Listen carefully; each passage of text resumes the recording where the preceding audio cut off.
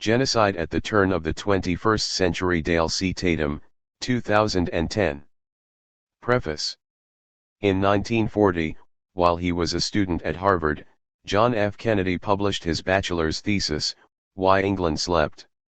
In his book, Kennedy examined one of the fundamental questions of his day: why the mighty British Empire slept while Hitler rearmed Germany for the takeover of the world.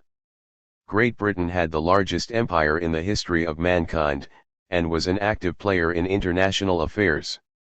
Yet, Britain watched as the Nazi and Italian war machines expanded, and failed to take action to prevent these events from occurring. Today, the United States is in a similar situation. It is the only remaining superpower. But it slept as tragedies unfolded in Rwanda, Bosnia, Kosovo, and Darfur. Some of the fundamental questions of our day are: why did these atrocities occur? Could the United States have prevented them from happening? Why did the United States sleep when genocide was being committed?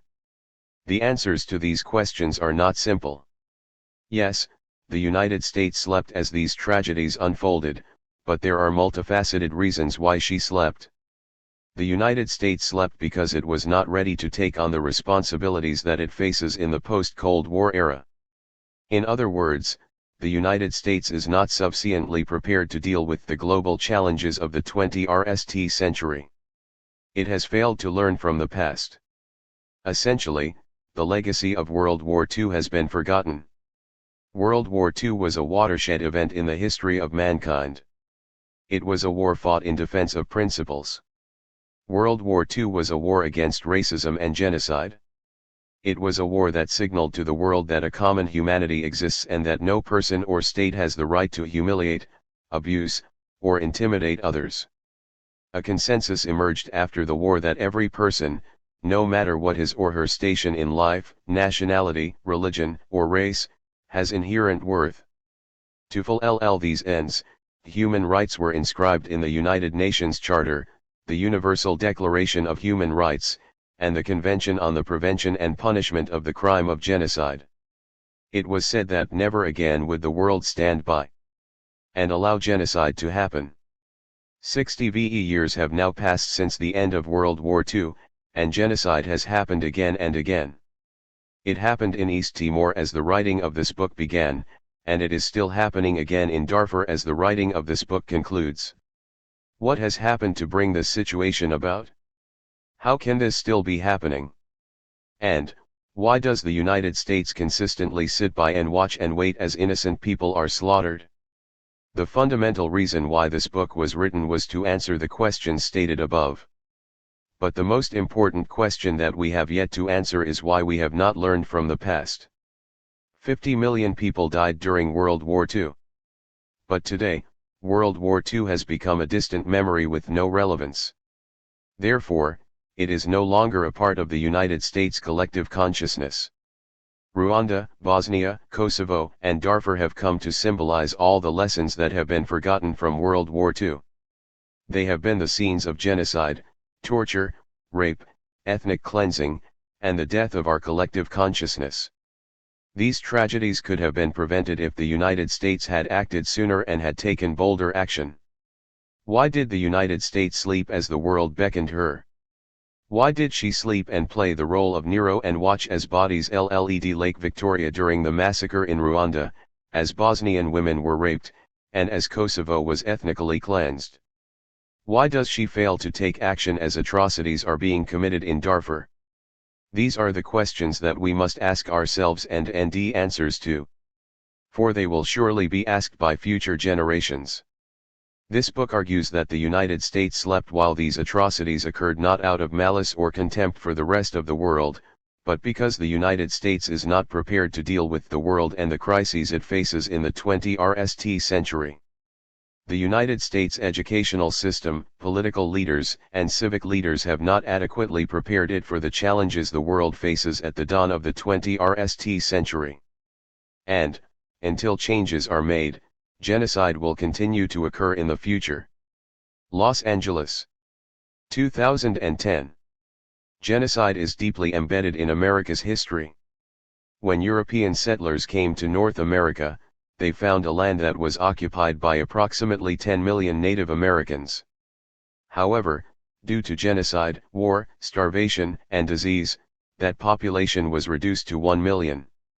Even after the annihilation of millions of Native Americans had taken place, the U.S. government passed the Indian Removal Act of 1830.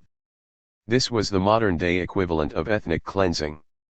Most Native Americans were forced to move to an area west of the Mississippi River. Many were forced to walk this long journey on foot.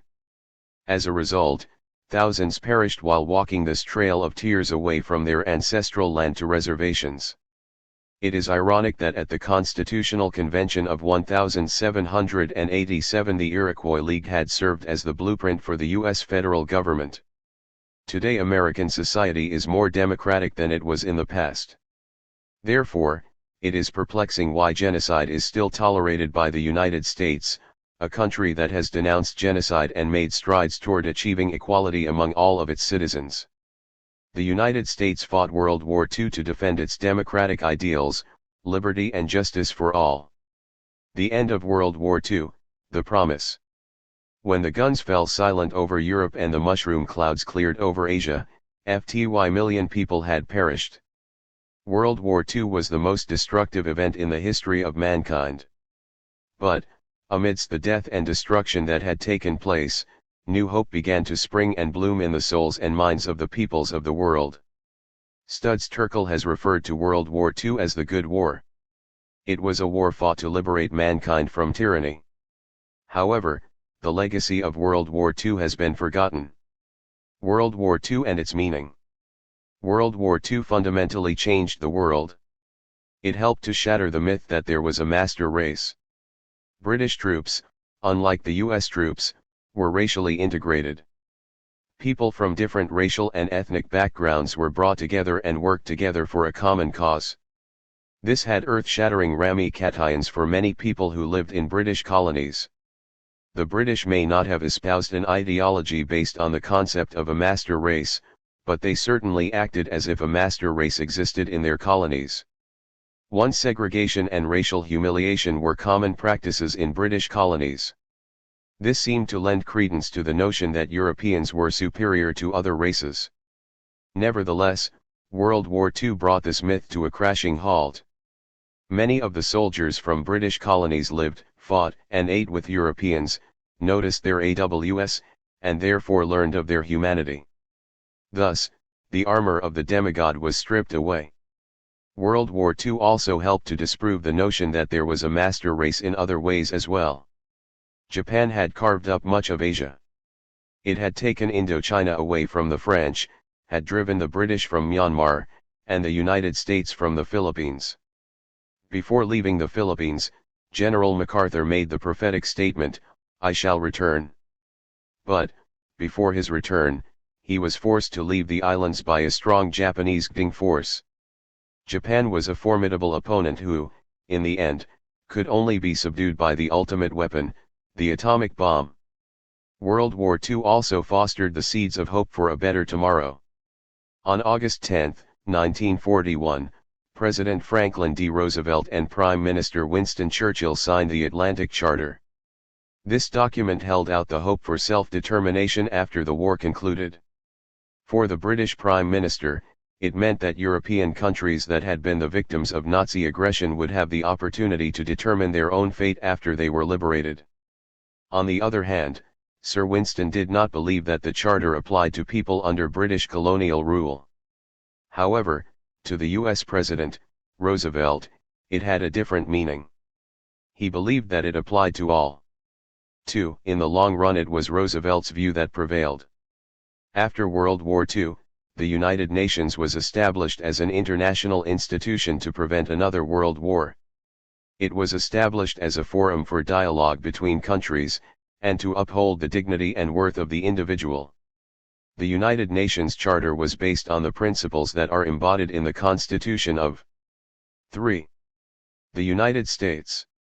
The preamble of the Constitution of the United States begins, "We the people of the United States, in order to form a more perfect union, establish justice, ensure domestic tranquility, provide for the common defense, promote the general welfare, and secure the blessings of liberty to ourselves and our posterity, do ordain and establish this Constitution of the United States of America. On the other hand, the preamble of the United Nations Charter begins. We the peoples of the United Nations determine to save succeeding generations from the scourge of war, which twice brought untold sorrow to mankind, and to reaffirm faith in fundamental human rights, in the dignity and worth of the human person, in the equal rights of men and women and nations large and small. Within one generation 2 world wars had been fought. The establishment of this House of Peace held out hope that another generation could be spared the ravages of another world war. The prospects for the United Nations to succeed seemed bright. The United Nations did not appear to be hamstrung by the disadvantages that the League of Nations had faced earlier. The League of Nations was doomed at birth, because the United States never joined and because the Soviet Union did not join until 1934. The United Nations did not face these shortcomings. Both of the world's superpowers, the United States and the Soviet Union, joined the United Nations at its inception and seemed dedicated to the effort of maintaining international peace. Therefore, the future looked bright. The world also watched as justice was meted out at Nuremberg and Tokyo. Leaders of the Axis were charged with crimes against humanity for the atrocities they had committed. The Charter of the International Tribunal at Nuremberg denounced these crimes as murder, extermination, enslavement, deportation, and other inhumane acts committed against any civilian population before or during the war, or prosecutions on political, racial, or religious grounds. 3. These trials established an international precedent for human rights. State sovereignty or claims of following orders could not be used as a convenient shield to justify abusive behavior. Leaders of countries were now held accountable for their behavior by the international community. 4. These principles were incorporated in the Universal Declaration of Human Rights as well. The influence of the United States can be seen in the wording of the Declaration, which was heavily influenced by the U.S. Declaration of Independence. The Declaration of Independence begins.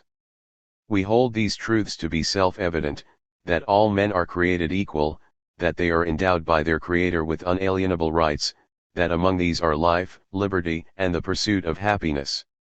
Similar ideals are expressed in the Universal Declaration of Human Rights. Whereas recognition of the inherent dignity and the equal and inalienable rights of all members of the human family is the foundation of freedom, justice, and peace in the world. The Declaration basically spells out the rights of the individual. No country, no matter how large or small, rich or poor, can justify violating the Declaration, or will be willing to admit that it had violated it. Hope that countries would be held to higher standards of human rights than in the past was also bolstered by the adoption of the Convention on the Prevention and Punishment of the Crime of Genocide by the United Nations in 1948. Article 2 of the Convention states that, in the present Convention, genocide means any of the following acts committed with the intent to destroy, in whole or part, a national, ethnical, racial, or religious group as such. Moreover, Article 3 of the Convention warns potential violators. The following acts shall be punishable. A. Genocide. B. Conspiracy to commit genocide. C. Direct and public incitement to commit genocide. D. Attempt to commit genocide. E. Complicity to commit genocide. This was meant to ensure that acts of genocide would never be committed again. And that never again would the world stand by and watch in silence. It seemed that the world was committed to take action for preventing the mass destruction of human lives. 5. After World War II, a human rights movement also swept the globe. Decolonization commenced. After all, the troops from various colonies had fought the Nazis, the fascists, and the Japanese in the name of freedom and racial equality. Now the colonized were able to quote the Atlantic Charter and work toward getting a taste of freedom for themselves. The struggle for liberation in the colonies was both violent and nonviolent. India led the way in 1947 through the nonviolent struggles of Mahatma Gandhi. Other colonies watched Gandhi and adopted his methods.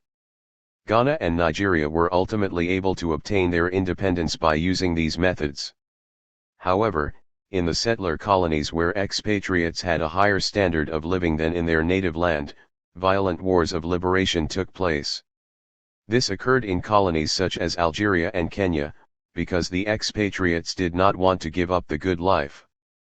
People wanted freedom and saw no reason why they should not be free to rule themselves, given the fact that a victorious war that dispelled the notion of a master race had just been fought. In addition to the impact that World War II had on the British and the French empires, it also had a major impact on the United States. Millions of Americans from various racial and ethnic backgrounds had fought in World War II. They too had heard the rhetoric about liberty, justice, and equality. Yet, many were not truly free in their own land. Something had to change, because they were not going to take it anymore. Hence, World War II helped to give a new push to the struggle for civil rights in the United States. This movement was part of a larger global human rights movement, as witnessed in the decolonization struggle, and did not solely happen as a result of Rosa Parks refusing to give up her seat on a bus. World War II also elevated the stature of the common man. It seemed to signify that all people are important, no matter what race, creed, or color. Everyone was entitled to basic rights, and the international community would protect those rights. Political lessons were also to be learned from World War II. Political lessons. Foremost among the political lessons that it taught us was the importance of military preparedness. After World War I, Great Britain virtually disarmed itself while Germany's arsenal grew. As a result, Germany was able to bully and bluster its weaker neighbors into concessions, and Great Britain could do nothing but capitulate because it was not ready for war. The other political lesson was that one cannot appease a dictator. Appeasement became a word. 6. Of scorn. And the architect of the appeasement policy with Hitler, Neville Chamberlain, became an international symbol of weakness and naivete. No statesman wants to be perceived by his opponent or fellow countrymen as an appeaser. One wants to be perceived as standing strong. Lessons remembered. Today it seems that the main lesson remembered from World War II is the military-political one about appeasement. Countries such as the United States devote an inordinate amount of resources to military preparedness and try to avoid being perceived as appeasers. Everyone seems to remember Neville Chamberlain's blunder at Munich. But this seems to be the only lesson from World War II that has been remembered. However, even this lesson seems to be a bit hazy. The Pentagon is prepared militarily. The problem is not that it fails to spend enough money on weapons. The problem is how the Pentagon spends money.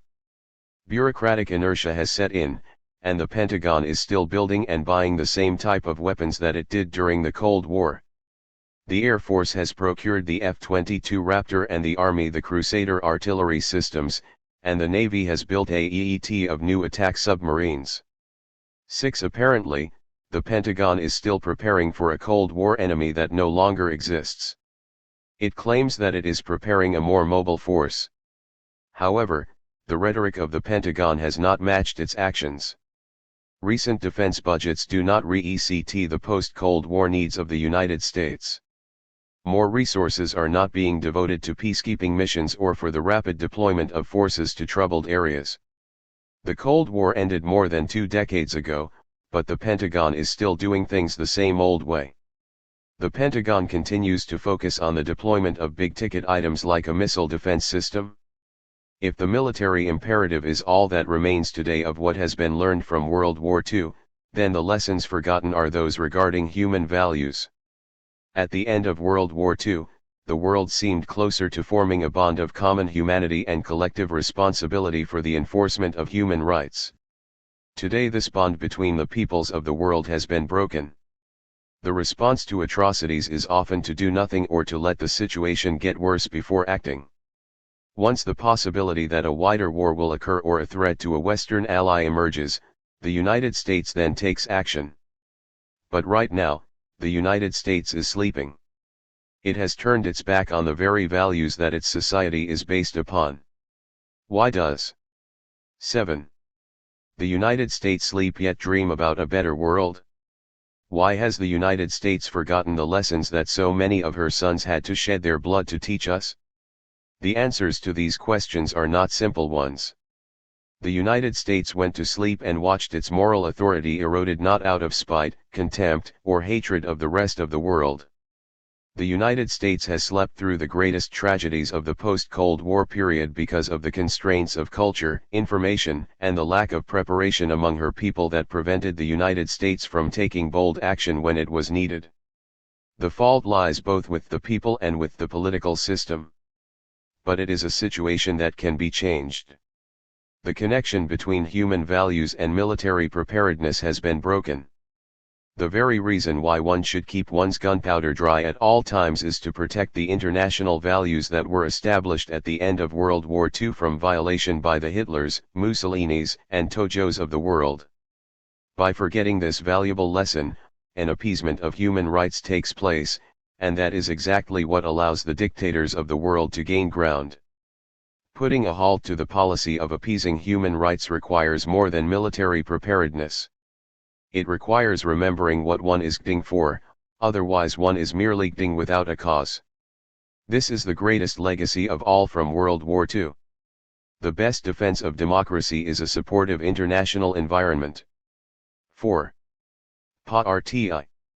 Setting the stage for genocide. 4. Chapter 1. The Cold War with the Third World. The term Cold War was used to describe the tension between the United States and the Soviet Union that was based on social, philosophical, economic, and political differences. The Cold War between the superpowers began to wind down in the mid-1980s, and nearly ended with the collapse of the Soviet Union in December 1991. Yet, another Cold War remains. This one is between the West and the Third World. Like the Cold War with the Soviet Union, it also began after World War II, and is based on the social, philosophical, economic, and political differences between the Third World and the West. Yet, there has been scant acknowledgement that it even exists. Nevertheless, a de facto acknowledgement of the Cold War between the Third World and developed countries exists. Earlier, the study of Third World countries, even within a global context, was considered low politics, while the study of the United States, the Soviet Union, Europe, and the Cold War was considered high politics. The tension and problems between the West and the Third World were viewed as insignificant until the Soviet Union collapsed. Then they exploded onto the international scene. Sometimes they are misconstrued as a clash of civilizations. However, it is more than a clash of cultures. These are problems that have existed for a long time but have long been ignored. It is a full-blown Cold War now. 12. This is a war undertaken by the Third World for respect and recognition. The nature of this war differs by region. Africa has achieved cultural accommodation and compromise with the West.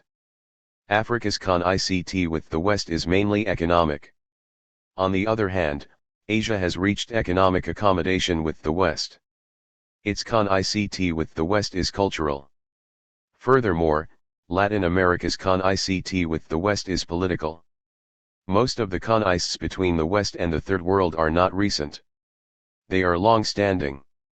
However, due to negligence, they have not been resolved but have been allowed to reach the point of critical mass, and have exploded onto the international scene in recent years. To label the connections as a clash of cultures is a failure to understand them. The nature of the connections and how they have affected the Third World's relations with the West and how they can be resolved will be discussed below. Post-decolonization era. After World War II, the United States and the Soviet Union became engulfed in a Cold War. Both superpowers made overtures to the independent, newly decolonized, and soon-to-be decolonized regions of Africa, Asia, and Latin America. Some states, such as Ethiopia, became an ally of the United States, while other states, such as Guinea, aligned with the Soviet Union. Still others such as Ghana, Egypt, Yugoslavia, and Indonesia felt that it was in their best interest to avoid alliances and to judge various issues on a case-by-case basis. This latter group met in Bandung, Indonesia, in 1955. The Bandung Conference in 1955 gave birth to the Non-Aligned Movement, NAM. This conference of Afro-Asian solidarity was a declaration of independence by Third World leaders. They were letting everyone know that they did not intend to become pawns in the superpowers game of global competition. The Western response to this act of defiance was swift and immediate. Many in the West, such as John Foster Dulles, the U.S. Secretary of State, believed that those who are not with us are against us and viewed non-alignment as immoral. Thus, the Cold War between the developed world and the Third World had begun, and Egypt was its RST casualty. To convince Third World countries of their folly, the United States deployed a carrot-and-stick policy. However, the stick was deployed as a weapon against Egypt, which had been promised a loan to build the Aswan High Dam. Gamal Abdul Nasser, the president of Egypt, had angered the West by buying arms from Czechoslovakia. 13. A communist country. In turn, the West punished Nasser by cancelling the Aswan Dam loan as a means of showing Third World countries the price they would have to pay for defying the West. Most of the economic cards were in the hands of the United States and its allies. While natural resources such as oil and minerals are located in Third World countries, the capital and technology needed to develop them are in the West. The United States and its allies are in control of the world's international economic regimes, such as the International Monetary Fund, IMF, the International Bank for Reconstruction and Development, World Bank, and the U.S. Export-Import Bank, Exim Bank. Third World countries are in a subordinate position. They did not create these regimes, nor do they control them. Yet, they are often dependent on them for loans to advance their economic development. To the West, leaders of Third World countries are perpetual beggars. However, this dependency presents the West with an opportunity to enhance policy in Third World countries. Aid is often given with strings attached, tied aid.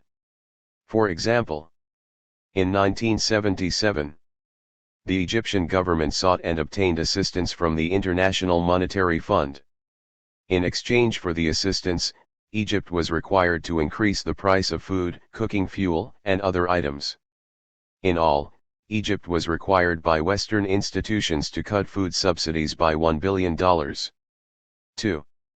The European Union also dictated the terms of trade with its former colonies through the Lomé Agreement. The Lomé Agreement allowed primary products from African, Caribbean, and Pacific countries to be imported into the European Union duty-free. However, this generosity did not extend to manufactured products from these countries. The purpose of the agreement was to supply Europe's needs and to give these countries an incentive not to industrialize so they would not become competitors with Europe. The West was trying to use its economic resources to co-opt the leadership of Third World countries and to move them in a direction that best suited the West. The failure of co-optation. Third World leaders had few choices. They had to cooperate with the Western countries that controlled economic resources or risk access to capital and technology that their countries needed for economic development. Abiding by the conditions attached for economic. 14. Assistance was a bitter pill for many Third World leaders to swallow, because they believed it was a form of neocolonialism. To overcome the shackles of tied aid, the Third World formed a united bloc at the RST United Nations Conference on Trade and Development, UNCTAD, in 1964. The group of 77 emerged from this meeting. It sought the reform of the international economic system. It is a system that they are beholden to and a system that they played no role in creating. They now wanted to play a role in its decision-making process and demanded a greater transfer of economic resources and technology to their countries. This was a move to free themselves from Western control. Third World leaders found support for their demands in North-South, the report of an independent commission headed by former West German Chancellor Willy Brandt. The Brandt Commission urged reform of the international system and argued that the transfer of resources was not charity. The Commission stated that the transfer of economic resources and technology to Third World countries would advance the economic development of Third World countries and provide developed countries with additional markets. The report seemed logical, plausible, and beneficial to all. However, it did not take into consideration the international political situation. Those who have power are often reluctant to give it up. In addition, the peoples of the Third World are not viewed as equals by the West, and are hence unlikely to be accorded equal status now or in the near future. Initially, globalization had a negative impact on the underclass in Western countries. In recent years, it has also had a negative impact on the middle class in Western countries. These events were not anticipated by the Brandt Commission. The conflict between the West and the Third World will continue until it is resolved. Africa's conflict with the West. Africa demonstrates that the conflict between the West and the Third World is not simply due to a clash of civilizations. Africa has accommodated Western and Islamic cultures. Both live side by side with indigenous African traditions. The clash between Africa and the West is economic. Africa wants a greater share of the proteins extracted from its natural resources that are processed by Western interest, as well as better terms of trade for its primary products. Africa also wants more aid and technology from the West. Africa has made cultural accommodation with the West. As Ali Mazrui pointed out in his series The Africans, A Triple Heritage. 15. Western culture has left a lasting impression on Africa. In his series, Mazrui noted that Africa has borrowed Western tastes but not Western techniques. Western religion, consumption patterns, ideology, dress, cars, and other Western products are prevalent throughout the African continent. The RST generation of African leaders from Nkrumah to Kwanda was heavily influenced by Western thought. Africa's accommodation with Western culture could be observed in Senegal. It is 80% Muslim, yet it elected Leopold Senghor, a Christian, as its RST president. For many African countries have a Western language as their official language and have a Western style of government. Africa has not rejected Western culture. It has embraced it, perhaps too much. Africa's main conflict with the West is economic. It has seen a steady decline in its terms of trade with the West. Africa receives relatively low prices for the primary products tea, coffee, cocoa, and bananas that it sells to the West. On the other hand, the cost of its imports has gone up steadily. Africa is rich in minerals. Yet it is poor. The downstream production and processing of many of its minerals takes place in the West. Therefore, Western countries are able to reap the benefits of the value added through the production and rening process. It has also been argued that the West has tried to prevent Africa and the Third World from developing so that it will not have to deal with a potential economic competitor and can continue to have access to cheap minerals and primary products. 5. Despite what has been stated above, not all African countries have made cultural accommodation with the West. In the 7th century, Khalid ibn al-Walid conquered Egypt during the reign of Abu Bakr. This started the dual process of Islamization and Arabization in North Africa. The parts of Africa where Arabs are predominant have not made cultural accommodation with the West. They are at odds with the West. Pan-African rhetoric aside, these regions have more of an Arab identity than an African one and often identify more with the Middle East than with Africa. Like the Middle East, the conflict between these countries and the West is cultural. The conflict between the West and the Middle East is part of Asia. Yet, political scientists treat it as if it is a separate region. Similarly, North Africa is treated as if it is a part of the Middle East. This is done for purposes of analysis. Both Islam and Arab culture are dominant in these regions. Hence, the Islamic 16. Middle East is separated from the rest of Asia and lumped with North Africa to accommodate generalization. The conflict between the Islamic Middle East/North Africa and the West is cultural and not economic, unlike the conflict between the West and Africa. The Middle East has embraced capitalism. In fact, Ali Mazrui argues that Islam helped to give birth to capitalism. 6. The formation of the Organization of Petroleum Exporting Countries, OPEC, and the relative scarcity of oil have allowed the oil-producing states of the Middle East and North Africa to turn the tables on the West and strip it of a substantial portion of its wealth. OPEC even trades in dollars. Charles Hugh Smith has pointed out that every time the purchase of U.S. Treasury bonds by Japan and China has fallen off, Arab OPEC members have stepped in to purchase U.S. Treasury bonds from offshore accounts. Smith speculates that this is done by Arab OPEC members to keep the U.S. economy afloat so that the demand for oil will remain high. 7. This enables OPEC to maintain high prices for oil. A drop in the demand for U.S. Treasury bonds triggers high interest rates, thereby causing a recession or decline in the U.S. economy. The Arab Middle East and North Africa are economically wedded to the West. Capitalism has deep roots in countries such as Algeria and Egypt. Algeria is one of the most industrialized countries in the Arab world. Capitalism is also the basis of the economy of Egypt, the most populous Arab country. Hosni Mubarak, the president of Egypt, has also adopted a plan of capitalist economic development for Egypt. The governments of Algeria and Egypt have faced attacks from Islamic militants who prefer the Sharia, Islamic law, to secular Western-style governments. Note: the resistance arises from opposition to the style and form of government, and is not opposed to capitalism per se. Also, Libya is privatizing its economy and is welcoming foreign investors. It is on the cultural front that the interest of the Arab Middle East, Iran, and the West diverge. Western culture has become global culture. Western dress, food, entertainment, music, cars, and lifestyles have gone global. This is why many in the Middle East rail against the West. When Muhammad Reza Pahlavi reigned as the Shah of Iran, he began a program to modernize Iran. His plan resembled that of Kemal Ataturk, the founder of modern Turkey. Ataturk believed that for Turkey to catch up with the West, it would have to secularize and adopt Western culture. In a similar vein, the Shah of Iran attempted to modernize and westernize his country as well. He was even willing to allow his secret police, Zavak, to use terrorist tactics and torture. 17. Against those who opposed him. The end result was an Islamic revolution that was not a revolution against modernity but a revolution against Western culture.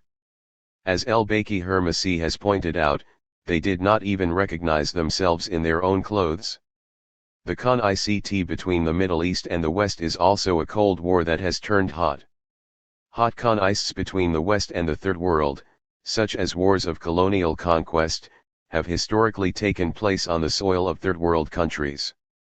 However, the current conflict between the West and the Middle East is different. A change in this conflict began when Muammar Gaddafi adopted a new tactic in the 1980s. Gaddafi declared that the West interfered in the affairs of Third World countries all the time, therefore, he felt that he had the right to interfere in the affairs of the West and funded organizations such as the Irish Republican Army, IRA. He also used his embassies in Western countries, so-called People's Bureaus, as centers of terrorism. Gaddafi's Libya was also responsible for the bombing of Pan Am Flight 103 over Lockerbie, Scotland. Today, Gaddafi has made peace with the West. Nevertheless, many Islamic terrorists have followed the example he set, and have initiated a hot war with the West that often takes place on Western soil. They initiated attacks in the United States, the United Kingdom, Spain, and the Middle East. These religious terrorists want to bring down the West, and rid their region of decadence, secularism, and immorality. The conflict with the rest of Asia. The conflict between the rest of Asia and the West, like the conflict between the West and the Middle East, is not economic. It is also cultural. Unlike the conflict between the West and the Middle East, the conflict between the West and the Far East has not turned hot and is not likely to do so. Capitalism has been embraced by Japan, China, Taiwan, Hong Kong, Singapore, India, and other Asian countries. Capitalism seems to meld particularly well with Chinese culture. Economic prosperity, diligence, and the acquisition of material goods are viewed as signs of success in traditional Chinese culture. Capitalism affords an individual the opportunity to fulfill these goals. However, capitalism was not such a natural tea with Japan, which adopted a crash course in capitalism. During the Meiji Restoration in the 19th century, Japan was forced to make a decision: industrialize or be conquered like China.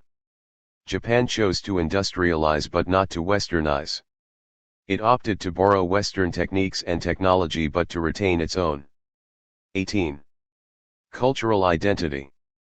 Even today, elements of this can be seen in Japan. The Japanese have rejected the individualism of Western culture as the basis of their version of capitalism. Most Japanese have never accepted the view that the Adam Smithian invisible hand would guide the pro-T maximizing behavior of maximum output and the lowest prices for the bin-tea of the consumer. Rather, they have accepted the visible hand of government guidance and business cooperation to produce satisfying results. 8. In a similar manner, China has embraced capitalism, but it has not embraced Western values, especially human rights. According to Human Rights Watch, political repression in China has increased. It is still a police state where torture is used to coerce confessions from the accused, and where freedom of speech and freedom of religion are not tolerated. It obviously has not embraced Western values. Yet, its embrace of capitalism is a tight one. China has become a regular customer at the monthly bond auctions that help to finance the United States DCIT. Also, China has the fastest growing economy in the world and manages to attract foreign investors from many Western countries. When the Chinese stock market fell by 8.8% in March 2007, the stock markets in Europe and the United States tumbled as well. China has become a major factor in the world capitalist economy. Asian countries have also become a major factor in the US economy as well. Currently, Japan owns $1 trillion in US debt and China owns $700 billion in US debt. China and the United States do not argue about whether or not capitalism should be implemented in China. They argue about the lack of human rights there. The West, especially the United States, conducts similar dialogues with other countries in Asia as well. The conflict with Latin America. The conflict between the West and Latin America is not economic or cultural. It is political. Since the Monroe Doctrine of 1823, the United States has attempted to control the temper, tone, and direction of governments in Latin America. It considers Latin America to be within its sphere of influence.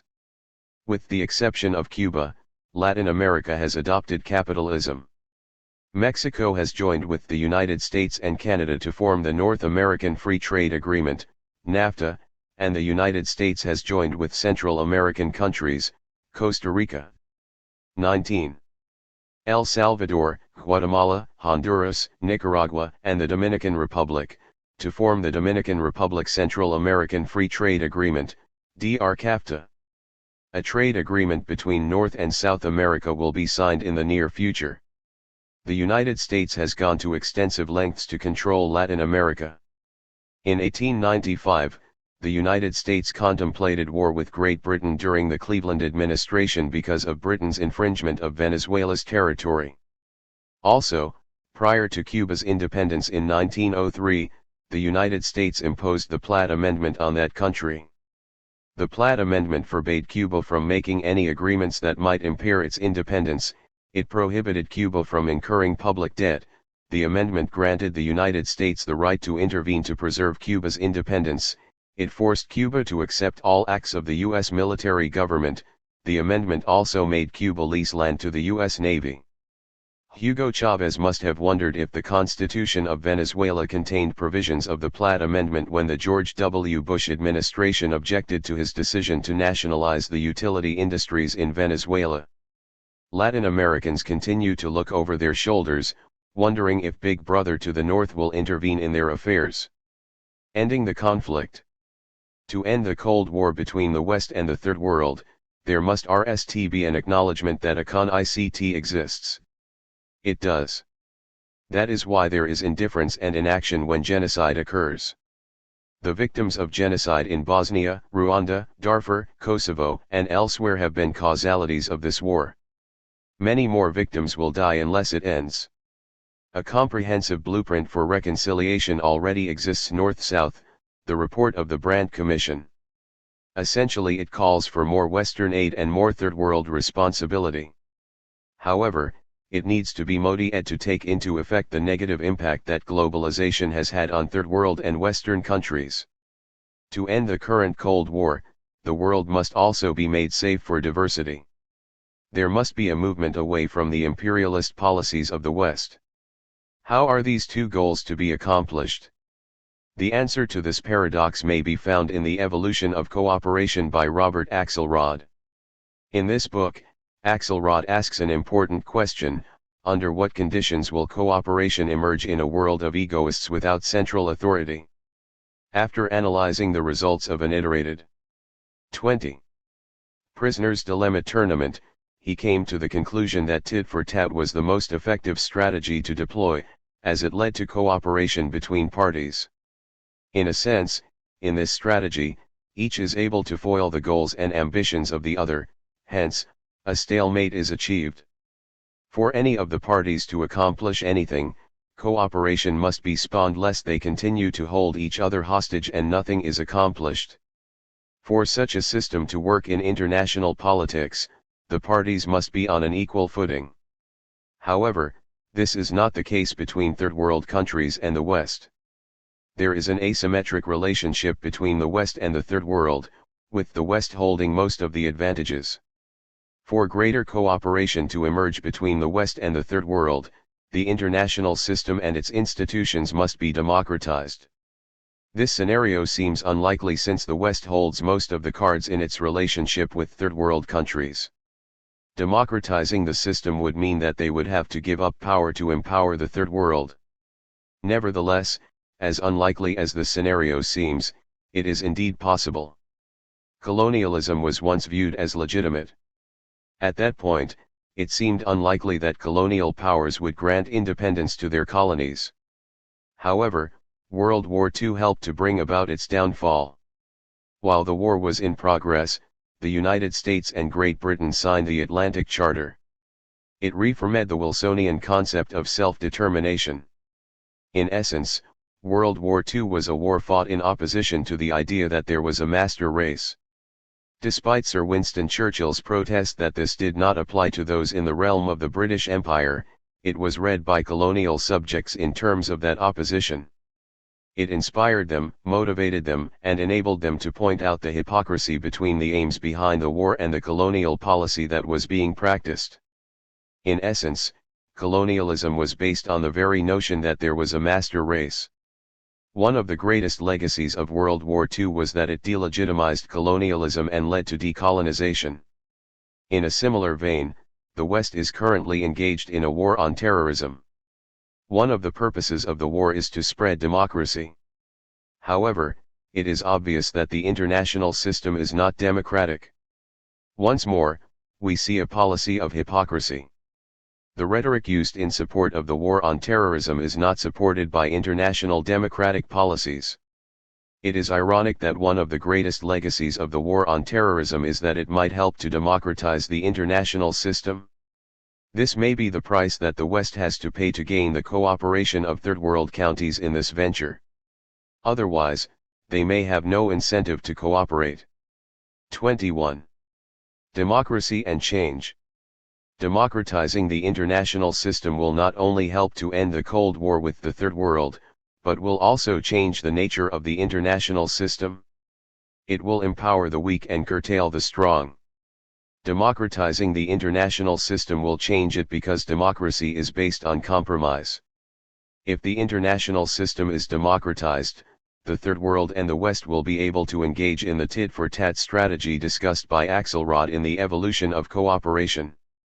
In other words, neither would be able to achieve the goals it wants unless there is cooperation between the two sides.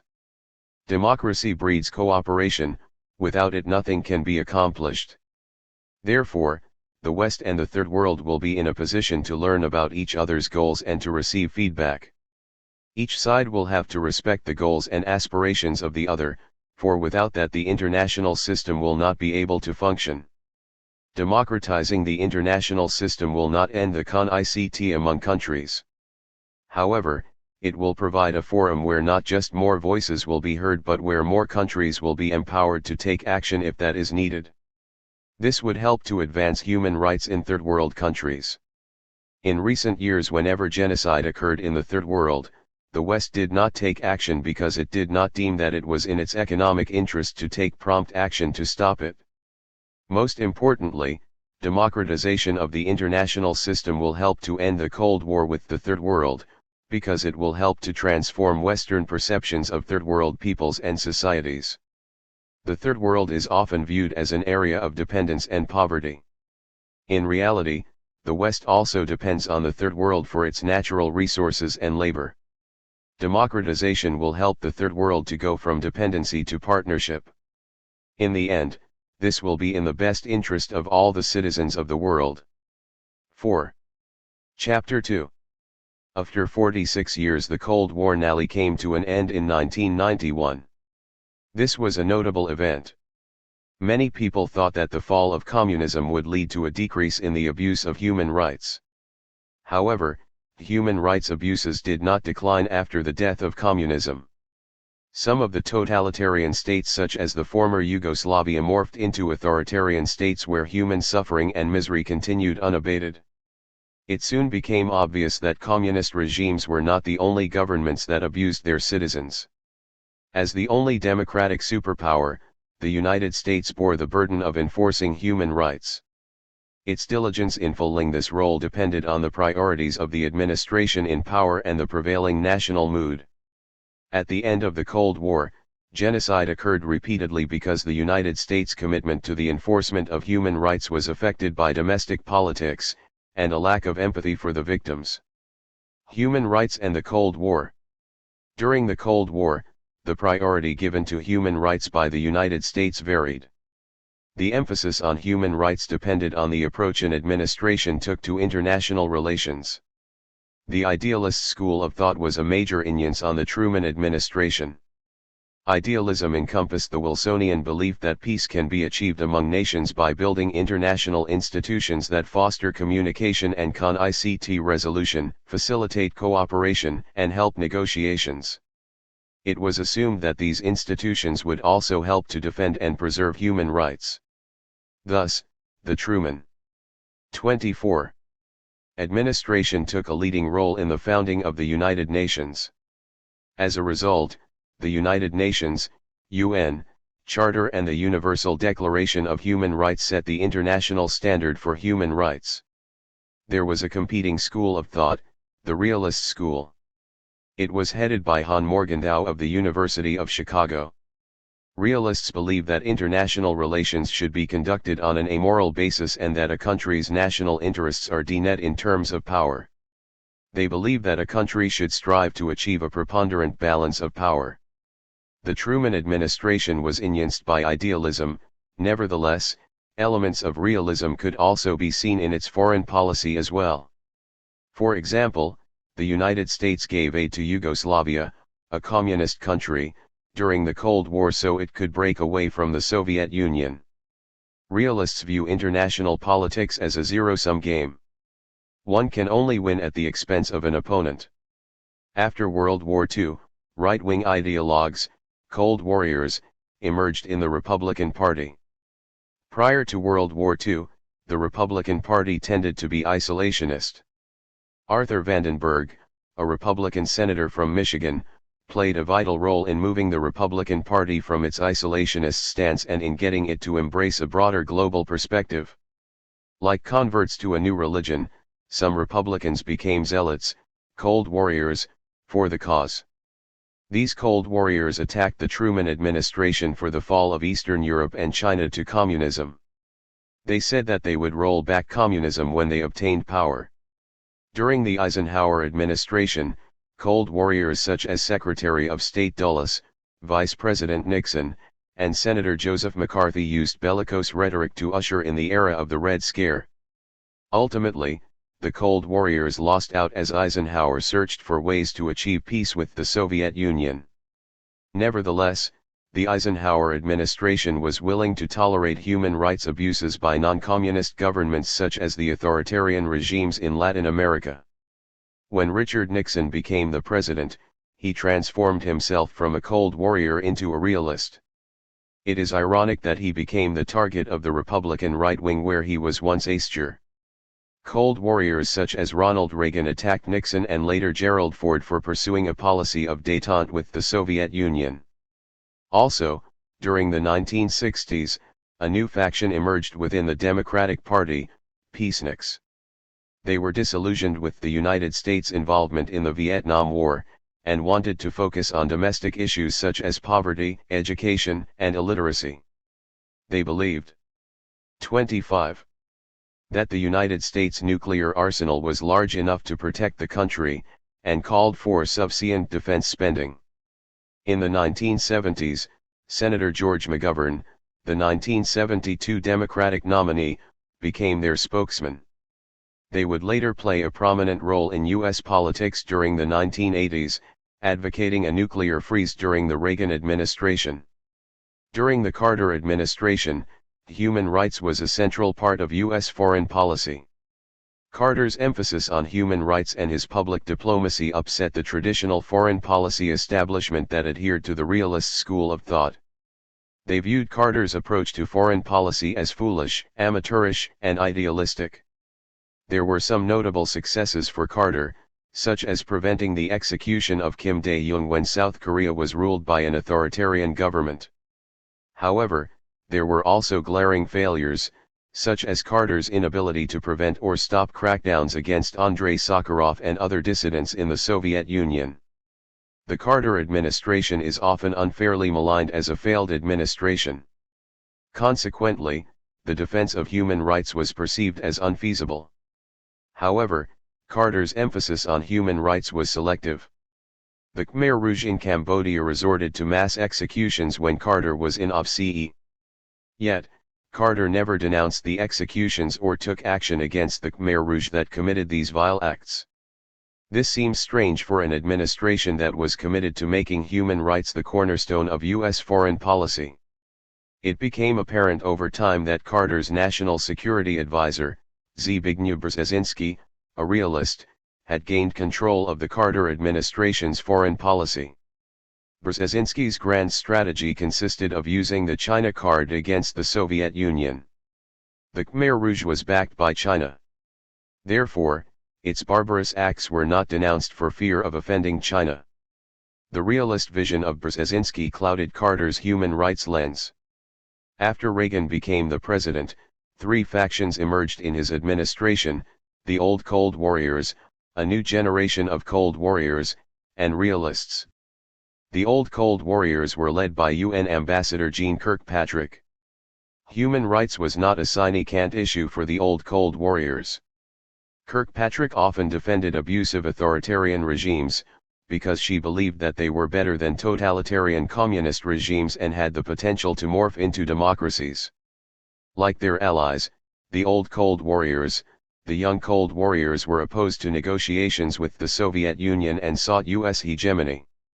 Many of them even believed that it was possible to GHT and win a nuclear war with the Soviet Union. They also rejected the 26. Doctrine of Mutually Assured Destruction, MAD, and supported the Strategic Defense Initiative, SDI, or Star Wars. A new generation of conservatives, neocons, was beginning to emerge. However, they found themselves in an ongoing battle with the realists in the Reagan administration. As a result of this foreign policy gridlock, Reagan was the RST U.S. president not to hold a summit or to sign an arms control agreement with the Soviet Union during his RST term in office. Eventually, the realists won out and Reagan held summits with the Soviet Union, started the strategic arms reduction talks, and signed an agreement with the Soviet Union on intermediate-range nuclear weapons in Europe. Despite their loss, the neocons would be heard from again. The administration of George H.W. Bush, President Bush I, combined elements of idealism, realism, and imperialism. Aspects of idealism could be seen in Bush's use of the United Nations to mobilize world public opinion against Iraq. Furthermore, he got authorization from the United Nations for the use of force against Iraq as the Cold War was winding down. Elements of realism could also be seen in his foreign policy as well. Overthrowing Saddam Hussein might have split Iraq into three states, a Kurdish state in the north, a Sunni state in the center, and a Shiite state in the south.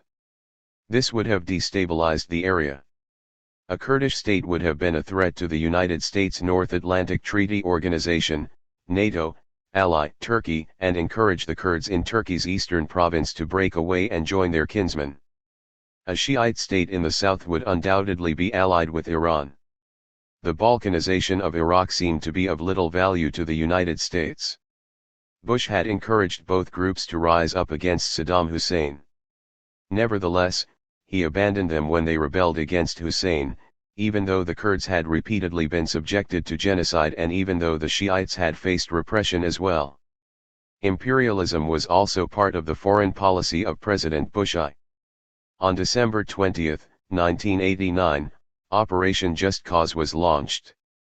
Its purpose was to topple Manuel Noriega, the president of Panama. Noriega was ousted for defying the will of President Bush I. Noriega was no longer willing to assist the United States by giving aid and comfort to the Contras who were trying to overthrow the government of Nicaragua. Post-Cold War U.S. foreign policy. The end of the Cold War meant different things to various groups within the United States. To some it meant that the United States had prevailed over the evils of communism. Therefore, they believed. 27. It was no longer necessary for the United States to engage in world affairs. Initially, George W. Bush was a member of this group. During the election of 2000, he criticized the Clinton administration's foreign policy in the Balkans. He said that the U.S. Army should not be used for nation building. Similarly, the peaceniks also rejoiced at the end of the Cold War, because they felt that defense spending could now be slashed and the resulting peace dividend could now be spent on domestic programs. These two groups formed the backbone of a neo-isolationist coalition. They believed that the United States did not have to be as involved in world affairs as it had been in the past, because there was no impending danger, and that the United States should now look inward.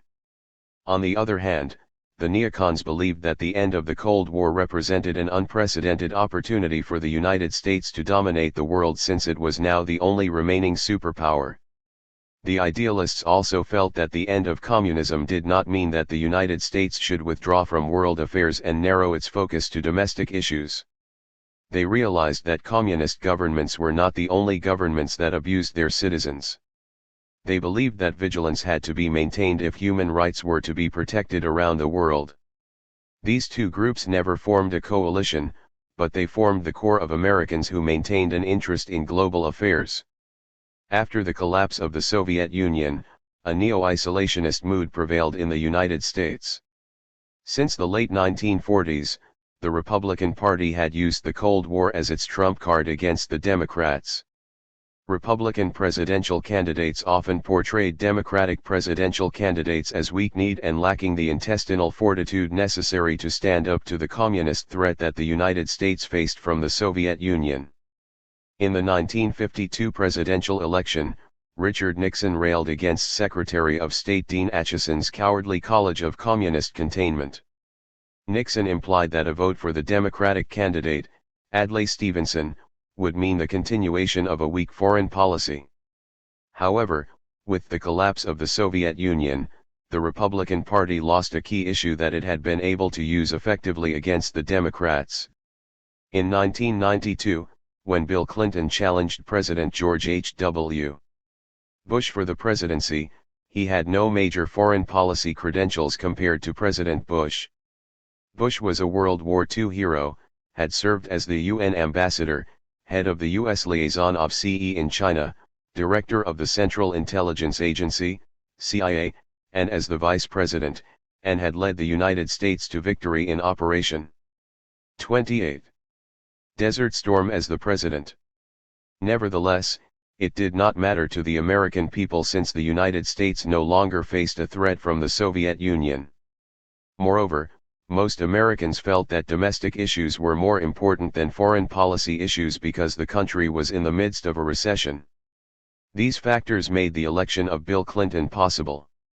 To many, the United States neo-isolationism seemed justified by the debacle in Somalia, where General Aidid thumbed his nose at the UN forces and the body of a US soldier was dragged through the streets of Mogadishu. It was within this context that genocide in Bosnia and Rwanda occurred. When genocide began in Bosnia and Rwanda, the Clinton administration, like the rest of the world, failed to act.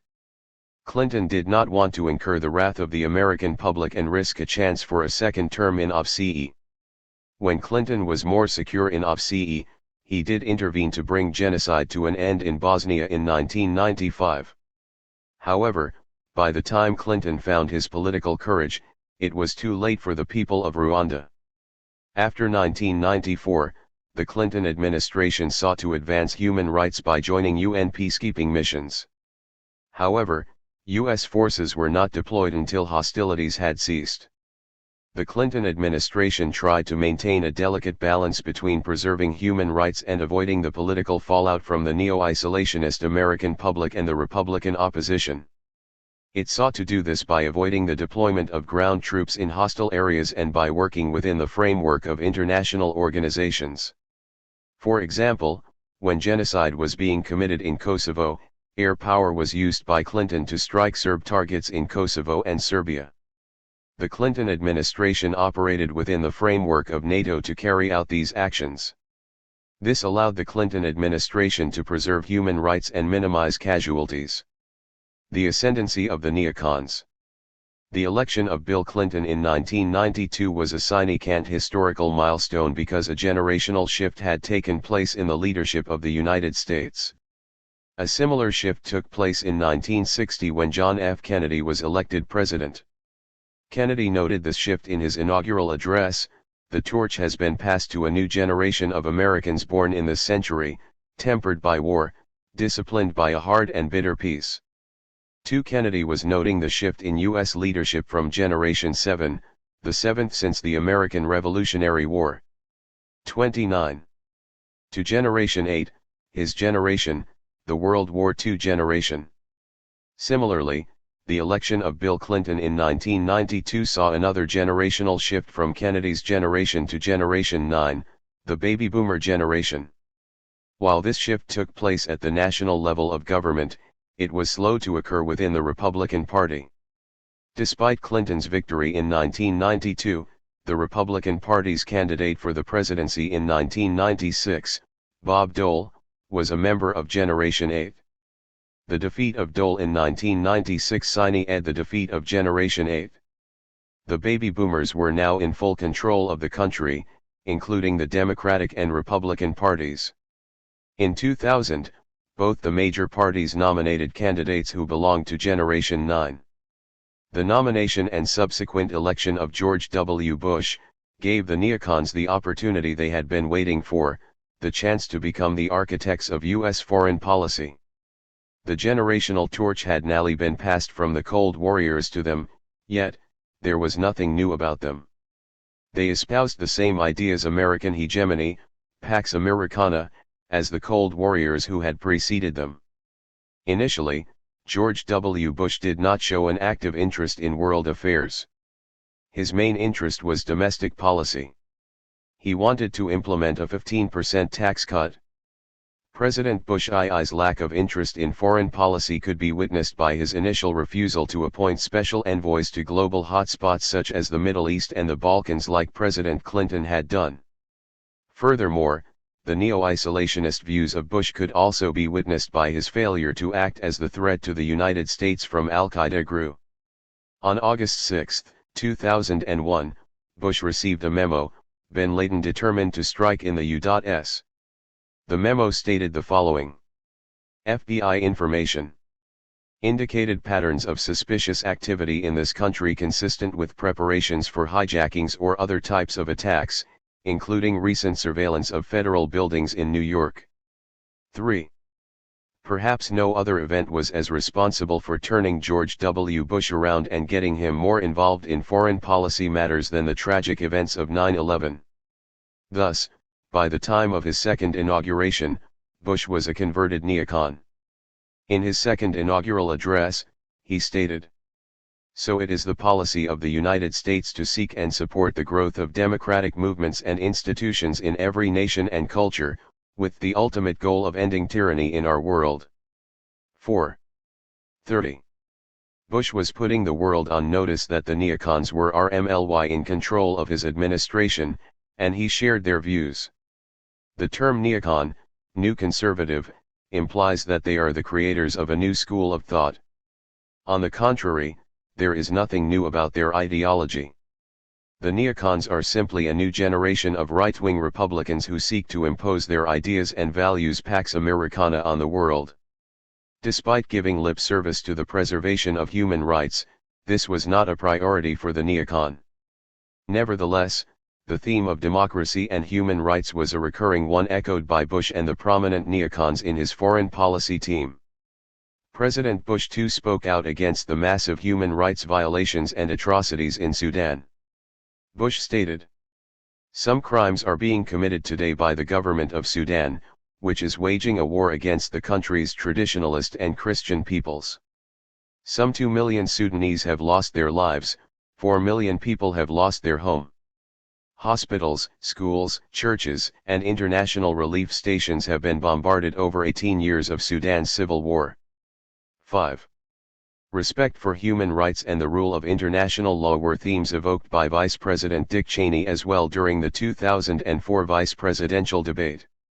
Cheney said, "We've got sanctions on Iran now, we may well go to the Security Council and ask for tougher sanctions if they don't live up to their obligations under the initial International Atomic Energy Agency, a non-proliferation treaty." 6. Upon analysis it quickly becomes apparent that the policies of the Bush II administration were out of sync with its rhetoric. Despite the professed emphasis on human rights and international law, the Bush administration was selective in defending human rights and in enforcing international law. This could be observed by comparing the words of the Bush administration to its deeds. Moreover, the rhetoric of the Bush II administration served as a shield to hide the true motives of the neocons. They wanted to impose their values on the rest of the world. The neocons appeared to be compassionate conservatives. George W. Bush spoke out against the atrocities in Sudan. Proof of atrocities in Sudan was provided by a UN report that noted that crimes against humanity had been committed in Darfur. 7. Despite this fact. 31. President Bush II never attempted to use the sword or the shield of the United States to stop or prevent these heinous acts. Unlike his father, President Bush II showed contempt for the United Nations. Instead of building an international consensus, he attacked Iraq. First, he tried to link the invasion to 9/11. The report of the 9/11 Commission clearly showed that there was no link between Saddam Hussein and the tragic events of 9/11. Bush also attempted to base the invasion on Iraq's possession of weapons of mass destruction, WMD. However, Iraq had no WMD. Subsequently, the administration shifted its rationale for the invasion to Saddam Hussein's violation of human rights. Bush's adherence to the enforcement of human rights and international law was selective. In fact, when Kofi Annan was the Secretary General of the United Nations, he said that the U.S. invasion of Iraq was illegal and that it constituted a violation of the UN Charter. 8. It is unfortunate that in the post-Cold War era U.S. foreign policy is not based on the preservation of human rights. The administration of George W. Bush focused on global domination and perceived threats from Iraq, Iran, North Korea, and Syria, the axis of evil, while tolerating genocide in Sudan. Alas, the combination of the ascendancy of the neocons and a neo-isolationist public resulted in a U.S. foreign policy that failed to enforce human rights. The United States will be in a better position to enforce human rights when it awakens from its neo-isolationist slumber and when those who value human rights are in ascendancy. It is ironic that the United States did not defend the very principles that its government was founded upon. Ultimately, the international preservation of human rights and the prevention of genocide depend on the prevailing political attitude in the United States and the values emphasized by its leaders. 4. Chapter 3. Politics gets in the way. The perpetrators of genocide often get off because politics gets in the way. At the end of the movie Judgment at Nuremberg, the epilogue notes. The Nuremberg trials held in the American zone ended July 14, 1949. There were 99 defendants sentenced to prison terms. By 1961 not one was still serving his sentence. 1. The movie is a fictionalized account of the judge's trial that took place in 1947. Nevertheless, what is stated in the epilogue was true.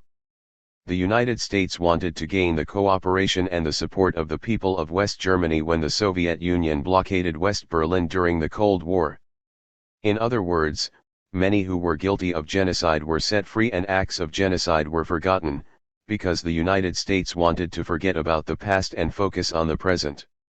This has happened repeatedly in recent years. Such acts help to perpetuate genocide because they disconnect the present from the past. Therefore, the lessons that should be learned from history are forgotten. History itself is deemed unimportant and as a result genocide keeps occurring. In recent years Serbia has failed to cooperate with international authorities by refusing to extradite Radovan Karadzic and Ratko Mladic. Karadzic was the civilian leader of the Bosnian Serbs during the Bosnian Civil War. And Mladic was the leader of the Bosnian Serbs' armed resistance. He was personally responsible for the execution of 8,000 men and boys in Srebrenica. Yet, Serbia faced no international sanctions for harboring perpetrators of genocide. 34. The United States wanted the cooperation of Serbia, so negotiations regarding Kosovo's independence could proceed. President Bush II refrained from taking military action against Sudan, even though he acknowledged that its rulers committed genocide because the Sudanese government was cooperating in the war on terrorism. Also, the Bush II administration offered to normalize relations with Sudan if it ended genocide in Darfur and held elections. In other words, the Bush II administration was willing to let bygones be bygones with a genocidal regime. The genocide in Darfur needs to be remembered and the guilty punished. However, the Bush administration's proposal ignored the victims and let the guilty go free. It was illogical and naive. Once genocide is committed, genocidal regimes do not morph into democracies.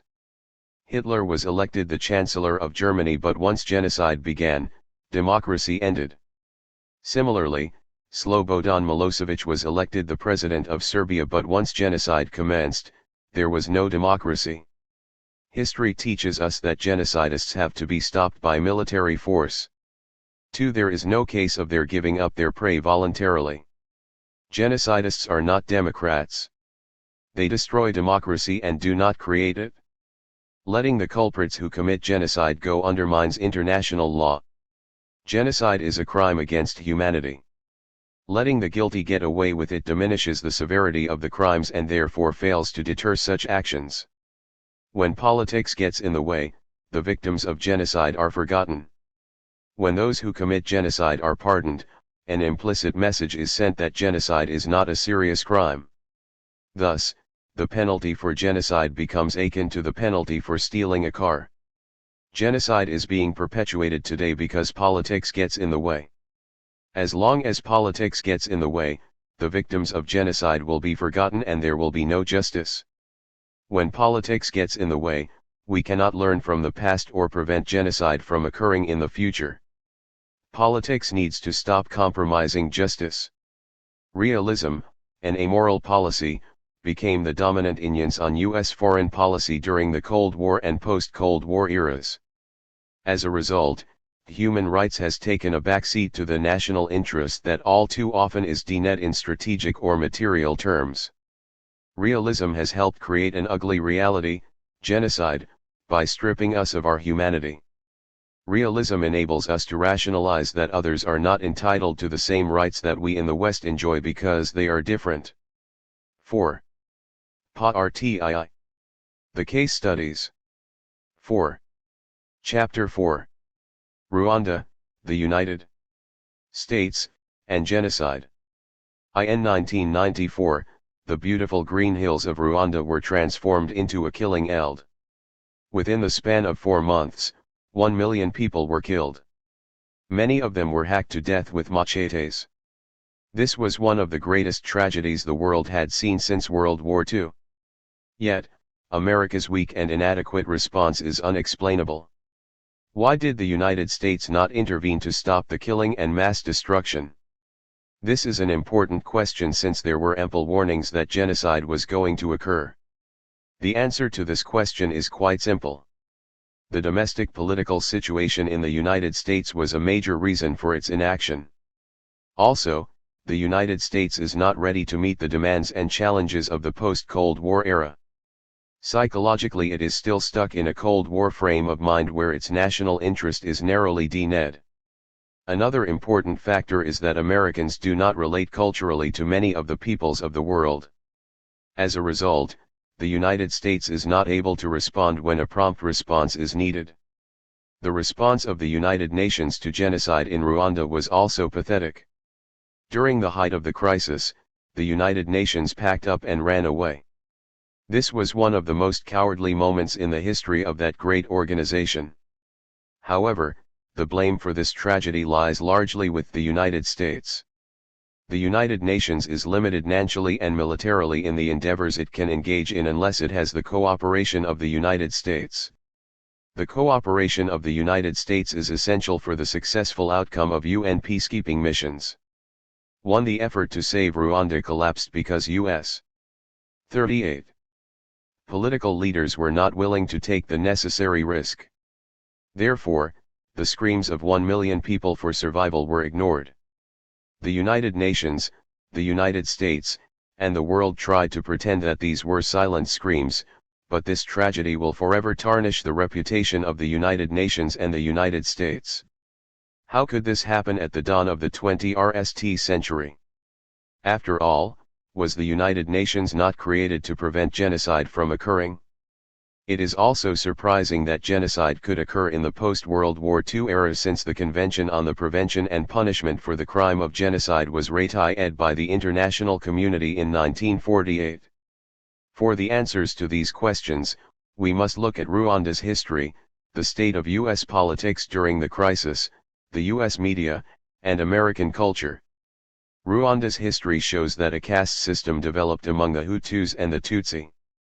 The system was transformed into ethnic lines of identity during the colonial era, because the colonial authorities perpetuated the myth that the Tutsis were Hamitic descendants, while the Hutus were Bantus.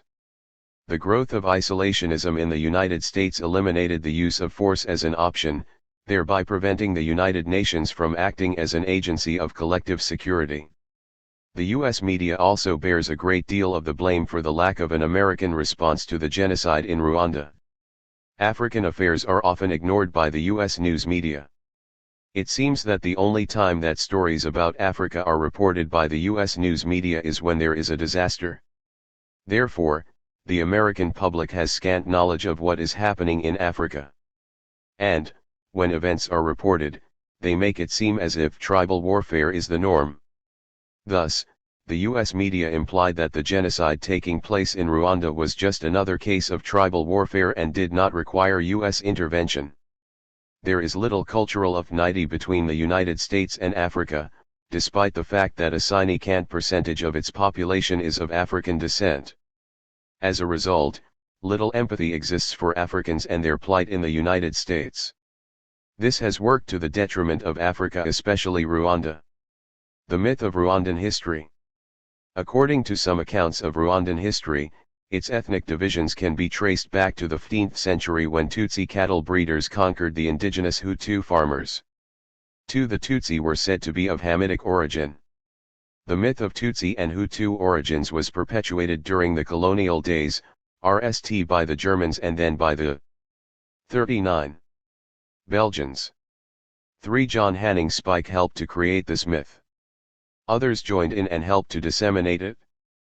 4. When the Germans colonized Rwanda in 1899, they noticed differences between the Hutu and the Tutsi.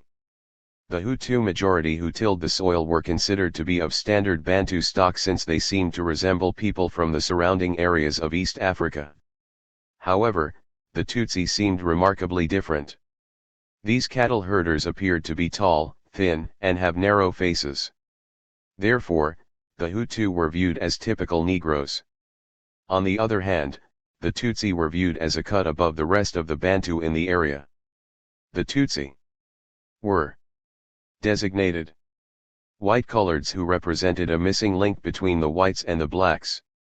5. As a result, there was a distinct difference in the way the Tutsi and the Hutu were treated by the colonial authorities. The Tutsi were treated as the superior tribal group and the Hutu were treated as the inferior tribal group. Germany was defeated during World War I and had to forfeit its colonies. The League of Nations therefore awarded control of Rwanda to Belgium. The Belgians followed the lead of the Germans by also classifying the Hutu and Tutsi as separate ethnic groups, but the Belgians took the process one step further. The Belgians reorganized customary relations between the Tutsi lords and Hutu serfs by introducing chiefdoms and sub-chiefdoms to reinforce Tutsi domination. These administrative reforms, which took place during the 1930s, were used to depose most of the Hutu chiefs. The result was that in 1959, 43 of the 45 chiefdoms and 549 of the 559 sub-chiefdoms were under the control of Tutsis. It was at this time that identity cards were progressively introduced. 6. How one was categorized determined one's fate. The Tutsi were the chosen ones and given respect, social status, and social benefits. They were the ones allowed by the Belgians to have access to education, and as a result, the Tutsis were in a position to get better jobs. There was a more subtle purpose behind the Belgians singling out the Tutsis for special favors as well. This policy created a rift behind the Hutu and the Tutsi, thereby preventing a united effort against the European encroachers. It was simply the old policy of divide and conquer. Ethnicity was simply a way to drive a wedge between the two groups. This policy worked well. In reality, the Hutu and the Tutsi are not separate ethnic groups in the traditional sense of the word. An ethnic group, or the pejorative 40. Term tribe, usually refers to a group of people who have a common history, speak the same language, share elements of the same religion, have a common myth of origin, and have a sense of belonging among themselves.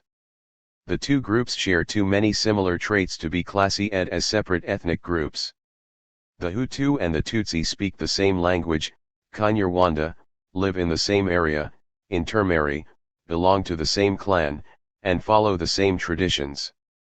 To a great extent, Hutus and Tutsis are separate castes rather than separate ethnic groups. Classification by the colonial authorities into one group or the other was often arbitrary.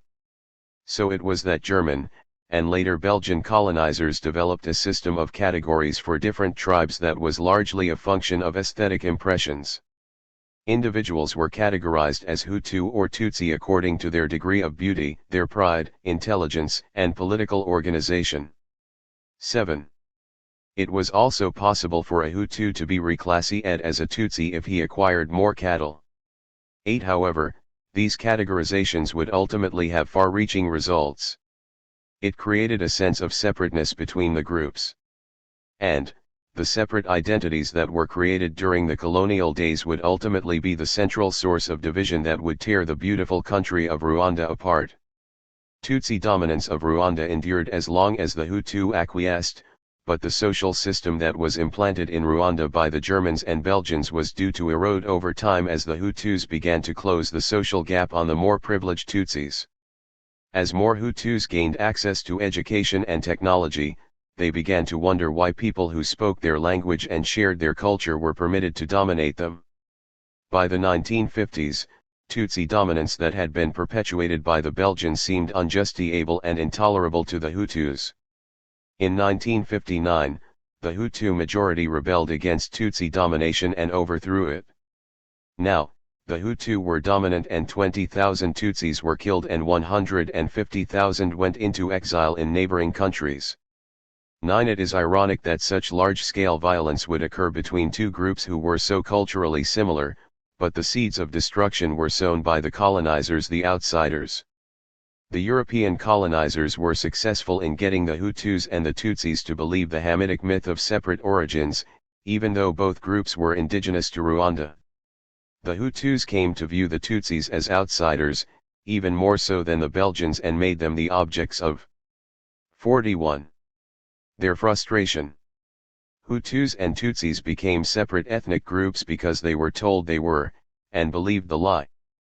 Animosity became the main characteristic of the relationship between the Hutus and the Tutsis when Rwanda gained its independence in 1962. The tense relationship between the two groups was coupled by economic hard times in the late 1980s and early 1990s. In 1987, Rwanda had to implement an austerity program, structural adjustment, to secure a loan from the International Monetary Fund, IMF. More economic damage was unleashed on Rwanda's economy when the price of coffee fell and the government devaluated its currency by 50% in 1990. This was followed by another currency devaluation in 1992. In addition, not enough land had been allocated for the production of food in Rwanda. As a result, competition for land and other scarce resources was exacerbated between the two groups because of the country's economic problems. Therefore, Hutus opposed to sharing power with the Tutsis used the death of President Juvenal Habyarimana as an excuse to wipe out the Tutsis so they could retain power. The Rwandan Genocide. On April 6, 1994, an aircraft carrying President Juvenal Habyarimana of Rwanda and President Cyprien Ntaryamira of Burundi was shot down over Kigali, Rwanda. This event started the chain of events that led to genocide in Rwanda. The resulting slaughter that took place in Rwanda was appalling. Killing on such a massive scale had not occurred since World War II. Nevertheless, the United States did nothing to stop it. In fact, the Clinton administration went out of its way to make sure that the United Nations did not intervene as well. The slaughter in Rwanda was not the result of an uncontrollable emotional outburst due to the assassination of President Habyarimana by the Tutsis. In most cases the killing was premeditated. Orders were passed down from government ministers to the prefects, then to the burgomasters who scheduled meetings with the masses to plan attacks against Tutsis. The military and the militia brought essential skills and rearms to the slaughter, but they were too few to kill on a massive scale in a short span of time. Executing an extermination campaign rapidly required the mobilization of hundreds of thousands of ordinary people, tens of thousands to actually slaughter and the others to spy, search, guard, burn, and pillage. 1042. Most of the ordinary people who participated in the slaughter were not acting on a spontaneous basis. They were impoverished and lived in a densely populated state. Genocide represented an opportunity for the Hutus to better themselves economically. It was an opportunity to seize Tutsi land and property such as cattle. Some also engaged in the killing as a form of self-defense. In person and on the radio, Shinjiro Mbonyamutwe of the MRD Power, son of the president of the RST Rwandan Republic, used his considerable prestige to whip up fear and hatred of the Tutsi. In a use of the now familiar accusation in the mirror, he told a Rwandan radio listener that Tutsi intended to carry out genocide against the Hutu. They are going to exterminate, exterminate, exterminate, exterminate Semba. They are going to exterminate you until they are the only ones left in this country, so that the power which their fathers kept for 400 years, they can keep for 1,000 years. 11. The Hutus who believed this titious appeal believed that it was simply a matter of kill or be killed by the Tutsis. So, they launched preemptive attacks that they believed were acts of self-defense. Yet, others who engaged in the genocide did so out of peer pressure. They were required by their burgomasters to participate in civilian self-defense. Those who refused to participate would be threatened with death, violence, and the destruction of their property. And, burgomasters often rewarded those who participated. They also offered powerful incentives to draw the hesitant into killing. They or others solicited by them provided cash payments, food, drink, and in some cases, marijuana to assailants. 12. Many who were killed during the genocide were hacked to death with a machete. This is a slow and tedious process. The perpetrator of such a heinous crime has plenty of time to think about what he is doing. These were not spontaneous acts. They were deliberate. They were premeditated. This makes it perplexing why the United States and the United Nations did not take prompt action. The Clinton administration and Rwanda. Genocide is defined as the systematic killing of, or program of action intended to destroy a whole national or ethnic group. 13 After World War II, an international consensus developed that genocide 43 was a crime against humanity. This was a crime that the international community was no longer willing to tolerate. When genocide occurred in Rwanda in 1994, the Clinton administration sought to limit the involvement of the United States and the United Nations. The actions of the Clinton administration at first glance are hard to explain. Undoubtedly, there are racial and cultural gaps between the United States and Africa, despite the fact that the United States has a significant population that is of African descent. William Jefferson Clinton was close to the United States African American community.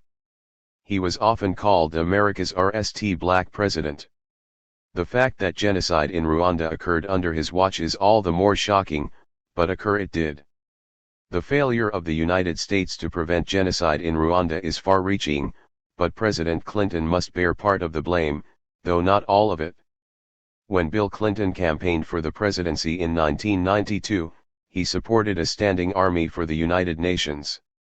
He envisioned the United Nations as the primary vehicle for crisis intervention. But, as Ali Mazrui has pointed out, there is often a gap between what one professes before one enters OBSE and the actions one takes after entering OBSE. 14 Before one assumes OBSE, one often focuses on policy goals, but after one assumes OBSE, one's main focus is often on retaining power. After Bill Clinton became the president, he sought to restrain the actions of the United Nations and effectively prevented it from intervening in Rwanda. The reasons for this turnabout will be explained below. On April 12, 1994, President Clinton sent a letter to congressional leaders, informing them about the evacuation of Americans from Rwanda and Burundi. During April 9-10, 275 Marines were airlifted via Duck C-130 aircraft to Bujumbura, Burundi. A total of 328 U.S. Armed Forces personnel deployed to Burundi, including air crews. Their mission was to be in position to link up with American citizens moving from Rwanda to Burundi via overland convoy and to be prepared to proceed to the Rwandan capital of Kigali to assist with their departure, if necessary. On April 9-10, American citizens proceeded to leave Rwanda by several overland convoys to Bujumbura and by other routes. Approximately 240 U.S. citizens were evacuated from Rwanda. Most were then owned by US C-141 aircraft to Nairobi, Kenya. Approximately 21 citizens chose to remain in Rwanda for various reasons. It did not become necessary for the United States to enter Rwanda. United States C-5 aircraft also airlifted Belgian military forces and equipment into Nairobi to assist Belgian efforts in support of their citizens. I am 44. Pleased to report that these operations were successful, that no hostilities were encountered and that no casualties were suffered by U.S. forces in operation. I took these actions pursuant to my constitutional authority to conduct foreign relations and as Commander-in-Chief. 15. The right of President Clinton to evacuate U.S. citizens from Rwanda is not in question. As his letter stated, he was duty-bound to look after their well-being. Nevertheless, he failed to look after the well-being of the people of Rwanda. The United States did not make an attempt to save their lives. This was a sharp contrast to the efforts of the Swiss and the Belgians who saved hundreds of Tutsi and Hutu politicians, human rights activists, clergy, and other leading citizens of Rwanda. 16. It seemed that Rwandan lives did not matter to the United States. The president's contradictory actions were also bewildering. He called for action to be taken to end the violence in Rwanda, but he himself was unwilling to take action. In a radio address on April 30, 1994, President Clinton stated, "I call on the Rwandan Army and the Rwandan Patriotic Front to agree to an immediate ceasefire and return to negotiations aimed at a lasting peace in their country." 17. Closer examination of the ongoing events reveals some answers. The United States and the United Nations. President Clinton's lack of responsiveness to the crisis in Rwanda is linked to U.S. action in Somalia. In December 1992, President Bush I committed troops to the United Nations operation in Somalia, when the Somalian government collapsed. Operation Restore Hope was the United States' contribution to the effort to restore order to Somalia, but that noble gesture collapsed when President Clinton, following the lead of UN Secretary-General Boutros Boutros-Ghali, blamed General Muhammad Farah aided for the continuing violence in Somalia. US and UN forces attempted to capture General Aidid.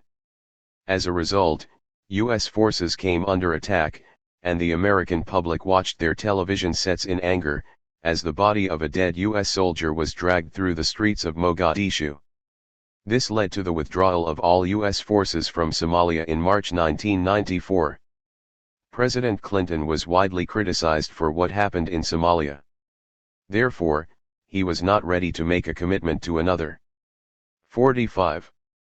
Peacekeeping mission in Africa when genocide occurred in Rwanda. Moreover, his health care initiative had collapsed in Congress the previous fall, and public opinion polls showed that President Clinton had a low approval rating with the American public. His job approval rating was 42% in April 1994. 18. This was borne out when the Republicans captured both houses of Congress, an event that had not happened since the Eisenhower administration during the fall elections of 1994. The president was in a position of political weakness. Once the genocide began, the United Nations decided to withdraw its forces from Rwanda rather than to stay and to stop it. According to paragraph 17 of the United Nations Assistance Mission for Rwanda, UNAMIR, mandate. The force was morally and legally obligated to use all available means to halt ethnically or politically motivated acts, and that it will take the necessary action to prevent crimes against humanity. 19. Nevertheless, the United States supported the withdrawal of UNAMIR. On April 21, 1994, Resolution 912 was introduced in the Security Council. It reduced UN forces from 2,500 to 270. The resolution stated, "Appalled at the ensuing large-scale violence in Rwanda, which has resulted in the death of thousands of innocent civilians, including women and children, the displacement of a significant number of the Rwanda's population, including those who sought refuge with UNAMIR, and the significant increase in refugees to neighboring countries." 20. The United States and the United Nations acknowledged the death and destruction in Rwanda, but were not willing to act to defend the victims of these inhumane acts. They were, in effect, abandoning the people of Rwanda to their fate, genocide. It was time to act, and there was no action. From April 28-29, 1994, 250,000 refugees from Rwanda entered Tanzania. The misery in Rwanda was now unbearable. Ironically, on April 27, 1994, the Security Council approved Resolution 914 that expanded the peacekeeping force in Bosnia. To paraphrase George Orwell, all are equal, but apparently some are more equal than others. Radio Mill Collins, the Hutu-controlled radio station, called out for the perpetrators of genocide to complete their work.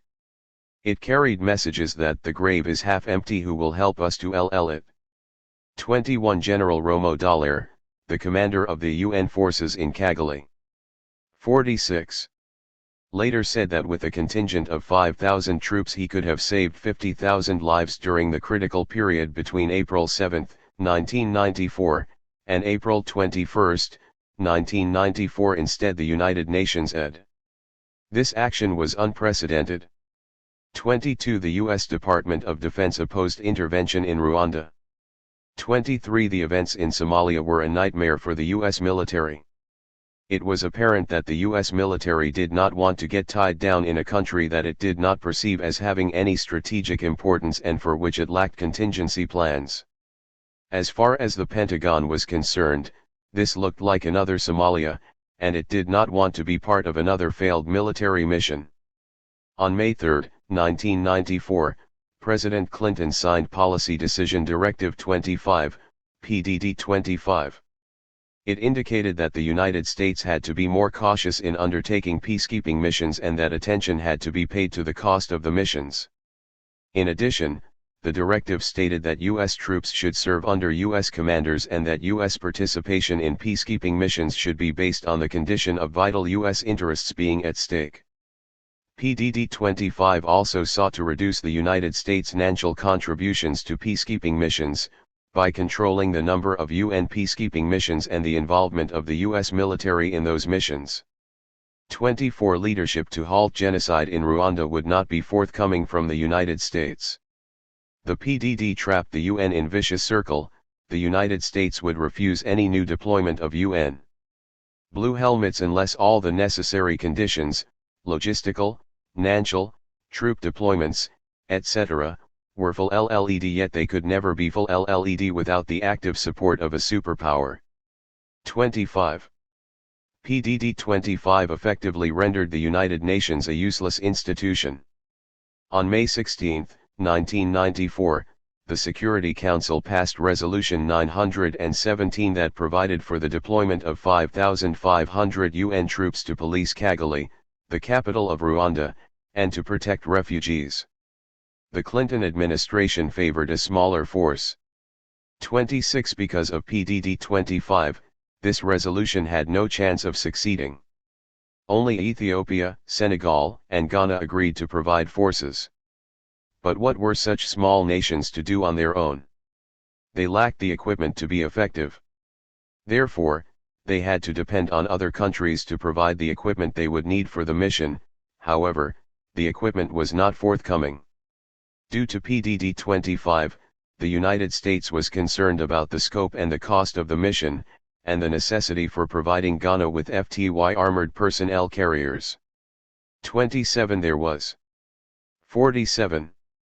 A high human cost for this delay. Genocide in Rwanda continued. It was reported that 10,000 bodies drifted from the Kagera River into Lake Victoria in Uganda, and as many as 100 bodies an hour were washed ashore. 28 This created a health hazard for East Africa. Some of the killers offered their victims the opportunity to be executed with a bullet instead of being hacked to death with a machete if the victims would pay for the cost of the bullet. 29 According to one press report, children are skewered on sticks. I saw a woman cut open from the tailbone. They have removed breasts and male genital organs. 30. Rather than taking action, on May 17, 1994, the Security Council passed Resolution 918 condemning the killing in Rwanda.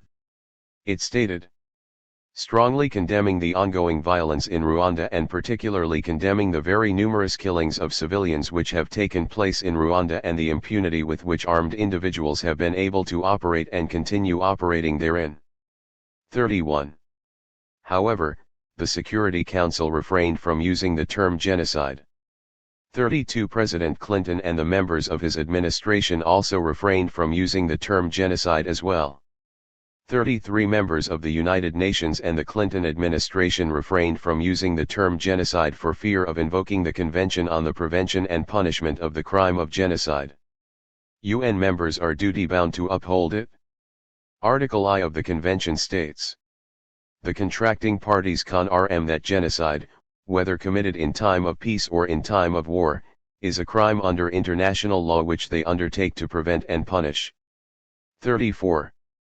Article 2 states, in the present convention, genocide means any of the following acts committed with intent to destroy, in whole or in part, a national, ethnical, racial, or religious group, as such.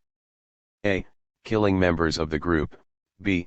Causing serious bodily or mental harm to members of the group. C.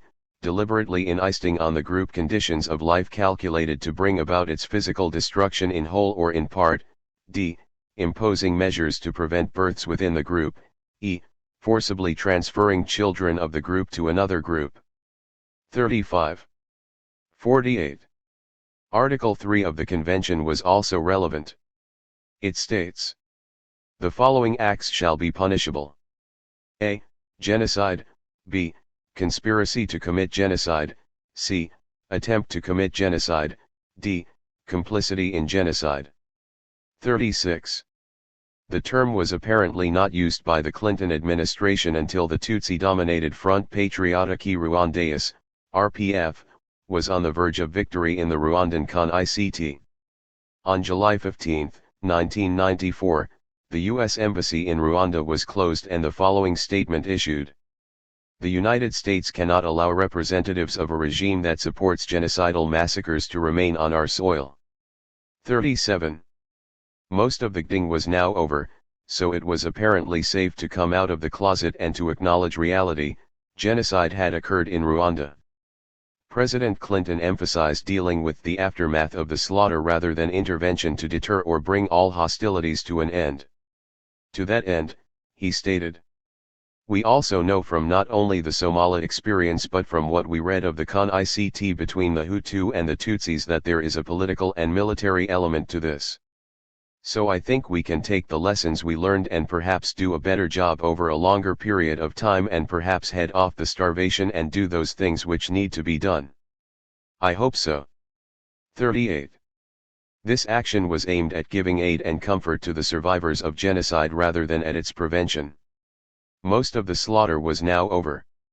The 100 days of terror that caused more than 2 million deaths and more than 2 million people to abandon their homes was now over. The United States had avoided a long-term military entanglement. The Pentagon avoided being embarrassed, but the cost was too high. The United States effectively sat on the sidelines when millions of lives were at stake. U.S. action could have made a difference and saved lives. But the United States failed to act. The hands of the Clinton administration were partially tied by public opinion, by 49. Congress, and by its own desire to avoid risk. U.S. involvement in a peacekeeping mission in Rwanda may have led to the downfall of the Clinton administration. This was a risk that no one in the administration was willing to take. If the United States was unwilling to take action, France was prepared to do so after the collapse of a truce that had been negotiated between the Rwandan government and the RPF. On June 22, 1994, the UN Security Council passed Resolution 929. It endorsed French intervention in the war to provide humanitarian assistance and to provide order. The resolution stated, "Stressing the strict humanitarian character of this operation, which shall be conducted in an impartial and neutral fashion, and shall not constitute an imposition force between the parties." 39. But the French had ulterior motives for intervening in Rwanda. It was not to protect the lives of the people of Rwanda. It was to preserve France's national interest. The French government launched Operation Turquoise, and deployed its troops in the western part of Rwanda. French troops entered Cyangugu. The French eventually established a base 6 miles from the advancing Tutsi-led RPF forces. They manned their position with foreign legionnaires and heavy artillery. 40. France was, in effect, protecting a region that contained Rwandan government forces. It had intervened in the war on the side of the Rwandan government, a government that it had armed and supported over the years. 41. It did not seem to matter to the United States or to the world that it had been deceived by France and that France was trying to save a government that committed genocide. An honest broker was needed to mediate the crisis to bring the hostilities in Rwanda to an end, but one could not be found. France failed and the forces of the RPF marched on to victory, thus bringing the slaughter in Rwanda to an end, but the toll was heavy on Rwanda, the United States, and the world. These events proved that the signatures on the many documents to preserve human rights and human dignity were now nothing more than hollow promises that went unfulfilled for the people of Rwanda and that would not be fulfilled in the future for any African country. The world that was dreamed of after World War II did not exist, and had turned into a nightmare, for the United States had now entered a deep slumber and did not want to be awakened. 50. The Congress. One of the main impediments to the United States taking action during the crisis in Rwanda was the U.S. Congress. Since the Vietnam War, Congress has played a larger role in U.S. foreign policy. This has not always been the United States, its neighbors, or the world community at large. It has often delayed the decision-making process during a crisis, especially when non-American lives are at stake. During the crisis in Rwanda, the U.S. government was constrained by a number of factors. First, the Democratic-controlled Congress was in no mood to engage in bold foreign policy moves in an election year. Second, the Cold War had ended. Many in Congress, especially right-wing Republicans, had not adjusted their foreign policy lenses. Beyond winning the Cold War, many conservative members of Congress saw no need for the United States to become entangled in events beyond their country's borders. Inertia had descended upon them. The world was moving in one direction, one of increased ethnic conflicts, and they stayed in their Cold Warrior mode. As a result, Congress was beset by deadlock. Congress is an institution that operates by consensus. Where there is no consensus, there is no action. This was to be the undoing of the people of Rwanda. No help was to arrive from the United States to save their lives. In January 1994, it became apparent that the Republicans in Congress were going to make the foreign policy arena a political battleground. Representative Henry Hyde, who would later become one of President Clinton's chief nemeses during his impeachment proceedings, attempted to introduce the Peace Powers Act of 1994.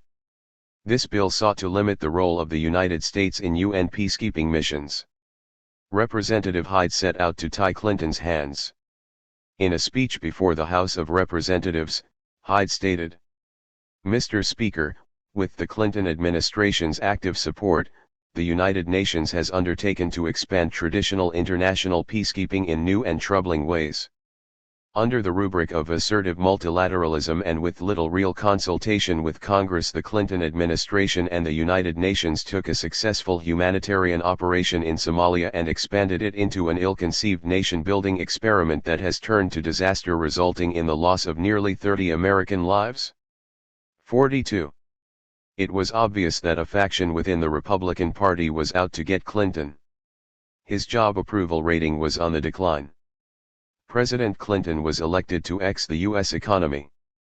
And, before his 51.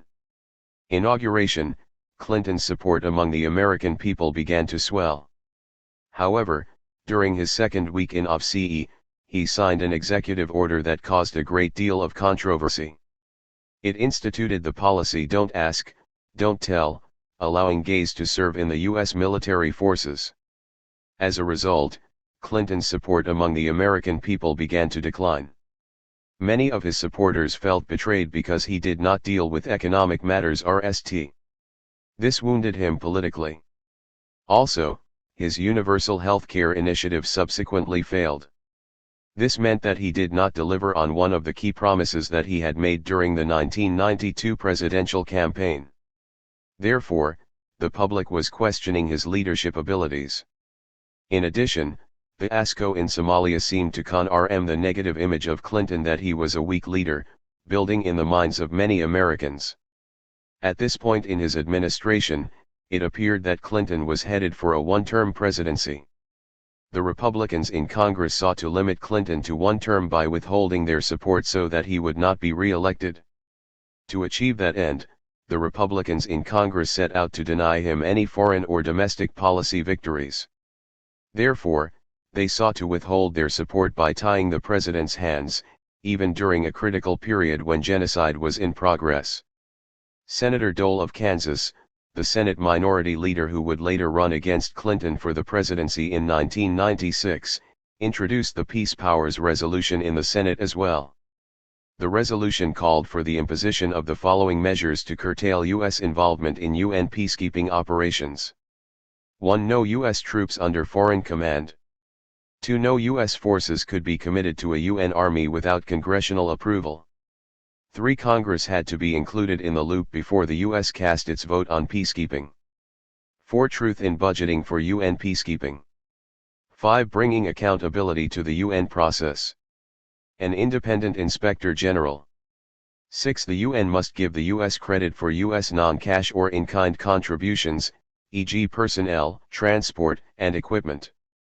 43.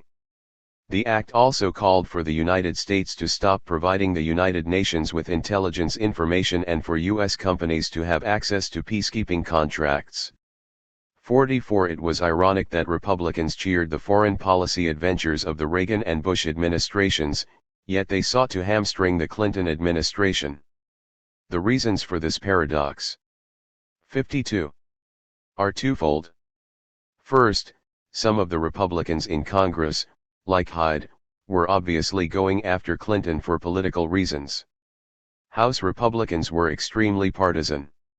This was apparent early on in the Clinton administration, when every Republican in that chamber refused to vote for the president's DCIT reduction plan.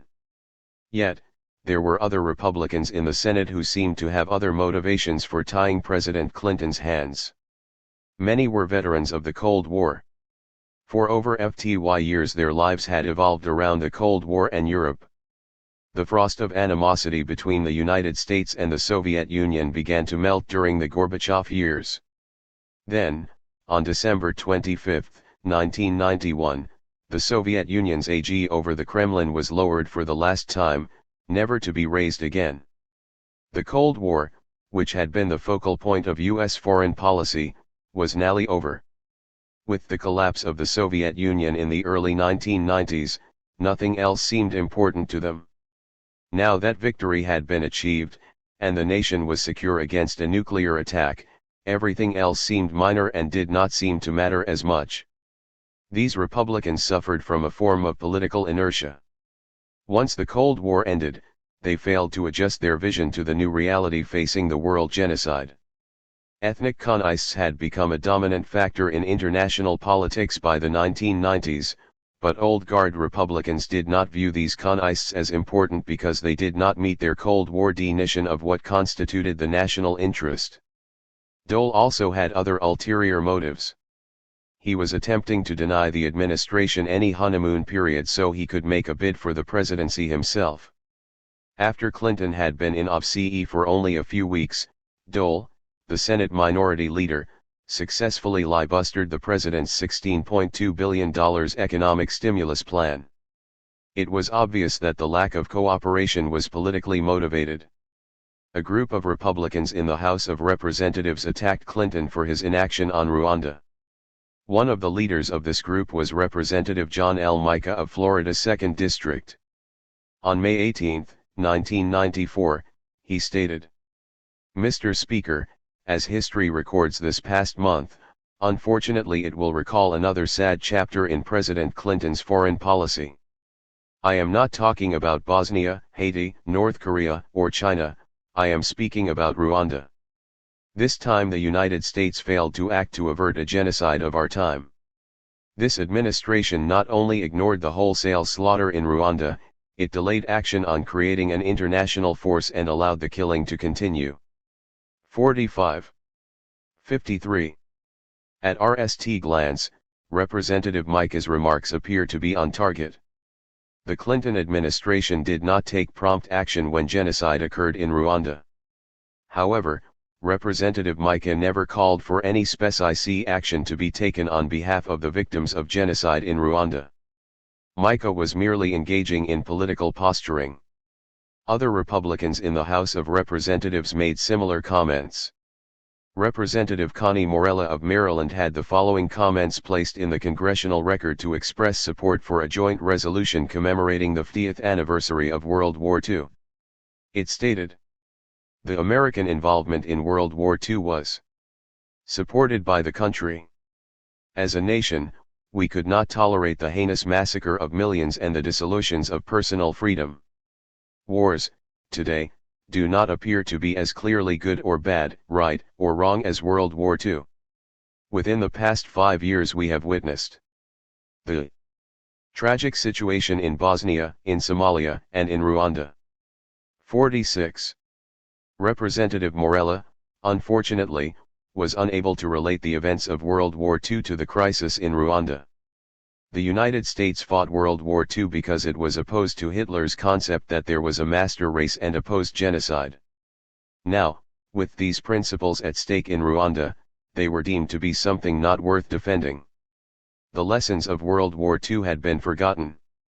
A greater sense of bipartisanism prevailed in the Senate than in the House of Representatives. There was a consensus that the genocide in Rwanda merited special attention and should be stopped, but that was as far as the consensus seemed to go. Senate Resolution S-207 was introduced.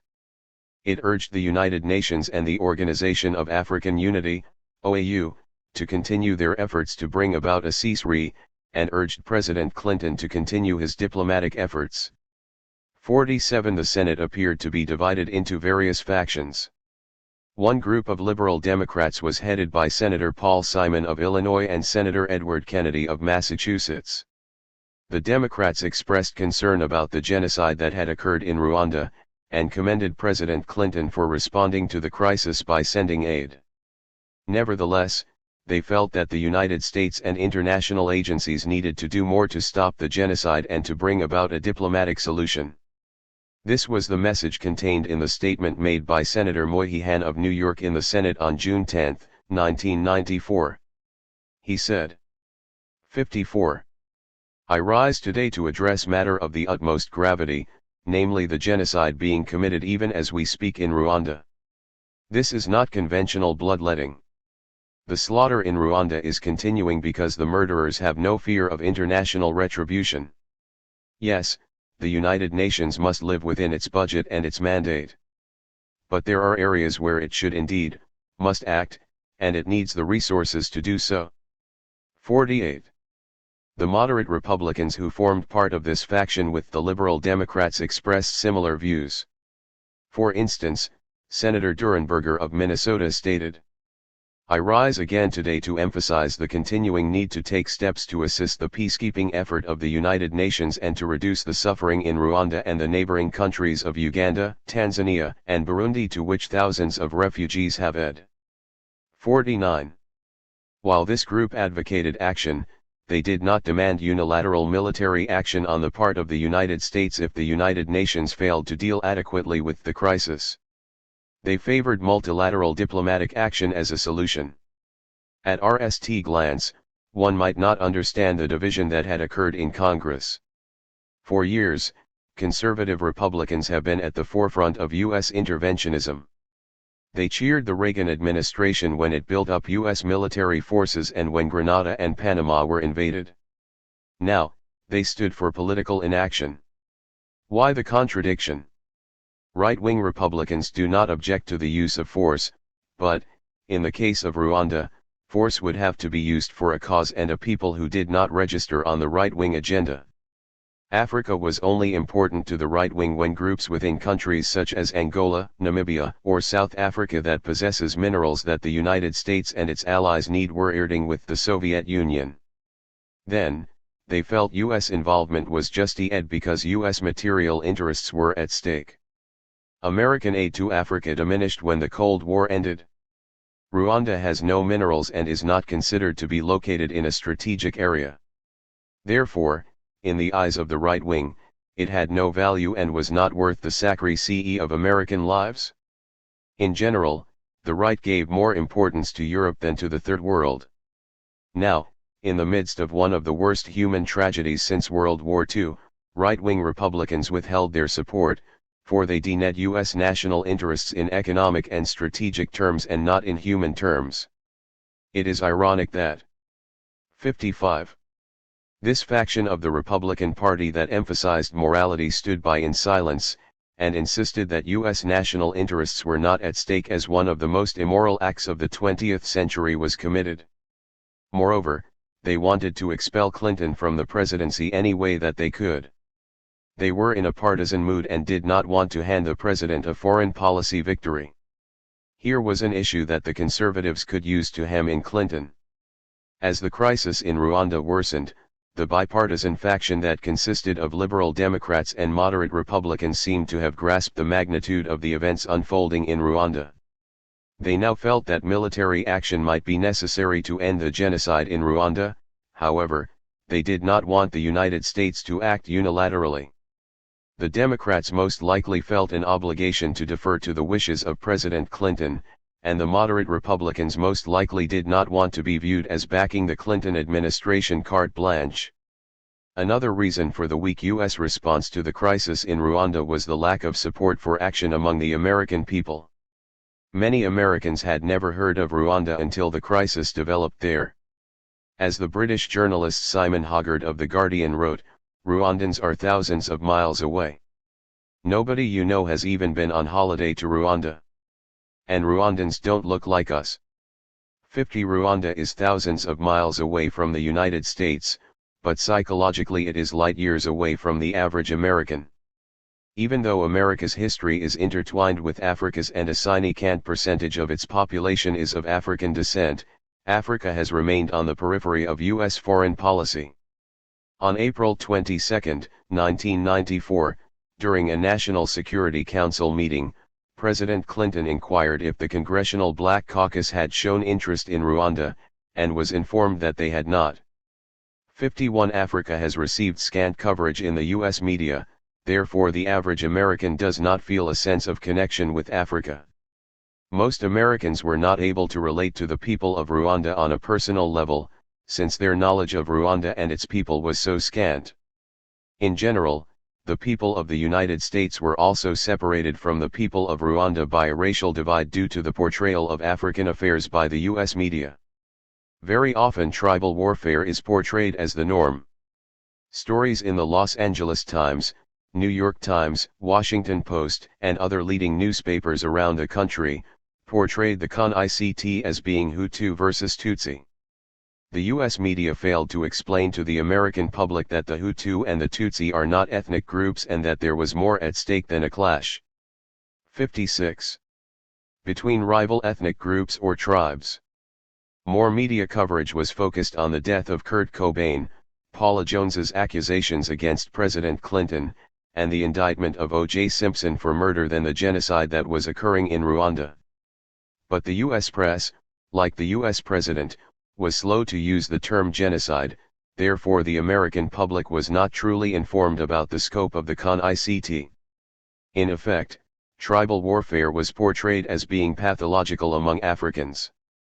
Lack of familiarity with Rwanda among the American people created a psychological/racial divide that was never narrowed.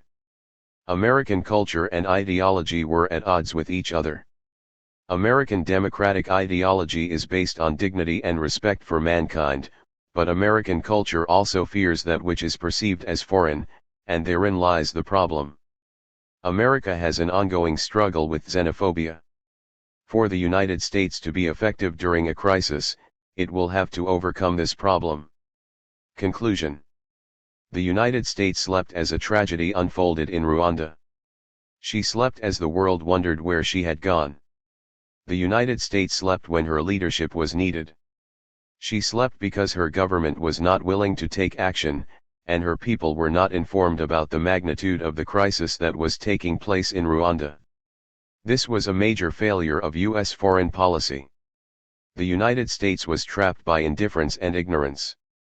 The genocide in Rwanda could have been prevented if the United States had been willing and able to lead the world community. A cable from General Dallaire, the head of UNAMIR, warned that Rwanda was on the brink of genocide in January 1994.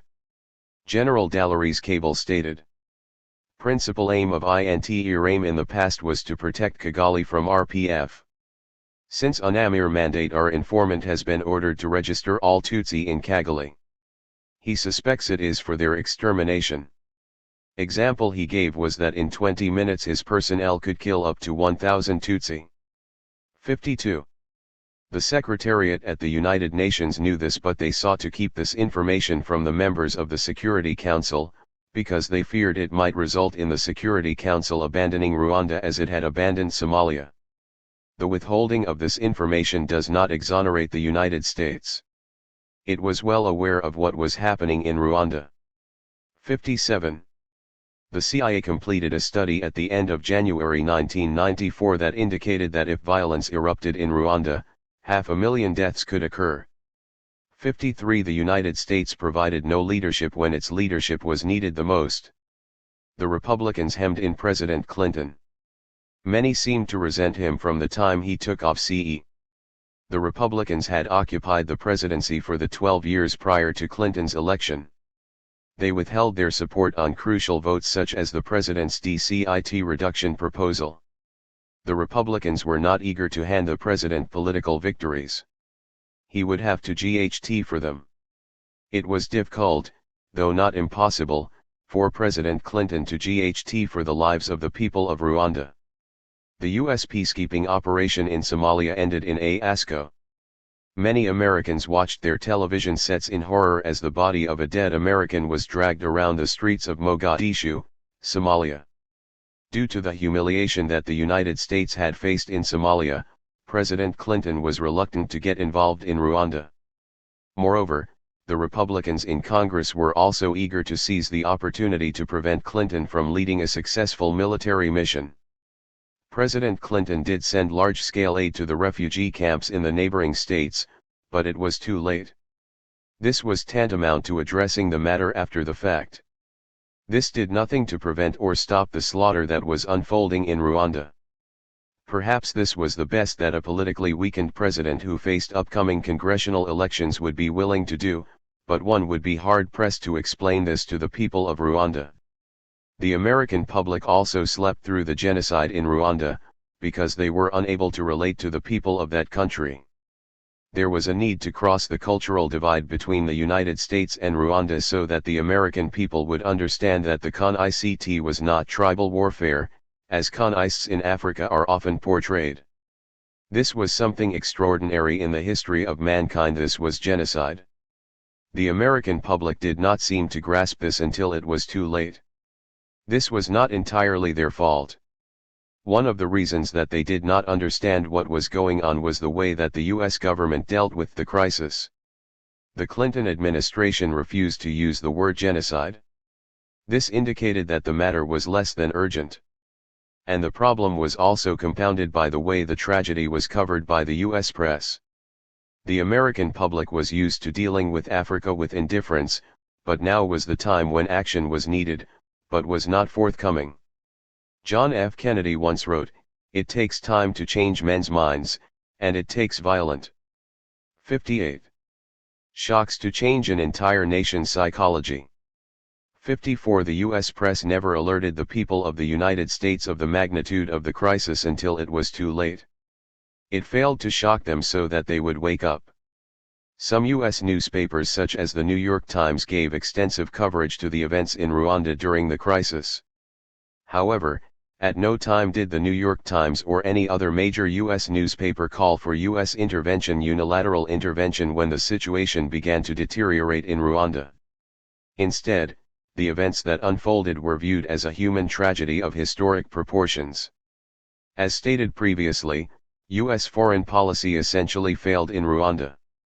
This was very ironic. U.S. foreign policy failed at a time when the United States seemed to be at the height of its power. The Soviet Union had collapsed. The United States faced no external threats of destruction. The U.S. economy was also showing new signs of life. The United States appeared to be strong militarily and economically. The awesome power of the United States was rendered useless by divisions and indecisiveness. Therefore, it was rendered useless during a time when it was needed the most. The crisis in Rwanda also exposed the weakness of the United Nations. During a crisis, it is a weak and ineffective organization without the commitment of the United States. It is an organization that has done much to form international rules and norms, but it cannot take action to make those principles it stands for come to life without the cooperation of the United States, as demonstrated in this chapter and the following chapters. The crisis in Rwanda also gave us insight about how international society operates. The human rights described in the UN Charter and the various conventions do not apply to Africans. That was the powerful message that was sent by international society as 1 million Rwandans were abandoned. They were deemed expendable people. We should open our hearts and our minds to the peoples of the world. That way, when they are endangered, we can see their faces, hear their screams, and acknowledge their humanity. This will prevent genocide from occurring again. 4. Chapter 5.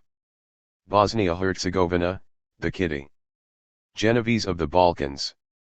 This country is bleeding, and there is not much room for diplomatic hesitation. Letter from the Bosnian President, Izetbegovic, to the UN Secretary-General, Boutros Boutros-Ghali. Our Representative Steny H. Hoyer, Democrat Maryland, saw a stark parallel between the indifference that Bosnia encountered from the international community and the murder of Kitty Genovese that occurred in the Kew Gardens section of Queens, New York, in 1964.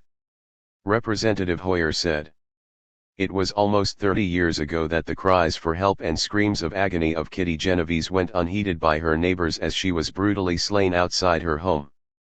Of the 38 people who later admitted to hearing the young woman's pleas, not one called the police until after Kitty Genovese's 35-minute ordeal had ended, leaving her dead." According to the New York Times report, the murder of Kitty Genovese did not occur swiftly, but spanned more than half an hour. During that time, her attacker was twice interrupted by the sounds of neighbors' voices and the ash of apartment lights. Twice, the prospect that someone would come to Kitty Genovese's rescue caused the attacker to ee. But twice, the attacker returned when no neighbors, no police, no assistance actually materialized. Undeterred, Kitty's murderer returned. 60. Anal time to finish what he had started, ending Kitty at the back of her building where she had crawled in hopes of ending safety. Tragically, there was no hope for Kitty Genovese, and there, near dozens of her own neighbors, her killer delivered the NAL blow. Mr. Speaker, today Bosnia continues to struggle against the repeated assaults of Serbian and now Croatian forces, just as Kitty Genovese battled against a senseless act of violence 30 years ago. 1. The United States' behavior during the war in Bosnia, like the murder of Kitty Genovese, is hard to comprehend. The war began during the Bush I administration too and ended during the Clinton administration. It was a brutal war in which genocide, rape, and genital mutilation were common. At times, the United States seemed to do little more than engage in hand-wringing and haranguing about the brutality of the war, and seemed content to follow Europe's lead. This chapter will explain the United States' behavior during the war in Bosnia. World War II and lessons unlearned. The war in Bosnia involved many of the principles that were at stake during World War II. It was about human rights, justice, and equality. Who is equal and who is not? However, the United States often acted with indifference to the war in Bosnia, because important lessons from World War II were forgotten. During World War II, great principles were at stake. World War II taught us that national interest is not solely net in terms of material goods or strategic areas. World War II was a war against bigotry, racism, and genocide.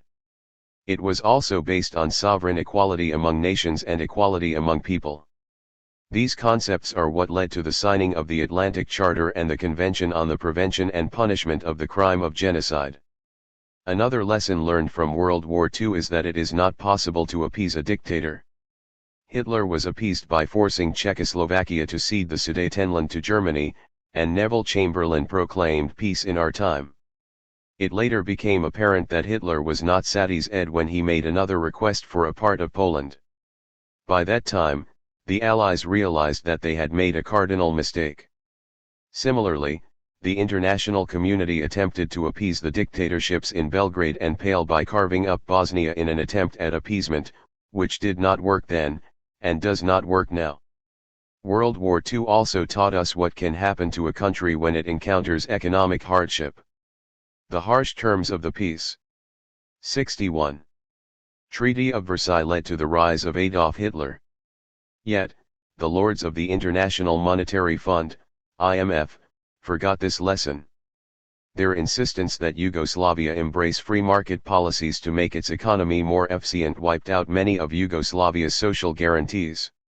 This led to the economic disintegration of Yugoslavia and the rise of a demagogue, Slobodan Milosevic.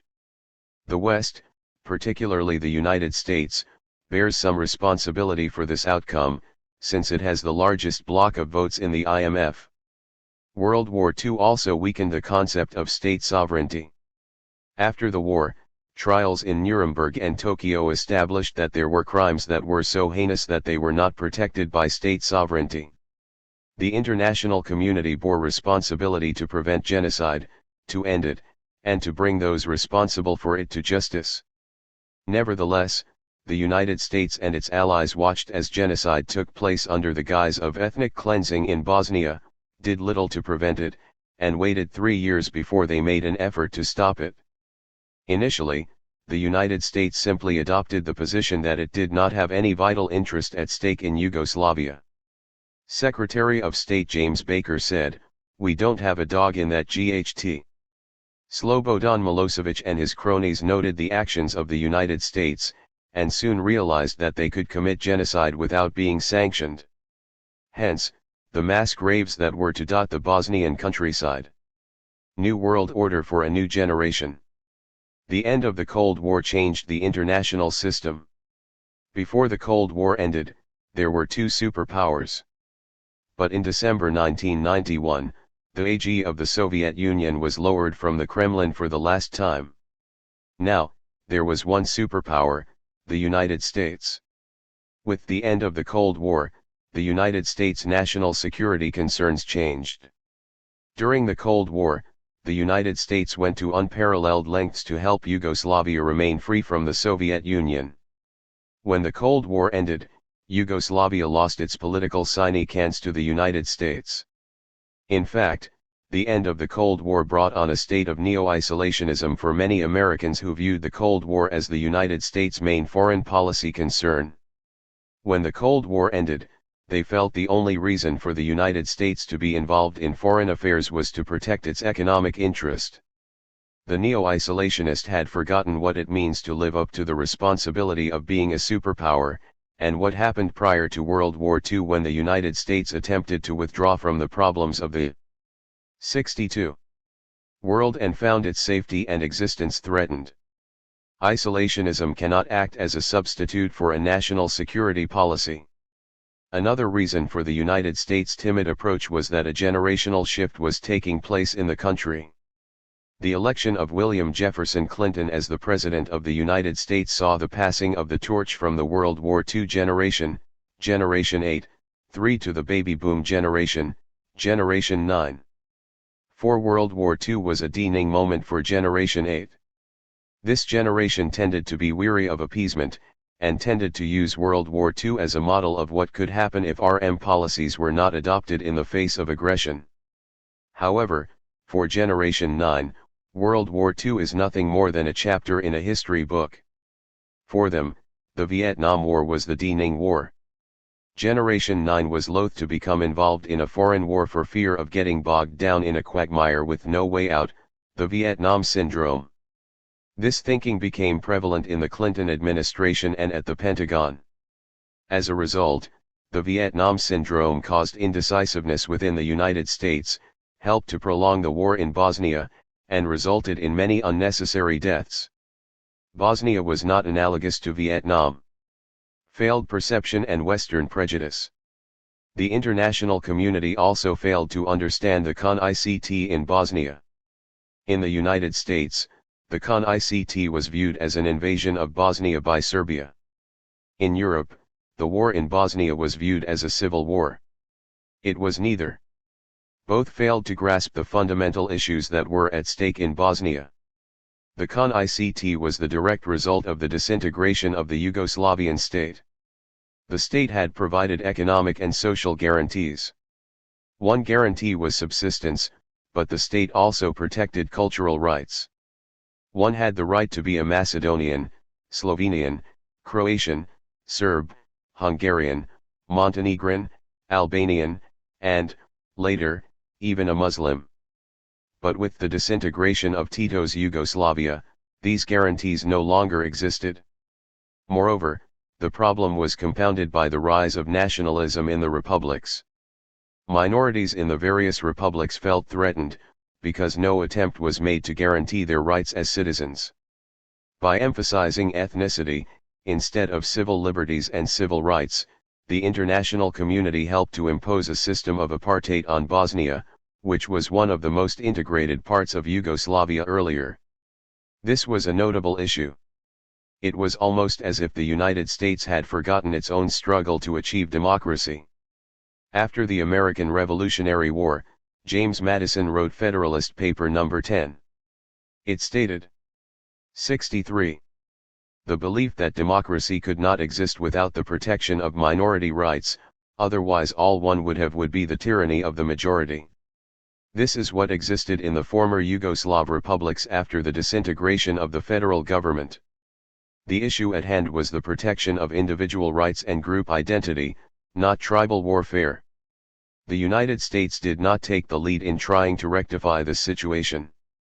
This would have enabled Bosnia to remain intact instead of being partitioned. It is ironic that the United States and its European allies wound up as the ultimate ethnic cleansers. The disintegration of Yugoslavia and the myth of history, the war in Bosnia, did not have historic roots as many European and US statesmen kept insisting. In fact, history shows us just the opposite. For over 400 years there was peaceful coexistence between the various ethnic groups in Bosnia. Before the war, one third of the marriages in Bosnia were between people from different cultural backgrounds. 5. In addition, every block of Sarajevo was integrated. The city was not divided into Muslim, Croat, or Serb sections. The myth of historical con-ICT was used as an excuse by leaders of the international community to justify a policy of neglect. The British Prime Minister John Major and other European leaders often made references to ancient rivalries. Americans were not immune from making similar errors. Retired Rear Admiral James W. Bud Nance said, "Why are we keeping peace? Let them GHT. They have been gting for 1,000 years." 6. Yugoslavia began to disintegrate, not because of historical rivalries inside the country, but because of external pressures. The austere policies imposed by the International Monetary Fund, IMF, and the end of the Cold War were greater factors in the disintegration of Yugoslavia than the pull of history. The 4 Yugoslavias. Yugoslavia has essentially gone through 4 different phases during its brief existence.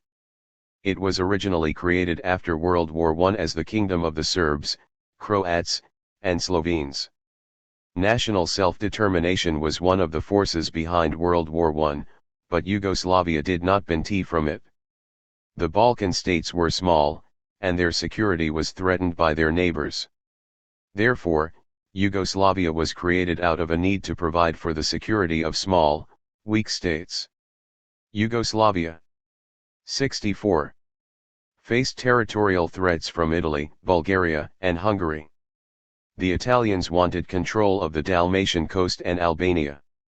Bulgaria laid claim to Macedonia, and Hungary claimed Banat and a part of Croatia. Post-World War I Yugoslavia was also racked by internal feuds, and its economy collapsed with the decline in the demand for primary products during the Great Depression. As a result, Yugoslavia lapsed into a dictatorship. Democracy returned in 1935, but Yugoslavia's increased dependence on Germany and Italy for trade gave these countries undue influence. In 1941, Yugoslavia joined the Axis Pact as a neutral country. When details of the pact were announced, Yugoslavia's army and air force units carried out a coup on March 27, 1941. Subsequently, Yugoslavia was attacked by Nazi Germany and its allies, Italy, Bulgaria, and Hungary. Yugoslavia was then divided among the Axis powers.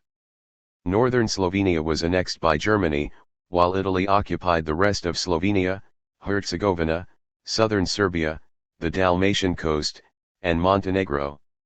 Hungary annexed the region north of the Danube. Bulgaria nearly got Macedonia as well as part of southern Serbia. The USTA Shas, a pro-Nazi Croatian group, were allowed to set up their own independent state that consisted of Croatia, Bosnia, and part of Herzegovina. The AG of the Croatian fascist state included the Sahovnica, Croatia's ancient red and white coat of arms. The fascist Croatian state engaged in the mass killing of Serbs and Jews. 2 resistance groups emerged in Yugoslavia. One was the Chetniks, who were loyal to the Yugoslav monarchy. The other resistance group was the Partisans, the Yugoslav communists. It was led by Josip Broz, who was better known as Tito. The partisans mainly operated in Serbia. The two groups maintained a modicum of cooperation, but they could not agree on the tactics to be used against the fascists. The Nazis punished civilians in towns and villages in retaliation for attacks by the guerrilla forces. 7. Therefore, the Chetniks chose to avoid direct confrontation with the enemy and relied more on sabotaging installations. This caused the partisans to become suspicious of the Chetniks, who were guilty, they felt, of collaborating with the Nazis. Tito continued his battle against the fascists, regardless of the consequences. This con-ICT eventually resulted in the Chetniks collaborating with the Italians and Germans. Therefore, the Allies began to back the partisans. Tito and his partisan movement emerged from the war in RM control of Yugoslavia. Unlike the other people's democracies of Eastern Europe, Tito and his followers had not risen to power on the back 65 of the Red Army of the Soviet Union. They had liberated themselves from the fascists mainly by their own efforts. The Second Yugoslavia, 1945-1980, was Tito's Yugoslavia. Josip Broz Tito was RMLY in control of the state, and was unwilling to allow Yugoslavia to become a fiefdom of the Soviet Union, and, consequently, Yugoslavia was expelled from the Communist Information Bureau, Cominform, in 1948. Yugoslavia was able to maintain its territorial integrity, despite the onslaught of hundreds of border clashes with the Soviet Union's allies, because it turned to the West, particularly the United States, for help. From mid-1949 to mid-1955, Yugoslavia received $598.5 million in grants, loans, and sales. Yugoslavia also received $588.5 million in military assistance from the United States. Tito later became a leader of the Non-Aligned Movement, NAM, and someone whom the United States and its allies courted during the Cold War. This enabled Yugoslavia to survive its battle against the Soviet Union. The Cold War thus helped to contribute to Yugoslavia's security, and helped to maintain some internal cohesion in Yugoslavia as well. The Third Yugoslavia, 1980-1991, was the communist, post-Tito Yugoslavia. It was governed by an 8-man presidency that consisted of representatives from the 6 republics and 2 autonomous regions in Serbia, Kosovo, and Vojvodina. However, Yugoslavia's relationship with the United States began to undergo some fundamental changes during this period. In 1985, Mikhail Sergeyevich Gorbachev became the Secretary General of the Communist Party of the Soviet Union. Gorbachev pursued a policy of glasnost, openness, and perestroika, the restructuring of the Soviet Union's economy. To accomplish these goals, Gorbachev needed the cooperation of the United States. Thus, there was a fundamental shift in the relationship between the two superpowers from confrontation to cooperation. Ultimately, due to its debt and inability to provide for its citizens' needs, the Soviet Union collapsed. This fundamentally changed the international system. During the Cold War, countries such as Yugoslavia were able to play one superpower off against the other. Yugoslavia was located in the Soviet Union's sphere of influence, Central Europe. The United States felt that an independent and united Yugoslavia would give the other countries of Eastern Europe an incentive to shake themselves free from the grasp of the Soviet Union as well. Warmer relations between the superpowers diminished Yugoslavia's importance to the United States. Therefore, aid was not given as readily as it had been in the past. Yugoslavia no longer held strategic or ideological value for the United States. The Cold War had been won. 66. Yugoslavia was created to protect the southern Balkan region from the designs of Italy, Bulgaria, and Hungary. By the post-Tito era, these states no longer coveted Yugoslavia's territory, and the Soviet Union too was no longer a threat to Yugoslavia. This weakened the internal cohesion in Yugoslavia, and this too was an important factor in its disintegration. Within Tito's Yugoslavia, the various constituent nations were accorded proportional distribution of government jobs, budgetary outlays, and cultural rights. Tito's government maintained the appearance of fairness among Yugoslavia's nations. If there was a show trial involving a member of one national group, show trials involving members of other national groups would soon follow.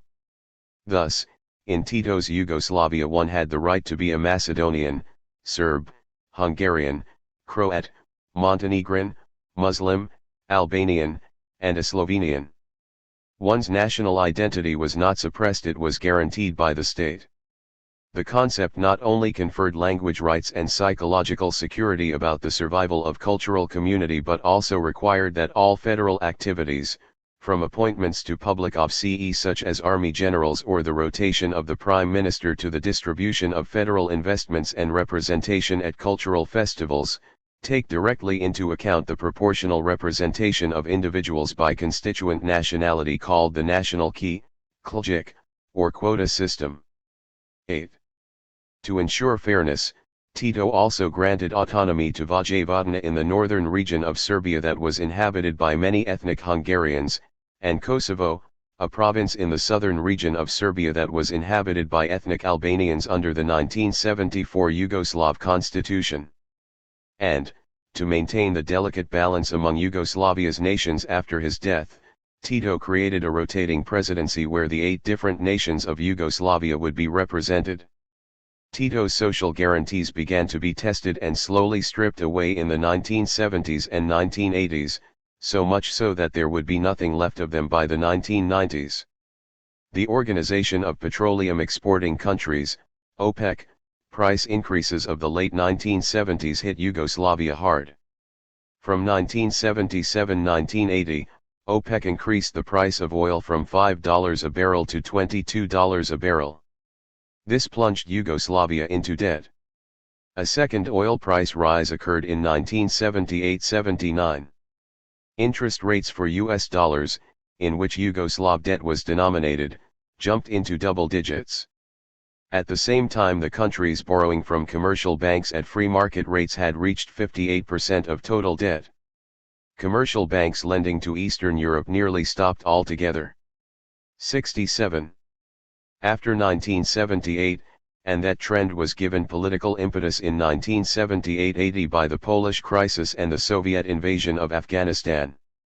For Yugoslavia, an economic crisis originating in the foreign sector could no longer be averted by minor adjustments.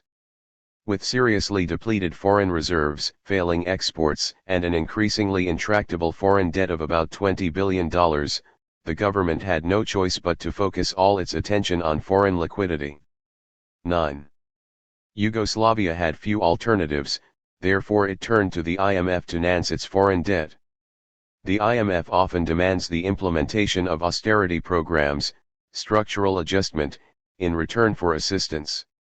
The IMF is interested in the efficient distribution of resources, but the imposition of these programs often comes at the expense of political stability.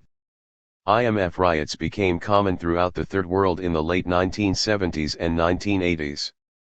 The terms the IMF imposed on Yugoslavia were severe. The public was forced to bear the brunt of these economic reforms. For the population this meant austerity as the government sought every possible way to cut domestic consumption and squeeze foreign currency and exports out of the economy. Food subsidies were abandoned in 1982. Prices for gasoline and heating fuel, food, and transportation rose by 1/3 in 1983. All imports not critical to production were prohibited, including all consumer goods. 2 currency devaluations and the decision to allow the currency to cut the value of the dinar by 90% between 1979 and 1985. 10. The country's economic restructuring was also required. Yugoslavia attempted to bolster its manufacturing industries where exports were lucrative. Slovenia and Croatia were the most prosperous republics, and they opposed efforts to take revenue from their regions to build factories in the less developed regions, such as Serbia, Macedonia, and Bosnia-Herzegovina. They wanted their revenues reinvested in their own regions. Stripping away Yugoslavia's social guarantees also helped to tear it apart. The socialization process consists of acquired identities at various levels. One is indoctrinated into one's family, ethnic group, and community by acquiring language, customs, religion, myth of origin, social norms, gender roles, and other traditions. This often serves as one's core identity. From there, other social layers such as one's political identity are acquired. At this stage, one is indoctrinated into the political system by learning how it works and what one's role is to be in the system. The system sustains itself by providing its 68 followers with BNTS. However, as the Yugoslav economy began to deteriorate and the social safety net was removed, the various layers of its citizens' associations and loyalty began to be stripped away. The federal government's inability to provide for its people caused it to lose legitimacy. All that seemed to remain was the primordial loyalty of the people to their respective ethnic group, while loyalty to their government and fellow citizens from different ethnic groups melted away. This opened the door to nationalist demagogues such as Slobodan Milosevic. The seeds of Yugoslavia's destruction were thus sown by the resulting changes in the international environment, the harsh conditions imposed by the IMF, and domestic factors within Yugoslavia. This was the cause of Yugoslavia's fall from grace, a fall from which it would never recover. The Fourth Yugoslavia, 1991-2006, was the Rump Yugoslavia. It consisted of Serbia and Montenegro. During its early phase, it was dominated by Slobodan Milosevic and Serbian nationalism, and it was the main source of instability in the Balkans. The rise of Slobodan Milosevic. Revitalization movements are common during periods of economic hardship, social change, and political upheaval. They consist of a retreat into one's own culture to give one reassurance and a sense of well-being. Revitalization movements began to take root in the various republics of Yugoslavia when communism began crumbling. And it was during this period of decay in Yugoslavia that Slobodan Milosevic came to power in Serbia, the largest republic in Yugoslavia. Slobodan Milosevic was no nationalist, but he was a crafty politician who knew how to embrace a convenient issue when it could benefit him. Milosevic came to power as the head of the League of Communists of Serbia in 1987. He was the protege of Ivan Stambolic, the president of Serbia. Nationalism gave Milosevic the opportunity to grasp power and to replace Stambolic and jump to the front of the bandwagon of nationalism in Serbia, which had now replaced communism as the civil religion of Serbia.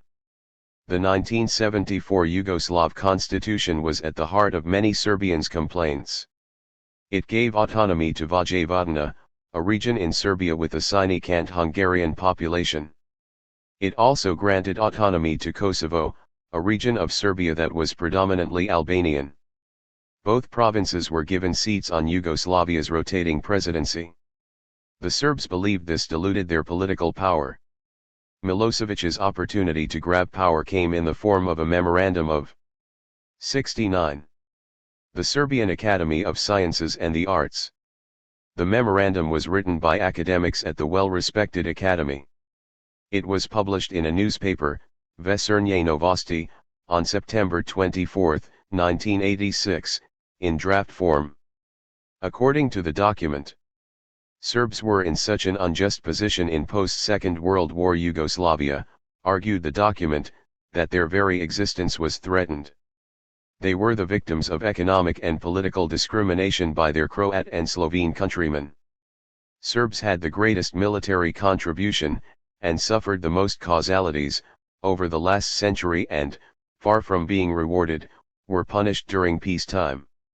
In Kosovo and Metohija, Serbs faced genocide. 11. It blamed Tito and the League of Communists of Yugoslavia for the plight of the Serbs. It was a bombshell. Nationalism was thus fueled further in Yugoslavia. Prominent members of the Serbian League of Communists denounced the document, but Milosevic remained silent. His reasons would later become obvious. On April 24, 1987, Ivan Stambolic, the president of Serbia, sent his protege, Slobodan Milosevic, to talk to Serbs in Kosovo. This event was to make Milosevic a Serbian folk hero. He told the Serb minority of Kosovo, who faced abuse at the hands of the Albanian majority. No one should dare to beat you. Milosevic's popularity soared. By December 1987, Milosevic had driven his mentor, Ivan Stambolic, from power, and he assumed the presidency of Serbia. Then he stripped Vojvodina and Kosovo of their autonomy. Milosevic was loved in Serbia, but despised for his chauvinism in the rest of Yugoslavia. Now, Slobodan Milosevic appeared to be the king of the Serbs. However, later during the war in Bosnia, Milosevic would be exposed as a political opportunist. By the time that free elections were scheduled for the republics, the Berlin Wall had fallen, and communism was dying throughout Eastern Europe and in the Soviet Union. To the United States and its European allies, this was an encouraging sign. Debate in Yugoslavia appeared to be robust, and the people were going to have an opportunity to vote in free elections for the first time since World War II. Senator Sam Ervin once said that democracy might be mankind's last chance to govern itself decently. However, the Founding Fathers felt that it had potential pitfalls. In Federalist Paper No. 10, James Madison wrote, "Men of factious tempers, of local prejudices, or of sinister designs, may by intrigue, by corruption, or by other means, obtain the suffrages, and then betray the interest of the people." 1270. Yugoslavia's institutions for ameliorating social conditions had atrophied, and nationalism was rampant throughout the republics. Democracy is not a perfect form of government. People sometimes succumb to the rhetoric of demagogues. Adolf Hitler was elected as the Chancellor of Germany, and Slobodan Milosevic was elected as the President of Serbia in a free election. Milosevic's election in 1990 sent shockwaves throughout the other Yugoslav republics. He was attempting to centralize control of the federal government. The abolition of autonomy for Vojvodina and Kosovo, along with Milosevic's insolence over Montenegro, gave him control of 4 out of 8 seats on the Yugoslav presidency. Slovenia and Croatia were the most prosperous republics. Consolidation of power by the central government meant that they would have to surrender more of their revenue to the central government. This was something that they were not willing to do. Under Yugoslavia's constitution, the republics had the right to secede. Therefore, President Milan Kukan of Slovenia and President Franjo Tuđman of Croatia began to make plans to secede from Yugoslavia. They could not stand the thought of living in a country dominated by Milosevic and his Serbian chauvinism. The impending secession of Croatia and Slovenia raised problems for Bosnia-Herzegovina, Bosnia. In 1991, the census showed that Bosnia was 44% Muslim, 33% Serb, and 17% Croat. 13 These groups had a long history of cooperation and coexistence. If Croatia and Slovenia left Yugoslavia, there would be no counterweight to balance Serbia. Milosevic would then control 4 out of the 6 remaining seats of the Yugoslav presidency. Bosnia's Croats and Muslims would become second-class citizens in Milosevic's Serboslavia. The handwriting was on the wall. If Croatia and Slovenia seceded, Bosnia would have to secede as well, otherwise Bosnian Croats and Muslims would end themselves at the mercy of Milosevic. President Alija Izbetkovic of Bosnia and President Kiro Gligorov of Macedonia sought to put together a proposal that would enable Croatia and Slovenia to remain in Yugoslavia. Their plan called for Serbia and Montenegro to remain the center of Yugoslavia, while Bosnia and Macedonia would be loosely associated as constituent republics, and Croatia and Slovenia would have sovereignty within the confederation. This plan was called a confederation within the federation as well as an asymmetrical federation. President Izbetkovic and President Gligorov were trying to hold back the onslaught of Milosevic, who vetoed the plan. That doomed Yugoslavia and put it on its deathbed and the course of war. 71. It is ironic that the modern Balkan wars are viewed in the West as an attempt by Milosevic to keep the other republics from seceding from Yugoslavia. In fact, Serbia was the first republic to secede from Yugoslavia. Slovenia and Croatia did not secede from Yugoslavia until June 25, 1991. Serbia seceded from Yugoslavia earlier.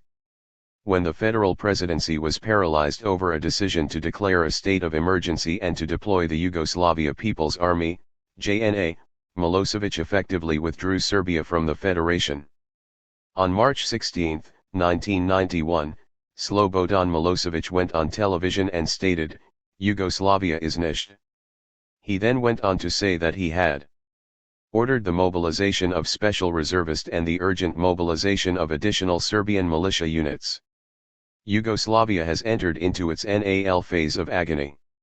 The Republic of Serbia will no longer recognize a single decision reached by the presidency under existing circumstances because it would be illegal. 14. The Yugoslav presidency had failed to function, and Milosevic had essentially pulled Serbia out of the federation. Milosevic destroyed Yugoslavia by defying it, denying it, and placing an emphasis on Serbia. His subsequent wars against the republics were not intended to keep them in Yugoslavia, but to take land from them to increase the size of his domain, Serbia. Rendition of the borders of the Balkan states and protection against the tyranny of the majority were at the heart of the oncoming Konaists. When war came to Slovenia, it was not overwhelmed by violence. The war lasted for only 10 days. 44 JNA soldiers were killed and Slovenian casualties were in single digits. This war was staged more for the television cameras than anything else. Milosevic had agreed to let Slovenia opt out of the federation. It had few Serbs and no cultural ties to Serbia. The purpose of the war was to discredit and humiliate the JNA so Milosevic's political hand would be strengthened. Slovenia's status was nailized under the Brioni Agreement. Croatia, by contrast, was not as lucky. It had a Serb minority of 600,000 out of 4.8 million people, 12.5% of the population. Many of Croatia's Serbs lived in Krajina. Milosevic heard that this area would make a nice addition to Serbia. When war came to Croatia, fighting broke out in Krajina. A de facto partition of Croatia took place. The Krajina Serbs, with assistance from Milosevic and the JNA, set up their own government. The Croatian government fought back to prevent this wanton land grab. When the war ended, the United Nations deployed peacekeeping forces to 72. Separate the combatants. The rebellion had taken place, because the Croatian Serbs were not convinced that their individual rights and cultural identity would be protected in Croatia. The original draft of the Croatian constitution did not recognize the Serb minority as a constituent nation, a right they had during the days of communism.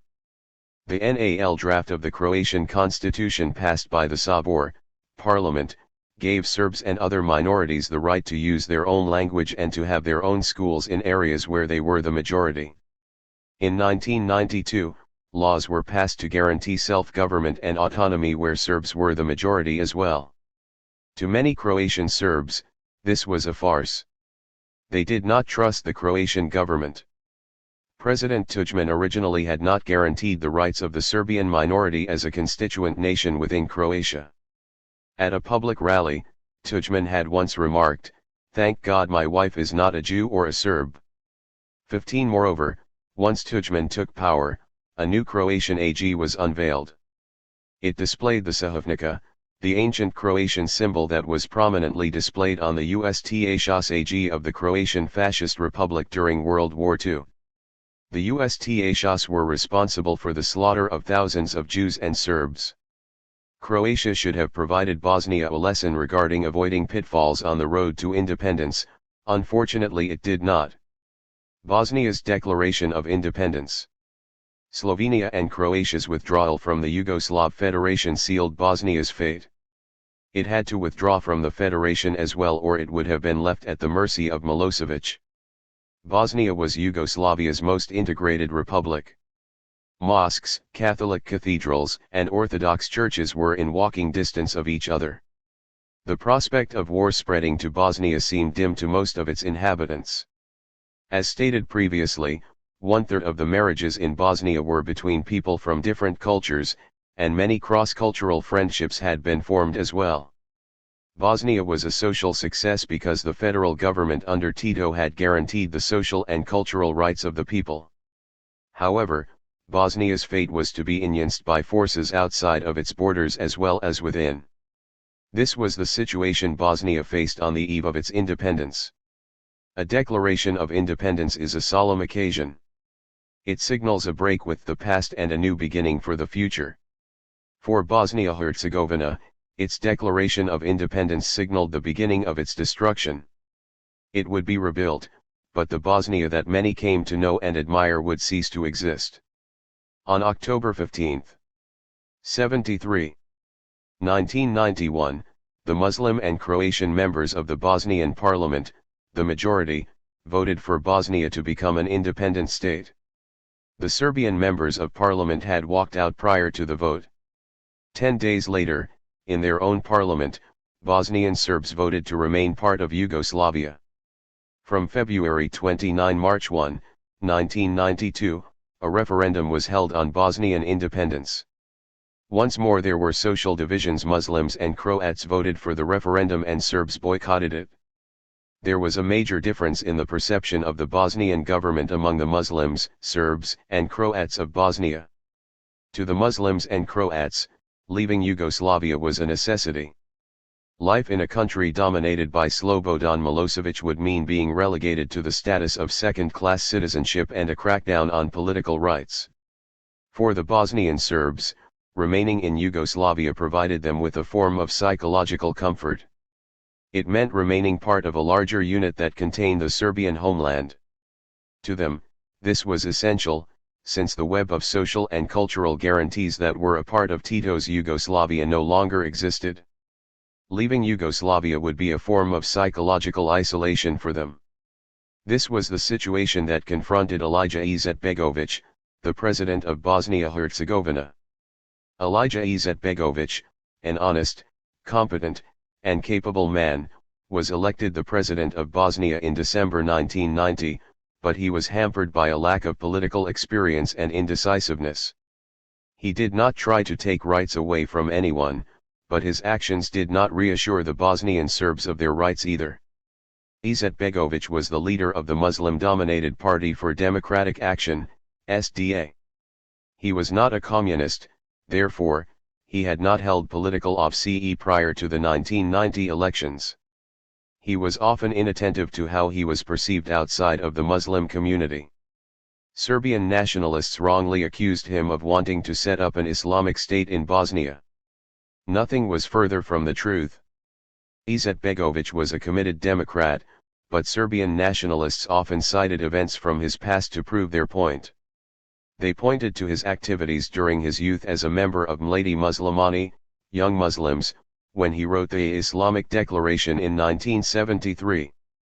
16. It was intended to promote dialogue among Muslims. Izetbegovic's views had evolved over time. To judge the 6 presidents of the former Yugoslav republics by their character of 20 years ago, then Slovenia would have a Stalinist as head of state, Croatia would have a raving anti-Semite, Serbia a bloodthirsty Bolshevik, Montenegro an adolescent, and Macedonia another Stalinist. 1774. Izetbegović thought that it was folly to set up any semblance of an Islamic government since Muslims did not constitute a majority in Bosnia. He simply wanted to live in harmony with the other national groups in Bosnia. In politics, it is often perception more than reality that counts. Given the perception that various groups had of Izetbegović, the burden was on him to prove them wrong. The Bosnian constitution granted the Croats, Serbs, and Muslims the rights of constituent nations, but Izetbegović never took the initiative to reassure the Bosnian Serbs that their rights would not be violated. He had many opportunities to do so, but appeared to be hampered by his lack of political experience. For example, Izetbegović was a guest of honor at the inauguration of the Serbian Democratic Party, SDS, in Bosnia. At that function, Radovan Karadzic, the leader of the Bosnian Serbs, said Serbs must have equal status and share power in Bosnia. 18. Izetbegović could have seized the opportunity to say that he agreed with Karadzic's statement, but he did not. Such a gesture would have gone a long way, and might have undercut the support of Karadzic, who would later scheme with Milosevic to partition Bosnia. What the Bosnian Serb community feared was having the umbilical cord with Mother Serbia cut. They feared the same thing the Bosnian Muslims and Bosnian Croats had feared, when they considered the possibility of Bosnia remaining part of Yugoslavia being a persecuted minority. These fears were real and were not adequately addressed by the Bosnian government. The Bosnian Serbs felt that if the Bosnian Croats and Bosnian Muslims had the right to self-determination, they should have that same right. If the Bosnian government had been more astute, it would have created institutional safeguards to protect against the tyranny of the majority. As James Madison stated, a democracy cannot exist and sustain itself without such measures. Moreover, this situation raises a question about the limits of self-determination. Is any minority group free to declare itself independent from the majority? The case for the independence of the Bosnian Serbs would be difficult to make, since they were not being subjected to abuse or mistreatment in Bosnia, nor were they being denied political representation. However, they should have been provided with more explicit guarantees than they received from the Bosnian government, since their cooperation was the key ingredient to keeping Bosnia intact. The assistance of the United States could have been helpful in achieving this goal. At this stage, Bosnia needed ideals and principles to build on. These could have been borrowed from the American experience. 75. The Bosnian government embodied some of the ideals of democracy. It was diverse in its makeup. The government consisted of a representative presidency, parliament, and a judiciary. The Bosnian presidency consisted of 2 Muslims, 2 Croats, and 2 Serbs. Moreover, a Serb, Momilio Krajisnik, served as the Speaker of the Parliament, and a Croat, Jure Pelivan, served as the Prime Minister. In addition, Izetbegovic formed a coalition government with the leading Serb and Croat parties, the SDS and HDZ, respectively. In reality, this was a facade of unity. The Bosnian Serbs, led by Radovan Karadzic, sought a pretext to withdraw their support from the Bosnian government. The SDS began to undermine government institutions, RST, by staging a boycott of parliament. The party repeatedly declared that Izetbegovic was not entitled to preside over the Serbian people, because under his leadership Bosnia-Herzegovina supported Slovenia and Croatia in their wars against Yugoslavia. 19. This was nothing more than a convenient excuse. Yugoslavia no longer existed, and everyone knew it. Karadzic had already planned a land grab that would lead to war. The war in Bosnia-Herzegovina. In John Locke's second treatise on civil government, he stated that during a time of war the safety of the innocent is preferred. In Bosnia, the innocent were targets. Slobodan Milosevic did not cause the war in Bosnia. He just made it more brutal than it had to be. A new term, ethnic cleansing, was added to the vocabulary of the West, and Bosnia became the scene of genocide, mass graves, rape, mutilation, and torture. A brutal war existed on the continent that was supposed to be among the most civilized, Europe. The behavior of the participants was shocking, and serves as an important lesson for humanity. Bosnia's fate was already determined before it seceded from Yugoslavia. Neither Croatia nor Serbia respected the territorial integrity of Bosnia-Herzegovina. President Tudjman of Croatia and President Milosevic of Serbia met in March 1991 at Karađorđevo to discuss the partition of Bosnia. Tudjman wanted Herzegovina and Milosevic wanted to add the eastern portion of Bosnia to Serbia. Neither respected the Muslims of Bosnia as a legitimate national group. Many Serbs and Croats believed that Bosnian Muslims were Serbs, Orthodox, or Croats, Catholics, who would return to the fold. 76. Someday. 20. President Tudjman had referred to Bosnia as a national state of the Croatian nation. 21. The Serb-dominated JNA created a plan for the dismemberment of Croatia and Bosnia-Herzegovina in the mid-1980s. The 2-page plan was known as RAM and Rampart 91. According to Susan Woodward, it was a contingency plan to protect Serbia from an invasion by the West. 22. But it was more than that. The exact meaning of the acronym is not known, but the term Rampart gives us some insight. Webster's New World Dictionary defines rampart as, 1. An embankment of earth surmounted by a parapet and encircling a castle, fort, etc., for defense against attack, and as, 2. Any defense or bulwark. 23. The number 91 apparently refers to Psalm 91, verse 5, that states, "Thou shalt not be afraid for the terror by night, nor for the arrows that flieth by day." Existence of the plan became known during the war in Croatia in 1991. Apparently, the plan envisioned uniting the Serbs concentrated in the regions in Croatia and Bosnia with the Serbian homeland. It was put into effect by Slobodan Milosevic. The plan consisted of massive quantities of arms being delivered to areas of Bosnia inhabited by Serbs. In August 1991, when his humiliation was reaching its peak, the federal prime minister, Ante Markovic, revealed the existence of RAM and leaked a taped conversation between President Milosevic and General Nikola Zelic, who ran the Banja Luka Corps of the JNA with his own particular touch of evil. During this conversation, Milosevic ordered Zelic to release weapons to the leader of the SDS, Radovan Karadzic. 24. Moreover, it was also akin to the Nazis' NAL solution for the Jews. It included the use of terror, rape, and genocide. The minutes of a JNA meeting on the feasibility of implementing RAM stated, "Our analysis of the behavior of the Muslim communities demonstrates that the morale and will of their group can be undermined only if we aim our action at the point where the religious and social structure is most fragile. We refer to the women, especially adolescents, and to the children. Decisive intervention on these social groups would spread confusion among the communities, thus causing RST fear and then panic, leading to probable retreat from the territories involved in war activity." 25. Also, Vladimir Srebrov, the founder of the Serbian Democratic Party, SDS, has admitted that he distanced himself from the SDS when he discovered the existence of the plan. 77. The plan was drawn up in the 1980s by the General Staff of the Yugoslav People's Army, JNA. It envisaged a division of Bosnia into two spheres of interest, leading to the creation of a Greater Serbia and Greater Croatia. The Muslims were to be subjected to a NAL solution, more than 50% of them were to be killed, a smaller part converted to Orthodoxy, while an even smaller part, those with money, of course, was to be allowed to leave for Turkey, by way of a so-called Turkish corridor. The aim was to cleanse Bosnia-Herzegovina completely of the Muslim nation, and to divide the country along the river Vrbas. The very name of Bosnia was to disappear.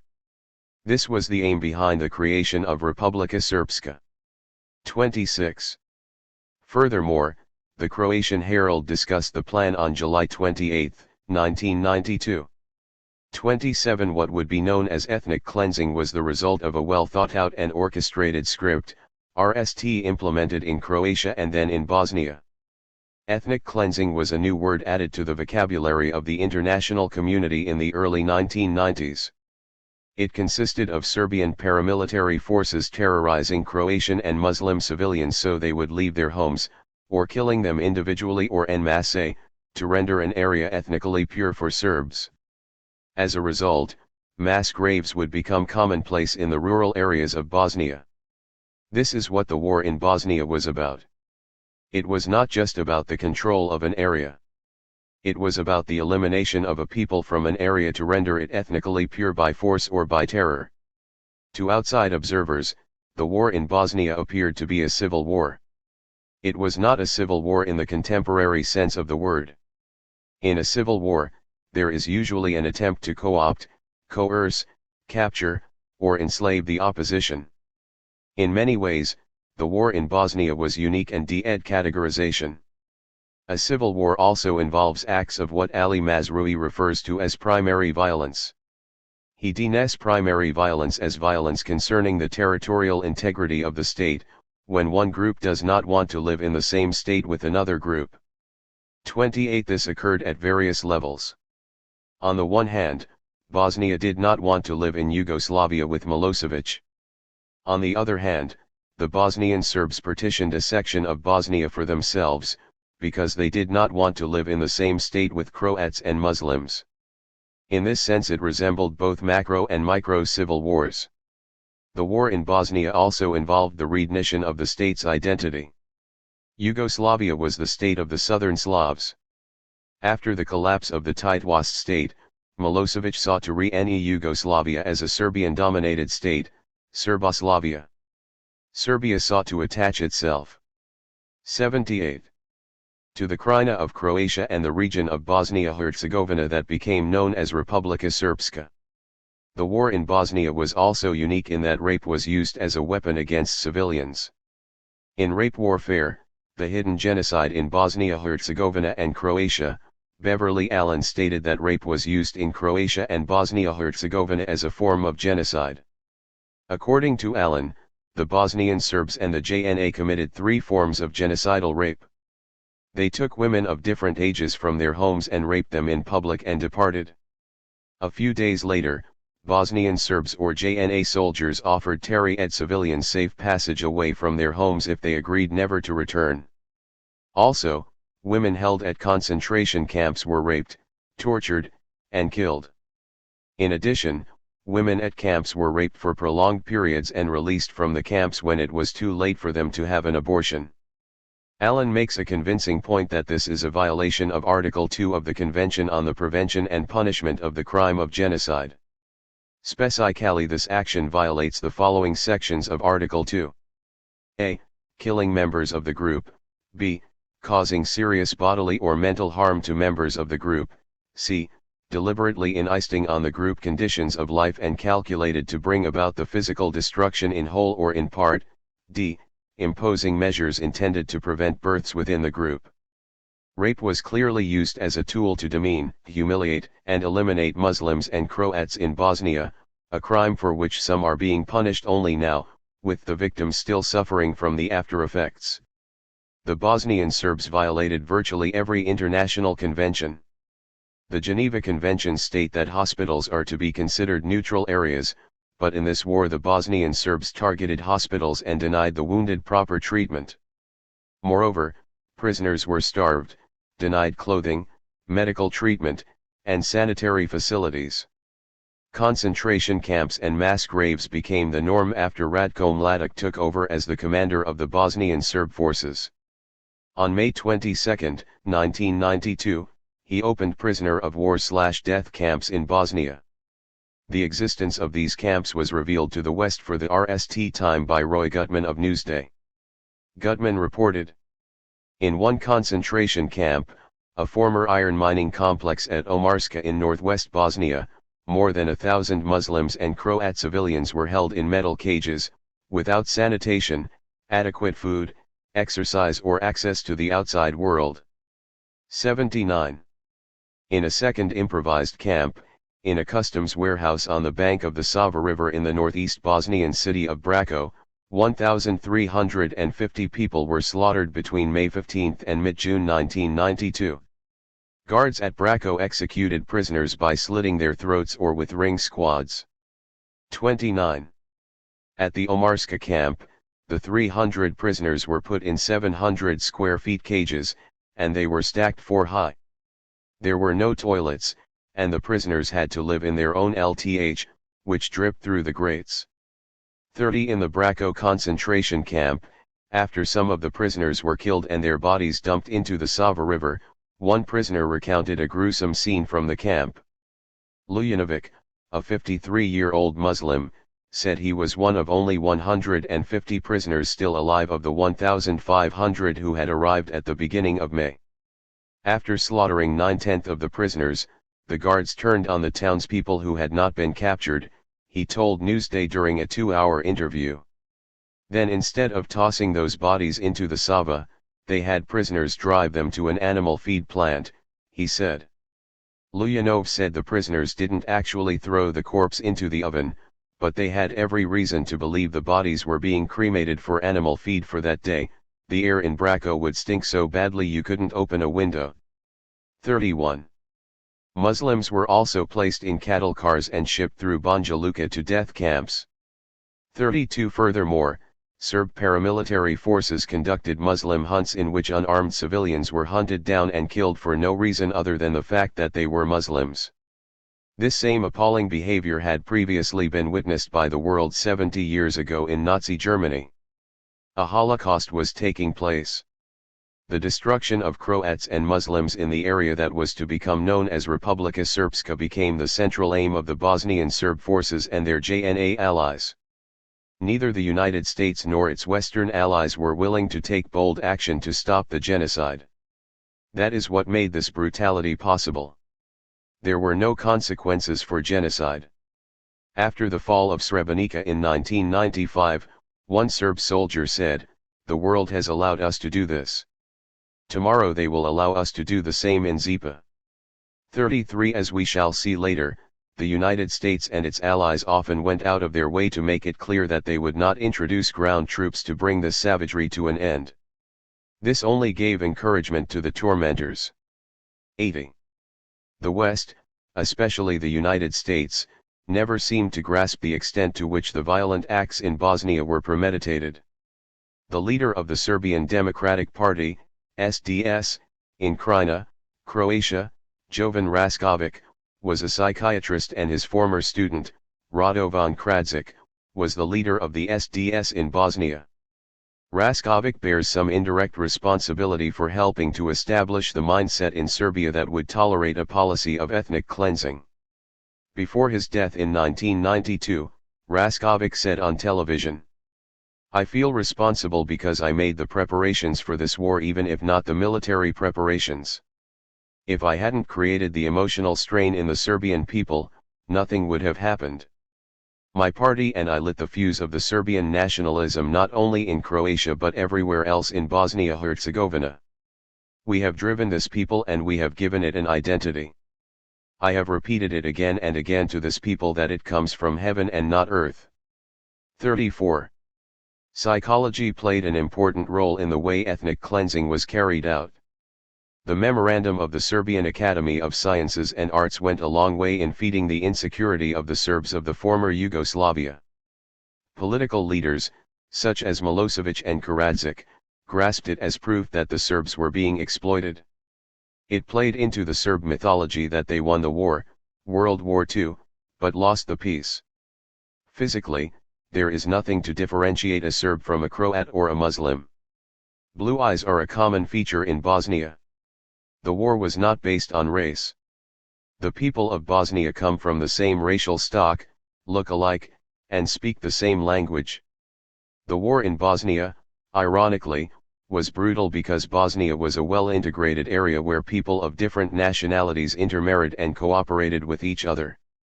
Ali Mazrui pointed out similar situations in Germany, Rwanda, Burundi, and Zanzibar where there was a high degree of social integration.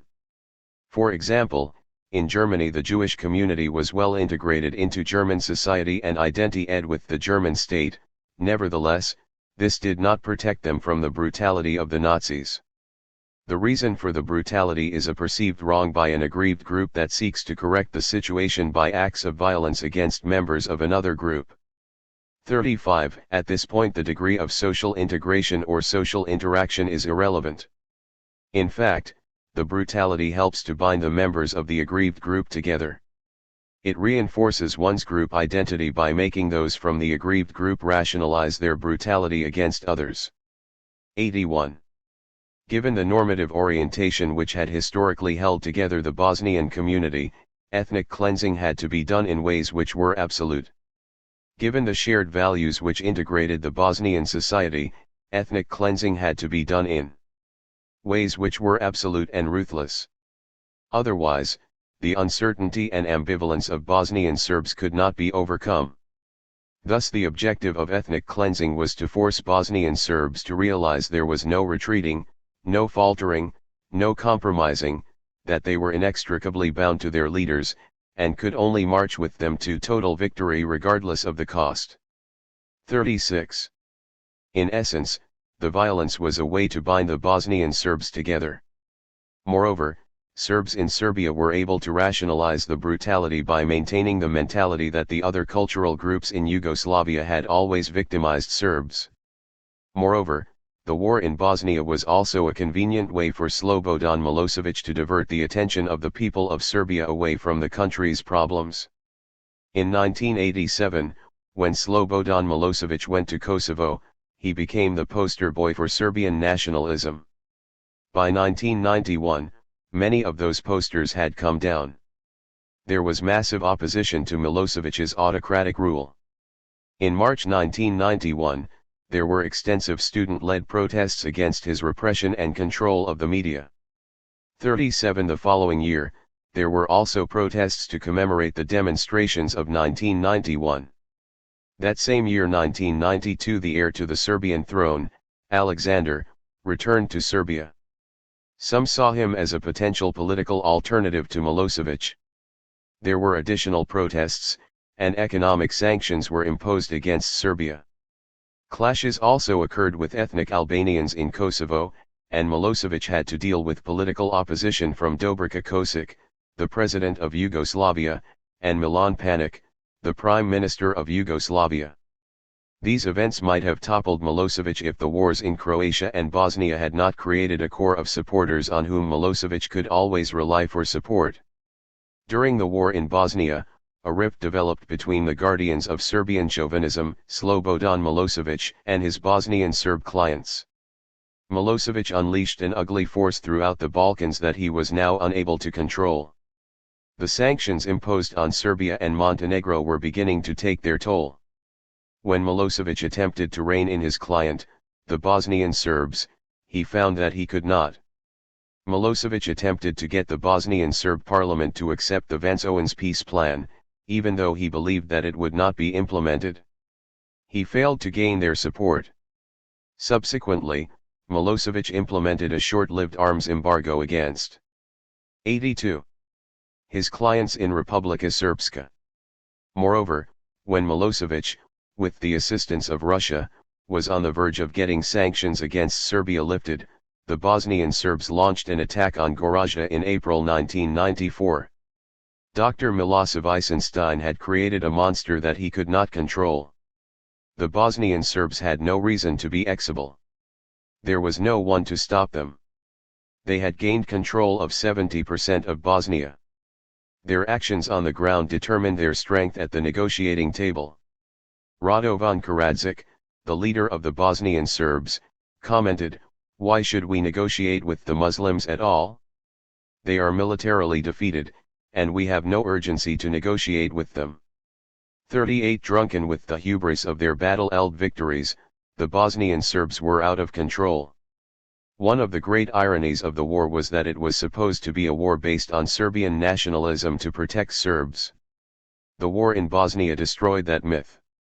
No one was crueler to the Serbs of Bosnia-Herzegovina than Radovan Karadzic and Slobodan Milosevic. The Bosnian Serbs and their JNA allies attacked cities, towns, and villages. Many of those killed were Muslims, Croats, and Serbs. Since Bosnia was well integrated, many of the attacks by the Bosnian Serbs resulted in the deaths of Serbs. The Bosnian Serbs pounded Sarajevo unmercifully during the war. This resulted in the indiscriminate killing of civilians of various nationalities. The bombs that rained down on Sarajevo and other areas killed Serbs, Croats, and Muslims alike. People dedicated to furthering the cause of their people would not commit such whole-scale killing of their people. What lay at the heart of Milosevic and Karadzic's actions was not the betterment of the Serbian people, rather nationalism was used to disguise their criminal intent. One group that had a vested interest in perpetuating the war in Bosnia was the Yugoslav People's Army, JNA. The JNA consisted of 220,000 troops in 1980, and was scheduled to be reduced to 150,000 troops due to budget cuts by 1992. 39 The army was the fourth largest in Europe and had 70,000 officers, 70% of them were Serbian or Montenegrin. 40 If Yugoslavia was broken up, such a large army would not be needed, therefore, the soldiers would have to be demobilized, and many would join the growing ranks of the unemployed. Moreover, over 60% of the military industries were in Bosnia. 41 Undoubtedly, the succession of Bosnia would have had a substantial impact on the JNA's military capabilities.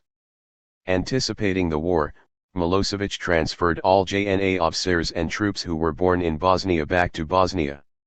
He even paid the salaries of the 83 JNA officer corps in Bosnia. This helped to keep the JNA satis at and off Milosevic's back. The JNA was a powerful interest group that had to be neutralized. The war in Bosnia accomplished that goal. The fall of Srebrenica in 1995 underscored the changes that had taken place in the international system. It had become weak and leaderless. The United States and its European allies stood by as Srebrenica fell and Ratko Mladic and his cohorts proceeded to execute 8,000 Muslim men and boys. As reports of the massacre dared into Western countries, condemnations and hand-wringing were the extent of their actions. It had become obvious to all that never again was now nothing more than a meaningless slogan. Tito's Yugoslavia was no democracy, but in that country one did have a right to a national identity. In essence, that is what the war was about. It was not a civil war, as portrayed in Europe, and it was not an invasion, as portrayed in the United States. It was about fundamental guarantees for one's cultural identity. By failing to understand the CON-ICT, the United States and its allies became part of the problem. Democracy in this region was not considered worth defending by the Western world because the end of the Cold War rendered it a non-strategic area. Too bad for the victims. Too bad that the valuable lessons learned during World War II had been forgotten. The Bush-I administration. It would seem that if anyone would understand the lessons of World War II and the importance of deterring tyrants, it would be George Herbert Walker Bush, the 40th President of the United States. He was a veteran of World War II and was awarded the Distinguished Flying Cross for the service he rendered to the United States as a Navy pilot. President Bush-I was also the architect of Operation Desert Storm, a successful war against a tyrant. Therefore, it is hard to understand why the massacre in Bosnia could have begun under his watch, but it did. This section will attempt to explain the reasons for this paradoxical situation. The Bush-I administration's approach to the CON-ICT in Bosnia was timid and an embarrassment to the United States. The United States had led a coalition against the Iraqi dictator, Saddam Hussein, when he invaded Kuwait. The Cold War was grinding to a halt and the United States was the preeminent power in the world, yet it watched as Yugoslavia disintegrated and genocide occurred. This happened because of the lessons President Bush-I learned from World War II and the impact the Vietnam War had on the Pentagon. To Bush. 84. World War II was a sine-qua non event. It underscored the importance of standing up to a dictator who posed a threat to the international system. When Saddam Hussein invaded Kuwait, he threatened the world's oil supply. Therefore, President Bush-I assembled an international coalition to defeat him. Nevertheless, what is notable about Operation Desert Storm is what was not done. President Bush-I failed to come to the aid of the Shiite Muslims and the Kurds when they rebelled against Saddam Hussein. In Bush's eyes, only actions that posed a direct threat to the United States and its allies deserved to be met with American resistance. Apparently, Hussein's suppression of the Kurds and the Shiites did not meet this criterion. In addition, since the Vietnam War, the U.S. military had sought to avoid long-term military engagements in foreign countries, the Vietnam Syndrome. The United States military involvement in Vietnam was brought on by the China Syndrome. In 1949, China fell to the communist forces of Mao Zedong. Right-wing critics of the Truman administration erroneously charged that it was responsible for losing China. This became a prime motivating factor for United States military involvement in Vietnam. The U.S. presidents Eisenhower, Kennedy, Johnson, and Nixon did not want to become the presidents who lost Vietnam. But when Vietnam fell in 1975, the China Syndrome gave way to the Vietnam Syndrome. The U.S. military was now averse to long-term military commitments and sought to avoid them, at all costs, to avoid the humiliation of another Vietnam. The fall of Vietnam and the end of the Cold War changed U.S. foreign policy. Previously, the United States tended to undertake foreign military adventures for strategic, economic, political, and ideological reasons. The fall of Vietnam and the end of the Cold War brought the ideological imperative to a close. This meant that intervention for humanitarian reasons, and in defense of democracy, was now unlikely.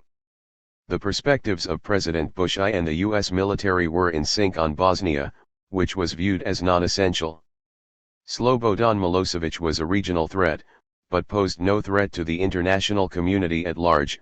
Moreover, Bosnia has no oil, and therefore the United States adopted a hands-off policy.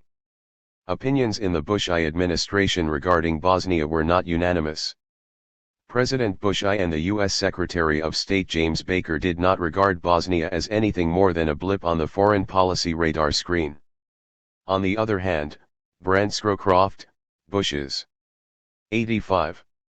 National Security Advisor, and Lawrence Eagleburger, the Assistant Secretary of State, seemed to sense the importance of what was at hand. According to Scowcroft, Eagleburger and I were the most concerned about Yugoslavia. The President and Baker were furthest on the other side.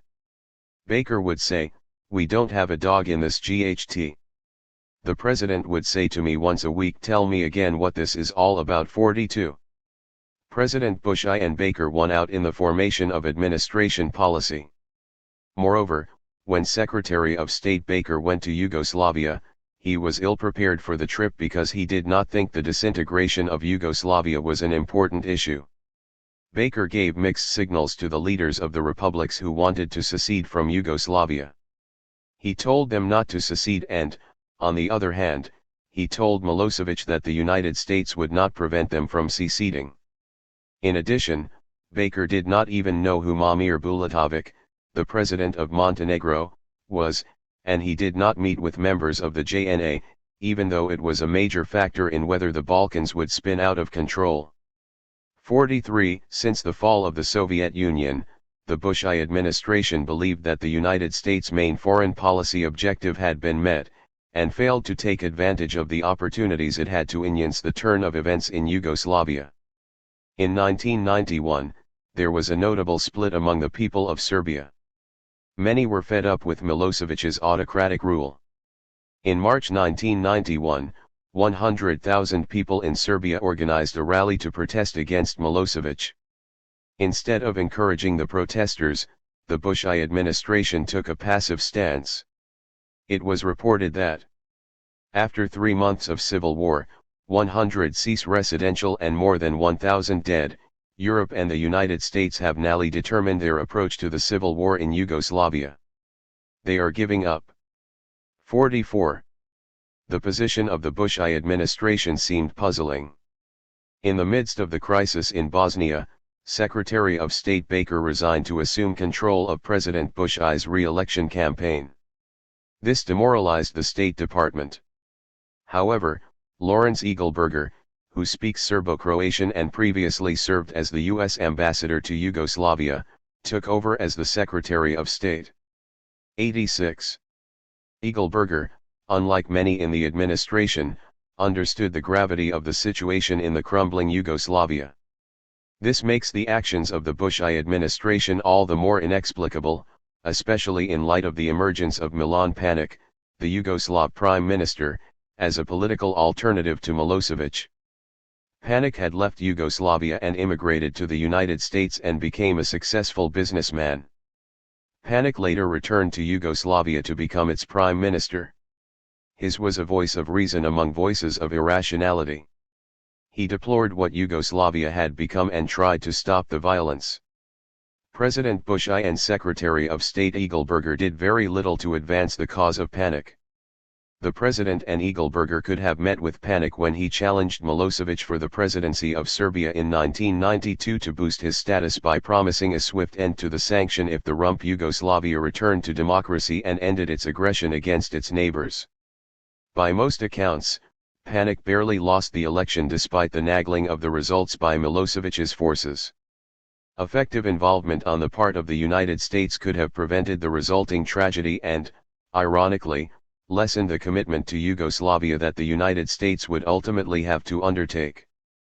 The foreign policy adopted by the Bush I administration bore a striking resemblance to the foreign policy of the Nixon administration, as described by Henry Brandon in The Retreat of American Power. In that book, Brandon describes how President Nixon staged a military withdrawal and set up regional powers to protect the United States' interests in various parts of the world. Since the disintegration of Yugoslavia had occurred in Europe's backyard, Bush considered it to be Europe's problem and wanted Europe to manage it. It was a problem that Europe could not solve because it lacked the clout and resources that only the United States possessed. In President Bush I's New World Order, the United States reigned but did not rule. The various regional lords and barons were left to rule their fiefdoms on behalf of the imperial crown. Apparently, the Bush administration suppressed reports it had received from the U.S. Embassy in Belgrade. 45 So, the United States took a backseat as a human tragedy unfolded.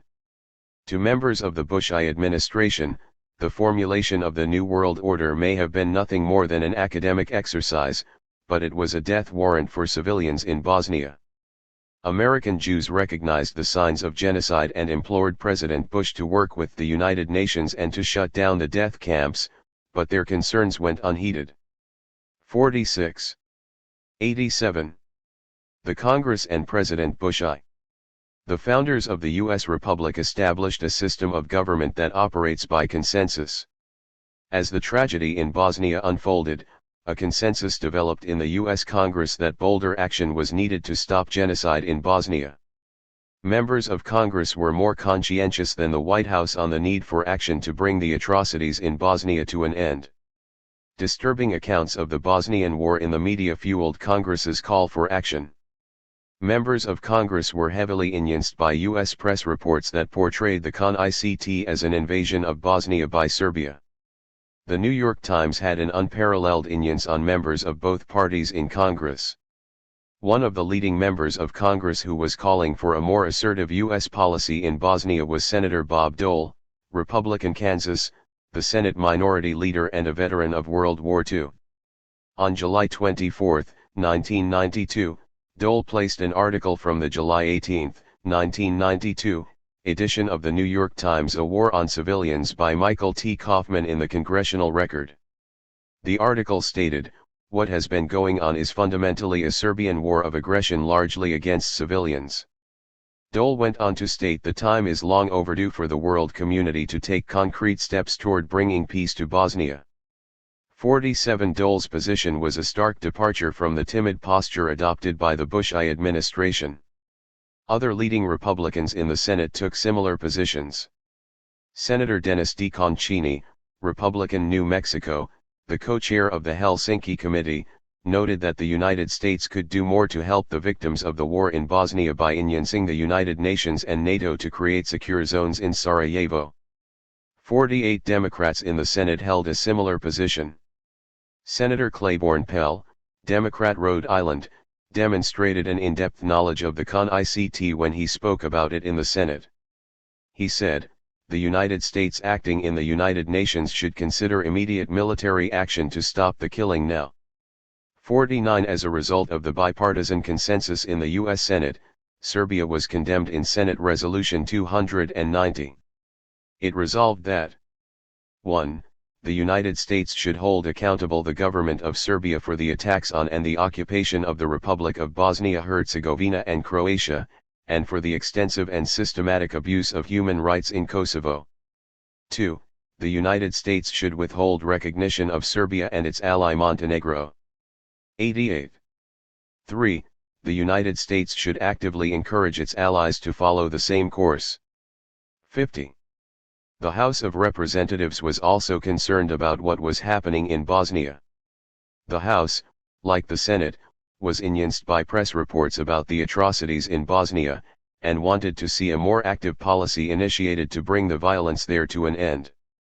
Representative Frank Wolf, Republican Virginia, called the events in Bosnia genocide, recommended the suspension of the Rump Yugoslavia's most favored nation, MFN, trading privileges, and inserted an article from the New York Times into the congressional record that chided President Bush I for not showing the same boldness in Bosnia that he had shown against Iraqi aggression.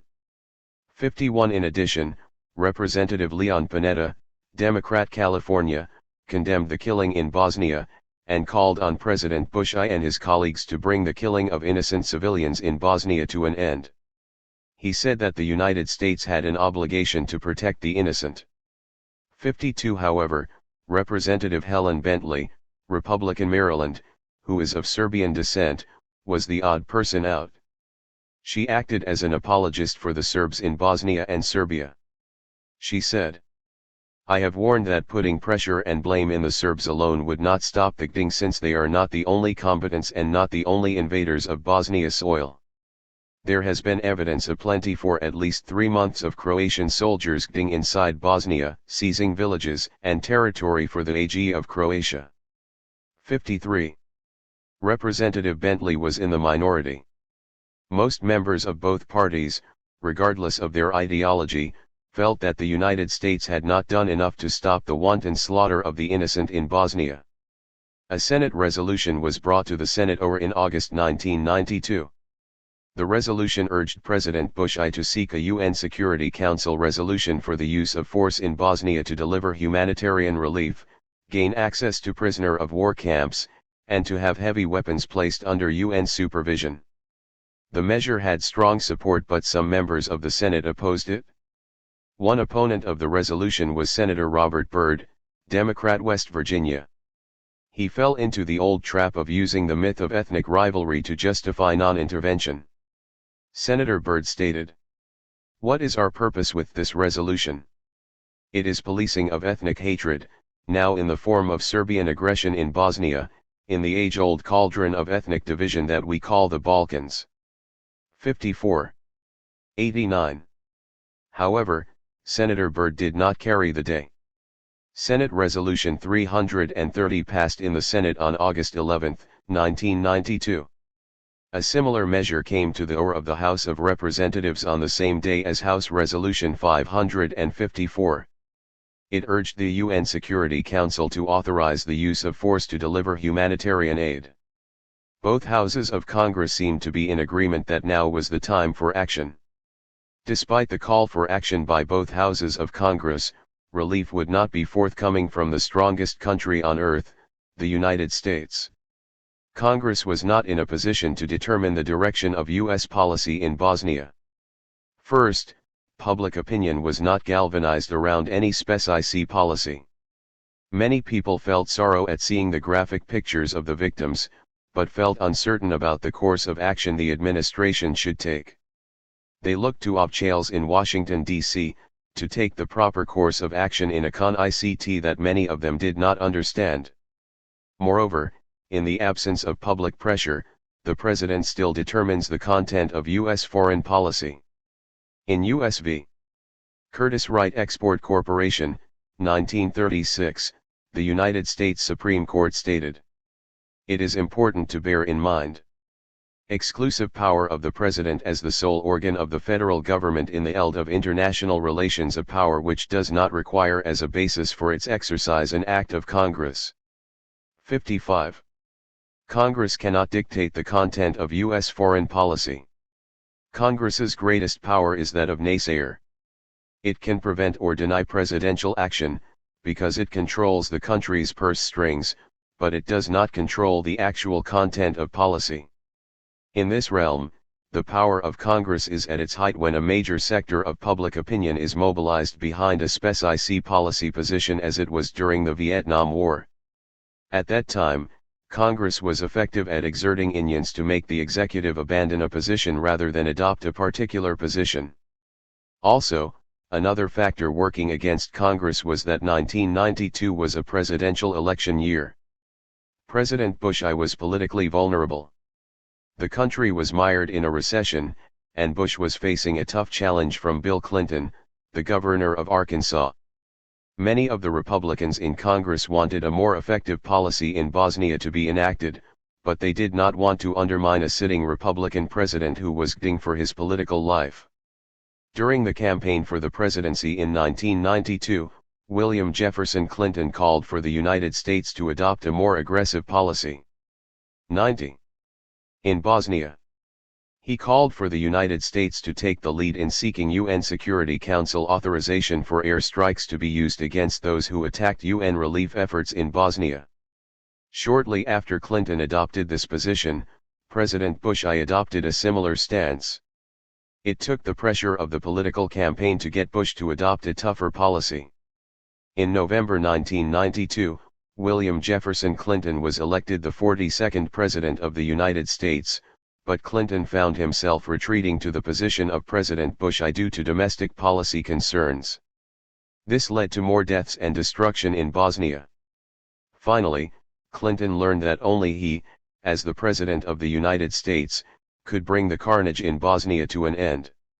In the process, Bill Clinton learned what it meant to be a leader, but unfortunately it was a lesson that he later forgot and that helped to bring forth yet another Balkan tragedy. The Clinton administration. The election of Bill Clinton as the 42nd President of the United States was a sine qua non event in the history of the United States. When John F. Kennedy was elected the 30th President of the United States, he noted in his inaugural address that his election was sine qua non because it symbolized the torch being passed to a new generation of Americans, Generation 8, the RST generation born in the 20th century to take power. It was the generation that had fought World War II and had come of age at the birth of the Cold War. Similarly, Bill Clinton's election had symbolic importance. Clinton was the RST member of the baby boom generation, Generation 9, to be elected the President of the United States. World War II was the main reference point for Generation 8, but the war in Vietnam was the main reference point for Generation 9. To them, it represented everything that was wrong with the government. It symbolized a government that lied to its people to pursue its own ends. And, most importantly, it symbolized the futility of violence, and the dangers of becoming an active participant in a foreign war. The United States was always an optimistic country, but Vietnam changed that. Vietnam changed the United States from a country of optimism into a country of cynics. During the days of John F. Kennedy, Americans believed that they could make the world a better place. After Vietnam, Americans no longer felt connected to the world. The war in Vietnam tore the United States apart and created 91. A credibility gap between the government and its people and between the young and the old. To baby boomers, Vietnam was a mistake that was to be avoided in the future. It is often hard to go against one's own life experiences, but that would be necessary if Bill Clinton was to succeed in Bosnia. President Clinton advocated a policy in Bosnia that became known as lift and strike. It called for the United Nations to lift the arms embargo against Bosnia that had been placed on all of the republics of the former Yugoslavia on September 25, 1991, so the beleaguered Bosnian government could arm itself. It also called for airstrikes against Serb artillery positions. However, Clinton was fearful of Bosnia turning into a quagmire like Vietnam, and was not prepared to act unilaterally. He sent Secretary of State Warren Christopher on a tour of European capitals to convince the United States allies to support this policy. From March-April 1993, Secretary of State Christopher visited 11 European leaders and was met with resistance. Great Britain and France led the resistance. They objected because they had peacekeeping troops on the ground in Bosnia, and believed that lifting the arms embargo against Bosnia would escalate the violence, thereby endangering their troops. Christopher was frustrated. The attempt to form a uni-ed policy with the United States allies embittered Christopher. He began to refer to Bosnia as an irretractable problem from hell. 56 He also said that no vital American interest was at stake in the Balkans. 57 He also referred to ancient ethnic hostilities in the Balkans. Equally disturbing was the change that President Clinton had undergone as well. In On the Edge, Elizabeth Drew wrote that President Clinton had changed his mind about lift and strike before Christopher returned from his European trip, because he had read The Balkan Ghost by Robert Kaplan. Clinton, like many others, came to the false conclusion that the violence in the Balkans stemmed from ancient tribal hatred. As a result, lift and strike was abandoned and the United States took a backseat to European leadership. Another important factor in the retreat of the Clinton administration from Bosnia was the Powell Doctrine. This was the name given to a defense policy enunciated by Pentagon officials, the most notable being General Colin Powell, the chairman of the Joint Chiefs of Staff. It was a legacy of the Vietnam War.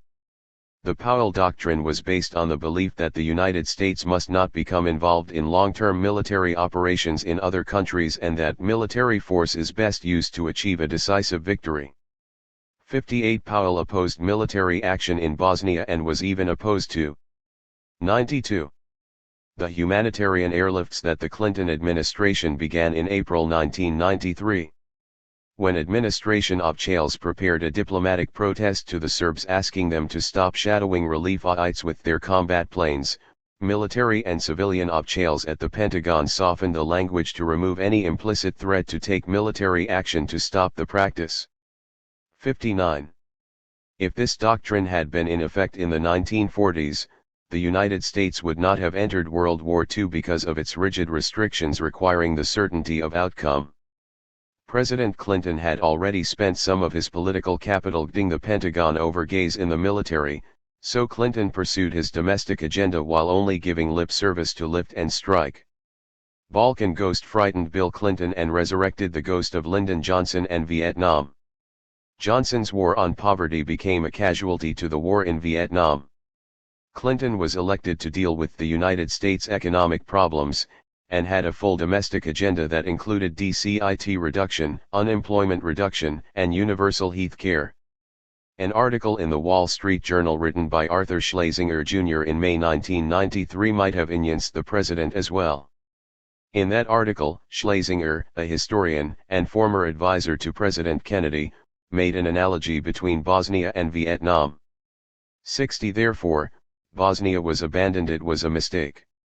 The impact that Balkan Ghost had on the president was apparent from the rhetoric he began to use to describe the CON-ICT in Bosnia.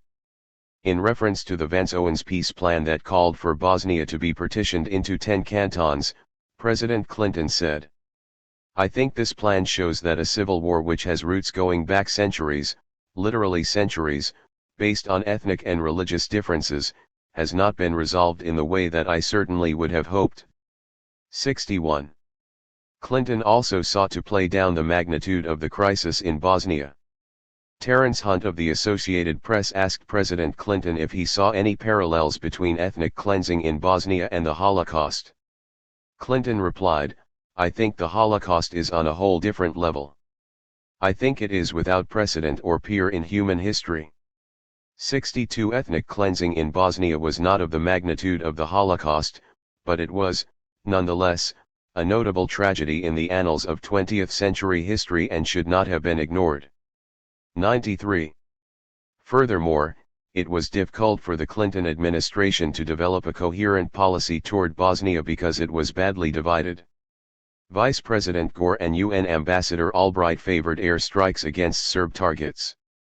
They believed that the United States should resort to unilateral action, if necessary. National Security Advisor Anthony Lake and Secretary of State Christopher believed in a limited lift and strike policy to get humanitarian aid through to civilians.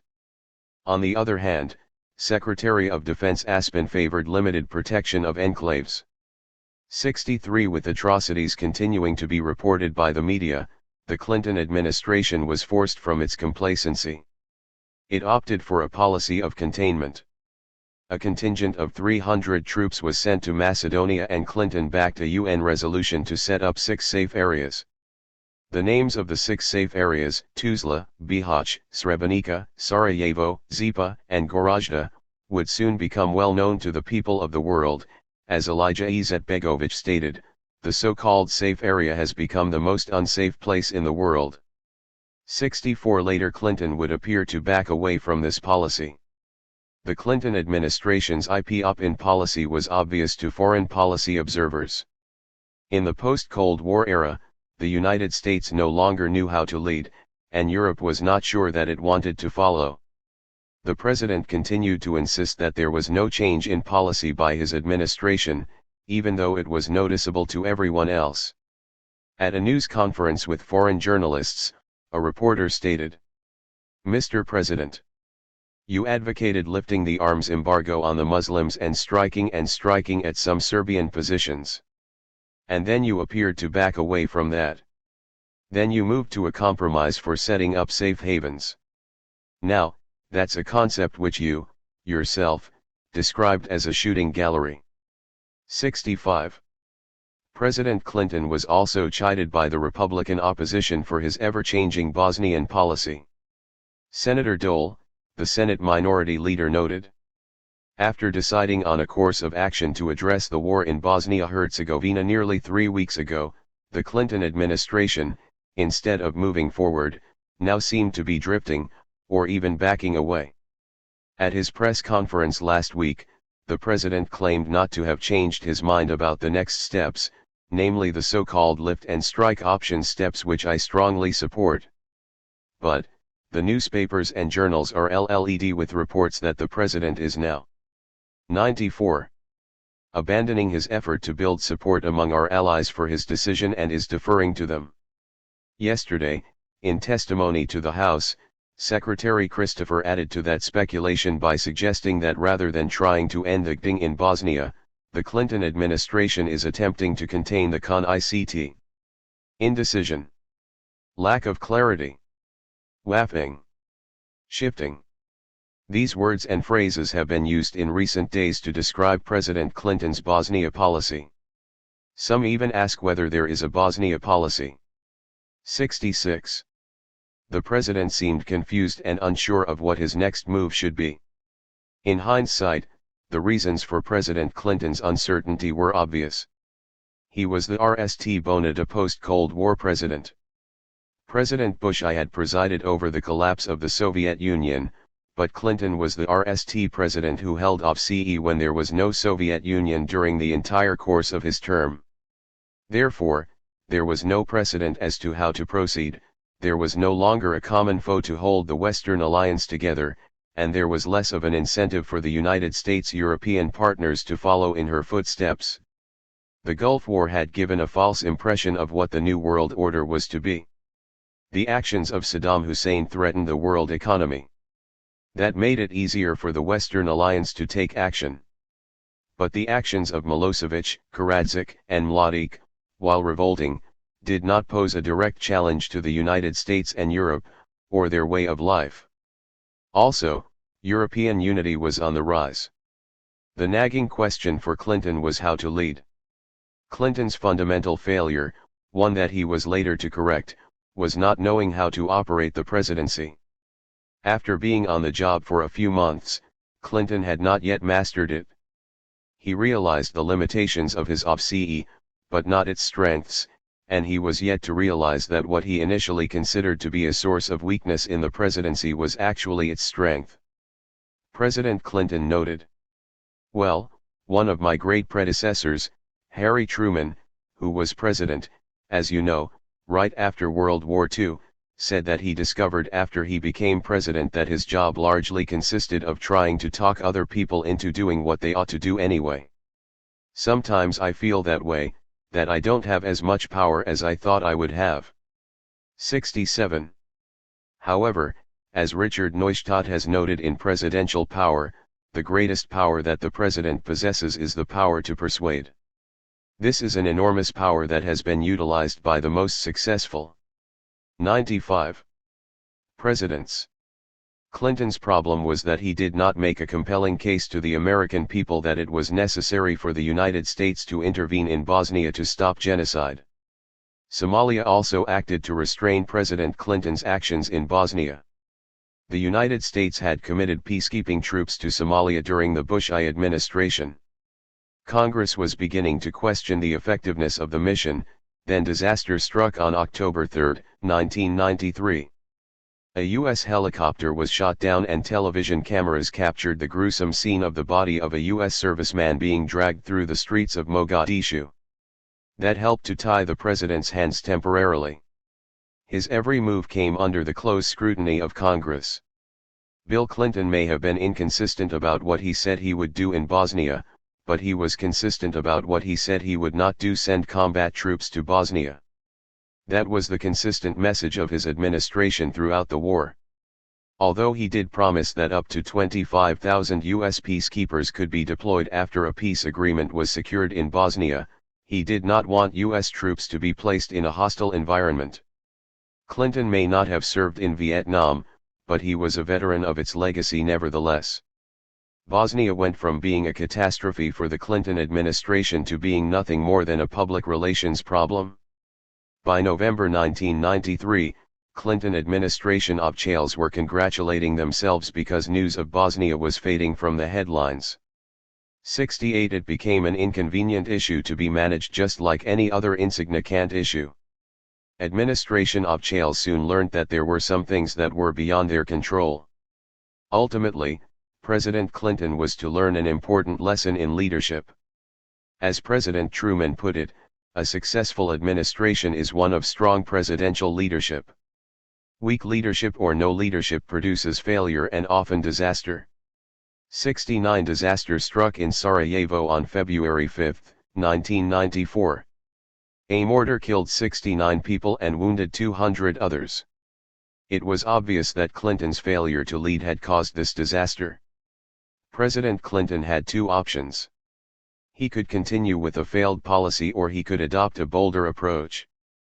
The president opted for the latter. As a result, on March 1, 1994, the Washington Agreement was announced. It set up a framework for a Muslim-Croat federation to be established in Bosnia. It brought the fighting between the two groups to a halt and enabled them to shift their focus to their common enemy, the Serbs. Once Clinton decided to exert strong leadership, the crisis in Bosnia began to come to an end. 96. Clinton was now emboldened. He now sought a way to get around the United States allies who were opposed to lifting the arms embargo on the former Yugoslavia and a Congress that favored lifting the embargo.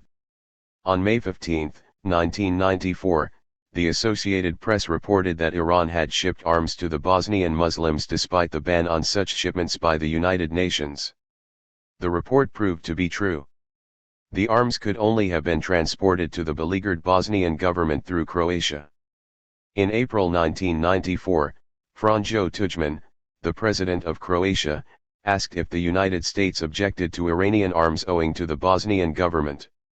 The Clinton administration informed Peter Galbraith, the U.S. ambassador to Croatia, to tell President Tuđman that he had no instructions on the topic.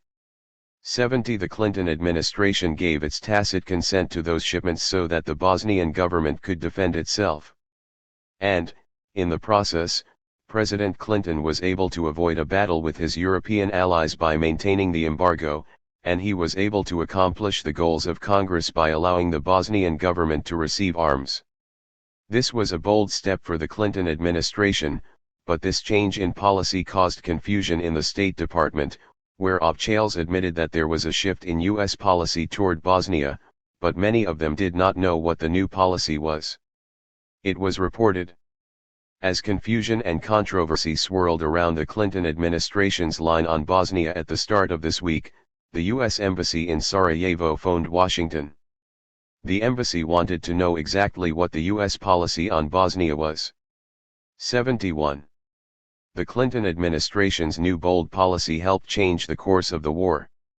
The Croatian army launched an offensive in the Krajina region with the Clinton administration's backing. This offensive, combined with surprising victories by the Bosnian army and the NATO bombing of Bosnian Serb targets, helped bring an end to the war. However, there were limits to the risk that President Clinton was willing to take. He was still haunted by the angst of his generation, and refused to commit combat troops to the conflict in Bosnia for fear it would turn into another Vietnam. Srebrenica will forever stand as a monument to the failure of the United States and the European Union to keep their promises. Genocide is an offense against humanity. The United States and its allies failed to come to the aid of the city which had been designated as a UN safe haven when it was under siege by Ratko Mladic, whose presence in the area was a tip-off to the massacre that would. 97. Follow. After the fall of Srebrenica, 8,000 men and boys were slaughtered. This happened because no one was willing to take action to prevent it. Bill Clinton is an intelligent and talented politician, Yet he did not use his many gifts to explain the situation in Bosnia to the American people to bring genocide to an end. Finally, enough was enough, and Richard Holbrooke, the Assistant Secretary of State for European and Canadian Affairs, came up with an endgame strategy. Under the Dayton Agreement, Bosnia was to be partitioned into two sectors, a Muslim Croat Federation and a Serb sector. The Muslim Croat sector was to consist of 51% of the territory, and the Serb sector was to constitute the other 49%. A federal government was also created. The GDIN came to an end, but Bosnia would never be the same. It is ironic that people in Bosnia from various cultural backgrounds coexisted in peace for many years, but myths about ancient hatreds between them prevented the United States and its allies from intervening. The West hesitated just long enough for genocide to take place. The war in Bosnia showed that the Convention on the Prevention and Punishment of the Crime of Genocide has become a worthless document. There is no place for the weak or the helpless in the New World Order. After all, big sh eat little sh, don't they? This is considered to be in accordance with the laws of nature. The Congress and President Clinton. The consensus in Congress to lift the arms embargo against Bosnia when President Bush I was in office did not disappear when Bill Clinton became the president. It intensified. Congress thought that it had a partner in Bill Clinton with respect to Bosnia, more so than with President Bush I, but to the disappointment and consternation of many in Congress during the early days of his administration, Bill Clinton began to resemble George Bush I with respect to his Bosnia policy. Congress acted as a motivating force that moved Clinton to adopt a bolder policy, though some members of Congress were motivated by partisan purposes. During the 1992 presidential campaign, Bill Clinton spoke out in favor of lift and strike. Senator Joseph Lieberman, Democrat Connecticut, defended his position in the Senate. Senator Lieberman stated, "On Monday, the President's press secretary, Marlin Fitzwater, criticized Gov. Bill Clinton's very sensible, humane, and measured proposal for dealing with the crisis in Bosnia, calling them reckless." Governor Clinton. 98. Simply, and correctly, in my view, called on the President to seek UN authorization of selective air strikes against those who are attacking the international relief effort. He did not call for all-out war. He did not call for the introduction of ground combat forces. He called for U.S. naval forces to participate in an international effort to protect relief supplies. This is a proposal that has been echoed by members of both parties in this chamber, and indeed, may I say, as recently as yesterday by the Secretary of Defense himself. It is not a reckless proposal. In fact, to call Governor Clinton's proposal reckless is itself reckless, because it breaks a bipartisan consensus on how to deal with the tragedy in this region of the world that has formed in this chamber. 72. Initially Clinton was in sync with Congress, until Secretary of State Christopher's failed European trip. After Clinton failed to convince the United States' European allies to lift the arms embargo, problems with Congress began. President Clinton backed away from lift and strike to maintain harmony with European leaders. He argued that the arms embargo should not be lifted unilaterally, because of objections from European countries with peacekeepers on the ground in Bosnia. They believed that their troops would be endangered if the arms embargo was lifted. Congress, on the other hand, felt that it was important to get weapons to the beleaguered Bosnian government for defending itself and its people who faced genocide.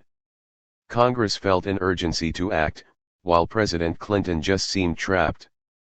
This set in motion a struggle between the President and Congress over Bosnia. Some of the most powerful members of the U.S. Senate were in favor of lifting the arms embargo against Bosnia. Support for this measure cut across party lines. The Senators Dole, Republican Kansas, Pell, Democrat Rhode Island, DeConcini, Republican New Mexico, Lieberman, Democrat Connecticut, Mitchell, Democrat Maine, Bumpers, Democrat Arkansas, and others wanted the embargo lifted. Initially, Senator Dole led a bipartisan effort to lift the embargo. Dole noted, Despite President Clinton's claimed preference for lifting the embargo against Bosnia and Herzegovina, the United States is not lobbying other Security Council members to gain their support for this measure. The administration has decided not to play a leading role in the Security Council, rather it has decided to play follow the leader, and the leaders in this case are the British, French and Russians whose policies, diplomatic initiatives, and involvement in Bosnia and Herzegovina to date have not brought Bosnia any closer to peace than it was 15 months ago when the war started. 73. 99. Many in the Senate felt the same as Dole. This bipartisan group tried to influence the course of the United States policy in Bosnia. On June 10, 1993, the Senators Dole, Biden, Democrat Delaware, DeConcini, Republican New Mexico, D'Amato, Republican New York, and Lieberman, Democrat Connecticut, submitted Senate Resolution 116 to the Committee on Foreign Relations. It stated that the United States would not undermine the sovereignty of Bosnia, or recognize its incorporation into any other state. The measure did not make it to the floor of the Senate, but it served notice to the Clinton administration that the prevailing view in Congress was that a more forceful policy needed to be implemented. This was just a precursor of things to come. The next year, the situation between the President and Congress did not improve. It grew more intense.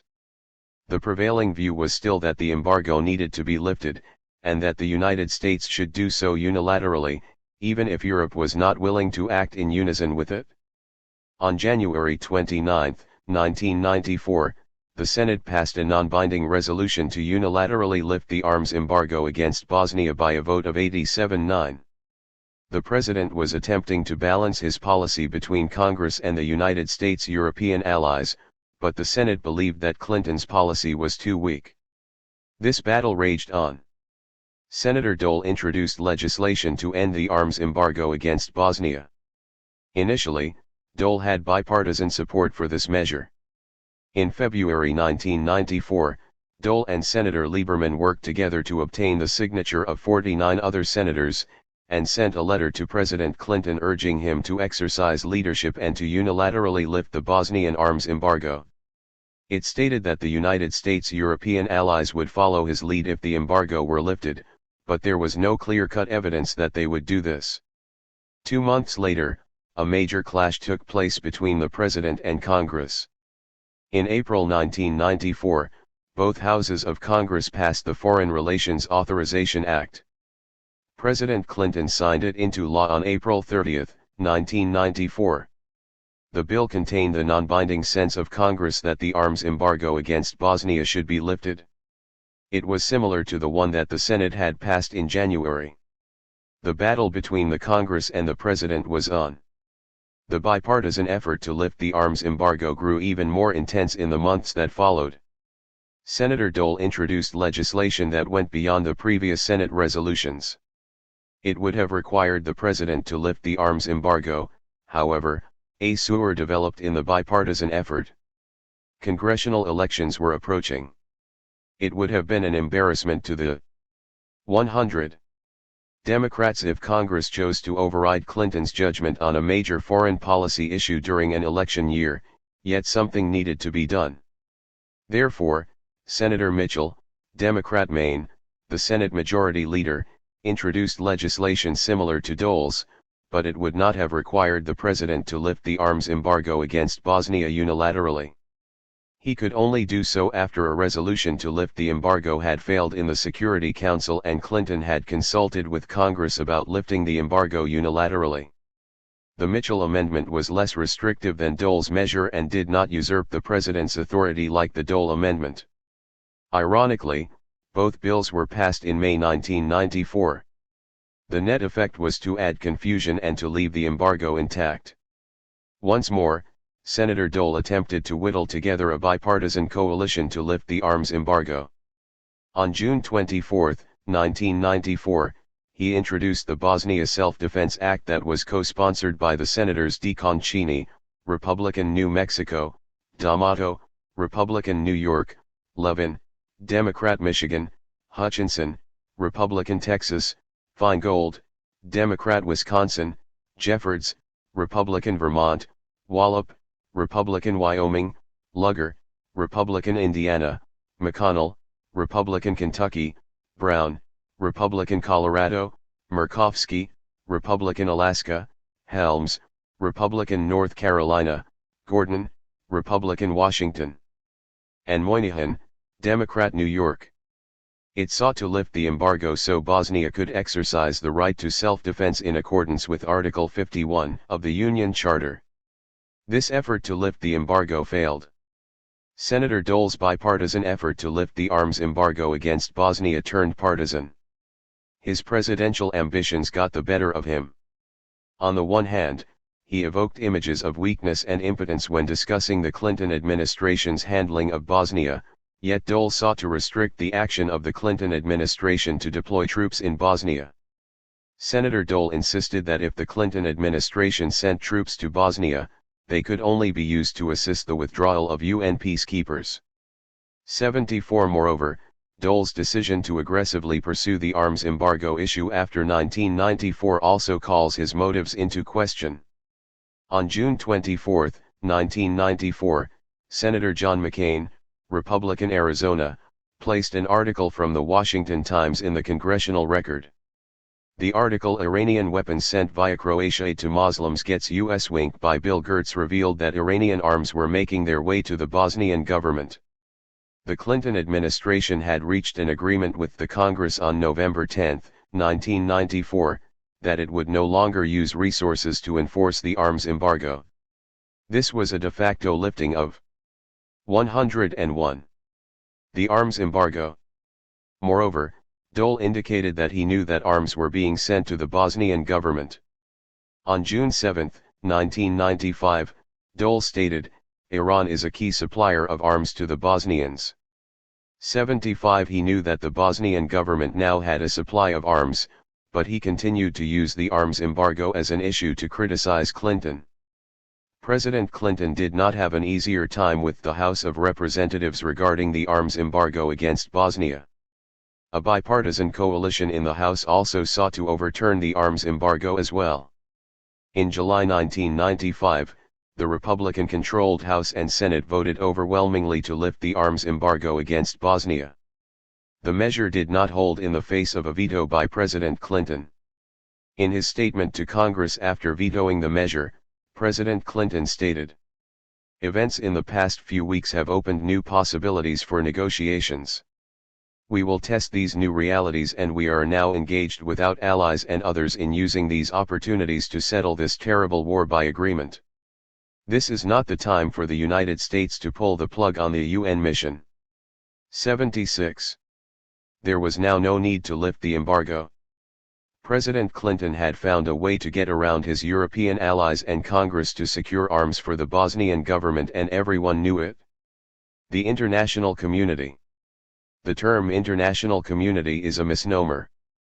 A community implies a close social setting where there are cultural norms and a close association among the members of society. This is true for the United States and its Western European allies, but not for the rest of the world. In fact, the international system resembled more of a community during the Cold War than it does today.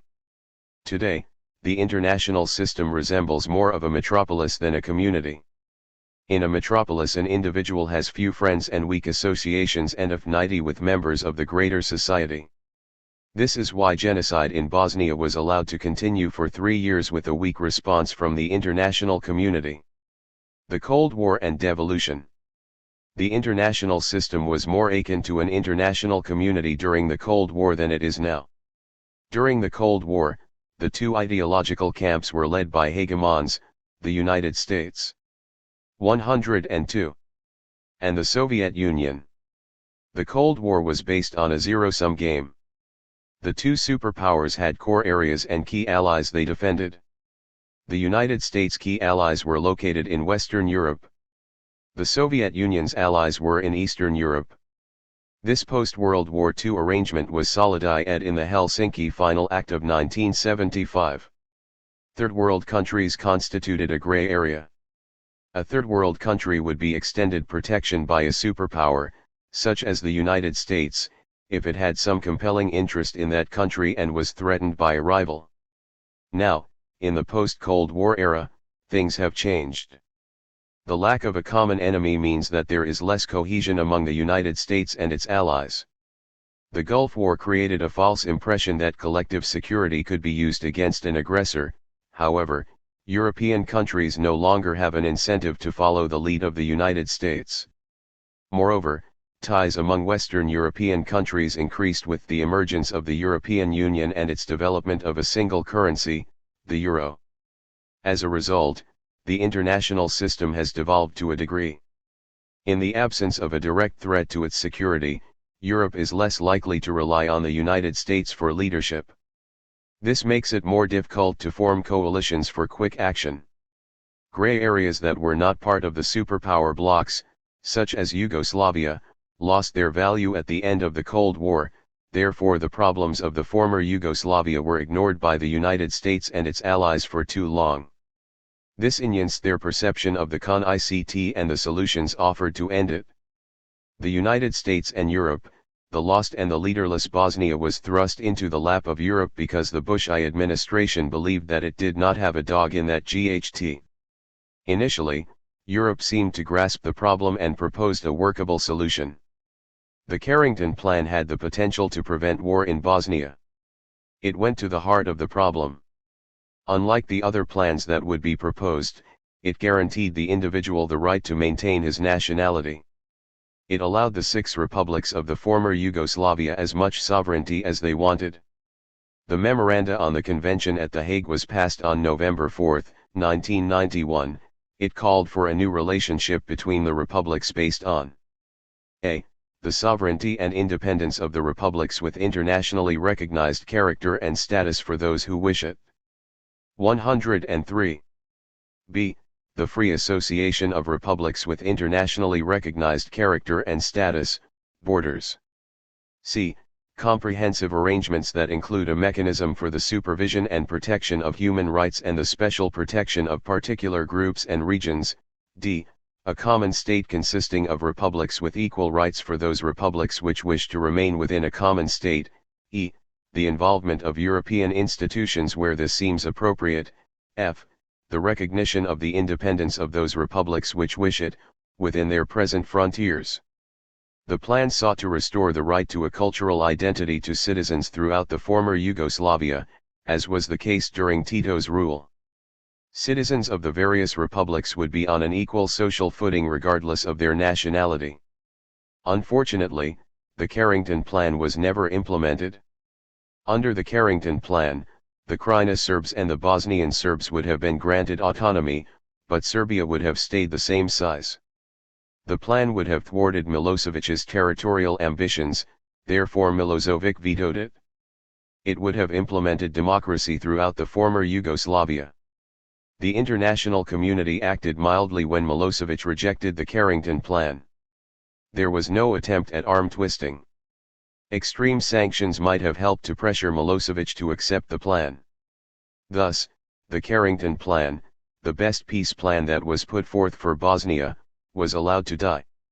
As late as 1993, the Clinton administration was attempting to get the United Nations to enact sanctions to prevent Yugoslavia from importing non-essential food caviar, beer, wine, and microwave popcorn but was rebuffed by the UN Sanctions Committee.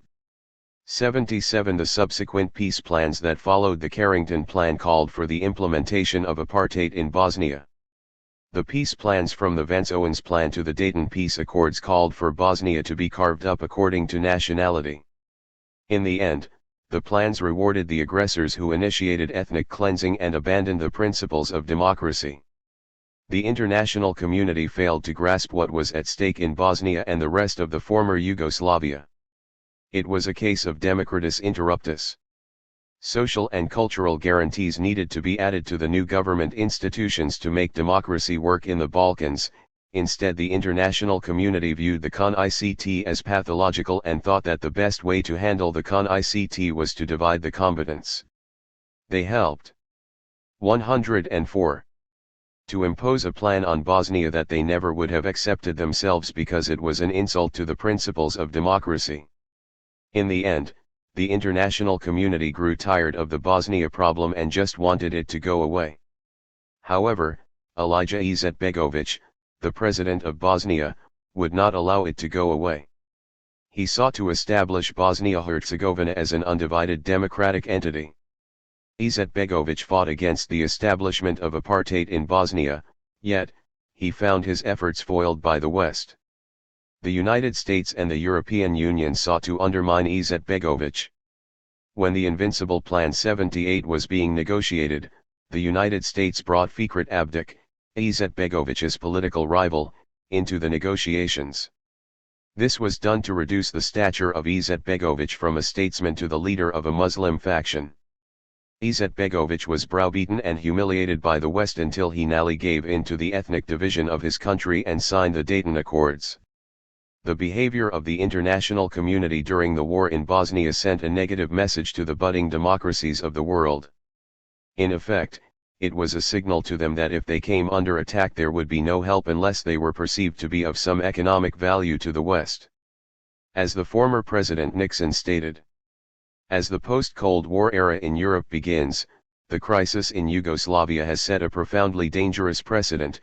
While communism has collapsed around the world, the West has mounted a comically tepid response to attempts by Serbian hardline communists to dismember the democratic government of Croatia. A neutral Western position appeases the aggressors in Serbia and the Serbian-dominated Federal Army. It will give a green light to aggressors worldwide and send a discouraging signal to the world's struggling democrats, not only in the former Soviet Union but even in China. 79. The West often criticizes Muslim countries for their lack of democracy. In Bosnia, Muslims worked in defense of democracy but the West turned its back on them. It is ironic that during the days of the Cold War, the West emphasized Basket 3 of the Helsinki Final Act of 1975. Basket 3 deals with human rights guarantees. The United States and its European allies used to criticize the Soviet Union for violating the human rights embodied in Basket 3, yet, in the face of massive human rights violations in the former Yugoslavia, the United States and Western Europe no longer seemed committed to defending human rights. The 105. Defense of human rights was what was needed to secure the rights of the minorities in the various republics in Yugoslavia. The protection of human rights would have dampened the need for rebellion. There was also a notable pattern of prejudice among the Western European UN workers and peacekeepers. They had an anti-Muslim bias that ultimately worked in favor of the Serbs, who always got the benefit of the doubt. The Muslims never did. General Louis Mackenzie had given credence to the idea that the Bosnian government, as part of a strategy to bring the international community into the war on its side, had taken to bombing its own people. 80. There was no proof to substantiate such an outrageous accusation. Cognitive dissonance was a factor in how the UN workers and peacekeepers perceived events. The Serbs were viewed as rational, and the Bosnian Muslims were viewed as irrational. The Serbs' power garnered respect for them, while the weak position of the Bosnian Muslims reinforced existing biases and disrespect. The anti-Muslim bias hit its lowest point after the fall of Srebrenica in July 1995. Dutch UN peacekeepers helped the Serb victors load Bosnian Muslim civilians onto buses that took them to be executed. 81. Letting the people of Bosnia-Herzegovina die was a value judgment. The West did not view the victims as worthy of the price that would have had to be paid to stop the genocide. They let people die and still tried to maintain their image as the defenders of justice. All could clearly see that the emperor had no clothes. Media coverage. The media played a vital role by informing the world about the events that were unfolding in Bosnia. The media also exerted a strong influence on the U.S. Congress. During debate, members of Congress frequently had newspaper articles about Bosnia placed in the congressional record, as previously noted in this chapter. The problem with the media coverage of the war in Bosnia was how the war was covered. Instead of portraying the war as a GHT to institute democracy and its related principles, the war was portrayed as a tribal concept. This helped to confuse the American public. They played a minimum role in determining the policy the United States adopted in Bosnia. Reports by Roy Gutman of Newsday, The Guardian, and the Associated Press played a vital role by keeping the world informed. 106. About the horrible events that were unfolding in Bosnia. Moreover, newspapers such as the New York Times took a strong stand against the aggression in Bosnia initiated by Slobodan Milosevic. In the early days of the war, an article in the New York Times stated, "It is not too late to send a formal message through diplomatic ultimatums, backed by the threat of armed intervention. Mr. Milosevic recognizes only one language, military force, the rest of the world may soon have to speak of it." 82. The conservative media icon George F. Will also took a strong stance in support of human rights in Bosnia. When defenders of the Bosnian arms embargo, such as Lord Owens, charged that lifting the embargo would only level the killing eld, Will retorted, "Today defenders of the embargo say it economizes violence because lifting it would prolong the thing. This argument is especially unpleasant when used by the British, who today might be obeying German privacy laws if Lend-Lease had not prolonged the thing." 83.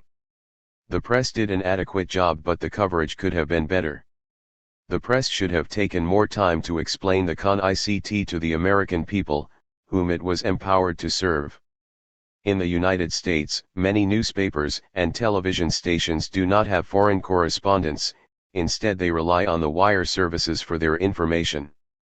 However, the Associated Press often portrayed the war in Bosnia as a tribal CONICT between Muslims and Serbs. The government of Bosnia-Herzegovina was democratic and tried to foster multiculturalism. The government of Bosnia-Herzegovina and its forces were often simply referred to as Muslims. As noted above, after winning the election in Bosnia, Izetbegovic shared power with the other nationalities.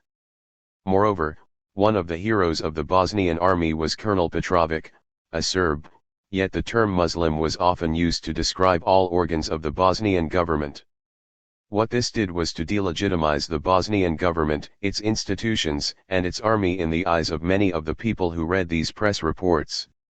A brief survey of Associated Press reports shows repeated references to the Bosnian government and army as Muslims. In 1992 there were 10 such references, and as the war escalated the number of references increased. By 1993 there were 15 such references, and 16 in 1994. As the war began to wind down, there were such references in 1995. The wire services have an enormous impact since many news services around the country depend on them for 107. News from abroad. Such wording can affect one's perception. Thus many Americans viewed the Bosnian War as an ancient tribal CONICT. Hence, it was viewed as pathological and something beyond the control of the United States, and, thus, the American public was not aroused in the midst of genocide. Moreover, there was scant mention of Croats during the Bosnian War. Croatian troops often crossed the border into Bosnia, and Croatia was a major factor in bringing the war to an end, yet war coverage often was centered on Sarajevo, Bosnia's capital. The rural areas of Bosnia suffered more damage and loss of life than Sarajevo, but these events were not always covered. The reports of the war in Bosnia were odd, but they were vital, nevertheless, and proved the importance of a free press. The press was able to document the genocide and the massive crimes against humanity that occurred in Bosnia. Many are still being punished for these crimes today. The U.S. press provided a vital service in Bosnia by serving as the eyes of the world. Conclusion. Reality seldom changes. What was true 70 years ago is still true today. Appeasement does not work. Neville Chamberlain had an excuse: he did not know the consequences of his actions, but we have had 70 years to ponder the consequences of appeasement. Yet, during the war in Bosnia the same mistakes were made with similar consequences. Genocide, the unthinkable, has happened in our lifetime, and we have no one except ourselves to blame. In the end, the mass destruction of human life could have been prevented if the United States had stood up for the principles it claims to adhere to. It failed to live up to these principles because it was haunted by the ghost of a past war, Vietnam. The United States must pick and choose its battles carefully, but it cannot run away from its responsibilities. When faced with genocide, it must act, and act decisively. In many ways, the United States has become a paper tiger. It has lost its way.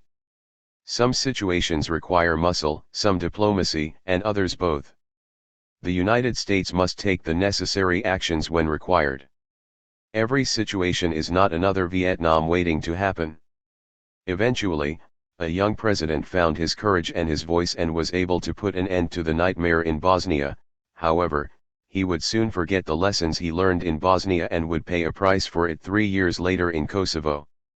108. As the Cold War has faded, regionalism has grown. If a real international community is to emerge, human rights must be defended and international law must be enforced. Otherwise, there will be more shock and horror to come in the future, and we will still not be able to understand why. 4. Chapter 6. History has surely taught us that when you defer the tough decisions, when you let butchers continue and the tyrants and dictators continue, it gets worse. And it has gotten worse with Milosevic. Senator Chuck Hagel, May 3, 1999.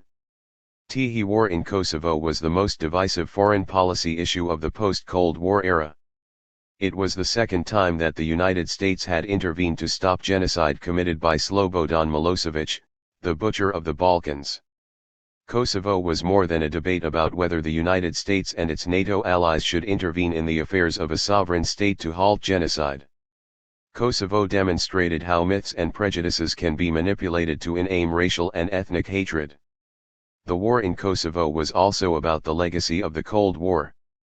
Was the Cold War fought to defend a balance of power, or was it fought in defense of freedom and human rights, the same values that were defended during World War II? The war in Kosovo also determined how U.S. foreign policy would be denied during the post-Cold War era. Some felt that since the Cold War was over, there was no longer a need for extensive U.S. involvement overseas, while others felt that the United States needed to remain involved in international affairs to protect human rights and to help shape the post-Cold War world. The political alignments on this issue often did not correspond to a party affiliation or ideology. 110. The war in Kosovo was notable for its international implications as well. During the war in Bosnia, the Clinton administration had belatedly included European Muslims in international society by defending their human rights. During the war in Kosovo, that decision was up for review by NATO and members of Congress. Many members of Congress wanted to revoke those rights and expunge the Albanians of Kosovo, Kosovars, from the roles of international society. The historical truth about Albanians and Serbs in Kosovo, the story of the Balkans, is not easy to understand or simple to decipher. However, what is apparent is that the entire region is engulfed in myths. Kosovo is often called the cradle of Serbian culture and the Serbian Jerusalem. It is said to be the area where the Patriarchate of the Serbian Orthodox Church originated. The fact that Albanians have become the dominant group in Kosovo is an irritant to many Serbs today because they do not want to see an area that they hold so dear in the hands of a people whom many of them despise, Kosovar Albanians. A specter haunts the Balkans. It is the specter of violence, but that specter is really a phantom. Scholars who have studied various regions of the Balkans, such as Kosovo, note the cooperation, appreciation, and collaboration among the people of that region. They have lived in relative peace with each other for approximately 900 years, unlike the image of the Balkans portrayed by Robert D. Kaplan in his book Balkan Ghost. 1. The animosity between Serbs and Albanians is a relatively recent historical occurrence. The Battle of Kosovo Polje, the Field of Blackbirds, which occurred in 1389, is often cited as the source of animosity between them. According to Serbian folklore, despite the gallant and heroic efforts of the Serbs on the Eld, this battle led to the downfall of the Serbian Empire and their victimization and exploitation by the invading Ottomans, Muslims. The story goes that the Serbs survived this period of humiliation and liberated themselves from Ottoman rule in 1878. Myths are often romantic, seductive, and inaccurate. The truth is often bland and lacks the lure of myths. The myth surrounding Kosovo developed during the late 19th century when nationalism was growing in the Balkans. The Enlightenment challenged the role of religion and sought to empower the individual. This naturally affected how people perceived themselves. As a result, religion was weakened and people began to identify themselves more by language, customs, and a shared history. 111. This led to the growth of nationalism among the Serbs. By the late 19th century, myths that did not reflect the reality about the Battle of Kosovo became part of the political socialization of Serbs. The truth about Kosovo. Kosovo is not the cradle of Serbian culture. The origins of the Serbian Empire and the Serbian Patriarchate can be traced to Rasija, Sandžak, which is northwest of Kosovo. The Serbs settled in the area in the early 7th century and began to expand into outlying areas. By the 1160s, the Serbian Nemanjid dynasty was established. The Serbian Empire extended out from Rasija to Nis, northeast Serbia, Montenegro, northern Albania, Kosovo, and northern Macedonia. The Serbian Orthodox Church was established in 1219 in Rasija, the seat of the Serbian Empire. Hence, the Patriarchate was established in Rasija and not in Kosovo. In the latter part of the 13th century, when the church in Rasija burned down, the Patriarchate moved to Peć in Kosovo. The Serbian Empire reached its heights under the reign of Dušan, 1331–1355. After his reign, the Serbian Empire began to disintegrate. Here we see the in the Serbian myth regarding the Battle of Kosovo. The Serbian Empire had begun to decline prior to the Battle of Kosovo. The Serbs suffered a major defeat at the hands of the Ottoman Empire during the Battle of Marica in Bulgaria on September 26, 1371. This is when the Ottoman invasion of Serbian-held areas began. Moreover, the myths about the Battle of Kosovo lead one to believe that the defeat of the Serbs on the Battle of Kosovo Polje in 1389 led to the destruction of the Serbian state. This is not true. While the Serbs, under the leadership of Prince Lazar, were defeated, the Serbian state continued to exist. Under the leadership of Prince Lazar's son Stefan Lazarević, Serbia became a vassal of the Ottoman Empire. Therefore, Serbia contributed soldiers to the Sultan's army in return for autonomy. The Serbian state continued to exist for another 70 years. In fact, the cultural history of the Serbian people after the Battle of Kosovo was something of a golden age. 2. Serbian literature and art flourished. The defeat of the Serbs at Kosovo Polje neither destroyed Serbian culture nor the Serbian state. The Balkans are often viewed as a cauldron of ethnic hatred. The animosity between Serbs and Albanians in Kosovo is cited as a prime example of hatred among ethnic groups in the region. However, history tells us a different story. What is often forgotten is that Albanians 112 fought on the side of the Serbs during the Battle of Kosovo Polje in 1389. One of the heroes of the Battle of Kosovo, Milos Kobilic, may have been an Albanian. 3. In addition, the Albanians and Serbs of Kosovo were allies during the Ottoman-Habsburg War, 1683–1699, they both fought on the side of the Habsburgs, Austrians, against the Ottomans. They also fought together on the side of the Austrians against the Ottomans in 1737. Religious conflicts in the Balkans are also cited as having deep-seated historical roots. The Ottoman rulers of the Balkans viewed Catholicism with skepticism. Catholics were perceived as the Pope's foreign agents. There was more tolerance for the Orthodox since many of the Orthodox churches were autocephalous, independent, and lay within the borders of the Ottoman Empire. When the relationships between people of different religions in Kosovo are examined, history reveals some conflicts among them, but these conflicts do not have ancient roots. They are of recent origin. There has been a long history of religious tolerance, cooperation, and accommodation in Kosovo. In the parts of the Balkans under Ottoman rule, one could reduce one's tax burden, and sometimes avoid military service, by converting to Islam. Many Albanians and Serbs in Kosovo converted to Islam to lighten their tax burden and to avoid military service in the Janissary Corps. Nevertheless, many of them continued to practice Christianity despite their conversion to Islam. This was the phenomenon known as crypto-Christianity. For outside of their homes, they were Muslims. At home, they continued to practice Christianity and their wives continued to practice Christianity as well. Syncretism became a common practice in Kosovo. Muslims often had their children baptized in Christian churches, and Catholics would often designate Muslims as the godparents of their children. 5 Christians and Muslims also respected each other's houses of worship. The roots of the current conflict between Albanians and Serbs in Kosovo can be traced back to 1878. In 1877 Russia declared war on the Ottoman Empire. Serbia, which had gained autonomy within the Ottoman Empire, took advantage of the situation, teamed up with Montenegro, and invaded Kosovo, which was still under Ottoman rule. This was an opportunity for Serbia to gain its independence and to create a greater Serbia by expanding its borders. These events occurred when nationalism was sweeping the Balkans. The Serbs were able to gain independence, but the Treaty of Berlin, 1878, returned Kosovo to the Ottoman Empire. However, Serbia's attempt to annex Kosovo created animosity between Serbia and the Albanians of Kosovo.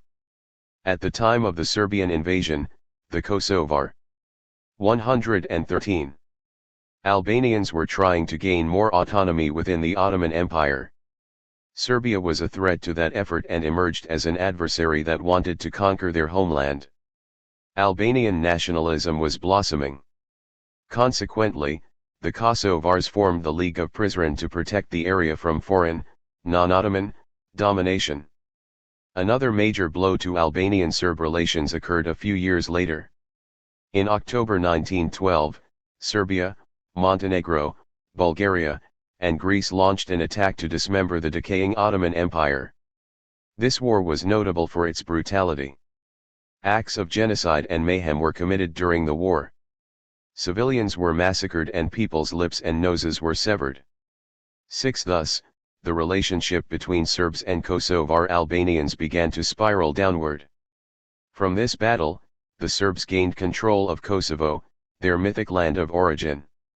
The Kosovar Albanians were denied the opportunity to become part of the autonomous Albanian state that was created in 1912.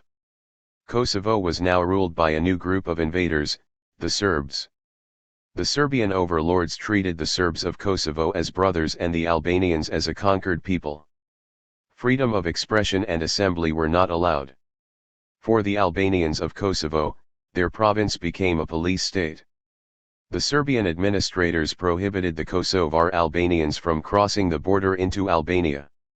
This denied them access to the markets, friends, and family they had prior to the Serbian takeover of Kosovo. During World War I, Serbia fought on the side of the Triple Entente against the Central Powers. Kosovar Albanians were exempt from military service in Serbia's army. Nevertheless, 50,000 Kosovar Albanians enlisted in the Serbian army. 7. When the Austrian and Bulgarian armies invaded Serbia, the Serbian army was forced to retreat through Kosovo. Subsequently, Austria-Hungary and Bulgaria occupied the area. During the occupation, some Albanian Kosovars volunteered for service in the Austrian military. The Kosovars and the Austrians saw the relationship as being mutually beneficial, since they shared a common enemy, the Serbs. The Austrians also allowed the Kosovars to set up local governments and Albanian language schools, something the Serbs had not allowed them to do. If one is to have an occupier, it is better to have a benign one than a harsh one. By November 1918, the tide in the war turned in favor of the Entente, and Serbian troops returned to Kosovo. They proceeded to take revenge on all Albanians, armed or unarmed, civilian or military related. In the areas in and around Pek and Jakova, women and children were massacred, villages destroyed, and lives crushed. 8. 114. The suppression and abuse of Albanians in the 4 Yugoslavias after World War I, Serbia, and hence Kosovo, was incorporated into a new state, the Kingdom of the Serbs, Croats, and Slovenes. There was irony in the creation of this state. The Conference of Versailles was supposed to address the issue of self-determination for the various nationalities in Europe, yet the Kosovar Albanians were denied self-determination. Once more, they were placed under foreign rule, this time in the newly created, Serb-dominated kingdom, instead of being allowed to unite with Albania. The Kingdom of the Serbs, Croats, and Slovenes was not created to fulfill the national aspirations of the people within its borders. It was created to maintain the post-World War I balance of power. It was feared that if the various nationalities of the Balkans were given their own small states, they might fall prey to larger states with territorial ambitions. Italy and Bulgaria laid claims to various parts of this newly created country. 9 various nationalities were wrapped together in many of the Balkan states, and therefore denied self-determination as a means to thwart attacks by larger countries. This was the fate of the Kosovar Albanians. In this new state, renamed the Kingdom of Yugoslavia, the Kingdom of the South Slavs, they once more fell under Serbian domination. Miranda Vickers characterized this period as a time of oppression for the Kosovars by the Serbs. She wrote that, throughout 1918–1941, the Albanians had no specifically guaranteed minority rights and lived under virtual Serb domination. 10 Albanians were not allowed to open schools in their native language, the schools in the area taught students in Serbo-Croat. The Kosovar Albanians were also not allowed to print newspapers in Albanian. However, German, Hungarian, Czech, Turkish, and Russian minorities were allowed to have newspapers in their own language. According to Noel Malcolm, the Opchale Justification for this was that most Albanians were illiterate, and quali-ed teachers could not be found who knew the language. Yet, 70% of the population of Montenegro had been illiterate in 1918, but that had not stopped the development of education and publications there. 11 problems with illiteracy among the Albanians could easily have been dealt with by recruiting school teachers from Albania, which shared a common border with the Kingdom of Yugoslavia. In 1918, the Serbian-dominated Yugoslav government also began to send Serbian settlers into Kosovo to colonize it. Kosovo had become overwhelmingly Albanian. As a means to take back Kosovo, 115, which was now wrongly viewed as the cradle of Serb civilization, the government sent Serbian settlers into the area to alter the demographic balance. This increased tensions and created social unrest between Albanians and Serbs. Kosovar Albanians felt that they were not full-fledged citizens of Yugoslavia. During World War II, Yugoslavia was attacked and occupied by the Nazis. Many Albanians saw this as an opportunity to strike back at their Serbian oppressors. Some Kosovars took advantage of the situation and attacked their Serbian neighbors, and some also volunteered to GHT for the Nazis. Other Kosovars took advantage of this period to organize politically in the hope of gaining independence in the future. The Second Yugoslavia 1945–1980. The second phase in Yugoslavia's history occurred under the leadership of Josip Broz Tito, the leader of the partisan movement. The partisans were communists who had liberated Yugoslavia from the Nazis. However, the partisans failed to attract a following among Kosovar Albanians. They viewed it as a Slavic organization. In fact, the partisans crushed the Kosovars' resistance in Kosovo. During this phase of Kosovo's incorporation into Yugoslavia, the Kosovars saw their fortunes rise to near equality with the other national groups in Yugoslavia. Initially, the Kosovar Albanians did not see their fortunes improve in Tito's Yugoslavia, despite the various provisions of the 1946 Constitution of Yugoslavia that guaranteed equality to all citizens. For example, Chapter I of Article 1 stated, "The Federal People's Republic of Yugoslavia is a federal people's state republic in form, a community of peoples equal in rights who, on the basis of the right of self-determination, including the right of separation, have expressed their will to live together in a federative state." 12. Chapter I of Article 2 stated, The Federal People's Republic of Yugoslavia is composed of the People's Republic of Serbia, the People's Republic of Croatia, the People's Republic of Slovenia, the People's Republic of Bosnia and Herzegovina, the People's Republic of Macedonia and the People's Republic of Montenegro. The People's Republic of Serbia includes the autonomous province of Vojvodina and the autonomous Kosovo-Metohijin region. 13. 116. The Kosovar Albanians were newly granted social and political equality, self-government, equality before the law regardless of race and creed, and freedom of religion. They had been denied these rights by the Kingdom of Yugoslavia. As noted above, Kosovo and Vojvodina were recognized as part of Serbia but were granted self-government. However, the constitution made a distinction between the two areas. Chapter I of Article 2 stated that Vojvodina was an autonomous province while Kosovo was an autonomous region. The differences between the two can be found by examining Chapter 11 and Chapter 12 of the 1946 Constitution of Yugoslavia. Article 105 of Chapter 11 states, "The highest organ of state authority of the autonomous province is the People's Assembly of the autonomous province." On the other hand, Article 106 of Chapter 11 states, "The highest organ of the state authority of an autonomous region is the Regional People's Committee." A more extensive reading of the Constitution helps to further clarify matters. Chapter 12 makes a distinction between a People's Assembly that governs an autonomous province and a People's Committee that governs in an autonomous region. Article 107 of Chapter 12 stated that People's Committees are the organs of localities, villages and small towns, town wards, towns, departments, and regions. In other words, a People's Assembly was a legislature that governed an entire province, while a People's Committee was a local organ of government and only governed part of a province. In addition, it has been pointed out that as an autonomous province, Vojvodina also had a Supreme Court while Kosovo did not. 14. Despite the legal equality granted to the Kosovar Albanians, they were treated like criminals for two reasons. First, the Kosovars collaborated with the Nazis during World War II. Second, hostility developed between Yugoslavia and Albania as a result of Tito's break with Moscow and subsequent expulsion from the Communist Information Bureau, Cominform. 15. Enver Hoxha, the communist leader of Albania, broke his close friendship with Tito and joined Moscow's allies in provoking border clashes with Yugoslavia. Tito viewed the Kosovars as potential supporters of Albania.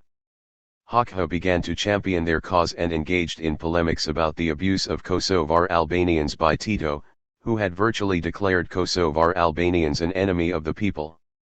Their homes were raided for weapons and searched for Cominformist, Hoxha supporters. Restrictions were also placed on the practice of Islam, the religion of most Kosovar Albanians. Muslims were no longer allowed to teach their children in mosques.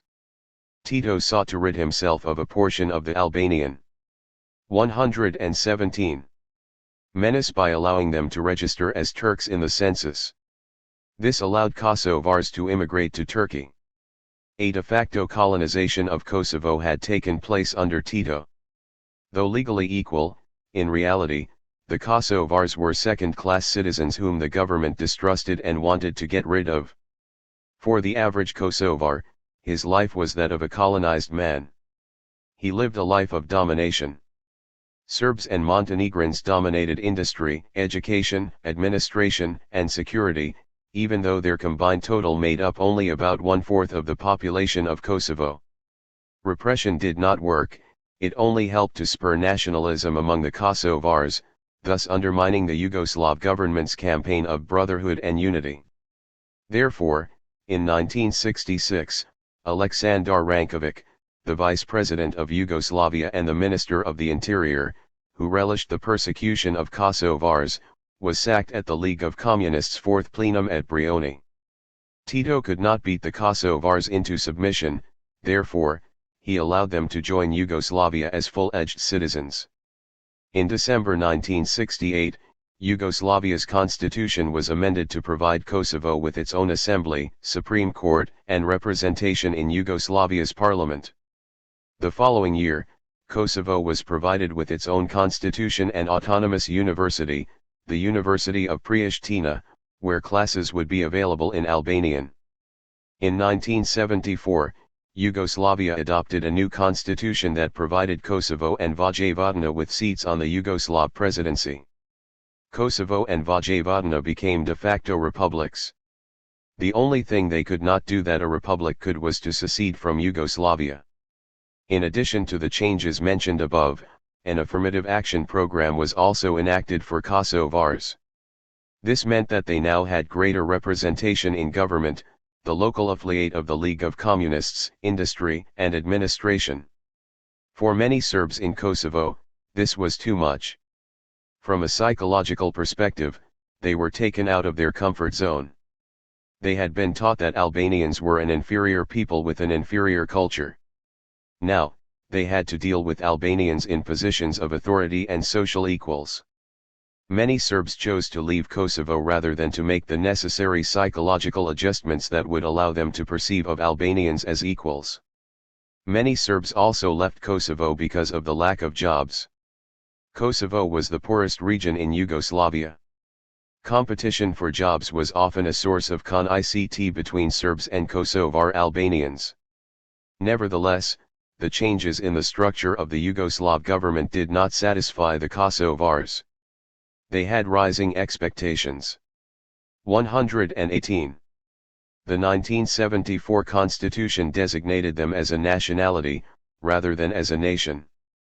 While the Kosovars had a de facto republic, they did not have a legal republic with the right to secede like the other republics. This distinction was subtle but important.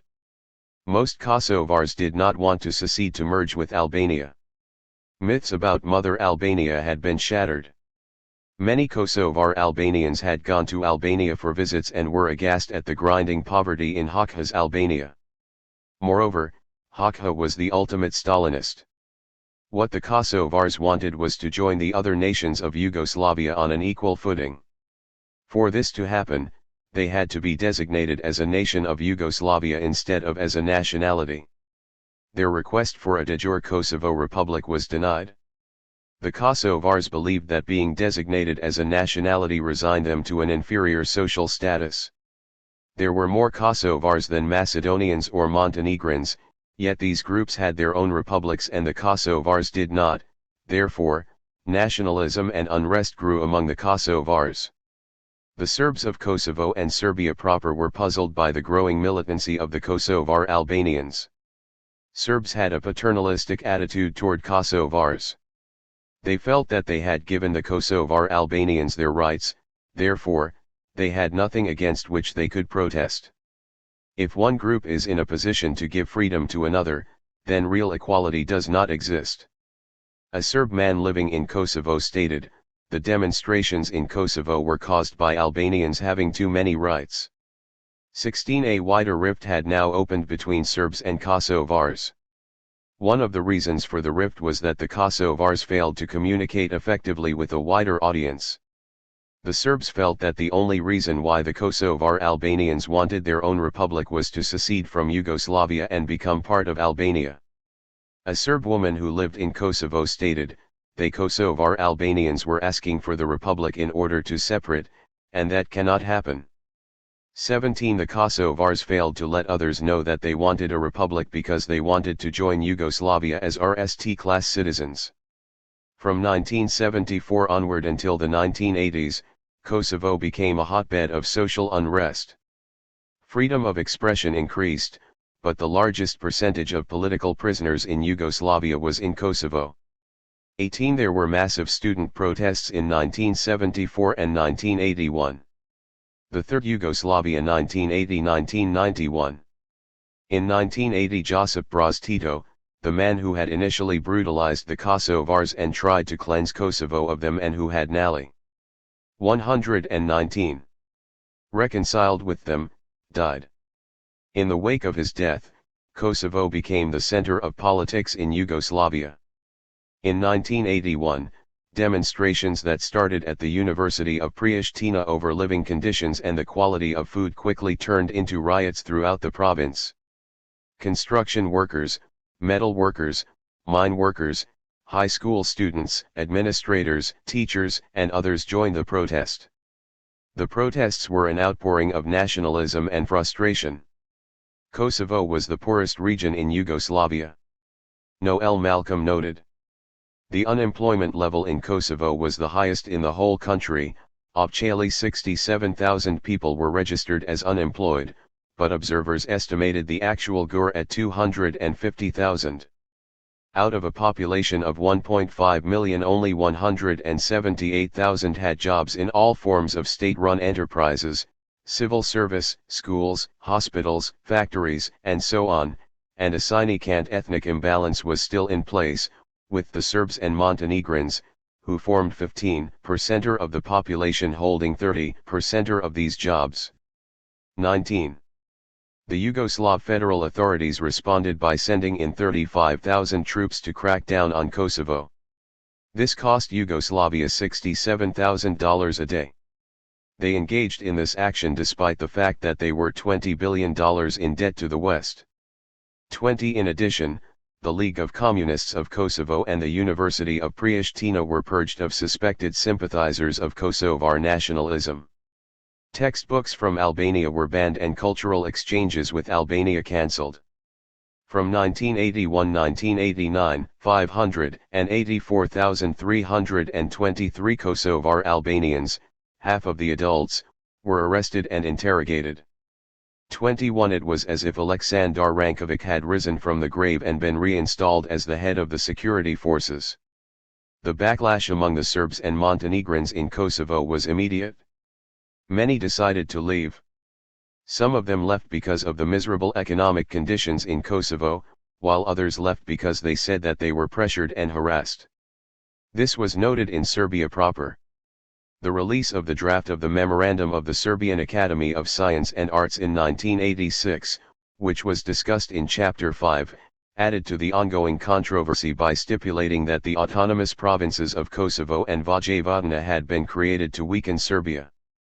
Kosovo was now at the heart of politics in Serbia. The door was now open for the situation to be exploited by politicians. 120.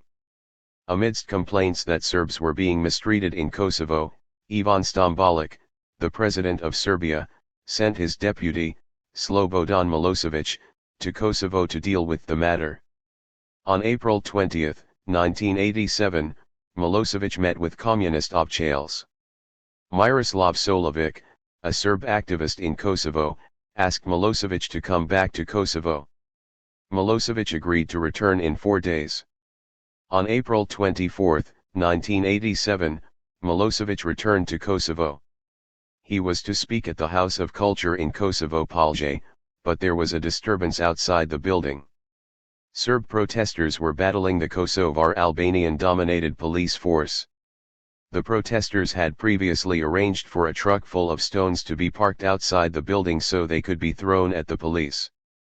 22. Milosevic stepped outside the building and stepped into Serbian folklore when he told the crowd, "No one should dare to beat you." Those words were captured on video and shown repeatedly on television in Belgrade.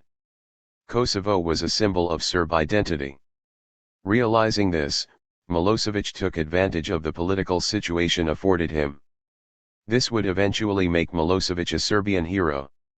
Inside the House of Culture, Milosevic told the crowd, "You should stay here. This is your house. Your meadows and gardens. Your memories.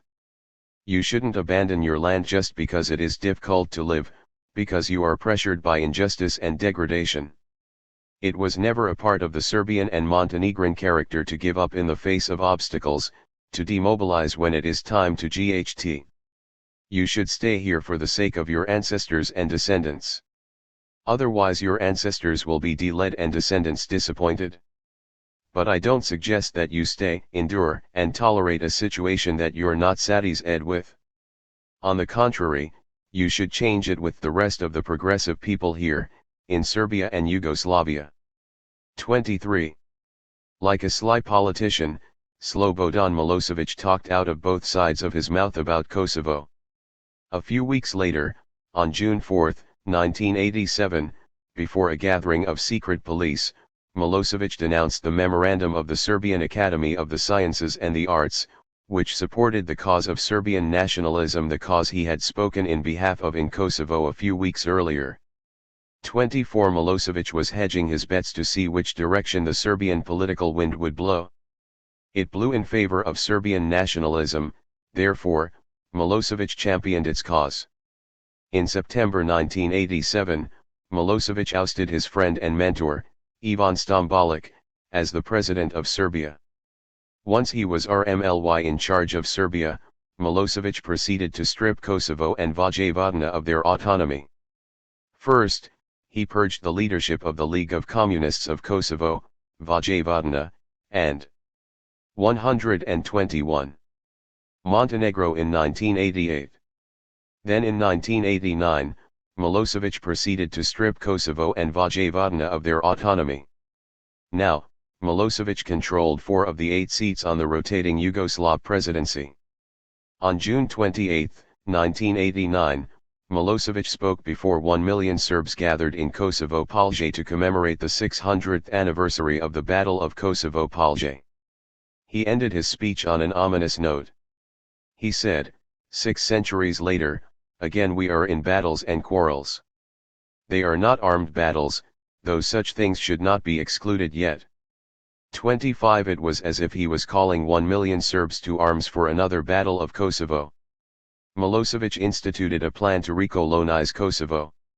In 1990 measures were enacted that nullified the sale of property to Albanians by departing Serbs.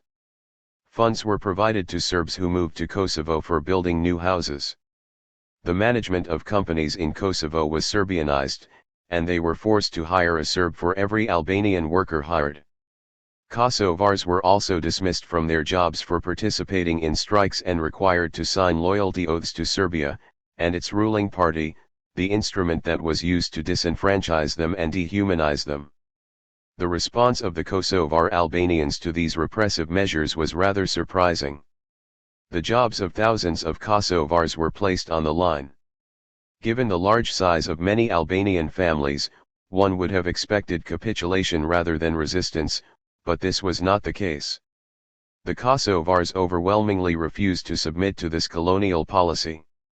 On July 2, 1990, the Kosovo Assembly voted to make Kosovo an independent republic within Yugoslavia, therefore, they acted to delegitimize Serbian authority by ignoring it and forming their own parallel society. Taxes and contributions from abroad were collected that allowed the Kosovars to set up their own schools and health and social services. The Kosovars also set up their own parallel political institutions. In 1991 the Kosovars held a referendum, and they voted for Kosovo to become a sovereign republic. The Democratic League of Kosovo, LDK, became the dominant party among the Kosovars. Dr. Ibrahim Rugova, the head of LDK, was elected the president of Kosovo in 1992, an assembly was elected, and a shadow government was formed. Rugova was a professor of Albanian literature. He was also a pacist. Serbs and other groups in Yugoslavia often stereotyped Albanians as violent and as rapists, yet the Kosovar Albanians chose the path of nonviolent resistance. Overwhelmingly Muslim, the Kosovars were also aware of the portrayal of Muslims in Western societies as terrorists, therefore, they contemplated converting to Catholicism, the religion of their ancestors, en masse. 26. 122. The events leading to the breakup of Yugoslavia were discussed in Chapter 5. Kosovo played a crucial role in Yugoslavia's breakup. The events that transpired in Kosovo served as a warning to various republics of Yugoslavia that they would be subject to domination by Milosevic and to Serbian chauvinism if they remained a part of Yugoslavia. The Fourth Yugoslavia 1991-2006. The Fourth Yugoslavia was all that remained of Yugoslavia, Serbia, and Montenegro, the rump Yugoslavia, through 4 Balkan wars, Slovenia, Croatia, Bosnia, and eventually Kosovo. It was during this period, when global attention began to focus on the war in Bosnia, that a new word was added to the international vernacular, ethnic cleansing. It would later be used with respect to the oncoming war in Kosovo as well. Ethnic cleansing is a form of genocide that is denied by the Convention on the Prevention and Punishment for the Crime of Genocide as the forced removal of a group from a community.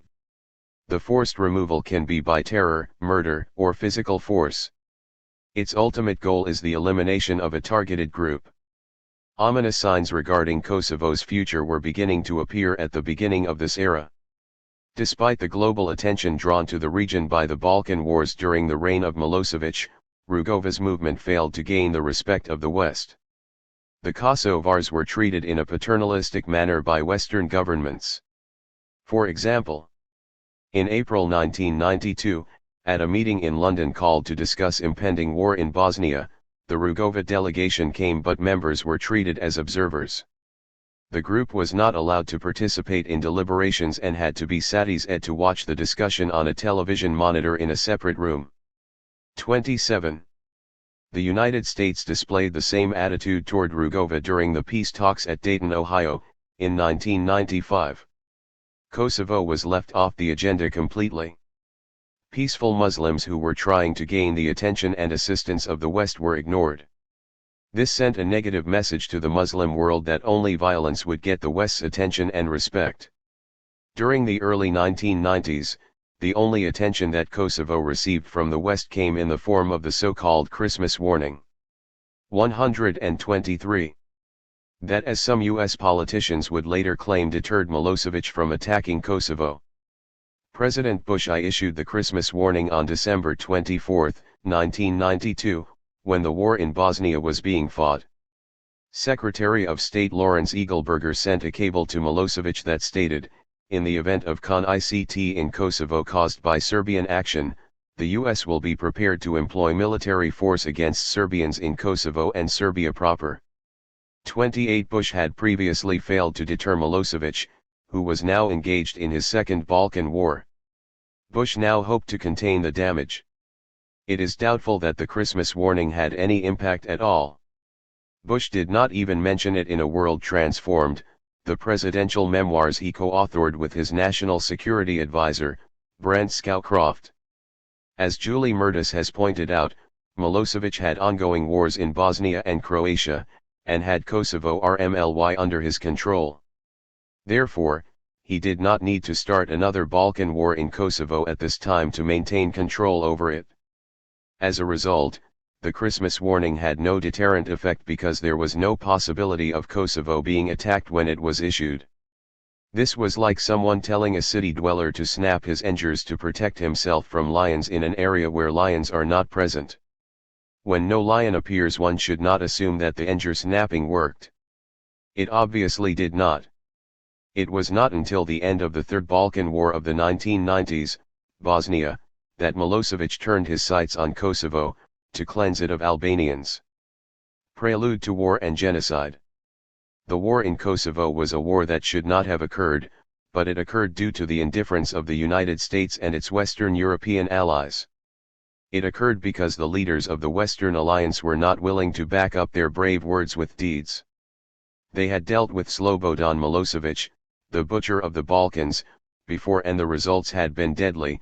Now they found themselves facing the same situation they had faced in Bosnia. If the United States and its European allies had been willing to take quick and decisive action, the war in Kosovo would not have happened. Milosevic had always probed to see how far he could go, and had always backed down when he was met with resistance. Words must be matched by deeds, otherwise, one's credibility is lost. Initially, the United States and its allies were not willing to make a commitment to deter an attack against Kosovo, but once the West made a commitment to Kosovo, Milosevic was nearly convinced that he could not succeed. But, by then, Kosovo was 124. Desecrated and its people devastated. Genocide ended, but the actions of the West raised more questions than it answered.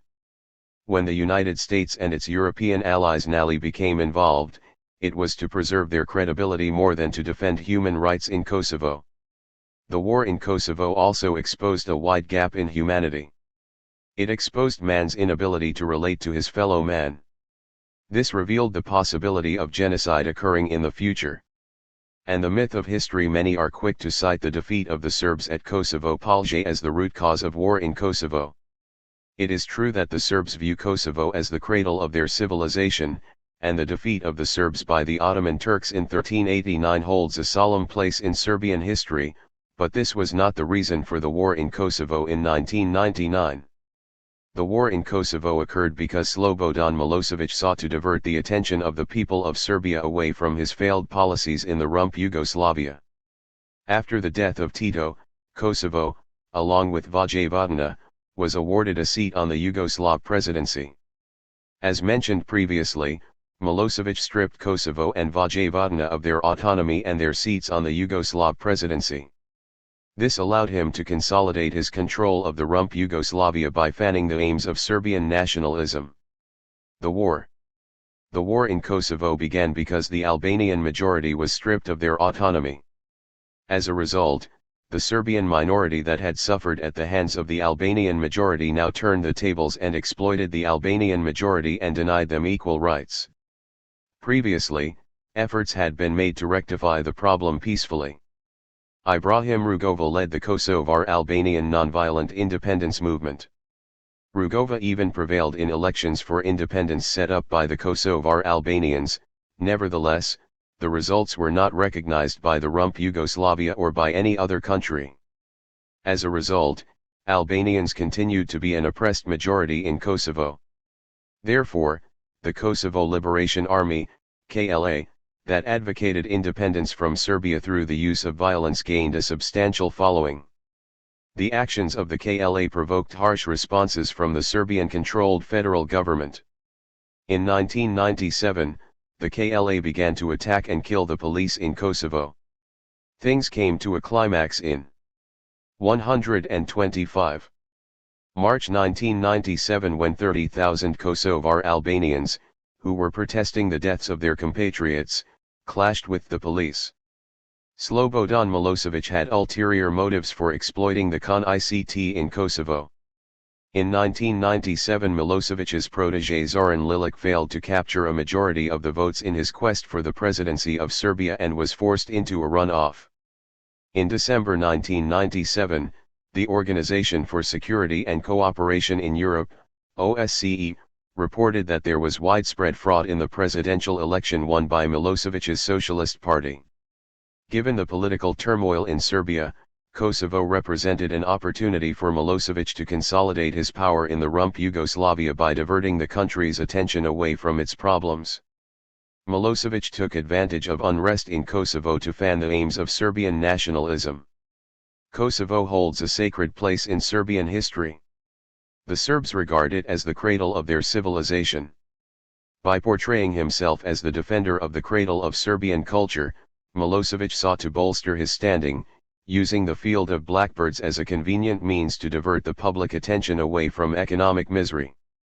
Milosevic sought to escalate the crisis in Kosovo rather than to resolve it. In July 1998, 25,000 Albanian Kosovars ed the city of Orahovac as Gding erupted between the Serbs and the KLA. As the violence escalated, it became obvious to Milosevic that his policy was paying dividends. He could consolidate his support in the rump Yugoslavia by exploiting the situation in Kosovo, and did not have to worry about direct intervention from the West. After all, the West had stalled and resisted direct intervention in the war in Bosnia. They were initially content to sit and watch as events unfolded. By October 1998, Milosevic agreed to a ceasefire in Kosovo. By this time, NATO was threatening to use airstrikes. This tactic was typical of Milosevic.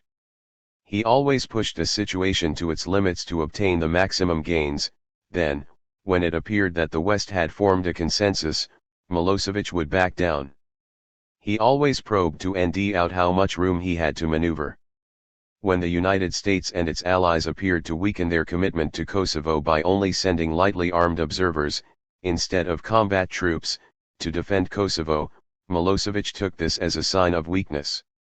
As a result, Milosevic ended the ceasefire in Kosovo in November 1998.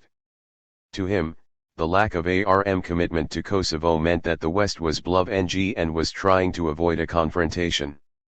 This was reinforced by the constant message coming from the United States that ground troops would not be deployed in Kosovo.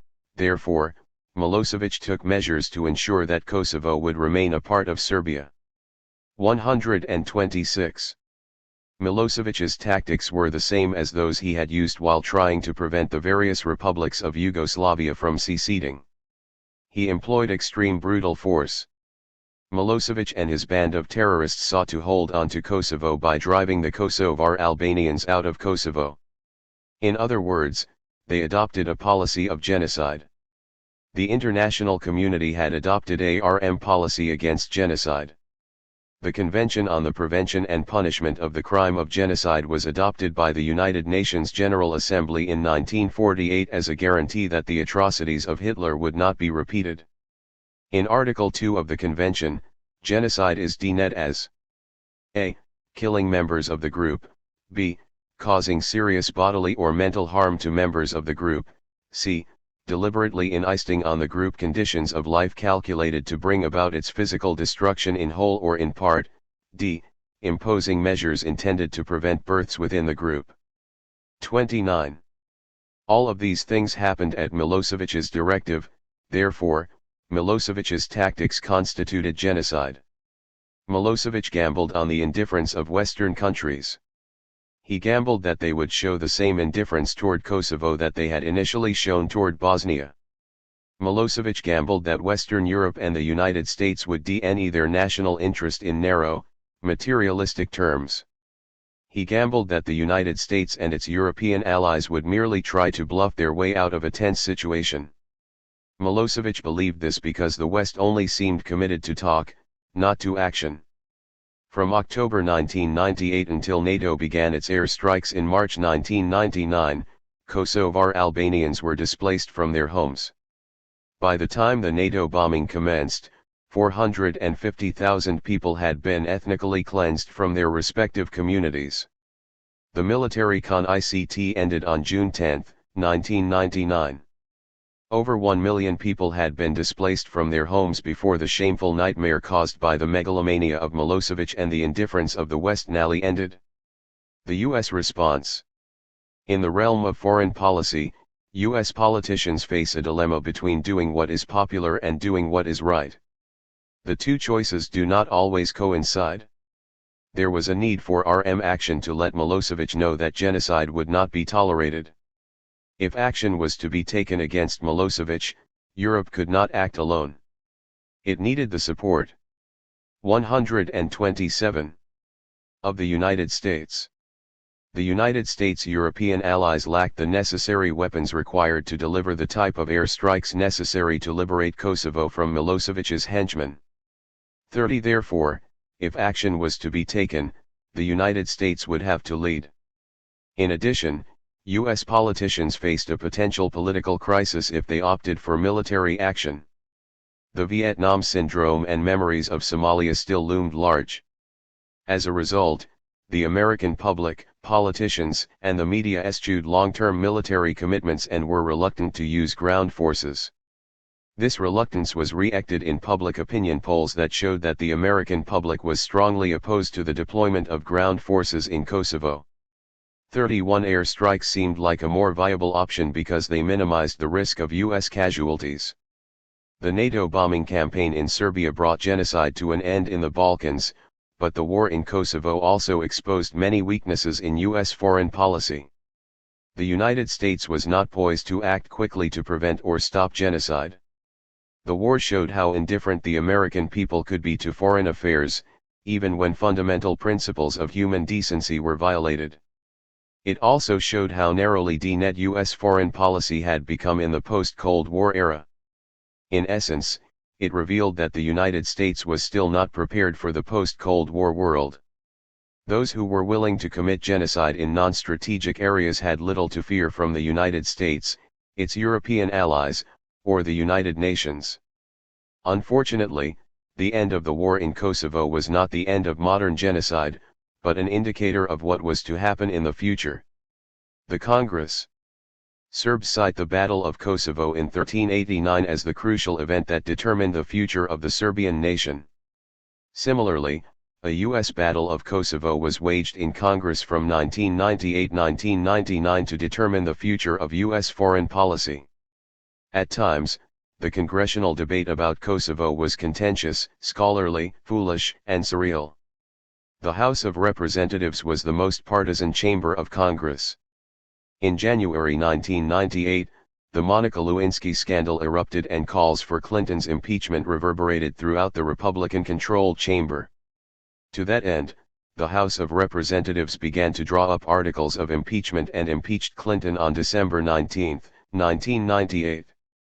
It was against this political backdrop that the political situation in Kosovo began to escalate. 128. It was apparent that it would not be easy for Bill Clinton to gain support for his foreign policy from the Republicans in the House who were trying to remove him from office.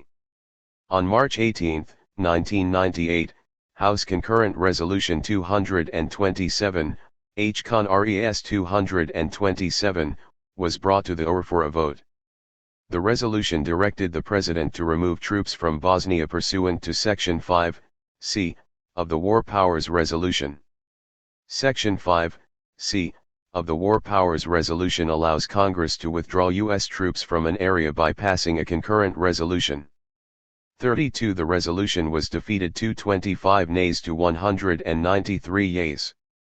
Just as the situation in the Balkans was escalating, some members of the House wanted to withdraw from the region. This showed that the United States' commitment to the Balkans was weakening. This probably strengthened Milosevic's resolve to GHT the KLA, because it appeared that the United States would soon be leaving the region, therefore, the Kosovars would be at his mercy. In a similar vein, an attempt was being made in the U.S. Senate to withdraw U.S. troops from Bosnia.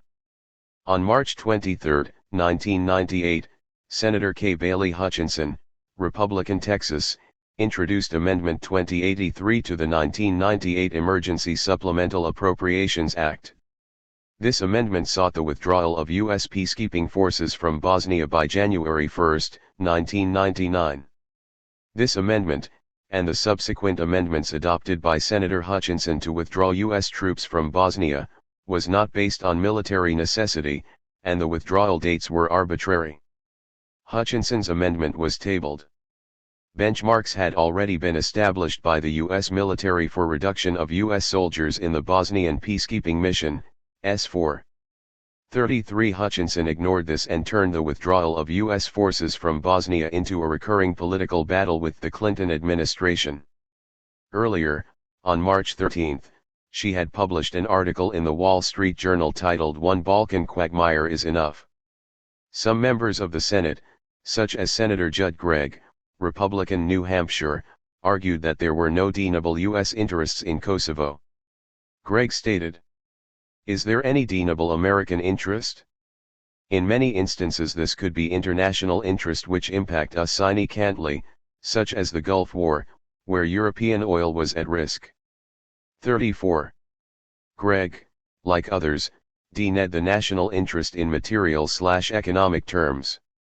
He did not consider halting genocide and saving the lives of Kosovar Albanians to be in the national interest. In Shake Hands with the Devil, Romeo Dallaire wrote that a U.S. officer informed him that 129. The lives of 800,000 Rwandans were not worth the lives of 10 U.S. soldiers. 35 Apparently Gregg had engaged in a similar calculation and come to the same conclusion about the Kosovars. When the U.S. Senate is in session, the Pledge of Allegiance is recited on a daily basis. It pledges liberty and justice for all. For many, this has become nothing more than a hollow exercise. Senator Joseph Biden, Democrat Delaware, displayed scholarly knowledge as he spoke about the events leading up to the clash between Milosevic and the KLA and the mishandling of the situation by the United States and its allies. Biden noted, "One would hope that the West has learned something from its pathetic temporization in Bosnia earlier this decade. It was only the use of American air power for 3 weeks in the fall of 1995 that brought Milosevic and his Bosnian Serb puppets to the bargaining table." 36. Overall, the debate in both houses of Congress seemed split into two distinct coalitions. One coalition consisted of liberals and realists. On the one hand, these liberals were committed peaceniks who wanted to focus on domestic issues. This included members of the House of Representatives such as Denis Kucinich. He is a member of the Serbian caucus. However, this did not appear to be the main reason why he opposed the bombing of Serbia. Kucinich had consistently displayed a domestic social policy orientation and opposition to war. Standing side by side with these liberals were realists. They felt that since there was no direct threat to the United States, the security interest of the United States did not warrant intervention in Kosovo. This was the position of K. Bailey Hutchinson in the Senate. On the other hand, there were foreign policy liberals who stressed the need to defend human rights to stop genocide, when possible. This was the position of Representative Tom Lantos, Democrat California, the only Holocaust survivor in Congress, and Mary Landrieu, Democrat Louisiana, in the Senate. They were joined by foreign policy moderates, such as Senator Chuck Hagel, Republican Nebraska. Hagel noted the need to adapt to a changing world when he said, "The United States of America must lead the world in the 21st century.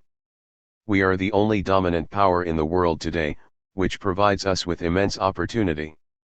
America must not be intimidated by the unprecedented rate of change and uncertainty in the world." 37. 130. The moderates believed that the United States and NATO had to adapt to the post-Cold War changes in the world, or both risked becoming irrelevant. In the House, the peacenik realist coalition prevailed, while in the Senate, the human rights moderate coalition prevailed. This division within Congress became even more pronounced in 1999. It was the year of Bill Clinton's impeachment trial. It was also the year that the Serbian government commenced with Operation Horseshoe, a full-scale effort to cleanse Kosovo of all 1.8 million of its Albanian inhabitants. Hence, it was a period of determining what should be the appropriate U.S. response to this action. Would the citizenship that Bill Clinton granted to European Muslims for inclusion in international society, which entitled them to human rights, be revoked? The impeachment trial of William Jefferson Clinton, the 42nd President of the United States, commenced on January 14, 1999. On February 12, 1999, Clinton was acquitted by the Senate, but partisanship was still prevalent in both houses of Congress. The partisanship in the House of Representatives came to the forefront on March 11, 1999, during the debate on House Resolution 103. This was a resolution to allow the House to vote on another resolution, House Concurrent Resolution 42 or HCON RES 42, to allow U.S. troops to be used as part of a peacekeeping operation in Kosovo. HCON RES 42 was authored by Representative Benjamin Gilman, Republican New York, who spoke out about the atrocities in Kosovo, yet he was opposed to the deployment of ground troops in Kosovo. This resolution was being debated prior to the reconvening of the peace talks between the Kosovar Albanians and Serbia in Paris. Some members of the House, such as Representative Elliot Engel, Democrat New York, believed that the resolution was unwarranted interference in the ongoing peace talks.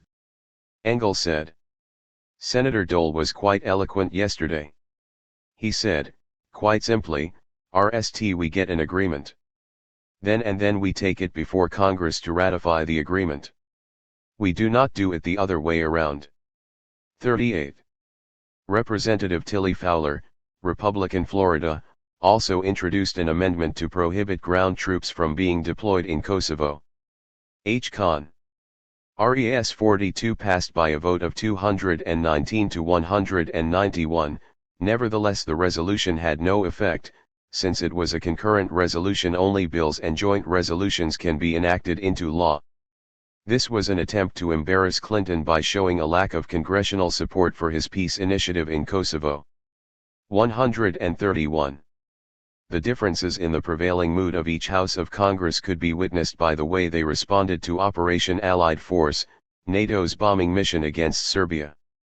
On March 23, 1999, the U.S. Senate approved Senate Concurrent Resolution 21, a concurrent resolution sponsored by Senators Biden, Democrat Delaware, Warner, Democrat Virginia, Levin, Democrat Michigan, Byrd, Democrat West Virginia, and McConnell, Republican Kentucky. It authorized the president to conduct air and missile strikes against Yugoslavia, in conjunction with NATO. Previously, amendments to a spending bill to prevent the use of ground forces in Yugoslavia had been withdrawn. This same measure failed to pass in the House on April 28, 1999, by a vote of 213-213. The House of Representatives remained perplexed and disengaged throughout the bombing campaign against Yugoslavia. On April 28, 1999, the House voted for House Resolution 1569 that restricted the use of U.S. ground troops in Kosovo. It passed 249 to 180. Yet House Resolution 82, directing the President to withdraw U.S. forces from military operations in Yugoslavia, failed to pass with 130 supporting the measure and 290 in opposition. The House conveyed a message of ambiguity when U.S. forces were under hostile re. The U.S. Congress was also a chamber of indifference and misinformation.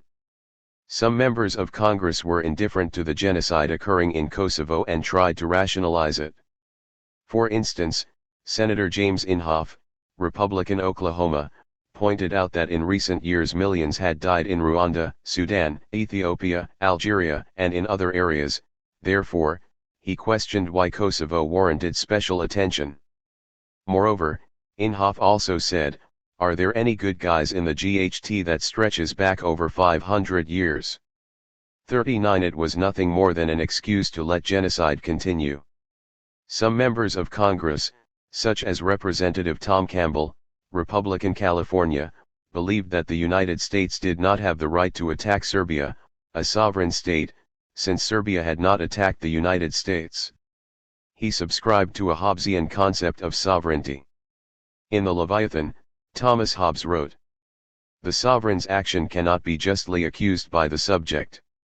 Every particular man is author of all the sovereign doth, and consequently he that complaineth of injury from the sovereign, complaineth of that whereof he himself is author, and ought not to accuse any man but himself." 40. This was an ancient notion that a sovereign state was an independent entity, and its rulers were free to treat its citizens and subjects as they 132. Pleased. This concept of sovereignty no longer applied. The principles of the Nuremberg Tribunal, 1950, altered the concept of state sovereignty. Principle 3 stated, "The fact that a person who committed an act which constitutes a crime under international law acted as head of state or responsible government official does not relieve him from responsibility under international law." 41. Principle 6 notes that crimes against humanity are punishable under international law. They are defined as murder, extermination, enslavement, deportation, and other inhuman acts done against any civilian population, or persecutions on political, racial, or religious grounds, when such acts are done or such persecutions are carried on in execution of or in connection with any crime against peace or any war crime. 42. Sovereignty can no longer be used to shield human rights violations. After the bombing stopped on June 10, 1999, and NATO proved victorious, Clinton's political enemies continued to seethe with bitterness. Representative John Duncan, Republican Tennessee, and Senator Larry Craig, Republican Idaho, denied that the war had accomplished anything. Nevertheless, the successful outcome of the war in Kosovo meant that European Muslims had not been expunged from the rolls of international society.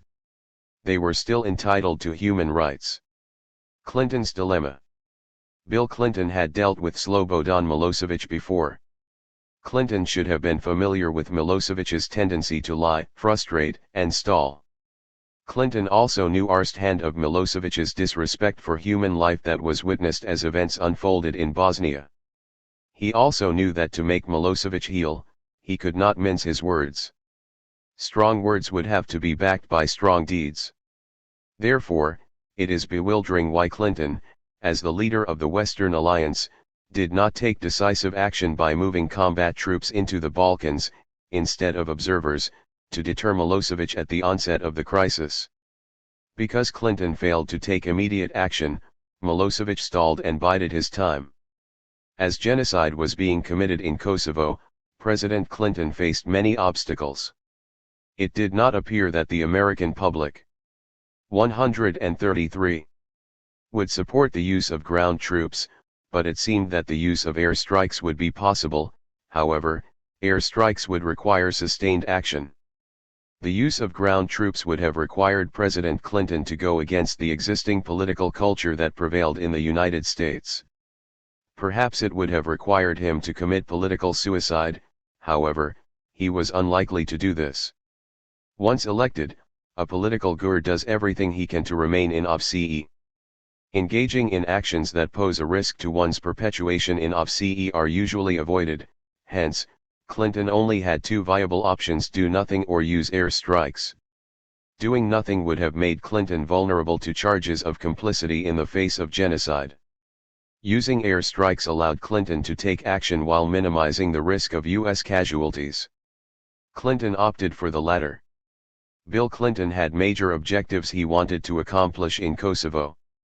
He made it known.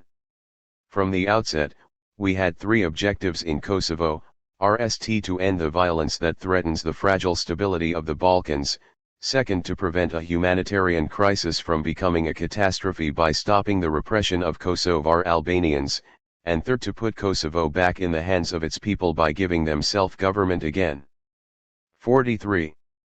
The war in Kosovo nearly ended when President Clinton realized that Serbia itself had to pay a price for its aggression. Therefore, power lines, bridges, and fuel supplies were attacked by the United States and its NATO allies. This brought the war in Kosovo to an abrupt end. The media. Slobodan Milosevic might have gotten away with genocide if it had not been for the U.S. media. The Associated Press and the New York Times undertook the most extensive coverage of events in Kosovo by U.S. news outlets. By 1998, Steve Erlanger, Alan Cowell, Craig Whitney, and Chris Hedges became familiar names to readers of the New York Times who followed news about Kosovo. The U.S. news media did nothing extraordinary, but just doing their job proved adequate enough. Most newspapers did not advocate U.S. intervention on behalf of the Kosovar Albanians. The exceptions were the Philadelphia Inquirer and the Washington Times. The old proverb that a picture is worth 1,000 words proved to be true regarding news coverage of Kosovo. On television screens and in newspaper pictures, America and the world saw the faces of 134 innocents. These were not people who had rebombed police stations or manned machine guns. These were innocent people who were forced to take their belongings and live in the forest and mountains with their children. There were over 1 million of them. If it had not been for the extreme cruelty of Slobodan Milosevic, Americans might have been content to read and watch stories about the death of Sonny Bono, Mary Kay Letourneau and her underage lover, and the retirement of Michael Jordan. If the faces of the innocent had not been shown, the war in Kosovo might have come to an end before NATO achieved its objectives. The United Nations. The United Nations was ineffective at preventing or stopping genocide in Kosovo. It was hampered by its structure, cultural factors, and geopolitics. The structure of the United Nations hampered the search for a solution to the conflict in Kosovo.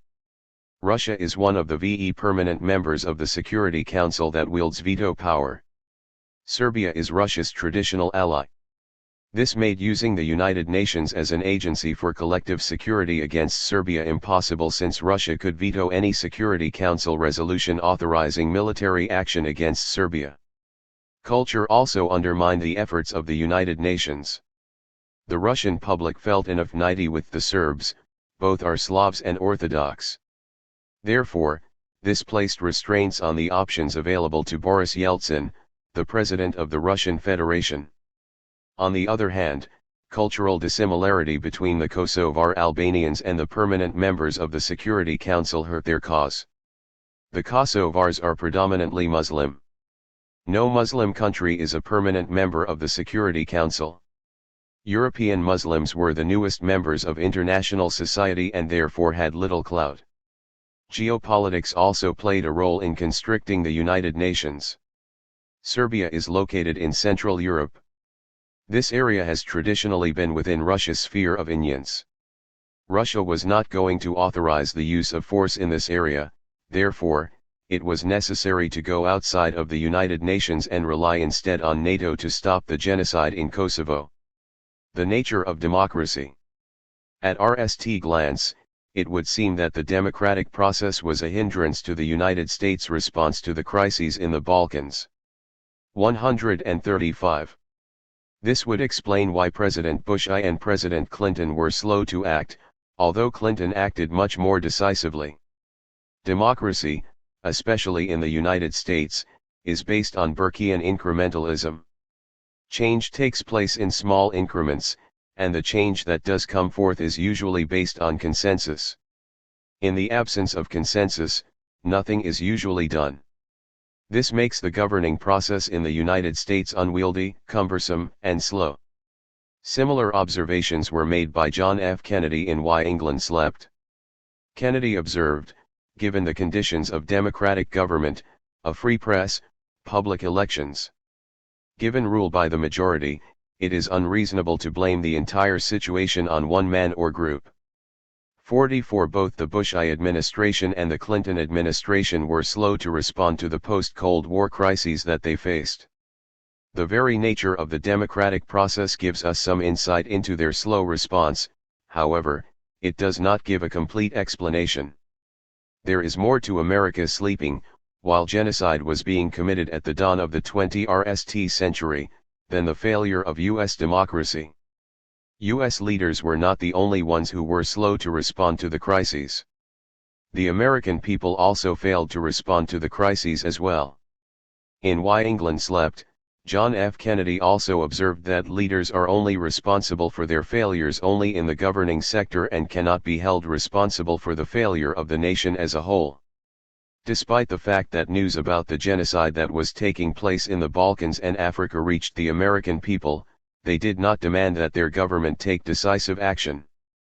Simply pointing to the nature of U.S. democracy masks the real problem.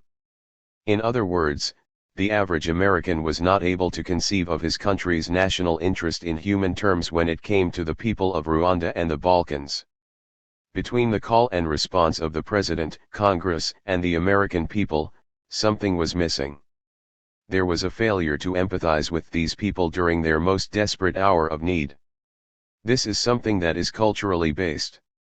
When a disaster in a foreign country is caused by the forces of nature, the American people are often among the first to respond and are often among the most generous.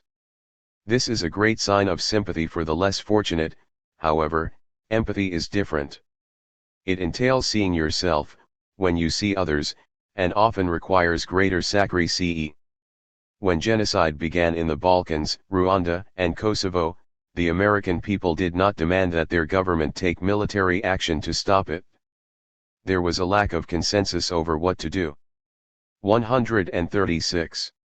Simply put, the American people felt sorry for the victims, but did not feel that they were worth dying for. A culturally based barrier separates Americans from many of the peoples of the world. Under these circumstances, it appears that President Clinton did the best that he could do to protect the Kosovar Albanians when they were under attack. Aspects of American culture that affect the United States foreign policy will be discussed in the following chapters. 4. Chapter 7. The War in Darfur. Genocide on our watch. Sudan has become today's world capital of human pain, suffering and agony. There, one part of the population has been and still is subjected by another part, the dominating part, to humiliation, hunger, and death. For a while, the so-called civilized world knew about it and preferred to look away. Now, people know. And so they have no excuse for their passivity bordering on indifference. Elie Wiesel, on the atrocities in Sudan, New York, July 14, 2004. 1. Genocide has happened on our watch in Darfur. This cannot be denied. To the casual observer, it appears to be a clear case of the Arab minority regime in Khartoum committing acts of genocide against Africans in the western province of Sudan, Darfur. In reality, it is more complex than this.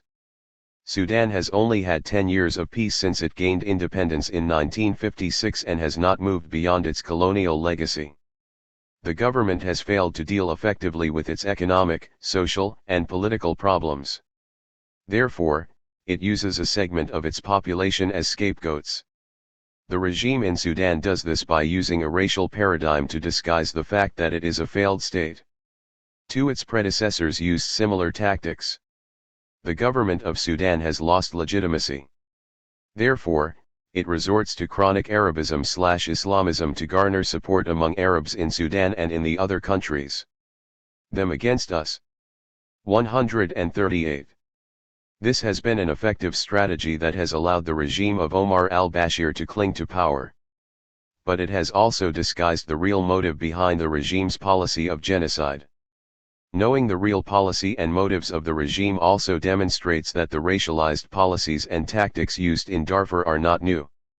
These same policies and practices were used during the civil war in southern Sudan as well. As the war in the south drew to a close, racialized terror simply shifted to Darfur. Moreover, these same tactics most likely will be used again in another arena in Sudan if the genocide in Darfur is brought to an end. This is the only way that the Khartoum clique can cling to power. Creating the paradigm of race, culture, and ethnicity in Sudan. Sudan's political, social, and cultural divisions lie deep within its history.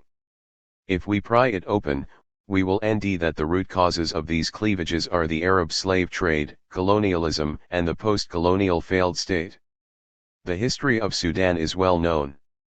History has been used in Sudan to create the prism of the racialized state that the regime in Khartoum uses to sustain itself in power.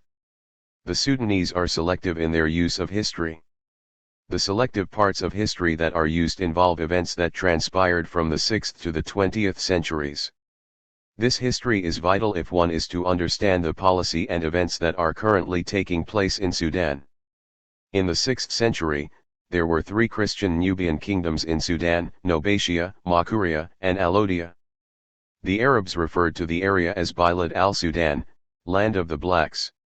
They mainly farmed, engaged in pastoral activities, and traded with outlying areas. However, things were to change by the middle of the 7th century, when Khalid ibn al-Walid conquered Egypt. This resulted in the dual process of the Islamization and Arabization of North Africa. It also placed Egypt on a collision course with the Nubian kingdoms of Sudan. Egypt tried, but it could not conquer its Nubian neighbors. Therefore, a non-aggression pact/trade agreement, back treaty, was signed between the Nubian kingdoms and Egypt in 652 AD. The pact called for peace between Egypt and the 3 kingdoms. The trade portion of the agreement called for the Nubians to provide Egypt with 400 slaves a year. In return, Egypt was to provide the Nubian kingdoms with food and clothing.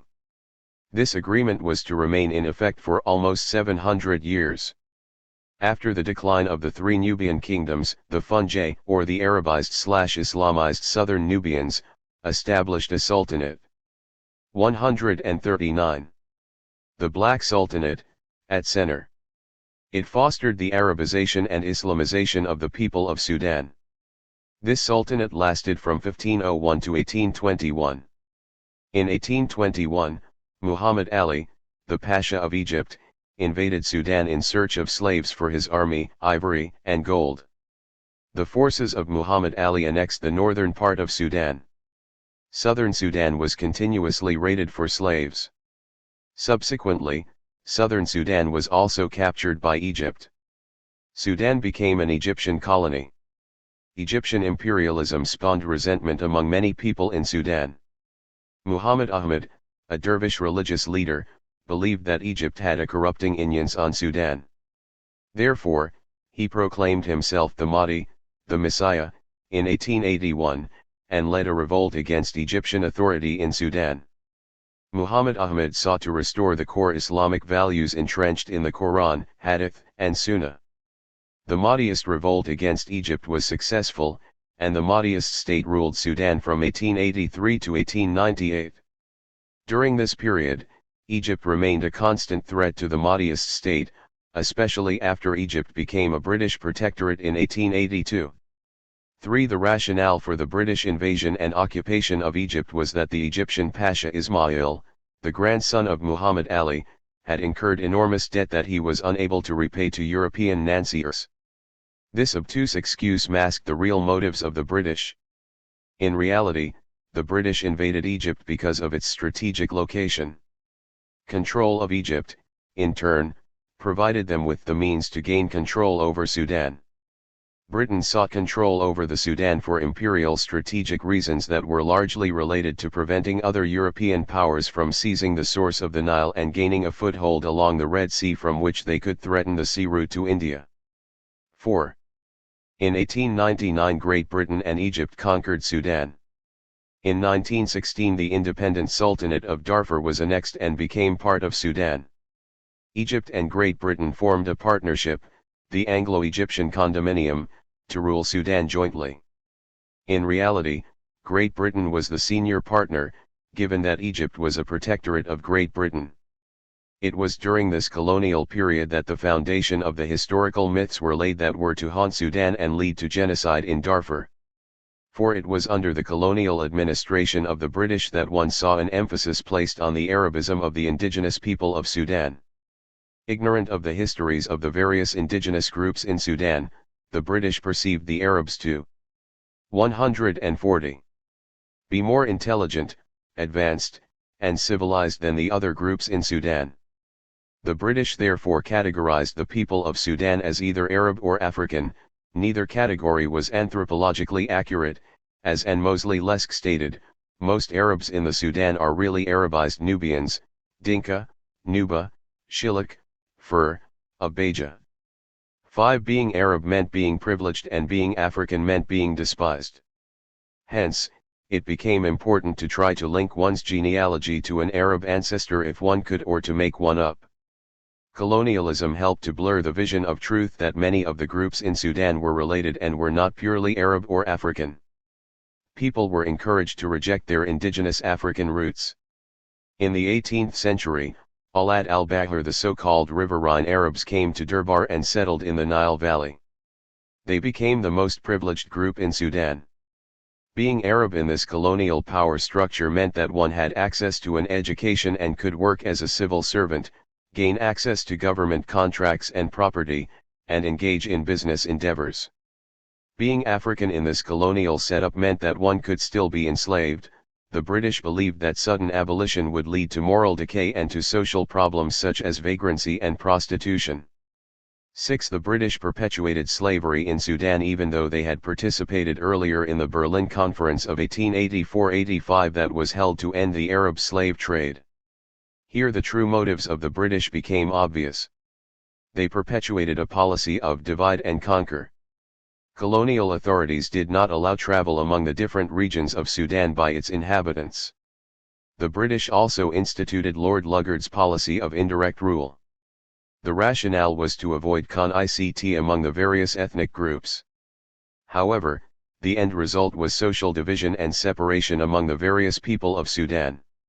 In other words, the real motive was to prevent the people of Sudan from uniting against the imperial power. Therefore, some were given privileges while others were denied them. The denial of privileges to the Africans of southern Sudan can be witnessed in the fact that the British used Syrians, Armenians, Greeks, and Northerners as merchants to facilitate commerce instead of the indigenous people of the south. Ali Mazrui has referred to this tactic as the use of a buffer race to act as a liaison between the indigenous people and the colonial authorities. It also prevented the rise of an African merchant class in southern Sudan. The British used similar policies in other colonies such as Ghana and Uganda. Culture became the essential dividing line in Sudan. It has been pointed out by observers of Sudanese affairs that the terms African and Arab are based on culture rather than strictly on physical. 141. Features or skin color. 7. Gerard Prunier has stated, in terms of skin color everybody in Sudan is black. 8. During the pre-colonial period there was certainly a cultural dividing line as well. Arab/Muslim Sudanese enslaved African Muslims, African Christians, and animists. Africans also enslaved others who did not belong to their ethnic group to comply with the Back Treaty. Nevertheless, the cultural dividing lines were not drawn as sharply as they were during the colonial era. Though Islam eventually became the religion of the Sudanic kings, the kings themselves continued to claim customary rights and powers which were not based on Islamic precepts. 9. What became apparent during the colonial era was that a regime could remain in power if it fostered social, political, and economic divisions among its inhabitants. In many ways, the colonial policy of the British in Sudan paralleled that of the Belgians in Rwanda, see Chapter 4. The colonial authorities were successful in creating social divisions and ethnic cleavages among the people of Sudan that acted as a barrier, thereby preventing them from presenting a united front against the occupiers. If the Arabs had embraced their African roots, perhaps the various groups could have united against the European encroachers. Arab and African were politically driven identities. The colonial regime was successful in getting the people of Sudan to think in terms of race, to think that they were different from each other by rewarding one group and punishing the other. This was the lesson that was learned from colonialism, and it has sustained the various regimes that have ruled Sudan since its independence in 1956. It continues to sustain the regime in Khartoum today and is responsible for genocide in Darfur. Lack of national identity. Sudan lacks a national identity and the state lacks legitimacy. This is what has prevented its people from going beyond their primordial, social/cultural, identity and assuming a broader Sudanese supranational identity that crosses cultural boundaries. During the colonial era, the various groups were segregated and a racial hierarchy was established. Moreover, Sudan never developed a broad-based nationalist movement like many other colonies. Since the movement of the various people of Sudan was limited by the British authorities through the Passport and Permit Ordinance, there was little interaction. 142. Among them, colonialism created and reinforced ethnic identities and stereotypes. As a result, the northern sector of Sudan was Uni-ed while the south was Balkanized. Furthermore, the British quickly acquiesced to independence for Sudan to head off the growing unions of Egypt among the Sudanese elite and to counter the efforts of the Egyptian crown to regain control of Sudan. The British selected the Southerners who were to take part in negotiations for independence. Representatives from southern Sudan asked for a federal system to safeguard their rights, but they were denied that. Instead, a unitary system was chosen. Moreover, they were only allocated 14% of the seats in the legislature. Arabic was to be the official language. The Sudanese Commission appointed no Southerners as governors, not even in the south. As a result, Sudan began to take on an Arab identity. People in southern Sudan began to fear domination by the Arab north. Such fears tipped off an incident that was to launch Sudan into civil war. In 1955, prior to independence, a mutiny broke out in the southern province of Equatoria. Southern soldiers had been ordered to go north to Khartoum for an independence celebration. Fearing for their lives, they refused to go. Violent demonstrations broke out in the south, and northerners were attacked. A civil war began that was to last from 1955 to 1972. During this period, the features of the Sudanese political system were revealed, features that are still prevalent today and are a major factor in the war in Darfur. When the political system in Sudan is subjected to stress, it breaks down and the government resorts to a policy of chronic Arabism. This policy of them versus us emphasizes aspects of Arab culture as a means to regain the support of its Arab population.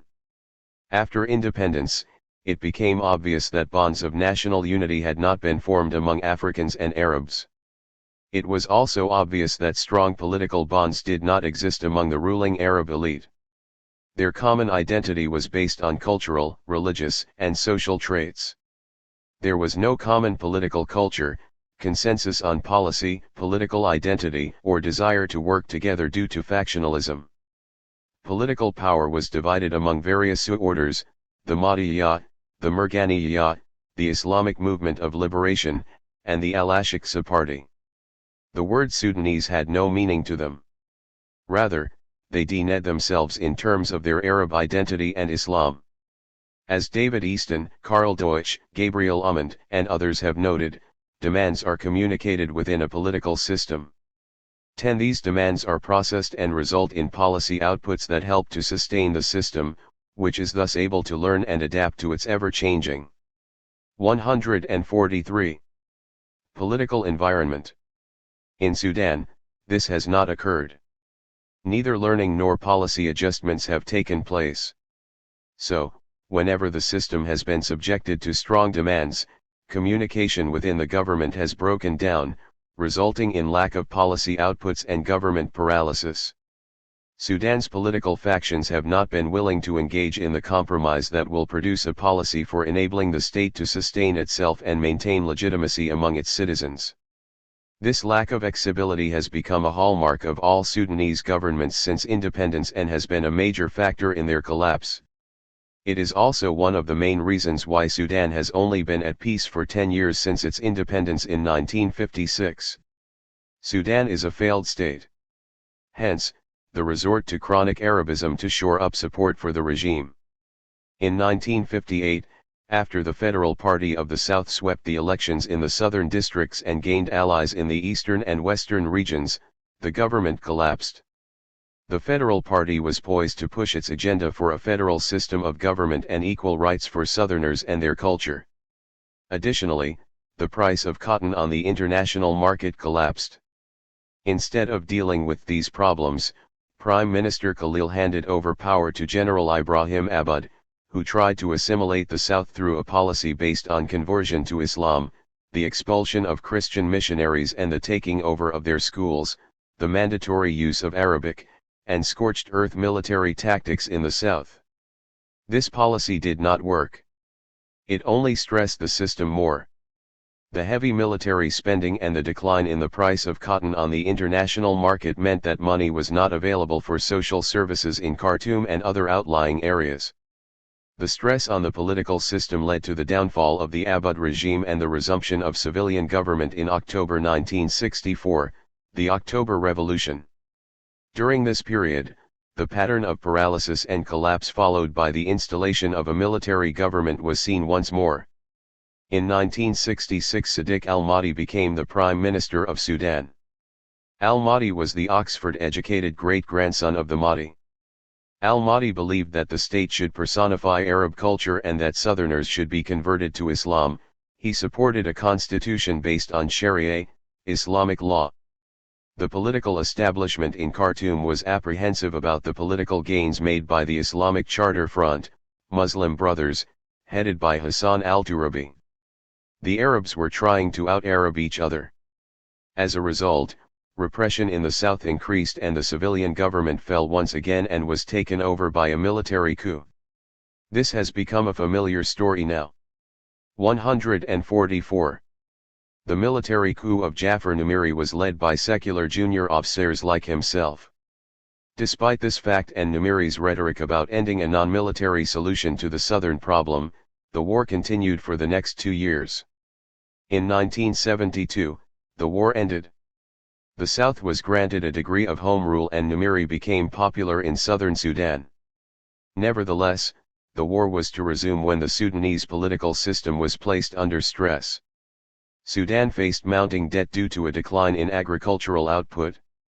Therefore, Numeri sought assistance from the International Monetary Fund, IMF, that demanded the implementation of an austerity, structural adjustment, program.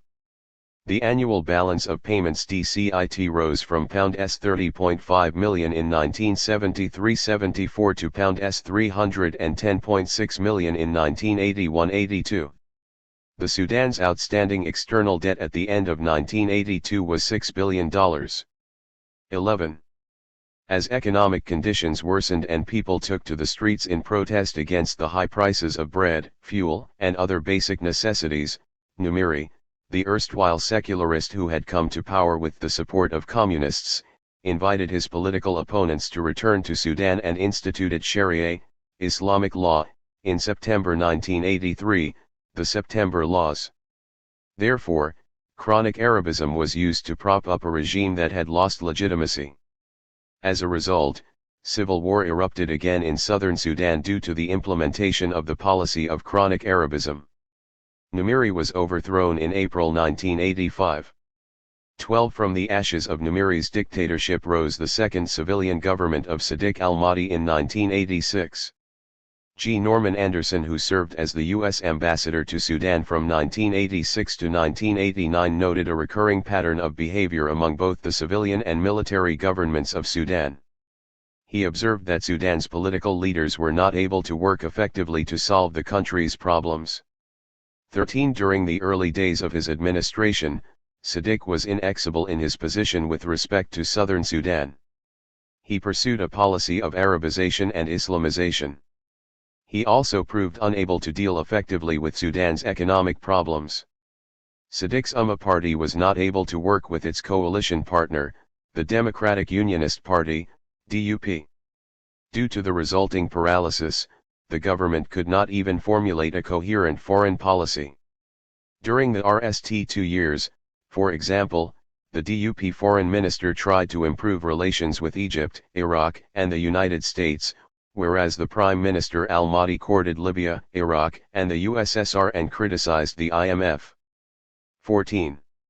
145. In addition, there were severe economic problems that were not dealt with effectively by the government.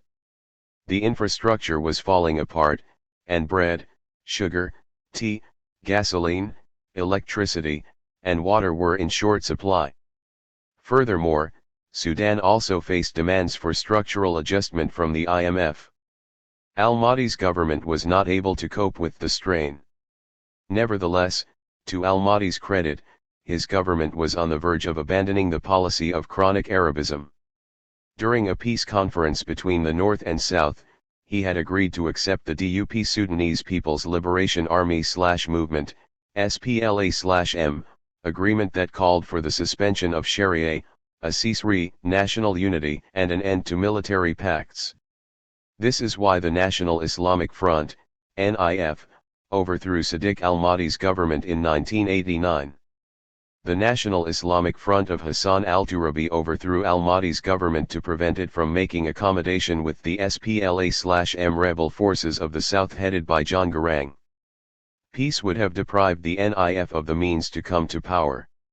However, once in power, the NIF, now the National Congress Party, made accommodation with John Garang's SPLA/M rebel forces. This does not mean that the policy of chronic Arabism was abandoned, however, it merely shifted location from southern Sudan to Darfur in western Sudan. Bringing the war in the south to an end allowed the regime in Khartoum to reap protests from oil in that region. However, the regime continued its policy of chronic Arabism to garner support in the Arab community of Sudan and other countries. The war in Darfur. There is an inherent link between the war in southern Sudan and the war in Darfur. The war in Darfur began in 2003 when the war in southern Sudan was winding down. It intensified as the war in southern Sudan came to an end in 2005. Darfurians, who were once viewed as northerners by the people of southern Sudan, now became the victims of the same scorched earth tactics of bombing, raiding, rape, pillage, and enslavement used in the south. In many ways the war had just shifted locations, and the policy of chronic Arabism continued as a means to prop up a failed regime. Most Westerners were at a loss to explain the conflict in Darfur. The conflict between northern Sudan and southern Sudan was inaccurately viewed through the prism of the Muslim North versus the Christian South. Clearly, this paradigm did not see Darfur where the battle pitted Muslims against Muslims.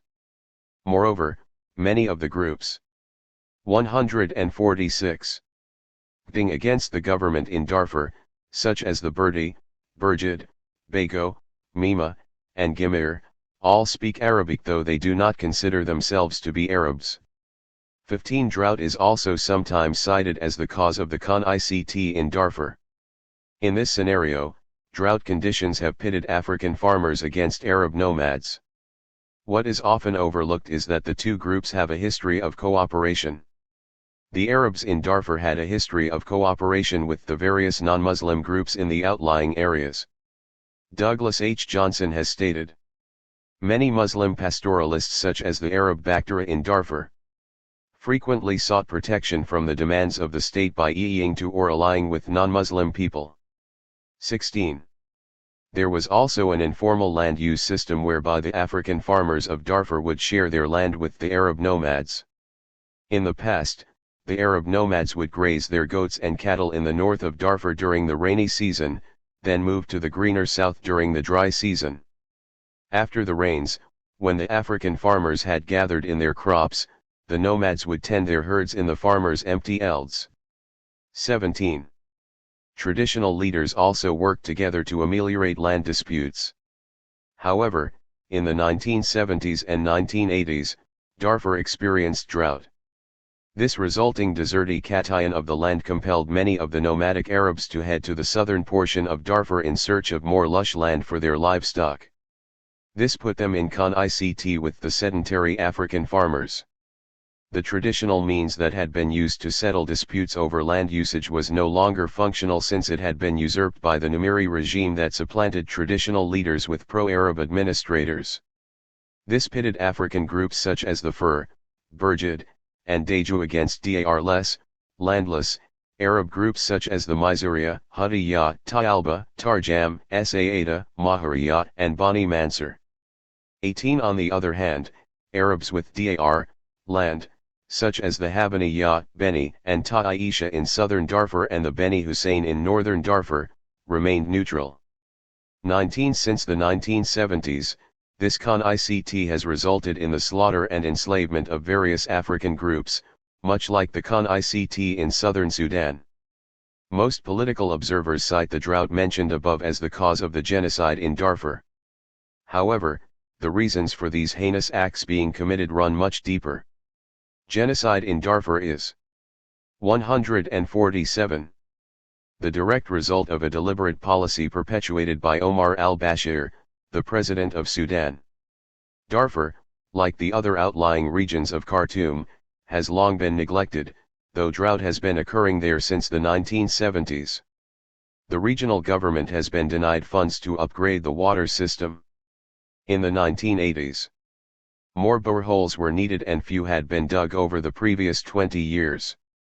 Funds earmarked for water projects had been stolen, miles of piping imported for Darfur had been lying for years in Port Sudan with nobody bothering to collect it. 20. The regime in Khartoum has not adequately provided for the needs of its people, especially in the area outside of the capital. Ironically, David Hoyle has stated that the rebellion in Darfur was not justified because Darfur was not neglected by the current central government. He has stated, with regard to development in Darfur since the present government came to power in 1989. The government has stated that before 1989, there were only 16 high schools in Darfur, there are presently 250 schools, they increased from 241 in 1986 to 786 in 2003. The number of hospitals in Darfur has increased under this government from 3 in 1988 to 23 hospitals in 2001. 21. Nevertheless, when viewed from a broader perspective, things look quite different from the rosy picture that Hoyle paints. Richard Laban as well as others have pointed out that only about 20% of Sudan's population lives in Khartoum, yet 50% of its doctors reside there, 70% of its electricity is consumed there, and 70% of its industry is located there as well. 22. Furthermore, Hoyle missed the point that the rebellion is not about infrastructure. The Sudanese Liberation Army/Movement, SLA/M, has stated that it is not going for more infrastructure in Darfur. It is going for justice. 23. Both the African and Arab populations of Darfur have been neglected, because the administration in Khartoum views Darfur as a backwater area. Yet, it tries to maintain Arab solidarity with the nomadic herders even though the two groups, more often than not, have nothing in common. Most of the nomads are illiterate while the Khartoum clique is well educated. Many of the Arabs of Darfur have a history of a migratory lifestyle while the Arabs of Khartoum are sedentary.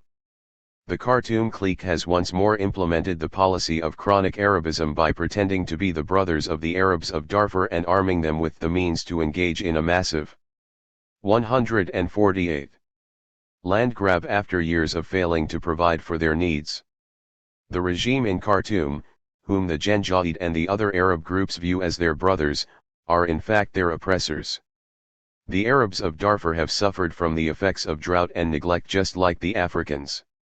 The government policy of chronic Arabism has also worked in getting Africans to view the political events through the racial lens that Khartoum has provided. Thus, by getting both the victim and the victimizer to see through this racial paradigm, the regime in Khartoum is able to cover its tracks as a failed state. It tries to deceive people into believing that the events transpiring in Darfur are cases of ethnic warfare rather than what they are: genocide. As Albert Memmi stated in The Colonizer and the Colonized, the usurper endeavors to falsify history, he rewrites laws, he would extinguish memories. Anything to transform his usurpation into legitimacy. 24.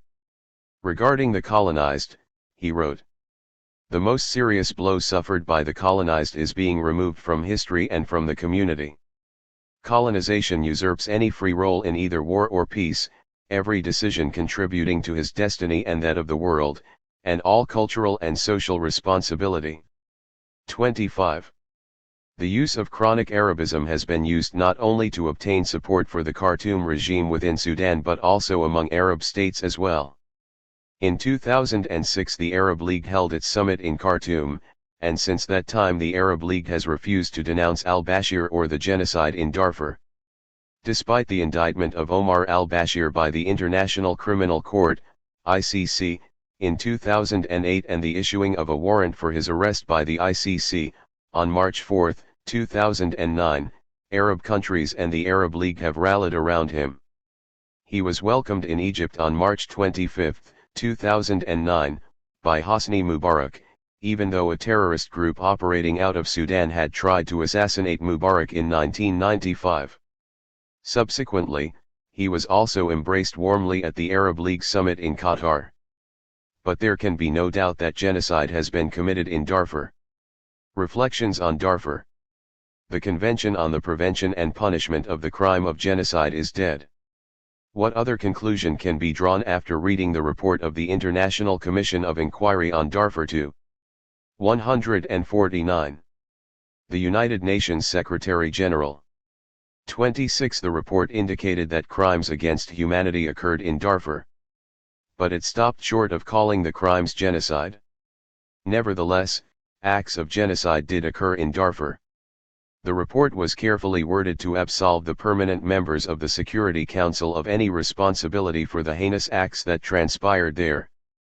But the blood of the victims cannot be completely wiped from their hands. The crisis in Darfur also demonstrates many of the shortcomings of the international system. The term international community is a misnomer. The situation in Darfur readily points out that the world's nations have fallen short of forming a community. Neighbors look out for each other's well-being in a community. Conversely, in a society neighbors merely coexist with one another. The crisis in Darfur also shows that international law has become unenforceable, because those entrusted to enforce it are often the biggest violators of international law. In other words, how can international law be enforced when the sheriff is an outlaw? Darfur and genocide. The events that occurred in Darfur are not imaginary. The government of Sudan and its surrogates, the Janjaweed, attacked the civilian population in Darfur. As a result, 2.71 million civilians have been displaced and over 400,000 people killed. These facts alone do not seem to indicate that genocide occurred in Darfur. However, when one examines how events unfolded in Darfur, it becomes obvious that genocide did indeed occur in that region of Sudan. Genocide is denied in the Convention on the Prevention and Punishment for the Crime of Genocide. The Convention denies genocide as the following: A. Killing members of the group, B. Causing serious bodily or mental harm to members of the group, C. deliberately insisting on the group conditions of life calculated to bring about its physical destruction in whole or in part, d. imposing measures intended to prevent births within the group, e. forcibly transferring children of the group to another group. 27. Without a doubt, genocide occurred in Darfur, as one of the main aims of genocide is to eliminate a group. The report of the International Commission of Inquiry on Darfur to the United Nations Secretary-General indicates that the acts of violence were not 150 random. They targeted particular groups. For example, the Sudanese government and their Janjaweed agents targeted members of the Zaghawa, Fur, and Masalit. The government of Sudan is run by people who are predominantly Arab, like their Janjaweed surrogates. 28 members of the Zaghawa, Fur, and Masalit ethnic groups have been designated as Africans. This is not a racial grouping per se but a designated cultural group. Nevertheless, the attacks were obviously targeted against these groups to provide dar, land, to the landless Arabs. The attacks took place against more than 2,000 villages that were predominantly African. 29. Moreover, during the attack against the African villagers, the Arab-based Janjaweed made the following statements, leaving no doubt that the attacks were racially motivated. When asked why they believed they were attacked, some witnesses stated, because they want our land and cattle, or they want to eliminate us from the area. Other witnesses referred to statements made by their aggressors during some of the attacks, such as "You are Tora Bora, the Sla are your families, the Fur are slaves, we will kill them, we are here to eradicate blacks, Nuba, we will drive you to poverty, this is not your land, or you are not from here." 30. From the comments above, it is apparent that Africans were victims of racially motivated attacks by Arabs, and the goal was to cleanse the land of their presence. This constitutes genocide. Other forms of genocide were also used against the African population of Darfur. According to the Convention on the Prevention and Punishment of the Crime of Genocide, causing serious bodily or mental harm to members of the group also constitutes genocide. In Darfur, rape was used as a weapon of warfare. Sudanese soldiers and their Janjaweed agents used rape to physically injure and humiliate the indigenous women and girls of Darfur. According to the report of the International Commission of Inquiry on Darfur to the United Nations Secretary-General, various sources reported widespread rape and other serious forms of violence committed against women and girls in all 3 states of Darfur. According to these sources, the rape of individual victims was multiple, carried out by more than one man and accompanied by other severe forms of violence, including beating and whipping. In some cases, women were raped in public, and in some incidences, the women were further berated and called slaves or Tora Bora black dust. 31. 151. The following has also been reported. First, deliberate aggression against women and girls, including gang rapes, occurred during the attacks on the villages. Second, women and girls were abducted, held in confinement for several days and repeatedly raped during that time. Third, rape and other forms of sexual violence caused during the IDP and further displacement, including when women left towns and IDP sites to collect wood or water. In certain areas, rape also occurred inside towns. Some women and girls became pregnant as a result of rape. 32. These acts of violence against women were not random acts of violence by individuals. They were coordinated with the intent to humiliate and inflict physical and psychological harm on the victims. Furthermore, if the rape victims became pregnant, they would have to endure the physical pain of childbirth and the psychological pain of social ostracism for having given birth to the children of the enemy. The rape victims were often branded on the hand and forced to live with the memories of the violent acts committed against them and the possibility of being shunned by their families and communities. The evidence also indicates that genocide occurred in Darfur due to the nature of the attacks against the indigenous people of Darfur. Sudanese troops and the Janjaweed militias leveled villages in Darfur. Crops, cattle, livestock, huts, and personal possessions were destroyed with the intent of driving out the indigenous people by making it impossible for them to sustain themselves in the region. Frequently, many of the indigenous Africans refused to return to their villages for fear of further attacks. In some cases, Arabs from other regions of Sudan moved into the area. These acts constitute genocide. According to the convention, deliberately insisting on the group conditions of life calculated to bring about its physical destruction in whole or in part also constitutes an act of genocide. The attacks were planned to drive people away from their villages. It was genocide. The government of Sudan and its Janjaweed surrogates also undertook measures that negatively affected the fertility rate of the peoples of Darfur. Civilian men and boys were murdered en masse by the Sudanese government and the Janjaweed forces. 33 such attacks undoubtedly had an adverse impact on the fertility rate of the targeted African population of Darfur. Fewer males affect the group's ability to reproduce itself, thereby negatively affecting its population. The convention denounces this as genocide. It states that genocide is imposing measures intended to prevent births within the group. Genocide is the policy of the government of Sudan and the Janjaweed. 152. Genocide in Darfur has not been a priority issue for the permanent members of the Security Council, which consists of countries that are supposed to uphold international law but failed to do so in Darfur. The Security Council has been slow to respond to the crisis. In fact, Russia and China have aggravated the situation. Their actions have led to more deaths and destruction in Darfur. Russia and China outlaw sheriffs. The law becomes unenforceable when those who are supposed to uphold it willingly violate it. In other words, the law becomes unenforceable when the sheriff is an outlaw. This is currently the situation with respect to Darfur. Russia and China, two permanent members of the UN Security Council who are supposed to uphold international law, have contributed to the genocide that has taken place in Darfur. First, the Security Council enacted a weak arms embargo against Darfur. It excluded the Sudanese government that has used the arms it has imported to arm its Janjaweed ally.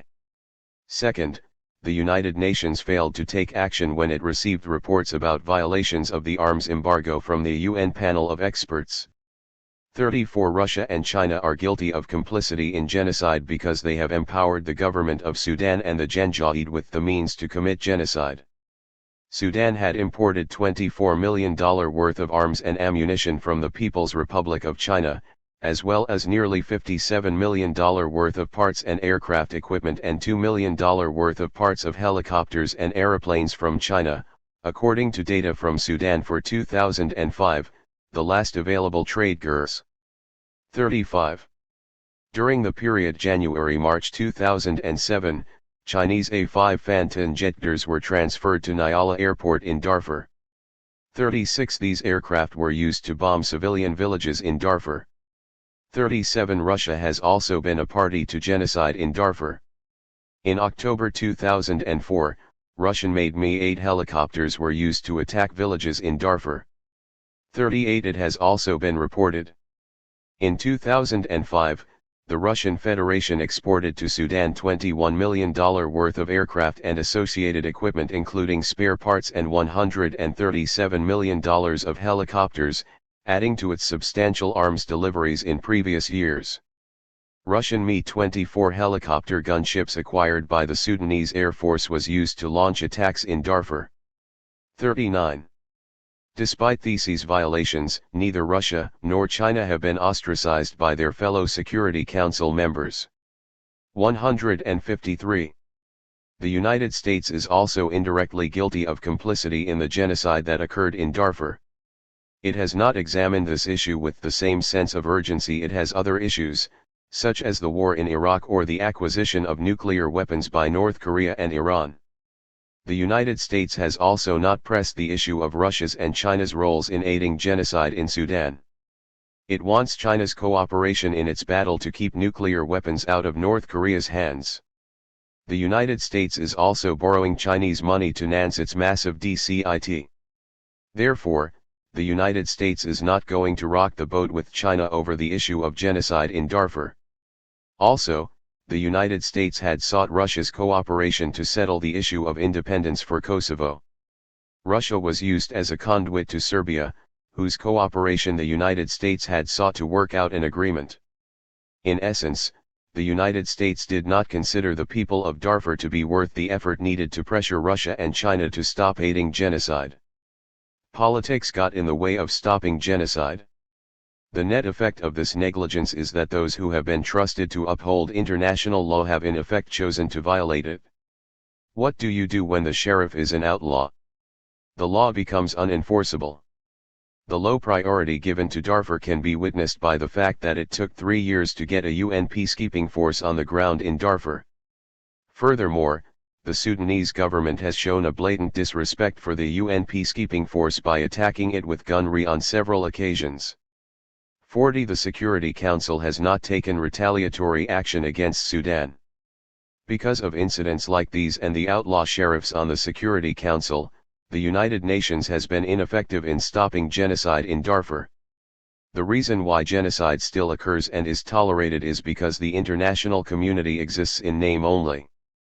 In other words, there is no international civil society. The American public. Unlike the other episodes of genocide that transpired in the 1990s, the American public was aware of what was going on in Darfur and tried to stop it. Save Darfur became a rallying cry. Nevertheless, despite public involvement, genocide in Darfur continued unabated. It is important to understand the paradox of why the greater involvement of the American public in such a major issue did not result in genocide being brought to an end in Darfur. Initially, due to sparse media coverage, the American public did not demonstrate a great deal of concern regarding the events that were unfolding in Darfur. However, as media coverage grew, so did 154. The concern of the American people. There were a number of reasons for this. First, the government of Sudan had developed a nefarious reputation among conservative Christians in the United States. They viewed the Sudanese civil war as a battle between the Muslim North and the Christian South. The conservative Christian community was appalled at the scorched earth tactics used by the government-backed militias in southern Sudan. They recoiled in horror after learning about the rape and enslavement of thousands of women and children in southern Sudan. Many American Christians became involved in various redemption programs to purchase the freedom of southern Sudanese slaves. When news of Darfur reached the conservative American Christian community, they were equally dismayed that the same tactics, policies, and practices that they had fought against in southern Sudan were now being deployed in western Sudan. They demanded that their Republican allies in Congress and the President take bold action to alleviate the situation in Darfur. The crisis in Darfur is notable for the involvement of American youth. During the episodes of genocide in Rwanda, Bosnia, and Kosovo, America's youth had slept just like the rest of the American public. By 2004 they were out in the forefront of the struggle to save Darfur. There are a number of reasons for this turnaround. First, the 10-year anniversary of the Rwandan genocide was observed in 2004. Second, this coincided with the release of the movie Hotel Rwanda. This helped to heighten the awareness about genocide being committed in Darfur. What is also important in understanding the involvement of American youth is how the message of genocide reached them. The movie Hotel Rwanda was a part of American pop culture. Likewise, news regarding Darfur spread across the internet.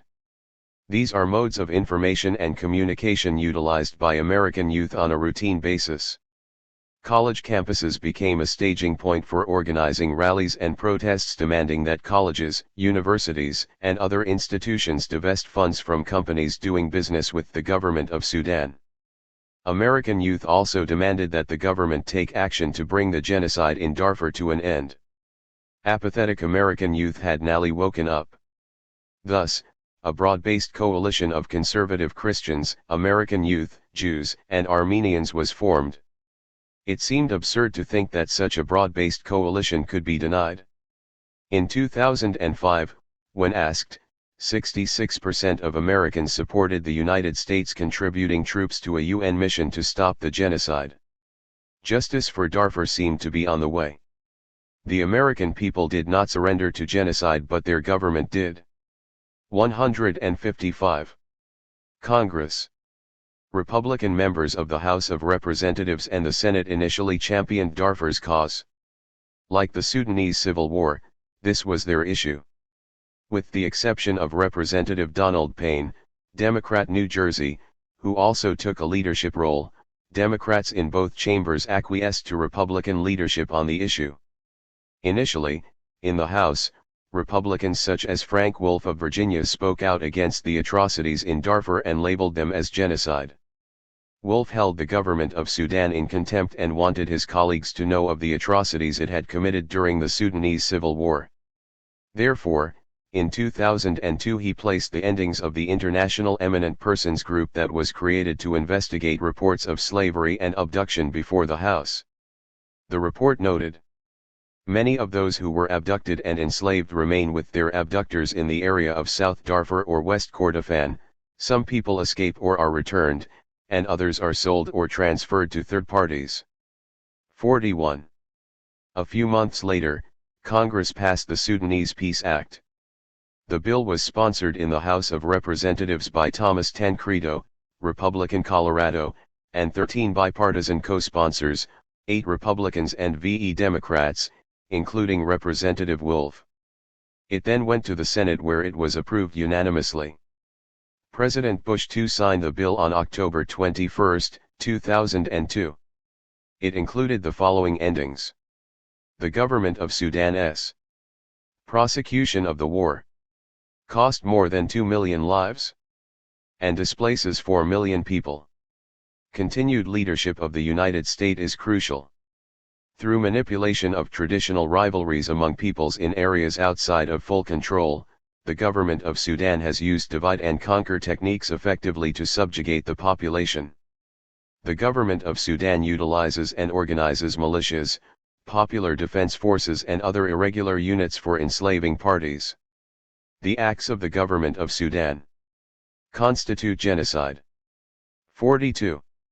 The act also condemned the government of Sudan for slavery and other human rights abuses. It authorized the president to provide $100 million annually in assistance to the areas outside of the government's control for the school years 2003, 2004, and 2005. 156. The president was also to report to Congress every 6 months as to whether the parties embroiled in the conflict in southern Sudan were negotiating in good faith and whether the government of Sudan had interfered in humanitarian efforts. If it was determined that the government of Sudan was not cooperating in the peace effort, then the U.S. Secretary of Treasury was to instruct directors of international financial institutions to vote against extending loans, credit, or guarantees to the government of Sudan. On September 24, 2003, Wolf condemned the government of Sudan for slavery and sex trafficking. On April 2, 2004, Wolf took to the floor of the House of Representatives once more. This time, he called attention to what was transpiring in Darfur. Wolf stated, "As the world waits and watches, the people of Darfur region in Sudan are being wiped out." This crisis began in February 2003 when the rebel groups in Darfur state began to GHT government security forces. In early February 2004, the government launched a major military offensive against the rebel forces. The result has been brutal attacks by ground and air forces against innocent civilians and undefended villages. Thousands have been killed. Millions more remain beyond the reach of aid. 43. Wolf then proceeded to speak on behalf of House Concurrent Resolution 403 that condemned the government of Sudan for its attacks on civilians and asked the United Nations to determine whether crimes against humanity had been committed. Representative Wolf adopted this cause as his own.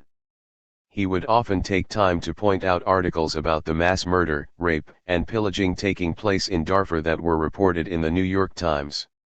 He also raised questions regarding the delay of aid to civilians in Darfur. The government of Sudan was engaged in a sadistic game with aid workers so they could not distribute aid to civilians. Gerard Prunier stated, "Travel permits for Darfur would be issued to NGO workers but made valid only for 3 days, then the beneficiaries were told that they had to give 72 hours pre-aid notice before going, meaning that their permits would have expired by the time they were to be used. 44. In the Senate, the cause for Darfur was taken up by members such as Senators Brownback, Republican Kansas, Feingold, Democrat Wisconsin, Durbin, Democrat Illinois, and McCain, Republican Arizona. McCain railed against the tactics used by the government of Sudan in Darfur. McCain pointed out that 157. The government of Sudan is actually using Russian-made Antonov bombers and MiGs to kill the civilian population. They are not simply attacking military targets but are focusing on civilian targets such as water wells, granaries, houses, and crops. 45. 4 days later, on May 10, 2004, the Senate passed a concurrent resolution sponsored by Senator Brownback to condemn the government of Sudan for attacks against innocent civilians. The measure was sponsored by Representative Wolf in the House and passed on May 17, 2004. The effort to save Darfur did not end with resolutions passed by both houses of Congress. Representative Wolf kept up the pressure and sent a letter to Kofi Annan, the Secretary General of the United Nations. It was signed by Wolf and a bipartisan coalition consisting of 44 other members of the House of Representatives. The letter asked Annan to go to Darfur to end the genocide. The letter stated, "We are extremely concerned that the crisis in Darfur, Sudan had not received the international attention or response that is needed to save the lives of hundreds of thousands of innocent civilians." 46. It went on to make the following point. The international community must act swiftly. Failure to act will bring certain death to the thousands languishing in camps. The world will wake up 10 years from now and wonder why more was not done to protect humanity. 47. Senator Richard Durbin also placed an article from the Los Angeles Times in the Congressional Record about how the murder and rape conducted by the Genocide was contributing to the spread of HIV, Ebola, West Nile virus, and other diseases. 48. However, Representative Chris Van Hollen, Democrat Maryland, was beginning to see the futility of the congressional effort. On June 25, 2004, he noted that the Convention on the Prevention and Punishment of the Crime of Genocide calls for prevention, not just punishment after the fact. Congressional action did not end the genocide. Wolf continued to act as the House's point man on Darfur. He often called his colleagues' attention to articles from a variety of sources, ranging from the BBC to the New York Times. However, by July 2004, a new critic with a stronger voice emerged in the Senate, Joe Biden of Delaware. Biden not only condemned the atrocities of the government of Sudan, but also condemned the policies of the 158th Bush II administration for not taking bolder action to bring the horrors in Darfur to an end. Biden pointed out the futility of the policy that the Bush II administration was pursuing at the United Nations. The administration is circulating a draft United Nations Security Council resolution which puts sanctions on the Genocide. I do not think pursuing a resolution which would impose an arms and travel embargo on the Genocide will improve the security situation in Darfur. I am sure there must be a strategy behind this resolution, but on its face, it is hard to see. The Genocide is not a state actor. It is not even an independent actor. It certainly is not accepting arms shipments from foreign governments. The Genocide is armed and supplied by the government of Sudan. And last I heard, the only place the Genocide has traveled is across the border into Chad to further harass the victims. 49. Biden's criticism was sine qua non. Previously, the actions of the government of Sudan were condemned. However, Biden also became a critic of the Bush II administration's policy in Darfur. In the House of Representatives, the tone remained cordial with the president. Nevertheless, on July 21, 2004, the House passed a concurrent resolution, House Concurrent Resolution 467, declaring that genocide had occurred in Darfur. The resolution stated, "The violence in Darfur appears to be particularly directed at a specific group based on their ethnic identity and appears to be systemized. Resolved by the House of Representatives, the Senate concurring, that Congress declares the atrocities unfolding in Darfur, Sudan, are genocide, and calls upon the United Nations and the Secretary-General to assert leadership by calling the atrocities being committed in Darfur by their rightful name, genocide. 50. During debate on the resolution, Representative Wolf stated, "We have a responsibility and duty to the people of Darfur to try to stop genocide in its tracks." However, he did not say how this was to be done. The Democrats in the House were beginning to lend their voice. More of them began to speak out against the genocide taking place in Darfur. In the Senate, the measure had bipartisan sponsorship. Senator Corzine, Democrat New Jersey, and Senator Brownback, Republican Kansas, sponsored the resolution in the Senate that was notable for what it did and for what it did not do. The resolution placed a great deal of the burden of action on the United Nations. Using the word genocide meant invoking the Convention on the 159 Prevention and Punishment of the Crime of Genocide. To enforce the treaty, the United Nations would need the strong backing of the VE permanent members of the Security Council, especially the United States. As Senator Biden pointed out, the administration of George W. Bush had not made such a commitment. The resolution was also notable because it commended the administration's actions in seeking a peaceful resolution of the conflict. This indicated that neither the Republican-led House nor the Republican-controlled Senate were willing to break ranks with the president. Gradually, more Democrats began to step forward to champion the cause of Darfur. Representative Wolf continued to speak out passionately against the atrocities in Darfur. However, Wolf, his fellow Republicans in the House, in the Senate, as well as the Democrats in both bodies did not call upon the president to intervene militarily in Darfur against the genocide. In fact, at one point, Wolf thanked the Bush II administration for documenting the atrocities, and made an appeal to the international community to take action. 51 Senator Bill Frist, Republican Tennessee, a physician, was the majority leader in the Senate. Frist made annual trips to the Darfur region to spend time with refugees. However, his main focus, like Bush's, was on humanitarian aid. Criticism of the international community and the United Nations became routine.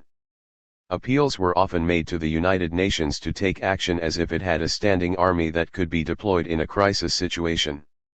Appeals were also made to the international community as if it could act in the absence of U.S. involvement and leadership.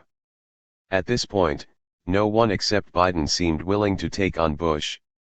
And even his criticism at this point did not emphasize military intervention. On September 9, 2004, when testifying before the Senate Foreign Relations Committee, Secretary of State Colin Powell said that genocide had been committed in Darfur. The Bush II administration now appeared to be on the same page as Congress. The Clinton administration had played word games and refused to call the mass killings in Rwanda genocide for fear of invoking the Convention on the Prevention and Punishment of the Crime of Genocide. Now that the Bush II administration had found the courage to call the killings in Darfur genocide, hope was raised that something would be done to stop it. But that hope was soon lost. To Charles B. Rangel, Democrat New York, the long-serving congressman from New York, the gap between U.S. rhetoric and action became intolerable. On November 17, 2004, Rangel took to 160 the door of the House of Representatives and demanded that the United States start using its muscle to back its morals. Rangel said, "Despite widespread condemnation by the international community regarding the Darfur genocide, few in the West have been willing to offer troops or logistics to the peacekeeping effort. The African Union has attempted to fill the void through its 700-man observer force. However, the force is severely undermanned and underfunded." 52. Rangel also made the point that the will no doubt need assistance in such an endeavor. America, as the greatest military power in the world, should not allow this decency to continue. Indeed, the U.S. currently has a contingent of 2,500 troops in Djibouti, from which it can initially draw. 53. Late in 2004, both houses of Congress passed the Comprehensive Peace in Sudan Act of 2004. The act cited the genocide committed by the Sudanese government and its Janjaweed henchmen. It also stated that the United States government and the international community should provide all necessary assistance to deploy and sustain an African Union force to the Darfur region. The President, acting through the Secretary of State and the Permanent Representative of the United States to the United Nations, should condemn any failure on the part of the government of Sudan to fulfill its obligations under United Nations Security Council resolutions. The United States should press the United Nations Security Council to pursue accountability of those individuals who are responsible for orchestrating and carrying out the atrocities in the Darfur region. 54. The Comprehensive Peace in Sudan Act of 2004 was meaningless. It did not call for action to be taken to stop the genocide, nor did it encourage the president to do so. It provided funding for humanitarian relief. This amounted to doing nothing more than dealing with the effects of genocide rather than preventing it or stopping it. Moreover, the act called for the president to pursue those who were responsible for the genocide in Darfur and to hold them accountable for their crimes. This was difficult to do since George W. Bush did not support the ICC. In 2005, Bush narrowly acquiesced and allowed the Security Council to refer the matter to the ICC. It was ironic that many Republicans who had criticized the United Nations over 161 the years and denied it funding now look to it to solve the crisis in Darfur rather than take the initiative themselves. The year 2005 was something of a learning year for members of both houses of Congress. The effort to save Darfur that had once been led by Republicans had now become a bipartisan effort. Members of Congress also learned that their actions were limited without the support of the president. As the situation in Darfur worsened, members of Congress placed articles about the tragedy transpiring in Darfur in the Congressional Record. In 2005, the Darfur Accountability Act, Senate Resolution 495, was introduced. It was sponsored by Senator Corzine, Democrat New Jersey, and co-sponsored by Senators Brownback, Republican Kansas, Dodd, Democrat Connecticut, Feingold, Democrat Wisconsin, Durbin, Democrat Illinois, Lieberman, Democrat Connecticut, Talent, Republican Missouri, DeWine, Republican Ohio, and Coburn, Republican Oklahoma. It sought to go beyond talk and to stop the genocide in Darfur. The bill confirmed that genocide had taken place in Darfur, and called for a military no-fly zone in Darfur, reports on the progress of the African Union, peacekeeping mission in Darfur, and stronger arms sanctions to be implemented against the government of Sudan. This was the first time that Congress had taken action to stop the genocide in Darfur. Unfortunately, for the measure to be effective, the president would have to take the initiative to implement the no-fly zone. Senator Durbin recalled that the president showed no such inclination. So, Durbin asked President Bush to, "What are you going to do about Darfur?" Sadly, the response was what I have heard over and over again from so many different sources: "We are going to count on the African Union, a group of soldiers from Africa who are moving into the region." How many soldiers are moving into this region where helpless people are being killed? The best estimates are 3,000 soldiers. How big is this region? It is about the size of the state of Texas. How in the world can we expect to have an impact on this senseless killing? 55. The measure did not pass in 2005 due to opposition from the Bush II administration. Also early in 2005, Representative Wolf turned his ire on the United Nations. Wolf stated, "The Security Council must take immediate, effective measures to stop the bloodshed." 56. In a letter to Secretary General Kofi Annan, Wolf stated that if the Security Council did not take meaningful action regarding Darfur, Annan should resign. 57. Was this an act of desperation on the part of Representative 162 Wolf? Perhaps it was. By now it had become obvious to Washington observers that despite labeling the atrocities in Darfur as genocide, the Bush administration was not going to take action outside of the realm of humanitarian aid. Maybe this was the reason why Wolf and Republicans in the Senate appealed to Annan, the Secretary General of the United Nations, rather than to George W. Bush, the President of the United States and the leader of their political party, to stop the genocide in Darfur. The gap between the rhetoric and the actions of the Bush II administration also became apparent to Representative Blumenauer, Democrat, Oregon. Blumenauer noted that $50 million in the foreign appropriation bill that would have allowed the peacekeeping mission in Darfur to expand from 6,000 troops to 7,700 troops was dropped.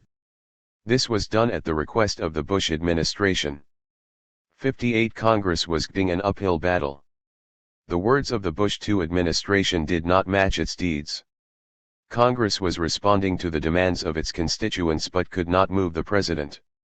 For George W. Bush, the war on terrorism had priority over the war in Darfur.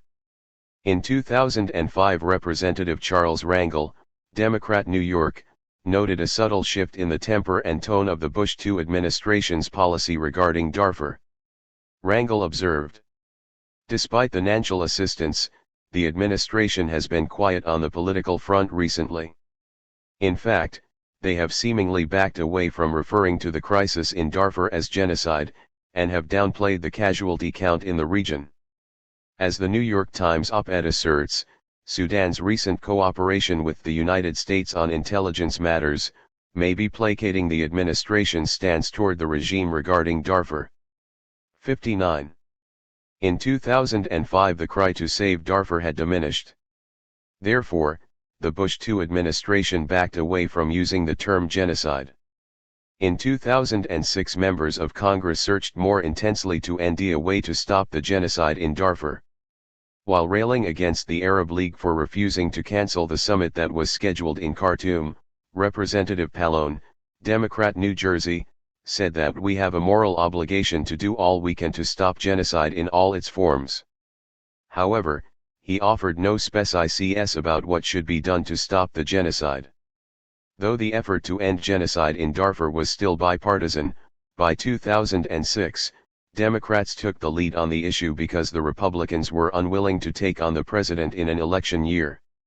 On February 1, 2006, Senator Biden, Democrat, Delaware, 163. Along with the co-sponsors Senators Brownback, Republican, Kansas, Obama, Democrat, Illinois, Lugar, Republican, Indiana, Feingold, Democrat, Wisconsin, and Dodd, Democrat, Connecticut, introduced Senate Resolution 383. This resolution was different from the others. It called for American muscles to back up its morals.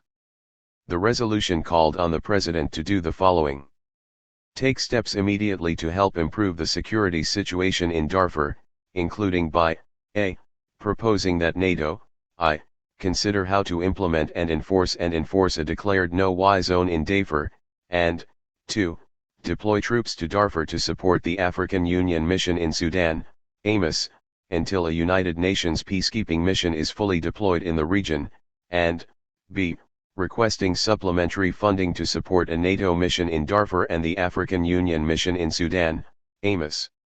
Calls upon NATO allies, led by the United States, to support such a mission, and calls upon NATO headquarters staff to begin planning in advance such a mission. Now, members of Congress were demanding that the president, in his capacity as commander-in-chief, save Darfur. Foreign policy is still the realm of the president, no matter how just the cause. The president did not implement the provisions called for in the Senate resolution.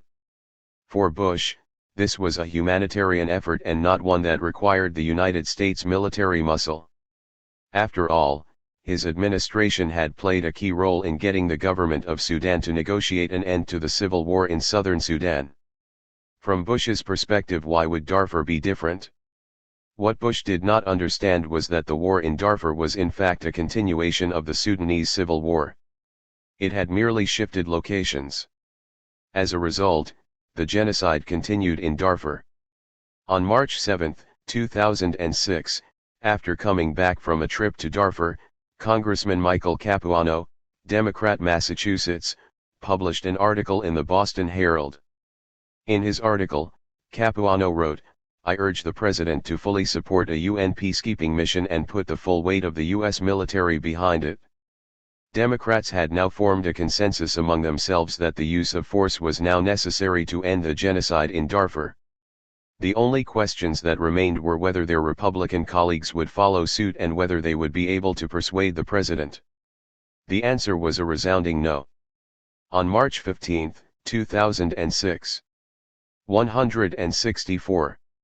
Congressman Capuano offered an amendment to increase funding for the beleaguered mission in Sudan by $50 million. Congressman Colby, Republican Arizona, rose in opposition. He stated that it was not necessary because the administration's request was fully funded by the military assistance bill currently before the House. Therefore, Capuano's amendment was not necessary. Nevertheless, Capuano's bill to provide the additional funding barely passed by 213 to 208 votes. The words were willing but the action was weak. The additional funding for the peacekeeping mission in Darfur was insufficient. Darfur is approximately the size of Texas. A peacekeeping mission of 7,700 troops is insufficient to patrol such a large area. The low priority given to the crisis in Darfur by the Bush II administration could be witnessed in its attempt to exploit the bipartisan coalition for Darfur. Funding for the war in Iraq was linked to emergency funding for assisting victims of Hurricane Katrina and the victims of genocide in Darfur. Bush was trying to exploit the bipartisan support in Congress for Darfur to get approval for funding related to the unpopular war in Iraq. Also notable was the passage of the Darfur Peace and Accountability Act, House of Representatives Resolution 3127, by the House of Representatives on April 5, 2006. This bill was a watered-down version of the Darfur Genocide Accountability Act, House of Representatives Resolution 1424, that was originally introduced by Representative Payne, Democrat, New Jersey. The bill had 138 co-sponsors. In its original version, the bill would have authorized the president to use armed drones against the Genocide, Sudanese aircraft, and military installations. 60. The bill also called for capital market sanctions preventing any entity engaged in any commercial activity in Sudan from raising capital or trading securities on U.S. capital markets. 61. Representative Henry Hyde, Republican, Illinois, the chairman of the House International Relations Committee, submitted the Darfur Peace and Accountability Act in its place. The new version did not call for the use of force against Sudanese targets, nor did it call for commercial sanctions.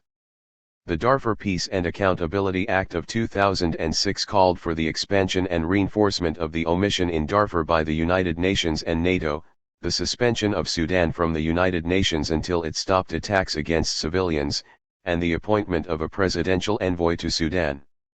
It also urged the U.S. Secretary of State to label the Genocide as a terrorist organization and to block the assets of Sudan and its government officials.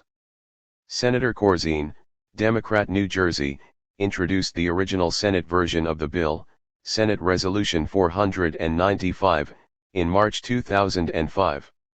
165. It also called for a military no-fly zone and for a Chapter 7 mandate to allow the peacekeepers in Darfur to protect the civilians instead of merely being observers. It encountered the wrath of the Bush II administration. Bush simply wanted to treat Darfur as a humanitarian effort, and did not want to alienate the Sudanese government.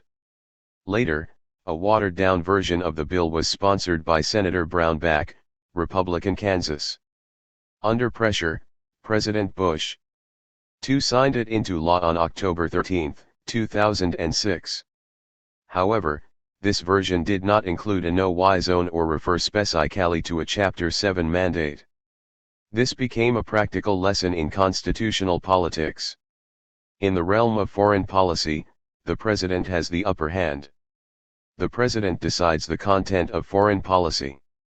The Congress, through its control of the purse, can decide whether or not that policy will continue or not, but the president decides the substance of the policy. The futility of the Bush II administration's policy was obvious. Democrats in both houses broke rank with their Republican colleagues, and called for military action to end the genocide in Darfur. On April 27, 2006, Representative Gerald Nadler, Democrat, New York, commented, "The threat of sanctions has done little to end the atrocities. This dire crisis requires a much more robust response. Our commitment to end the Darfur genocide must be judged by only one test: what are we doing that serves to end the killing and the suffering? The aim should be to end the genocide, disarm the Arab militias, guarantee humanitarian assistance, protect civilians, secure refugee camps, and provide safety to families returning to their villages. Military experts have estimated that these tasks will require 40,000 to 50,000 well-trained troops. We also have new and innovative technologies that could protect civilians." 62. The genocide would not be stopped by the United States. Bush had abandoned Darfur. It took one genocide, Rwanda, to shame Bill Clinton into stopping another, Bosnia. George W. Bush would not get a second chance. The Republican members of Congress continued to make the United Nations the object of their appeals to conscience and of their ire. They railed against the UN Human Rights Commission that included gross violators of human rights, such as Sudan, China, Cuba, Zimbabwe, Belarus, and Libya. They made no appeal for President Bush II to take unilateral action to stop the genocide. It was 166. Obvious that Bush had decided on his course of action to provide humanitarian relief and to do nothing more. The Democratic voices grew louder and more prominent. Senator Hillary Rodham Clinton, Democrat, New York, wrote a letter to President Bush II dated March 15, 2006. The letter made the following recommendations: convene a conference of world leaders to address the crisis in Darfur, appoint a special envoy to Sudan, establish a UN peacekeeping mission with a Chapter 7 mandate, request NATO assistance for the peacekeeping mission, and ask for a military no-fly zone to be enforced in Darfur. 63. Providing the peacekeeping force with a Chapter 7 mandate, NATO assistance, and the implementation of a no-fly zone were the minimum requirements for providing safety to civilians in Darfur. Yet, Bush rejected them. The chorus calling for presidential action grew louder as 2006 drew to a close. House Resolution 992, sponsored by Representative Frank Wolf, Republican, Virginia, passed by a vote of 414 to 3. It called for the appointment of a special envoy to Sudan.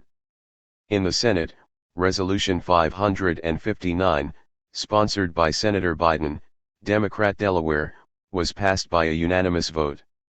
It called for the establishment of a no-fly zone in Darfur. Also, Tom Lantos, Democrat, California, the only Holocaust survivor ever elected to Congress, published an op-ed article in the Financial Times on September 27, 2006. In that article, Lantos stated the following: history will regard the situation in Sudan as an African Holocaust if the international community fails to protect innocent lives. Lantos also hinted at the use of force. The international community must put actions behind its now myriad words and commit to civilian protection by supporting the transition of the mission to the UN. NATO must also broaden its support to the through its perilous and crucial transition to a UN peacekeeping mission that should deploy with or without the consent of the Sudanese government. Lantos finished his article with an explicit call for the use of force against the government of Sudan. If Khartoum persists in pursuing genocide, I support military action to neutralize those military forces employed by Sudan to attack civilians or to inhibit peacekeepers from their deployment. The political heat was turned up on George W. Bush. He responded by signing the Darfur Peace and Accountability Act on October 13, 2006, see details above. Nevertheless, he was not going to change his policy. 167. In 2007, congressional Democrats continued their verbal assault on the Bush II administration, because it was continuing to downplay acts of genocide in Darfur. On February 16, 2007, Senator Durbin, Democrat Illinois, castigated the special envoy to Sudan. Durbin said, Ambassador Andrew Natsios told a student audience that genocide was no longer taking place in Darfur. 64 Bush speak now became Clinton speak, as the Bush II administration deployed Clinton-esque word games to deny that genocide was occurring in Darfur. When testifying before the Senate Foreign Relations Committee in April 2007, Ambassador Natsios was asked by Senator Menendez, Democrat New Jersey, whether genocide was occurring in Darfur. Natsios did not answer yes. He resorted to semantics. Senator Dodd, Democrat Connecticut, called for the deployment of a NATO force in Darfur with U.S. participation. China's connection with the genocidal regime in Khartoum also became a target for members of both parties in the House and Senate. Congressional Republicans were also fed up with the inaction of the Bush II administration. Representative Wolf called attention to Mia and Ronan Farrow's Wall Street Journal editorial titled The Genocide Olympics, which criticized China, the host country of the 2008 Olympics, for its support of Sudanese genocide. China was purchasing oil from Sudan that in turn allowed Sudan to buy weapons to engage in genocide against civilians in Darfur. In a sense, this was an indirect criticism of President Bush II as well. Bush had failed to pressure China on Darfur. Bush also planned to attend the Genocide Olympics in Beijing. Moreover, Senator Durbin, Democrat Illinois, called into question President Bush II's credibility on Darfur. He noted, the president, a few weeks ago, gave a speech in which he said we have to go beyond declarations to do something. Yet it has not happened. 65 Durbin also called attention to the failure of Berkshire Hathaway, an investment RM, to divest from PetroChina, a subsidiary of the Chinese government RM China National Petroleum. PetroChina is the largest oil company in Sudan. Senator Feingold also stressed the connection between China and Sudan. Nothing seemed to work. George W. Bush would not abandon his policy of inaction. On May 16, 2007, Senator Menendez, Democrat New Jersey, introduced the China Resolution, Senate Resolution 203. Representative Barbara Lee, Democrat California, introduced a similar measure in the House on May 21, 2007. These measures called for China to use its influence with Sudan to end the genocide in Darfur. Both resolutions were passed in their respective bodies with unanimous consent. Finally, in 2007, the House and the Senate passed the Sudan 168. Accountability and Divestment Act, Senate Resolution 2271. It provided legal protection to state and local governments that divested from companies doing business with Sudan. On January 28, 2008, Senator Biden, Democrat Delaware, introduced a resolution urging the international community to provide helicopters to the ONU peacekeeping mission in Darfur. It passed by unanimous consent. However, no helicopters would be forthcoming. President Bush was opposed to military action in Darfur. Representative Wolf once more focused on China's connections with the genocidal regime in Khartoum and its disrespect for human rights. What Wolf did not do early in 2008 was to criticize the Bush II administration for its failure to stand up for human rights. That would come later. On December 10, 2008, with the elections over, Representative Wolf, frustrated and disappointed, blasted the human rights record of the Bush II administration. He said, "I believe that history will show a legacy of missed opportunities on human rights for the administration, failure to consistently apply their rhetoric, failure to be a tireless advocate for the voiceless." 66. In 2009, a new president, Barack Obama, took office. With a new president in office, Representative Wolf took to the floor of the House to challenge President Obama to do something about the genocide in Darfur. On February 11, 2009, he called on President Obama to appoint a special envoy to Sudan. On March 4, 2009, Wolf also called on President Obama to take action to stop the killing in Darfur. He made a direct appeal to President Obama to take action. This is something that he had not done with President Bush too. Perhaps he believes that President Obama, unlike the previous president, will do something about the genocide in Darfur. On March 18, 2009, President Obama appointed Major General Scott Gratian as a special envoy to Sudan. Nevertheless, the killing in Darfur continues. So far, 400,000 have died. So far, the Obama administration has mainly focused on the economic recovery of the United States. Darfur has not been a priority. Congress failed because it kept looking to the president to take action on Darfur. Waiting for Bush was like waiting for Godot. Contrary to his rhetoric, Bush never got on board with the issue. A consensus had formed among the Democrats in Congress that more had to be done to save lives in Darfur. Yet, they continued to wait for a bold move from the president as well. Some Republicans agreed with their Democratic colleagues and therefore relinquished the lead. 169. On Darfur to them. However, other Republican members of the House and Senate were reluctant to break with the president.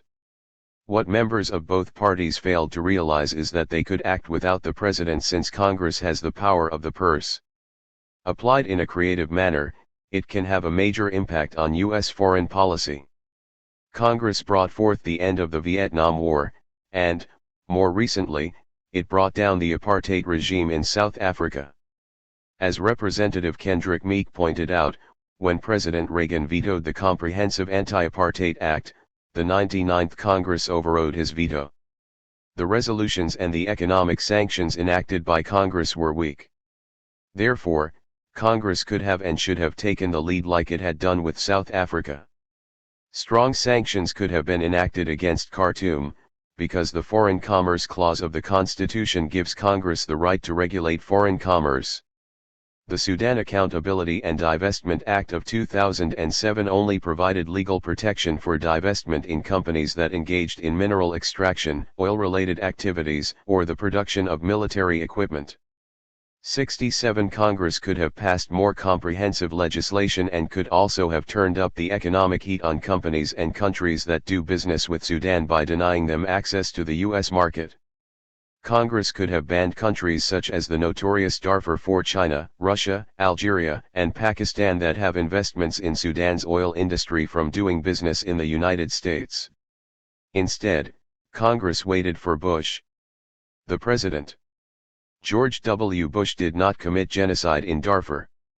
Nevertheless, to a degree, he was responsible for its continuation. Instead of engagement, Bush opted for a policy of appeasement with the genocidal regime in Khartoum and appeared comfortable with the path he had chosen. This undermined efforts to stop the genocide. Paul Kennedy, the historian, has defined appeasement in the following manner: the policy of settling international, or for that matter, domestic, quarrels by admitting and satisfying grievances through rational negotiation and compromise, thereby avoiding the resort to armed conflict, which would be expensive, bloody, and possibly dangerous. 68. Bush, who was so reckless in the Middle East, was overly cautious in Africa. His appeasement policy targeted Congress, the American people, and the regime in Sudan. 170. Sudan was on George W. Bush's agenda before the war in Darfur began. He had been pressured by conservative Christian constituents and by Republicans in the House and the Senate to do something to end the Sudanese civil war. Conservative Christians viewed the conflict as an Islamic jihad by the Muslim North against the Christian South. Bush was well aware of the atrocities committed by Sudan against civilians. On May 14, 2001, Bush spoke out against the human rights abuses in Sudan. Bush noted, "Some crimes are being committed today by the government of Sudan, which is waging war against the country's traditionalist and Christian peoples. Some 2 million Sudanese have lost their lives, 4 million people have lost their home. Hospitals, schools, churches, and international relief stations have been bombarded over 18 years of Sudan's civil war." 69. On October 21, 2002, President Bush II signed the Sudan Peace Act, Public Law 107-245 Oct. 21, 2002. It condemned the government of Sudan for committing genocide and slavery in southern Sudan. It also called on the U.S. president to end a comprehensive solution to end the war in southern Sudan. In addition, the president was to certify every 6 months whether the peace process was progressing and whether humanitarian aid had been interfered with. Even though the government of Sudan periodically blocked humanitarian aid, the Bush II administration nevertheless sent certification to Congress that Sudan had not. Here we see the RST inklings of the Bush II administration's appeasement policy toward Sudan and Congress. The president seemed more interested in keeping the peace talks going than in punishing Sudan. Bush would later do the same thing after the passage of the Comprehensive Peace in Sudan Act of 2004 that required certification from the president that the government of Sudan was not interfering with the human rights monitors or humanitarian aid. Bush wanted to keep the parties in the Sudanese civil war in the south engaged in the peace process. However, by ignoring these violations, he sealed the fate of Darfur. He sent an implicit message to Khartoum that Darfur did not carry the same weight as the war in the south. Moreover, Bush's failure to include Darfur in the ongoing talks also reinforced that message. It became apparent that for the Bush II administration, the preemptive war in Iraq and the war on terrorism took priority over genocide and slavery in Sudan. In April 2005, the CIA, the chief of Sudanese intelligence, Major General Saleh Ghosh, one of the 171 architects of genocide in Darfur, to Washington, D.C., for a meeting on terrorism. 70. Contacts between the Sudan government and the CIA and FBI over Islamist terrorist networks began as early as May 2000, when Khartoum released some dated information on Osama bin Laden, but held back more. 71. Bush believed that Khartoum was too valuable an ally in the war on terrorism to be dealt with severely. 72. George W. Bush failed to make a conceptual link between genocide and the war on terrorism. Genocide is state-sponsored terrorism against a targeted people. Killing en masse requires the support of the state. No private group or non-state entity has the resources to carry out such a plan. Genocide is the ultimate denial of a people's identity. It assigns them to the lowest ranks of humanity and designates them as insignificant. Those who commit these acts are guilty of crimes against humanity. But those who have it in their power to prevent or stop it and fail to do so are equally guilty, for they have entered into a tacit partnership with those who have committed genocide. Adolf Hitler once asked, "Who after all, speaks today of the annihilation of the Armenians?" Working with Sudan in the war on terrorism is like working with Adolf Hitler in a war against racism. It is illogical. The regime in Khartoum became keenly aware that the Bush II administration was not going to undertake a policy that would pose a direct threat to its existence. Khartoum learned that it could defy Bush without penalty. Bush virtually admitted this at a press conference. On May 29, 2007, he stated, "One day after I spoke about Darfur, the Sudanese military bombed a meeting of rebel commanders designed to discuss a possible peace deal with the government." 73. Similarly, in 2008, in an interview with Matt Free of the BBC, Bush said that he was comfortable with his decision not to intervene militarily in Darfur. 74. The use of force would have made Khartoum calculate whether going along with its current course of action was worth the damage that would have been incurred. Why weren't power grids knocked out in Khartoum like they were knocked out in Kosovo, so the city would have to sleep under the stars like the people in the refugee camps at Darfur? Without the use of force, no thinking by Khartoum was required. George W. Bush never made Omar al-Bashir pay a price for committing genocide. Khartoum was allowed to act with impunity. Instead of treating the situation in Darfur as a human rights issue and thinking that its people were in need of liberation, George W. Bush 172 treated Darfur as a humanitarian problem. During the closing days of the Bush II administration, a White House fact sheet stated, "Under President Bush's leadership, the United States and its partners freed 25 million Iraqis from the rule of Saddam Hussein, a dictator who murdered his own people, invaded his neighbors, and repeatedly vetoed United Nations resolutions. 75. What was said of Saddam Hussein could have been said of Omar al-Bashir. He had oppressed the 41 million people of his country, invaded Chad, committed genocide, and vetoed UN resolutions on a regular basis. Why was Sudan not on the Bush agenda as a candidate for liberation? This was never explained. Bush chose to throw money at the problem instead of solving it. The various fact sheets put out by the Bush II White House stressed the president's freedom agenda, but when it came to Darfur, they emphasized how much was being spent on humanitarian relief. Treating Darfur as a humanitarian effort rather than as part of the freedom agenda allowed genocide to continue in Darfur. George W. Bush's policy toward Darfur was one of deception. Unlike Bill Clinton, who never used the word genocide during the crisis in Rwanda, Bush's administration used the term early on to describe the events going on in Darfur. As a result, many viewed him as being empathetic toward the victims in Darfur.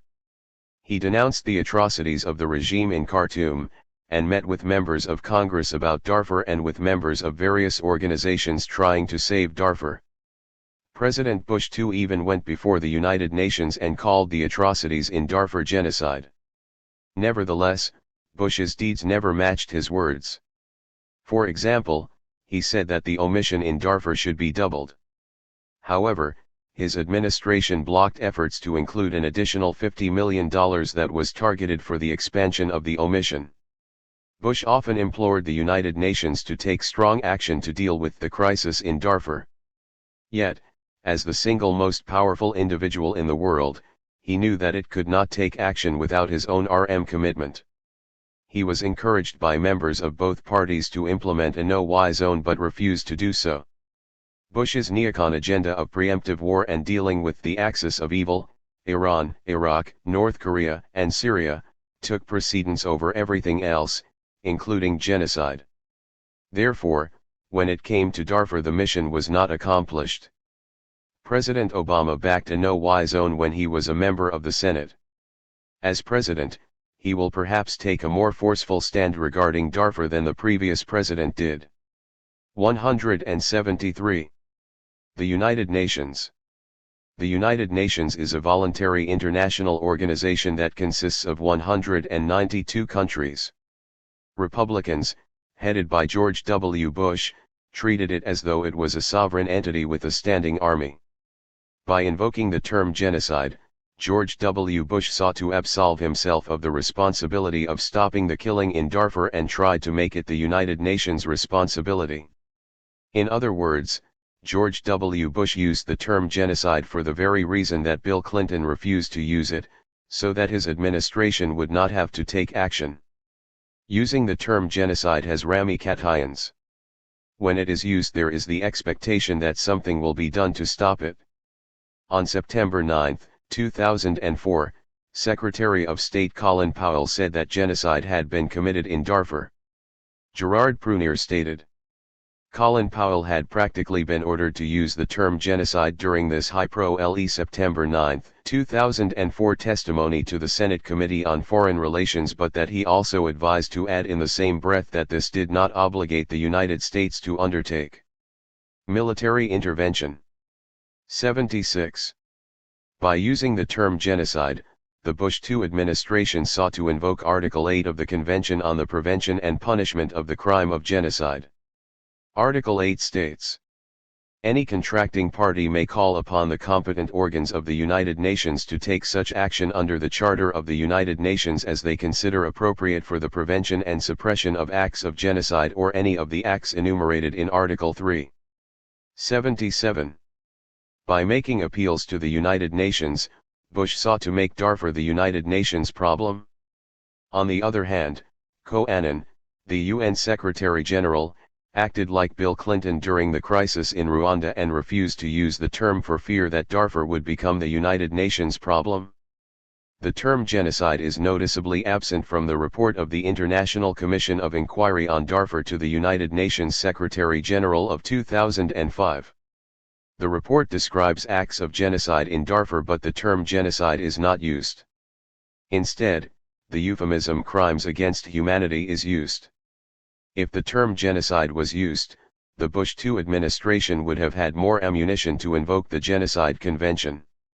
However, Secretary General Annan would not have had the means to enforce the convention, given the Bush II administration's unwillingness to. 174. Provide the financial support for the expansion of the omission and the hostility that Bush and his neocon advisors had shown toward the United Nations. The Bush administration's ultimate contempt for the United Nations was demonstrated by the appointment of John Bolton as the U.S. ambassador to the United Nations. Bolton had an overbearing demeanor and was contemptuous toward the organization. He was ill-suited for such a sensitive diplomatic position. This is why Bush had to appoint him by making a recess appointment. Due to his cantankerous manner, Bolton was not confirmed by the Republican-controlled Senate. Given this scenario, Annan opted for Clinton-style word games and thereby refused to call the unfolding tragedy in Darfur genocide. He knew that the United Nations could not take action because he did not have the full support of the United States. The G word became a political hot potato. No one wanted to be responsible for invoking the Genocide Convention. The United Nations is only as strong as its members, especially the VE permanent members of the Security Council, allow it to be. The Bush administration, as detailed above, did not give the United Nations its full support. China did not want to see strong sanctions enacted against Sudan either, because it had helped to fuel Sudan's genocide machine. China imports 70% of Sudan's oil, supplies Sudan with weapons, and has built weapons factories in Sudan. Russia, like China, is also one of the Darfur Four and has ties to Sudan's oil industry and supplies the Sudanese government with weapons as well. This is a major reason why more progress has not been made in stopping the genocide in Darfur. In 2007 the Security Council passed Resolution 1796. This created a hybrid omission in Darfur with a Chapter 7 mandate. There are currently 12,937 peacekeepers in Darfur, an insufficient number to be effective. In Bosnia there were 18 peacekeepers per 1,000 people. In Kosovo, there were 20 peacekeepers per 1,000 people. In Darfur, there are 2 peacekeepers per 1,000 people. Refugees are still harassed when they leave the camps that are often surrounded by Janjaweed forces. People are still suffering because the permanent members of the Security Council do not perceive genocide as being more important than their economic interests. Therefore, empty resolutions gave way to others, followed by additional meaningless debate. As a result, the genocide continues and the United Nations has failed in its responsibility to take collective action against genocide. It should be noted why it failed. The United Nations failed to halt genocide in Darfur because the United States, China, and Russia put their interest above that of the people of Darfur.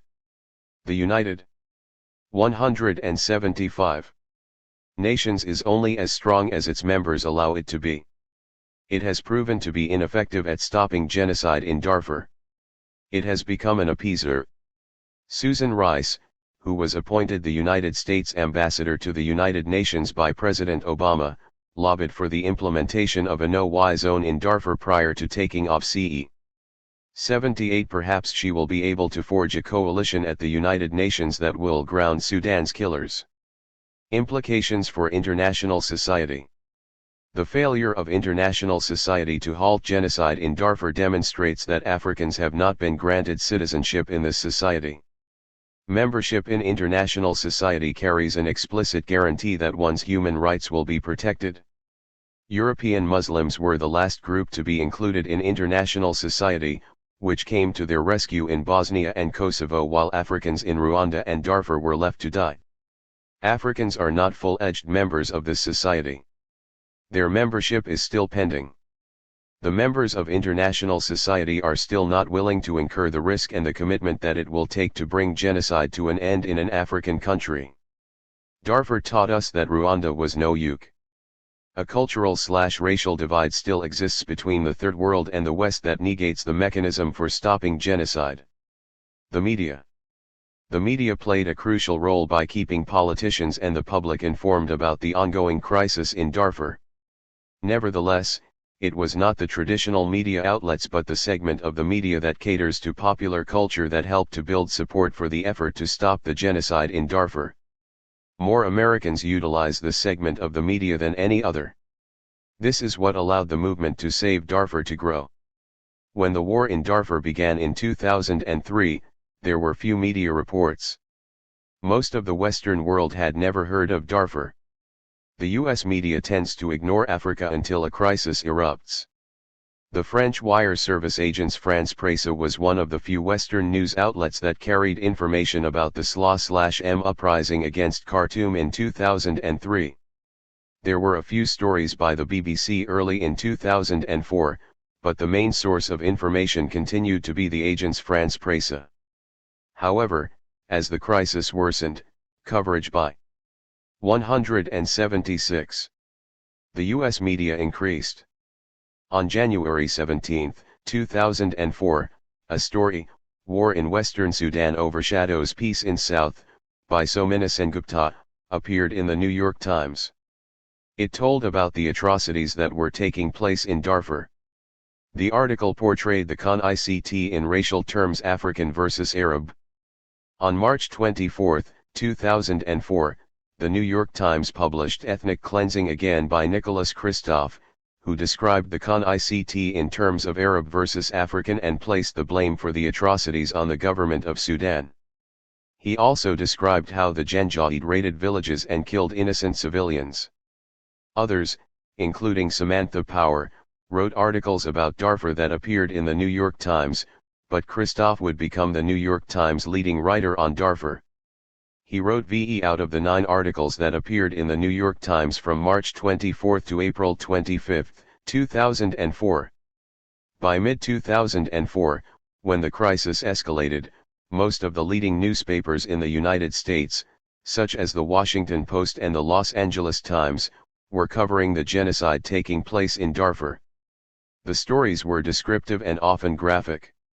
They described the conflict as one between the Arab government and its Genocide henchmen and the African farmers of Darfur. The articles described how the Genocide raided villages, murdered, raped, drove people from their homes, and destroyed their lives. A notable article was an op-ed policy adrift on Darfur that appeared in the Washington Post. It was written by Senators Brownback, Republican Kansas, and Obama, Democrat Illinois. The article called attention to the deteriorating situation in the refugee camps that was caused by a lack of security. An unusual article titled "Rescue Darfur" now appeared in the Washington Post on September 10, 2006. It was written by Senator John McCain, Republican Arizona, and former Senator Bob Dole, Republican Kansas. It was unusual because it explicitly called for military intervention. The most consistent and wide-ranging reporting on the crisis in Darfur was undertaken by a non-American news source called the Sudan Tribune. It operates out of Paris and posts its stories on the internet. The Sudan Tribune focused on the regional, internal, and global politics of Sudan, and posted stories by writers such as Professor Eric Reeves of Smith College. Most of the articles were informative, but most of them suffered from the same shortcomings. They were descriptive and not analytical. They failed to see the inherent relationship between the Sudanese civil war in the south that was ending and the one in Darfur that was beginning. They failed to notice that Sudan has only had 10 years of 177 peace in its turbulent history. And, most importantly, they failed to ask why the same policies were always implemented in Sudan regardless of whether it had a civilian or military government. If they had asked these questions, it would have been obvious that Sudan is a failed nation-state. It seeks to crush its opponents regardless of race or ethnicity rather than to give them a voice. The Sudan Tribune was the only paper to give coverage to Arabs in Darfur who rose against the government in Khartoum in 2008 and cooperated with rebel African factions. Also, the Sudan Tribune was one of the few papers to note the arrest of erstwhile government leader Hassan al-Turabi, now the head of the Popular Congress Party opposition, in January 2009 for saying that Omar al-Bashir should surrender to the ICC. The media also failed to examine the demands of the Sudan Liberation Movement/Army, SLA/M, and the Justice and Equality Movement, the two main rebel groups guiding the government of Sudan in Darfur. This would have been helpful in determining the scope of their demands. Were the rebels being unreasonable? Did their demands go beyond concessions granted to southern Sudan in the comprehensive peace agreement that ended the 20-year war in southern Sudan? The Sudan Tribune was the only newspaper that carried the mission statement of the SLA/M, which contains the following demands. A secular state, liberal democracy based on equal representation, respect for all races, religions, and cultures, due process and equal protection under the law. 79. In essence, the SLA/M was asking for a secular democratic state with civil liberties and civil rights. Were they asking for more than had been granted to the SPLA/M in southern Sudan? The media never asked nor attempted to answer this question. A brief analysis would have revealed that the demands of the SLA/M were modest in comparison to what was granted to the SPLA/M. The comprehensive peace agreement signed between the government of Sudan and the SPLA/M contained the following provisions. 1. Armed forces, the North and South are to maintain separate armed forces. There is to be the withdrawal of 91,000 government troops from the South within 2.5 years. The SPLA has 8 months to withdraw its forces from the North. The Naivasha Protocol that forms part of the CPA outlined the 178 details of integration.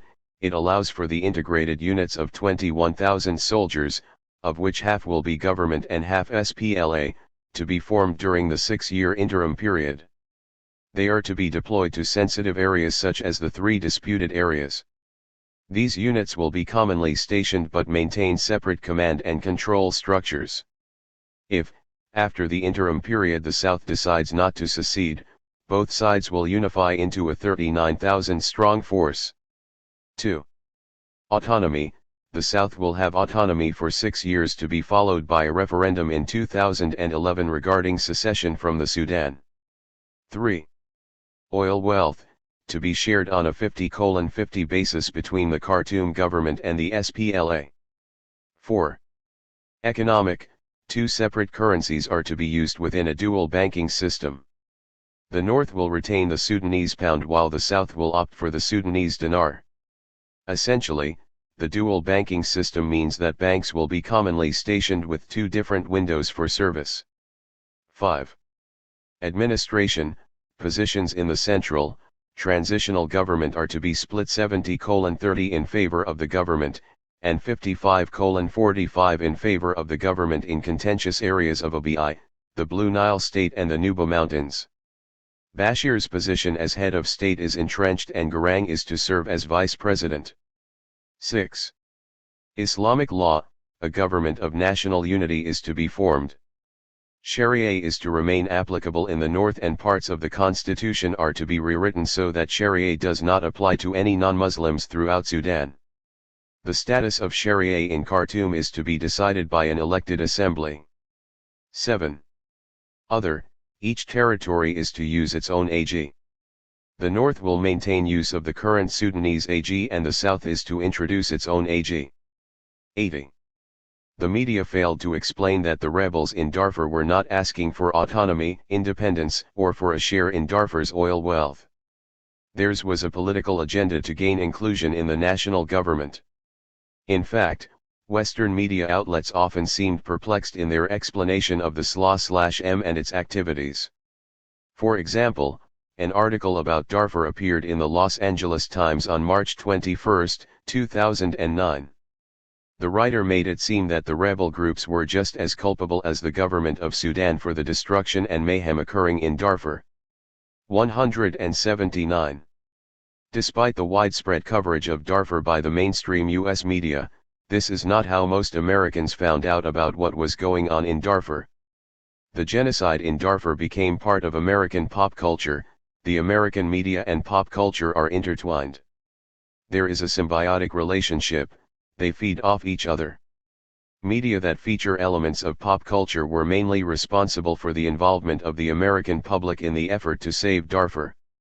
After winning gold and silver medals in the speed skating competition at the 2006 Winter Olympics, Joey Cheek donated his $40,000 in prize money to help children in refugee camps in Darfur. His actions resulted in an additional $300,000 in contributions from the American public. Celebrities such as Mia Farrow, George Clooney, and Oprah were all recruited to help save Darfur. MTV also became involved. This is what caught the attention of most Americans. People were hearing about Darfur from popular celebrities and through a medium they accessed on a regular basis. Most of them had never heard of Nicholas Kristof or Eric Reeves, nor had they read anything they wrote, but they watched Oprah and MTV. Both the mainstream media and the media that caters to pop culture informed the American people about genocide in Darfur. Rather than sleeping through the news about genocide as they had in the past, the American people tried to stop it. Neither the American media nor the American people abandoned Darfur, the American government did. Conclusion: Sudan has become a cesspool of human misery and suffering. Unfortunately, it will remain that way as long as the current regime is in power and as long as equality, respect, and the rule of law are not granted to all of its citizens. Moreover, it will remain that way so long as the international community fails to intervene on behalf of the millions of refugees in the region. Chronic Arabism, the paradigm of death and destruction, must be abandoned. To a great extent, this policy has been channeled to Khartoum. It has been able to use it for shoring up support from without and within Sudan. The country has also been effective at getting most observers of the conflict in Darfur to view it through racial lenses. Because of the massive atrocities generated by the policy of chronic Arabism, our attention has been diverted, and few have bothered to ask why Sudan is always in a state of turmoil and why the policies of the various civilian and military regimes bear such a striking resemblance. As a state, Sudan is an abysmal failure, and its policy of constant racial agitation is the 180. Only thing that allows Khartoum to maintain rule over a dispirited people. The best hope for the emergence of a new Sudan was John Garang, the Sudanese Abraham Lincoln. Garang, like Lincoln, fought against regionalism and sought to build a national identity for his country that went beyond parochial values. Much of the hope for a new Sudan died with Garang during a helicopter crash on July 30, 2005. Like Lincoln, he was not able to see his dream to fruition. The dream is now endangered and may never be realized. Garang sought and garnered support among both Africans and Arabs. His vision of Sudan was an inclusive one. Unfortunately, most politicians in Sudan have fallen into the trap of factionalism and cannot see beyond their region or ethnic group. They lack Garang's vision. In many ways, the crisis in Darfur resembled the ethnic cleansing in Kosovo. Civilians were attacked and murdered, their villages pillaged, and their personal property stolen. The only thing that brought those heinous acts to a halt was the use of force. The aggressors were forced to pay a price for their actions. However, this required courage. The Genocide is not a professional army, nor are they skilled in guerrilla warfare. They are rebels without a cause. They GHT for money and property, not for justice or an ideology. In the face of this ragtag army, George W. Bush put up a white AG and surrendered to genocide, the ultimate act of terrorism and injustice. He enabled the regime in Khartoum. Thus, Darfur has become his Rwanda. There are some lessons that the American people should have learned from the crisis in Darfur. Despite their involvement and concern, the genocide in Darfur has continued for a number of reasons. First, one needs to be specific in making a request to Congress. One cannot leave it to others to fill in the blanks. To their credit, the American people wanted to save Darfur. But, it was never stated specifically how this was to be done. Would the peaceniks in the movement support the use of force in Darfur? We do not know. It was left to the politicians in Congress to fill in the blanks. They, in turn, looked to President Bush too, who never got on board with the issue.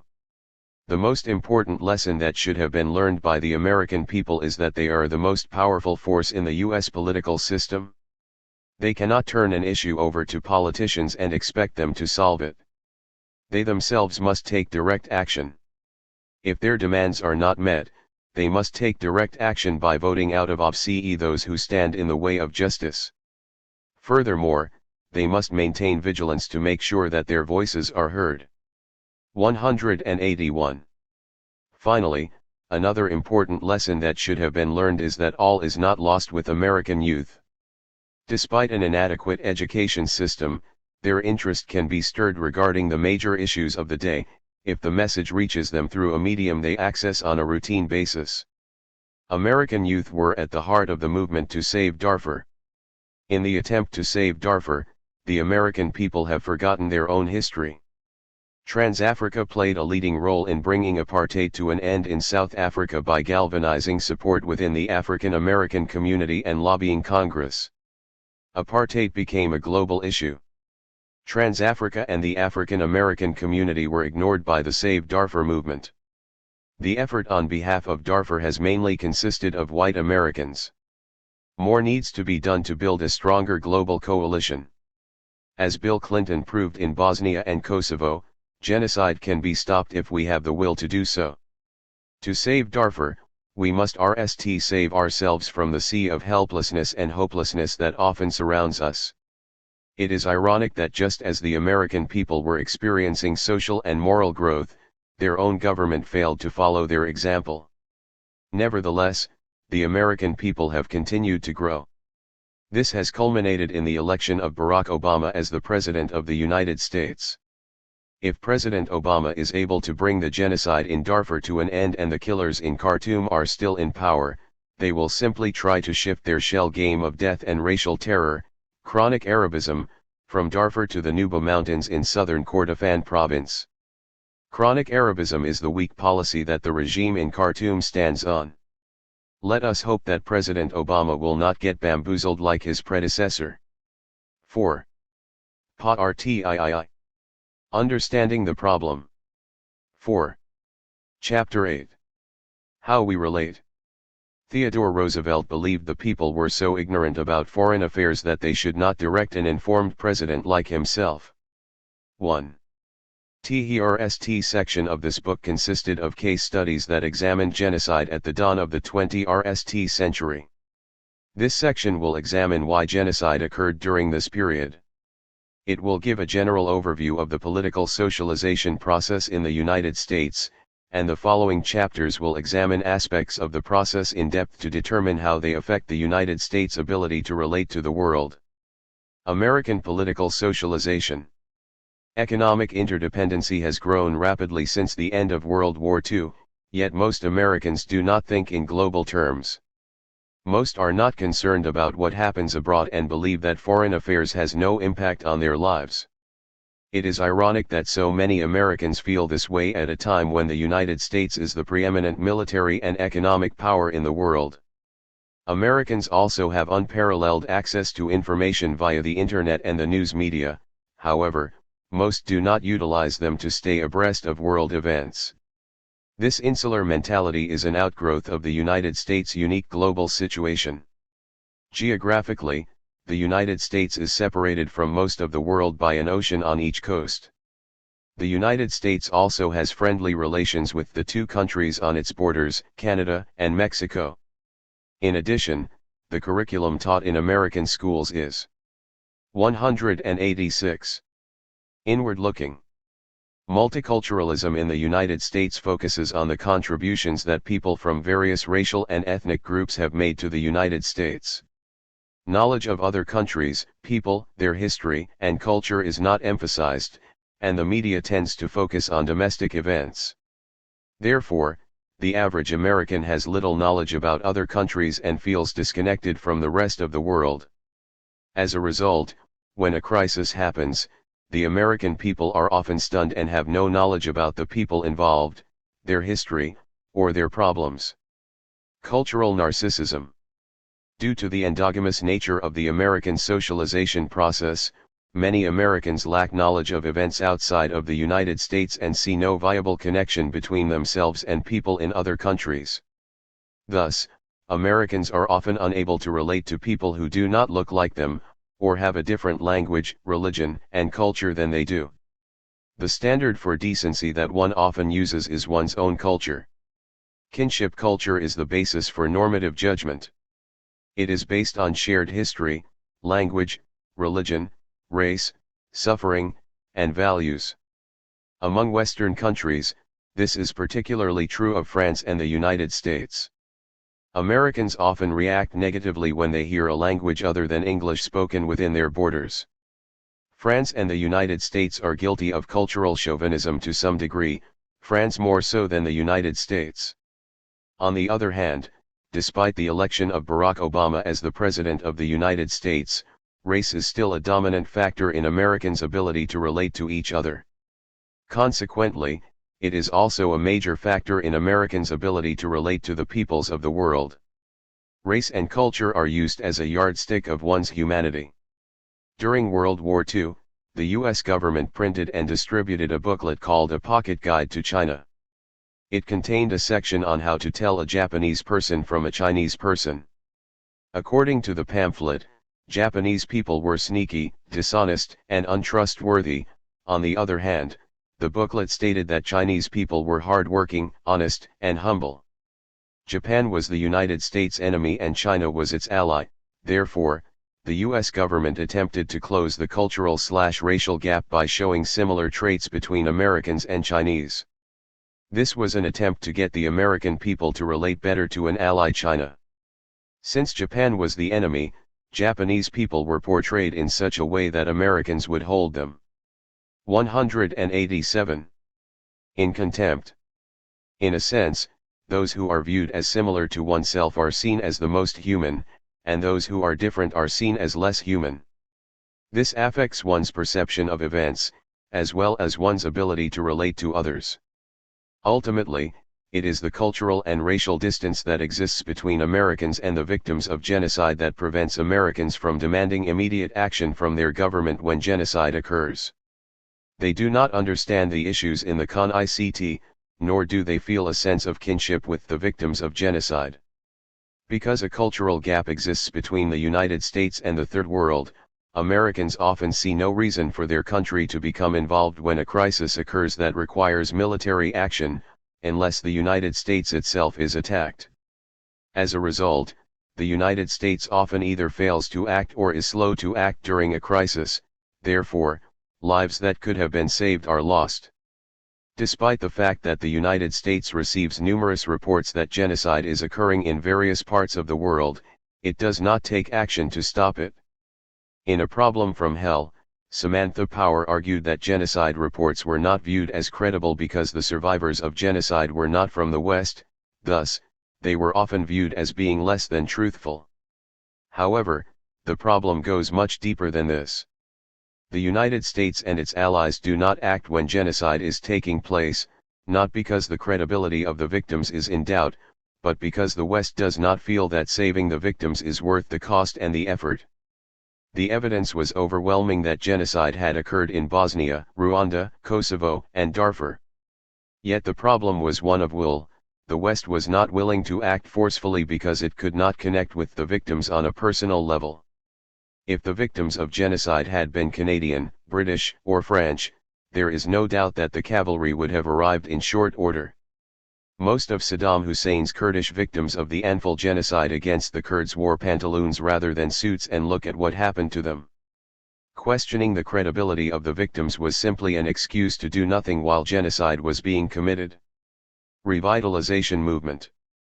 The existence of a cultural gap explains why the United States sometimes fails to act during a crisis. On the other hand, the concept of revitalization explains situations in which the United States is willing to take quick and decisive action.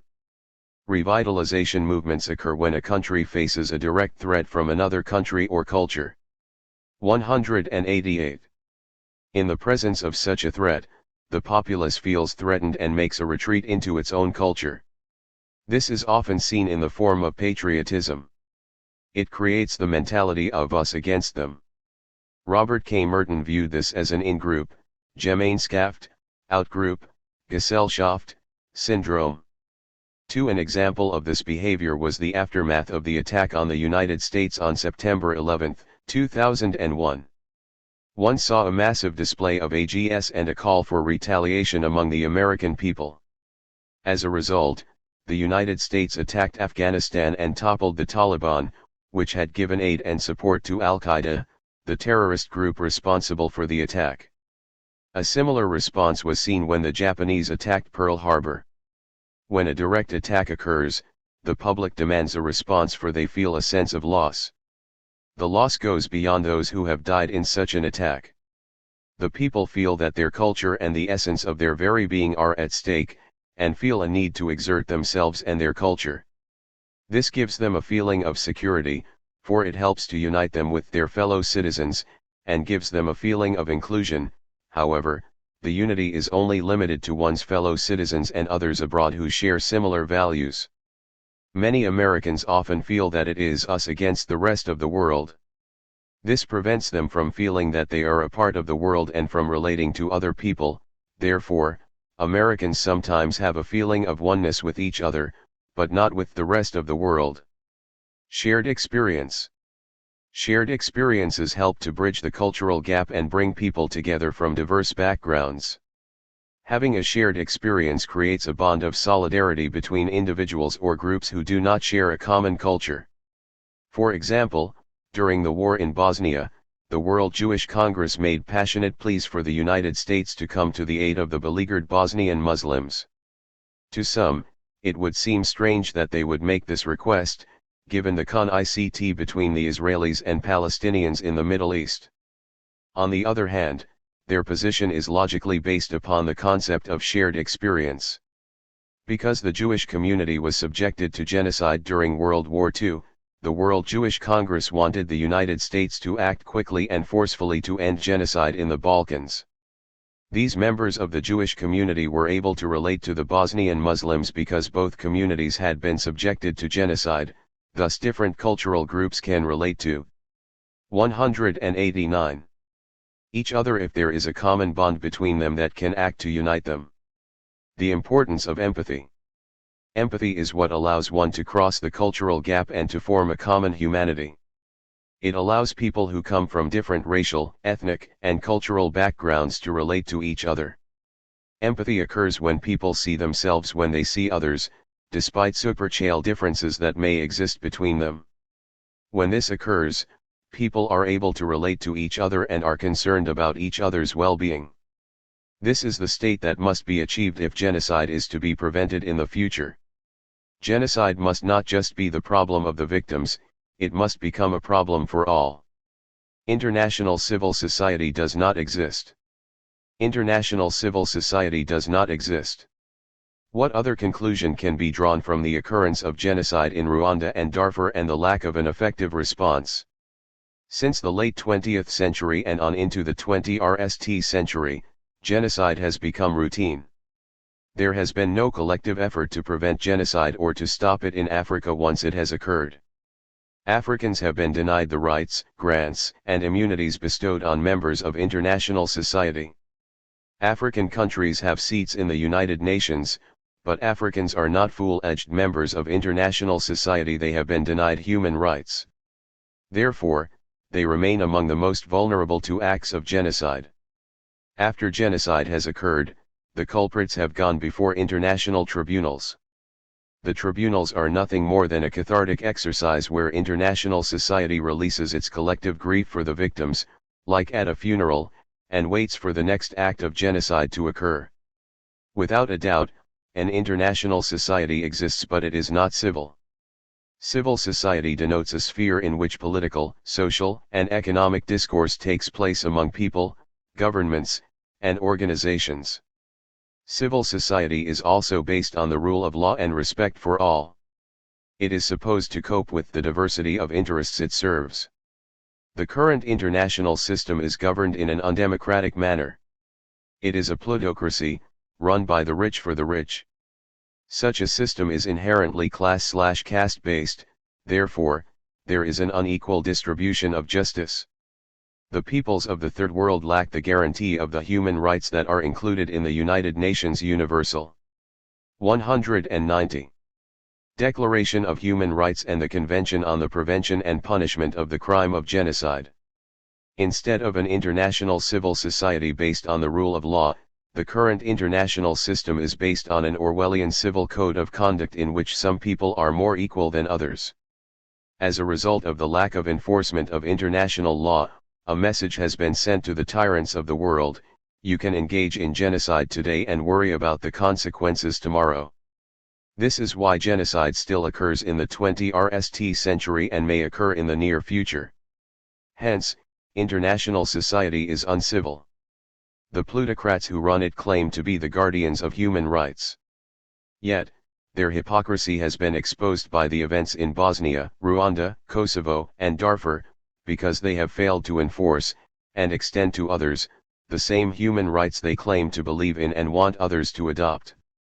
As a result, their moral authority has been compromised, for they have failed to protect the weakest members of international society. In a civil society, the strong are just and all members of society are equal. Until this happens, genocide will continue to be part of the political landscape of the future. The anatomy of genocide. Genocide is possible when there is no empathy. Genocide does not occur because ethnic or racial divisions exist within a country. The 4 case studies of this volume reveal patterns of behavior that have led to genocide. The RST precursor to genocide is the delegitimization of the state. The precipitating event could be economic, political, or both. During the Weimar Republic in Germany, the state lost legitimacy due to the harsh economic terms imposed on it by the Treaty of Versailles. A crisis involving the legitimacy of the state arose in Yugoslavia, due to the Organization of the Petroleum Exporting Countries, OPEC's, decision to increase the price of oil and the harsh loan terms imposed upon it by the IMF. A crisis involving the legitimacy of the state occurred in Rwanda because of the weak state of the economy and the assassination of Juvenal Habyarimana. The second precursor to genocide is the seizure of the state by a cadre of non-democratic elements. They may obtain power by democratic or other means, however, their aims are not to form a democratic state. Scapegoating is used by these elements to gain legitimacy among the masses. Prior to scapegoating, a society need not be divided by significant social, racial, or ethnic cleavages. During periods of 191 economic and social unrest, one's national identity is weakened, because the state has essentially failed to provide for the individual's basic needs. It is hard to feel patriotic and to relate to the broader community if one is starving. At such times, one's primordial loyalty may be stronger than one's broader national identity, even if cross-cultural bridges and relationships have been built. Those who were once viewed as friends and neighbors are now blamed for society's ills due to the rhetoric of the demagogue in power. As the demagogue continues to agitate, con-ICT develops beyond the point of ethnic or racial con-ICT. It moves from the point of wanting to punish the scapegoat to the point of eliminating the scapegoated group. This is what happened in Germany. German Jews were well integrated into Germany society. However, when the Nazis came to power, they used Jews as scapegoats, which resulted in atrocities such as Kristallnacht, Kristallnight, and, ultimately, the Holocaust.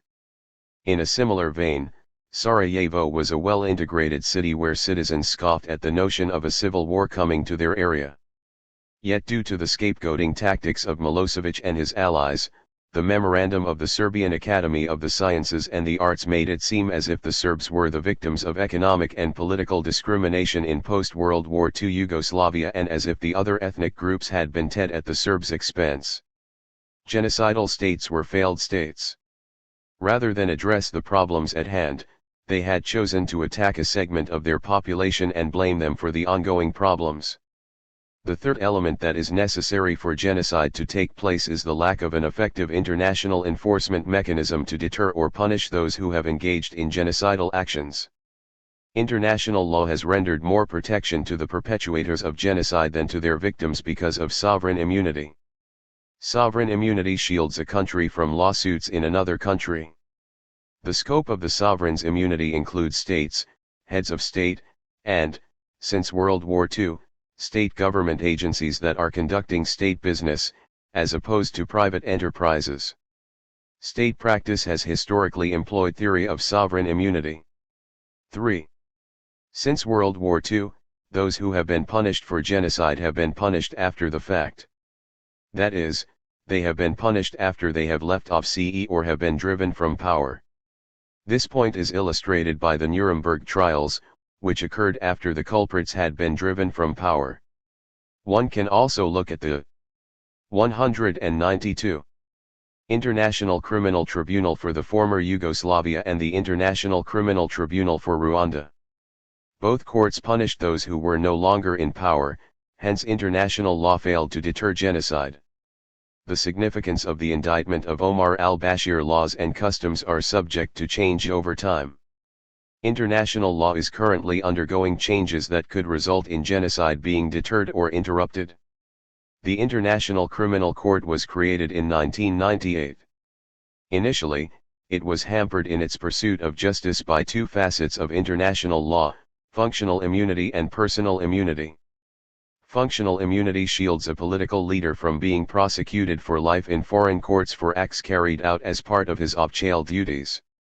Personal immunity also shields government officials from being prosecuted in foreign courts for all acts while in office, irrespective of the gravity. Therefore, incumbent government leaders were free to engage in genocidal action without retribution. This has now changed. On July 14, 2008, the International Criminal Court indicted Omar al-Bashir, the president of Sudan. This was the second time that a sitting head of government has been indicted for genocide, Slobodan Milosevic being the RST. Within less than a year, the court issued an arrest warrant for al-Bashir on March 3, 2009. These acts by the International Criminal Court mean that perpetrators of genocide can no longer hide behind claims of state sovereignty. An international community is now forming that will hold national leaders accountable for their actions while in office. The taint of genocide is now upon Omar al-Bashir and Sudan. This is a taint that no political leader or state wants to bear, or be associated with. In the Leviathan, Thomas Hobbes stated, "Every particular man is author of all the sovereign doth, and consequently he that complaineth of that whereof he himself is author, and therefore ought not to accuse any man but himself." 5. In other words, a citizen dare not accuse a ruler because he rules on behalf of the citizen, therefore, he can do no wrong to the said person. Now, the International Criminal Court has separated the accuser from the leaders, holding them responsible for their action just like anyone else. International law now has meaning for both the living. 193. And the dead. It is about time. The International Criminal Court has planted the seeds for a hostile international society to grow into a legitimate international community. Other Sudanese government officials who need to be indicted by the International Criminal Court remain at large. 6. The work of the court is getting underway. 4. Chapter 9. The media. In the previous chapters, the media was mentioned as one of the reasons why the United States slept through genocide at the dawn of the 20th century. The US media has done an inadequate job of covering international news, therefore, the American public often does not know what is happening abroad before a crisis erupts, then they are caught off guard and left to ponder why the crisis occurred and what their country's next move should be. The media usually does an adequate job of covering a crisis, however, by that time, it is too late for preventative action to be taken. The media in the United States is big business, therefore, news coverage is often influenced by what sells, rather than by what needs to be covered, to keep the American public informed about world events. The media tends to cover local, national, and trivial events, while international affairs are often relegated to the back pages or ignored. To test this thesis, I conducted surveys of newspapers from different regions of the country during the 4 periods of genocide covered in this book. 10 newspapers were selected at random from the West, Midwest, East, and the South for the year in which genocide began in each country: 1992, Bosnia, 1994, Rwanda, 1998, Kosovo, and 2003, Darfur. One edition of each newspaper was chosen for every month of the selected years. They were examined to see if they carried stories about international news, other than the crises listed above, on their front pages. Stories that appear on the front page of a newspaper. 196. Are often viewed by the public as the most important, and, therefore, are the most widely read. The data. The data consists of 480 editions of various newspapers from 4 regions of the country: West, Midwest, East, and the South. As mentioned above, 10 newspapers were selected from each of the 4 years, and 1 edition of that newspaper was selected from each month. In other words, 12 editions of 10 different newspapers, 120 editions, were used for each year of a survey. The results of the surveys are listed below, and an appendix with the editions of the newspapers is included at the back of the book, Appendix A. The year of the crisis in Bosnia. The newspapers used to examine the RST year of the survey, 1992, were the Seattle Post-Intelligencer, the Detroit Free Press, the Houston Chronicle, Portland Oregonian, the Austin American Statesman, the Chicago Sun-Times, the Worcester Telegram, the Arizona Star, the Tulsa World, and the Philadelphia Inquirer. The following results were obtained from the survey of the 120 editions of these newspapers. 1992 survey of 10 newspapers. The following results were obtained from newspapers with at least one international story other than Bosnia on the front page. Yes, no 21.6%, 78.3%. The survey for 1992 showed that only 21.6% of the newspapers surveyed carried stories regarding international affairs on the front page. This provides evidence, for the hypothesis stated above, that the U.S. media does not focus on international news. The newspapers in the survey tended to focus almost exclusively on domestic stories. When the newspapers are considered on a regional basis, the survey shows that there is a difference in how newspapers in different regions of the country cover international affairs as well. The survey for 1992 revealed the following information. The media 197. Regional breakdown of the 10 newspapers in the 1992 survey. Below is the regional breakdown for 1992. The graphs below show the percentage of newspapers with at least one international story on the front page out of the total from that particular region. West 2.8%. Midwest 16.7%. East 33.3%. South 36.1%. The newspapers in the South tended to do the best job of covering international events, followed by the East and the Midwest. The coverage by newspapers in the West was poor in this survey, a dismal 2.8%. The year the crisis began in Rwanda. The survey of newspapers from 1994 showed some changes from 1992, plus some similarities. Overall, the coverage of international events was more extensive in 1994 than 1992, however, there was still a notable regional difference in the coverage of such events. The newspapers used in this survey were the Buffalo News, the Pittsburgh Post-Gazette, the Akron Beacon, the Pentagraph, Illinois, the Denver Post, the Riverside Press Enterprise, the Miami Herald, the Raleigh News Observer, the Wichita Eagle, and the Birmingham News.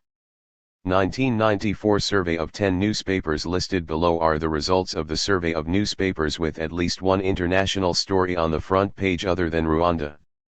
Yes, no 43.3%, 56.7%. There was a notable increase of 19% in the coverage of international stories in 1994. Nevertheless, the percentage of stories covered on the front page during this year was far from impressive. A regional breakdown of the newspapers included in the survey for 1994 shows an overall improvement for every region of the country. 198. Regional breakdown of the 10 newspapers in the survey for 1994. Below is a regional breakdown for the newspapers used in this survey from the various regions with at least one international story on the front page that was other than Rwanda. West 20.8%. Midwest 41.6%. East 75%. South 38.8%. The regional breakdown shows that only East Coast newspapers did a consistent job of covering international events.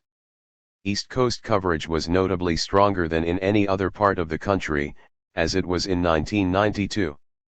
Overall, coverage did tend to increase in all regions of the country, but the news coverage still fell short of what it should be for newspapers located in a preeminent power of the world. Year the crisis began in Kosovo. The survey for 1998 consisted of the Sarasota Herald, the Dallas Morning News, the Albuquerque Journal, the Long Beach Press-Telegraph, the Providence Journal, the Boston Globe, the Cincinnati Post, the Miami Star-Tribune, the Tampa Tribune, and the Washington Post. The results of the survey for 1998 revealed that front-page coverage of international news showed a slight decline from 1994. 1998 survey of 10 newspapers that had at least one international story on the front page other than Kosovo were fewer in number than in 1994. Yes no 37.5% 62.5%. The results show a continuous pattern of low coverage given to international news on the front page. Domestic news continued to get the lion's share of the coverage. The regional breakdown for 1998 shows a shifting pattern in the coverage of international news. Coverage of international news on the front page increased in the West, but it declined in the rest of the country. The Media 199.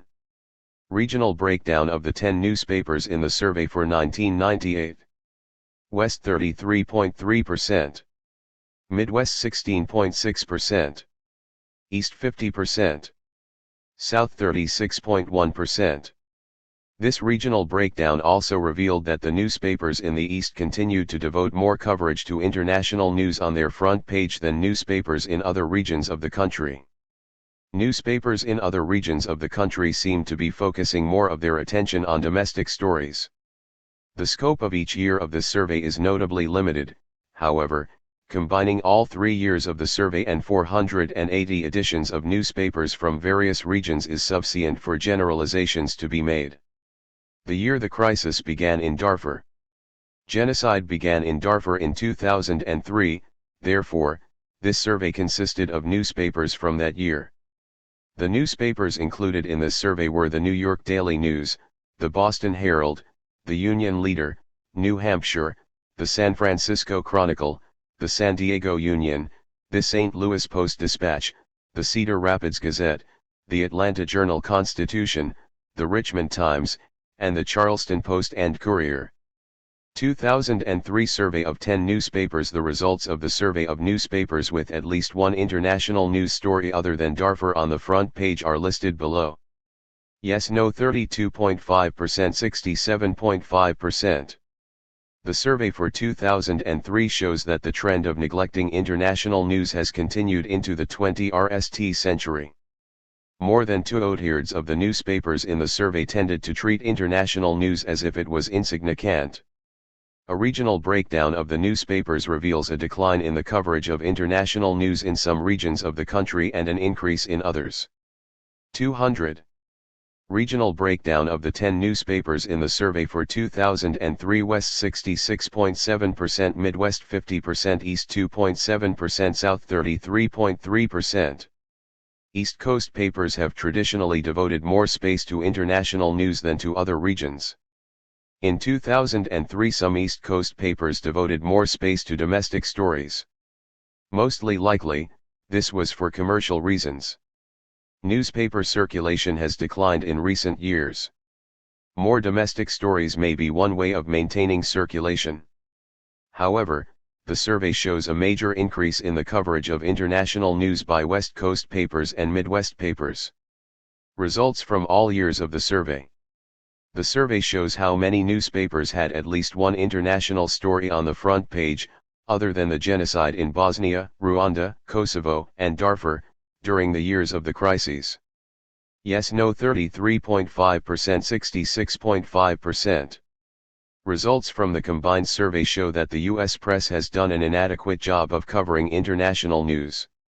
It has failed to point out links between domestic and foreign policy, and has not adequately exposed the American people to what is happening in the world. This failure is widespread, as can be witnessed by the overall regional composite of all years of the survey. Regional composite of all years. The GRs below are a regional breakdown of newspapers with at least one international story on the front page that was not related to the genocide covered in the case studies. The percentage GRs were calculated from the total number of newspapers from each region. West 29.6%. Midwest 31.5%. East 38.3%. South 34%. This breakdown of 480 newspapers RMS the endings of the individual yearly surveys. The U.S. press, in all regions of the United States, has done an inadequate job of covering international news. Nevertheless, it remains doubtful whether or not the American public will be interested in reading about people to whom they do not relate. For example, in 1988, Saddam Hussein used poison gas against the Kurds in his country. This blatant violation of the Geneva Conventions was widely publicized by the U.S. news media. However, there was no demand among citizens in the United States that the U.S. government cease military assistance to this tyrant, so Iraq continued to receive U.S. military aid.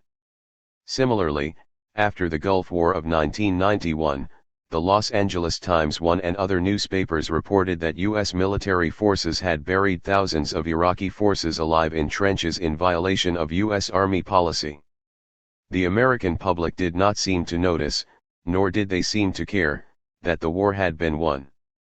What good is information if those who receive it do not want to hear the message? Conclusion. The U.S. press has done an inadequate job of covering international news.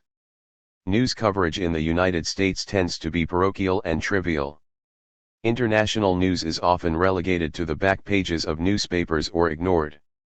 International news is usually not covered on most of the front pages of U.S. newspapers unless there is an ongoing crisis, otherwise, news is treated like a business.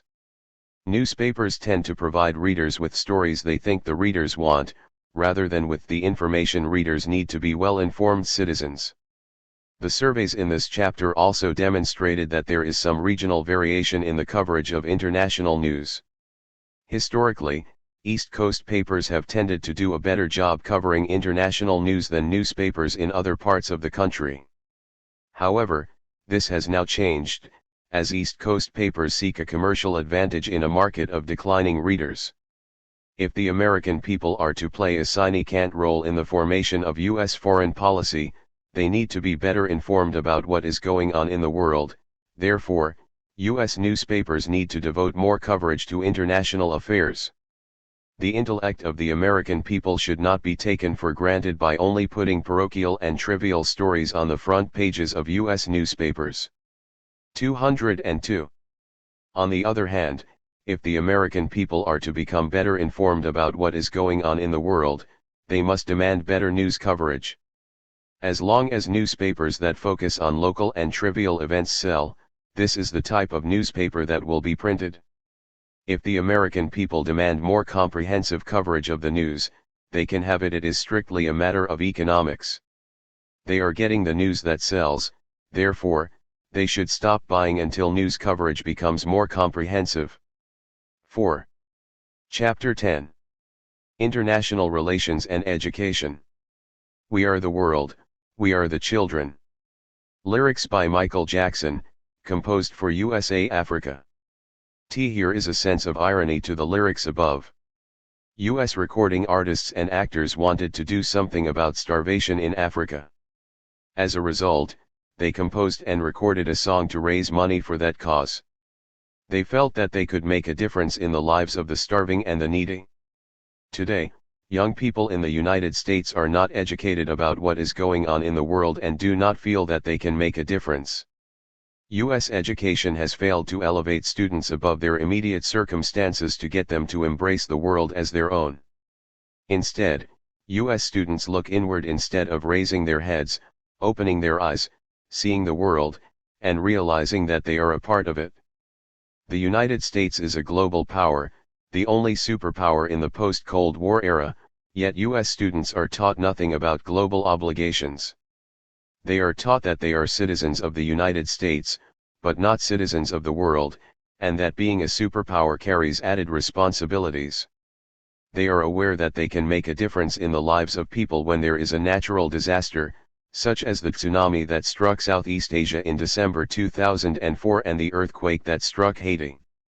204. In 2010. Nevertheless, they are often unaware that they can also shape U.S. foreign policy. They have not learned from the Vietnam War that a highly motivated and politicized public can change the course of U.S. foreign policy. On the one hand, students are unaware of the public's ability to shape U.S. foreign policy, because U.S. schools have failed as institutions of higher learning and as institutions of empowerment. On the other hand, the U.S. government has learned, from its Vietnam War experience, that it can keep a free hand in the formation of foreign policy, as long as it can stave off the point of critical mass, where the concerns of the public grow and it demands action or change. As a result, students in the United States are not conscious of the potential impact they can have on U.S. foreign policy. The evolution of the Cold War and post-Cold War education in America. The purpose of this section is not to give a history of education in the United States during the Cold War and post-Cold War eras. It is to provide an explanation of why U.S. schools have failed as effective agents of political socialization. Life adjustment education. After World War II, the education establishment in the United States began to focus on life adjustment education. The central focus of this idea was to help students develop social skills and become good citizens. The end of World War II meant that troops would be demobilizing and youths would need help adjusting to civilian life. Moreover, the education establishment was also concerned about the growing role of government agencies in the education and training of American youth. New Deal programs, such as the Civilian Conservation Corps, CCC, and the National Youth Administration, were viewed as rivals by the education establishment, which had become a powerful interest group and successfully lobbied for the abolition of these government programs so it could direct the future of U.S. youth. Life adjustment education is anti-intellectual. It was argued that only 20% of U.S. students would go to college and that another 20% would take up trades or become skilled workers. It was assumed that the remaining 60% of the students would become housewives and blue-collar workers who did not need to know math, science, history, or study the classics. As Diane Ravitch has said, life adjustment education was based on the assumption 205. That 60% of the nation's youth lacked the brains for either college or skilled occupations. One life adjustment education failed to educate students. Its main emphasis was social conformity rather than intellectual development. Regardless of whether one is going to college or not, clerks, mechanics, and blue-collar workers still need to be able to make informed decisions. Essentially, students were taught to be followers and not leaders, because most of them were viewed as inferior people and were being conditioned to tie into inferior political/social roles. This was the type of education that the younger part of Generation 8 and Generation 9, the baby boomers, often received. They were not encouraged to look beyond their immediate political communities or to think about international politics. This was something that was considered to be out of their league and to be left in the hands of government decision-makers. The abdication of decision-making in foreign policy making by the American public meant that politicians did not have to worry about public opinion as much in the international arena as in the domestic arena, unless an international crisis developed that hit the front pages of the nation's newspapers and disrupted the lives of the public, example the Korean War and later the Vietnam War. Prior to reaching the point of critical mass, the populace was not concerned with international issues. As a result of life adjustment education, people were taught that it was better to do what they were told and to get along well with others rather than to ask questions. There was criticism of schools from many quarters. The launch of Sputnik in 1957 exposed the weakness of U.S. education, but this was a minor storm that was soon to blow over and life adjustment education continued unabated for most U.S. students. Education in the 1960s. During this era, Most students were not taught how they were connected to the world or how events in other countries can affect them socially, politically, or economically. As the Cold War raged, and global communications improved, there was a critical need for students to know what was going on in the world. The 1960s brought forth social and political upheavals, yet the changes brought forth in education were not earth-shattering. They were merely minor reforms and not an improvement or expansion in the curriculum. One has to wonder, if this was the case, then what led to the political activism of the 1960s and the protest against the war in Vietnam? It was not the educational system that led to this. 206. Heightened awareness and growth in political involvement on the part of the United States youth. Political activism occurred in the 1960s because the point of critical mass alluded to earlier was reached. When the war in Vietnam ended, so did student activism and students' concerns about the conduct of U.S. foreign policy. In the 1960s, the movement away from an academic curriculum continued. During this era, there was a demand to make education relevant, to democratize the classroom, and to make schools the platform for the personal growth of students. The demand for relevance in curriculum encouraged students to turn inward and pursue their own interest. The necessity of appealing to students' interest also spurred schools and colleges to market courses with alluring titles as if students were consumers in a vast educational marketplace. 2. Students were not viewed as students but consumers in a market. Teachers were not teachers but facilitators of knowledge. Once more, we see that there was no effort made for students to engage in critical thinking. The Vietnam War was something of an aberration. Students became aware of what was happening in Southeast Asia and concerned about the United States' involvement in Vietnam, not as a result of what they had learned at schools but because the Vietnam War was an event that, over time, touched them personally. At the height of the war, the United States had 500,000 troops involved in active combat in Vietnam. However, this does not accurately re-ECT the extent of the United States' involvement in Vietnam. Over the course of the war, 3 million U.S. citizens were rotated in and out of Vietnam. Since this affected so many people, especially the young, activism was the end result. The Vietnam War was an event that touched young Americans personally, because they could be drafted for military service. This helped to stir young Americans into action and mobilize public opinion against the war. Ultimately, this affected the country's decision to withdraw from Vietnam. Young Americans saw a direct connection between U.S. foreign policy and how it could affect their lives. This was a rare moment. Students had reached the stage of political awareness without the assistance of the schools. In fact, one might even say that they reached it in spite of the schools. However, this state of heightened awareness among U.S. students was not to last. 207. The 70s. In the 1970s, U.S. political leaders sought to avoid the mistakes they had made in the 1960s. They sought to avoid long-term military commitments, so as not to arouse the public's concern. Military adventures were to be short-term. This, and the adoption of an all-volunteer military, was sufficient to DECT the attention of students away from foreign policy matters. The movement away from intellectual rigor in U.S. education that had begun in previous eras continued in the 1970s. Enrollment in general track had jumped in the 1960s from 12% in the late 1960s to 42.5% in the late 1970s. And the general track had become the dominant student track in high school. Neither academic or vocational, the general track consisted of courses such as driver education, general shop, remedial studies, consumer education, training for marriage and adulthood, health education, typing, and home economics.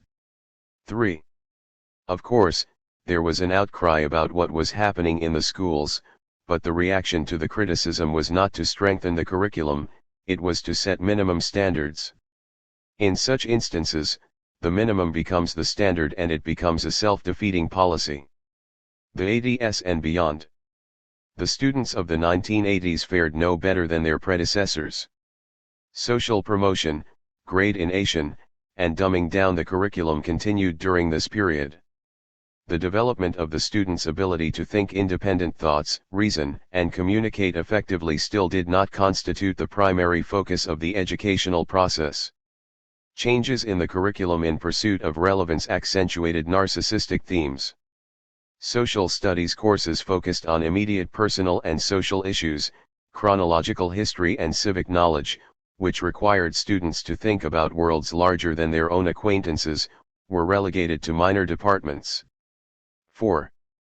By the 1980s, academic credit was offered for courses such as cheerleading, student government, and mass media. 5. With an educational system like this, students were not taught about the world, their role in the world, or about the intricacies of U.S. foreign policy. As far as 208. They were concerned, what happened over there, abroad, did not matter, because they did not believe it affected them. Instead of being players in international politics, they became bystanders. Darfur as an aberration. The student movement to save Darfur that developed on college campuses in 2004 seems to contradict the argument being made above. The movement to save Darfur, like student activism against the war in Vietnam, was an aberration and not the result of what students learned in class. It was the direct result of their involvement with American pop culture. As stated in Chapter 7, student activism on this issue was a direct outgrowth of the movie Hotel Rwanda. Moreover, messages about genocide in Darfur subsequently began to reach them via the internet, a mode of communication that most students use on a routine basis. However, what is notable is that in 2004 saving Darfur was a cause célèbre for college students. Today, the young have abandoned the cause. Saving Darfur was a fad for many students. Most have now moved on.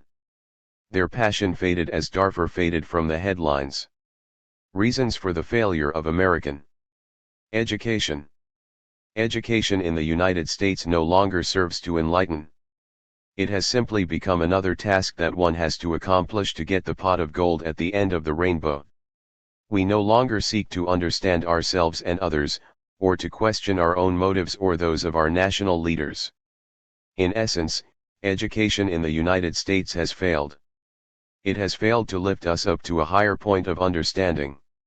It has failed to break down barriers of race and ethnicity.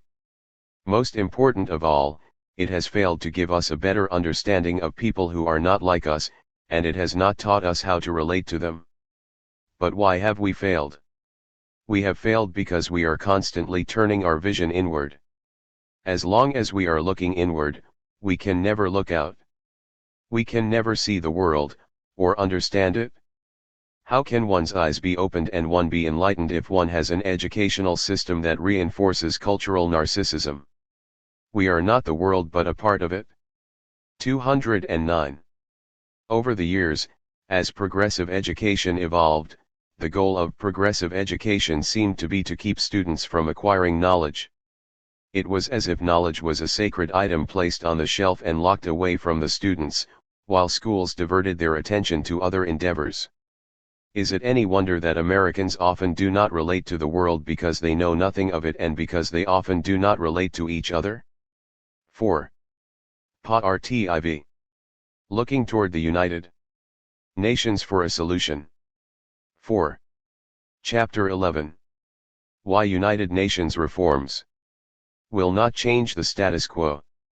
The United Nations has been a successful organization, nevertheless, it is on the brink of becoming an irrelevant organization like the League of Nations, which ceased to be viable because it failed to protect weak states from aggressors.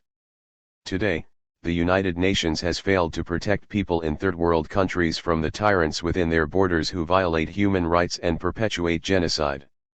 Will the United Nations suffer the same fate as the League of Nations? It is possible. In recent years, some of its failures have led to calls for a complete overhaul of the organization. There have been charges of financial and administrative mismanagement, failed peacekeeping missions, and an inability to respond promptly during a crisis. Moreover, the Security Council re-echoes the world order that existed after World War II, rather than the world order that exists today. The United Nations seems overburdened. During the fall of 2000, UN Secretary-General Kofi Annan held the Millennium Summit to breathe new life into the organization. Secretary-General Annan sought to make world leaders renew their commitment to the UN Charter and the Universal Declaration of Human Rights. It was the largest gathering of world leaders ever. By most outward indications, the summit was a success. However, the proposed reforms will not work. The UN reforms fail to address the source of the problem. They do not alter the dynamics of human relations. The reforms did not include a blueprint to bridge. 214. The cultural gap between the West and the Third World to prevent genocide in the future, therefore the reforms are doomed to fail. Without bridging the cultural gap that exists between developed and developing countries, all of the recommended reforms will remain a hollow intellectual exercise. The problems the United Nations has faced in recent years are problems of perception, motivation, and action. Very often when quick, and decisive action is required in the Third World, there is little or no response from the United Nations, unless the country in peril is perceived as having strategic or economic value for one of the VE permanent members of the Security Council. Today, whether one lives or dies often depends on where one lives. As a result, the United Nations has an uneven record of saving the lives of those in need. It has created an Orwellian nightmare. According to the Universal Declaration of Human Rights, all are equal, but according to the Security Council, some people are more equal than others. Bridging the cultural gap entails altering one's perception of others and viewing them as being equal and worthy of life itself. The proposed reforms at the Millennium Summit also ignored the potential role that the United Nations Educational, Scientific, and Cultural Organization, UNESCO, can play in narrowing the cultural divide between countries during the new millennium. This was a major oversight that should be corrected. This chapter will review administrative reforms, peacekeeping, Security Council reforms, and the Millennium Summit. It will show what needs to be done so the United Nations does not become an irrelevant organization like the League of Nations. United Nations administrative reforms. The United Nations began to come under attack in the 1980s for corruption and administrative incompetence. In many Western countries the United Nations was viewed as a vast sprawling bureaucracy. The U.S. Congress responded to these charges by passing the Kassebaum Amendments. In 1985 Senator Nancy Kassebaum, Republican Kansas, introduced Section 143 of Public Law, PL, 9993. It required the United States assessed contributions to the United Nations, and its specialized agencies, to be reduced from 25% to 20% of the budget for those agencies in the fiscal year 1987. The reduction was to continue for subsequent years until the United Nations granted voting rights on budgetary matters proportionate to budget contributions. 215. The United States thought that Third World countries that constitute a majority in the General Assembly arrived at budgetary matters in an arbitrary manner. In response to this action by the U.S. Congress, the General Assembly adopted Resolution 41/213. It called for a more streamlined, less complex, and top-heavy staff. In addition, it also sought to reduce duplication of activities. Subsequently, Congress also passed another Kassebaum Amendment, Section 409 of PL 103-236.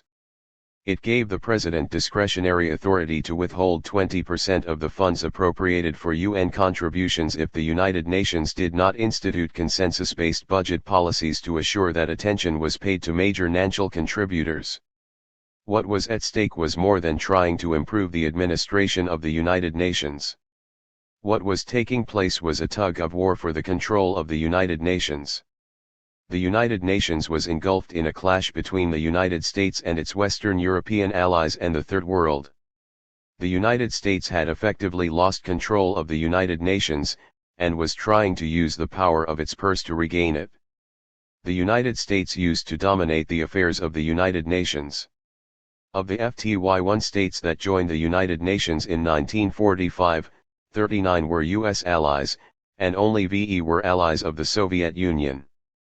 1. And in 1950, 37 out of the 60 states could be classified as US allies.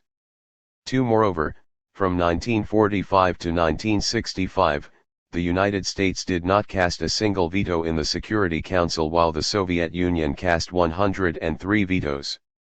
During the RST 20 years of the United Nations, the United States never cast a veto at the United Nations because it never had to defend its position. Over time, decolonization became a reality. In 1960, 16 African countries entered the United Nations. However, after 1965, the United States found itself on the losing end most of the time. As the world changed, so did the United Nations. This diverse-ed body began to focus the United Nations' attention on issues such as racial justice, dignity, and equality. 3. From 1978 to 1987, the General Assembly passed over 120 resolutions dealing with the Republic of South Africa. 4. By the mid-1980s, the United States was only in agreement with the General Assembly 14.3% of the time. The Cold War was still going on, and it was the United States' primary concern, while most of the members of the General Assembly wanted a new international economic order. This was more than a struggle for control of the United Nations between the haves and the have-nots of the world. It was a concept of 216 values, and that in turn affected the perception of the UN members. On the one hand, Western countries have been insensitive to the goals and aspirations of the Third World majority who want to change the structure of the current international system, because they believe that it is controlled by NBT's Western countries at the expense of the developing world. Some in the West viewed leaders of developing countries as being insignificant players on the international scene.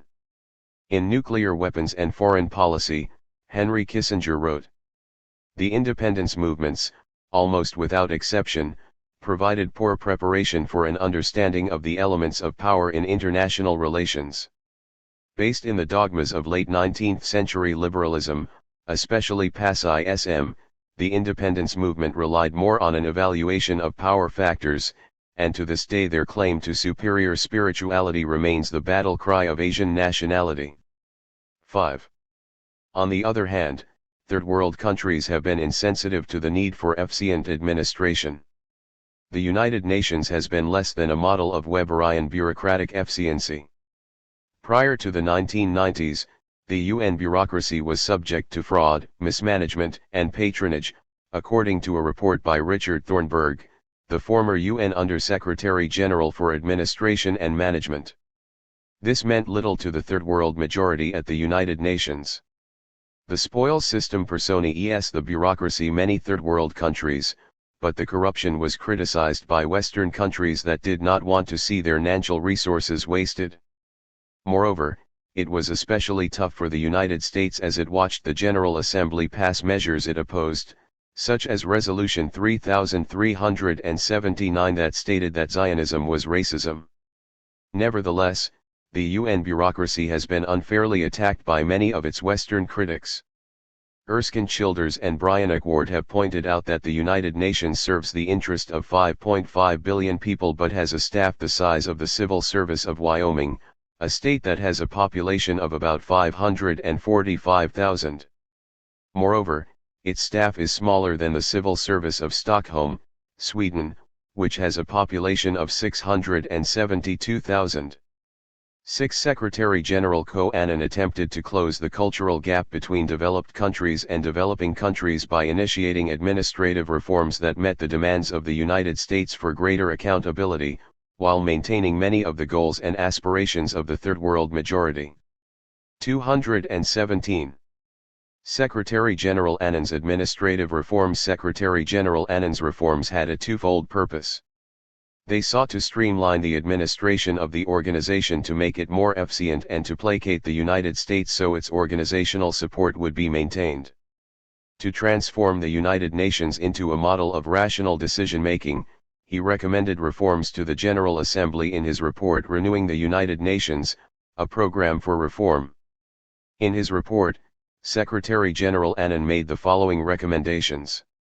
the establishment of the position of Deputy Secretary General, the establishment of a senior management group, development and strengthening of the Executive Committee, decentralizing decision-making, establishment of a revolving credit fund of $1 billion, integration of the 12 Secretariat units into VE, ensuring that all staff have requisite skills, improving the organization's ability to deploy peacekeepers rapidly, strengthening post-con ICT peacebuilding.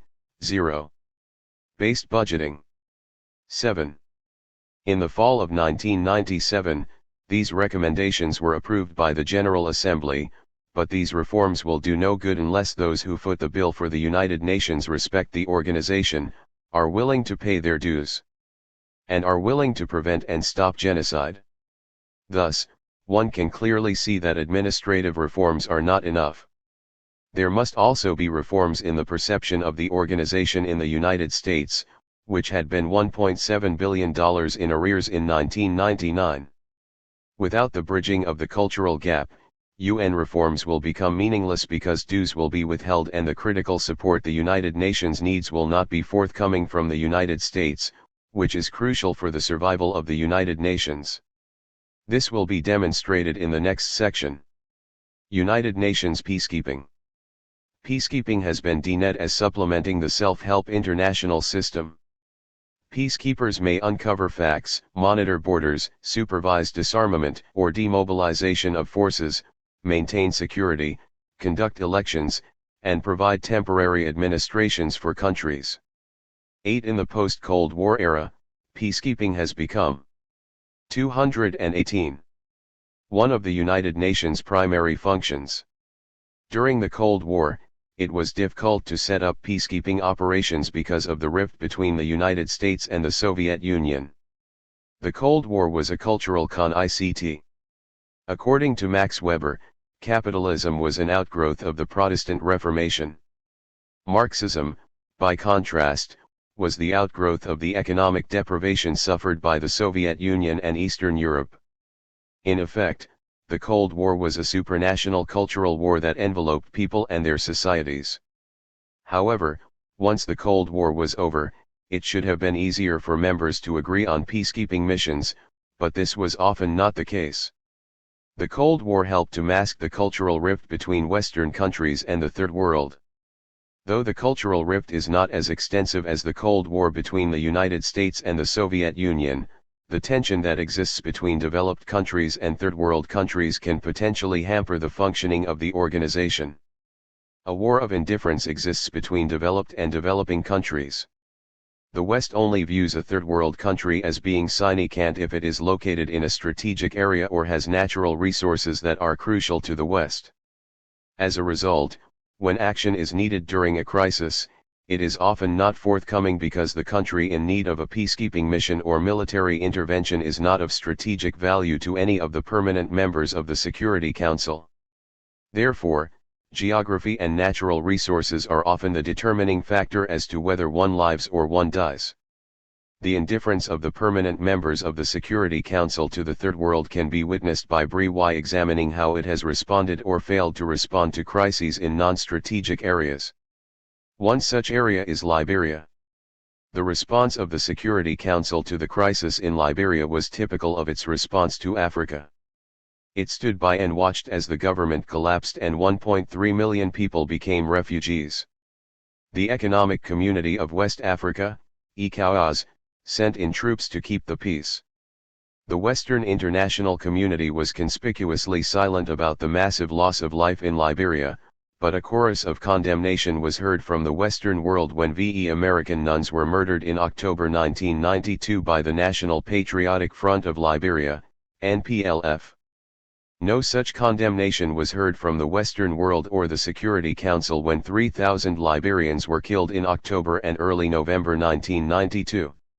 Similarly, when the troops ECOWAS deployed in Liberia were attacked in the western region of Liberia during the early months of 1993, all that the Security Council did was to pass a resolution in April 219 to condemn the attack.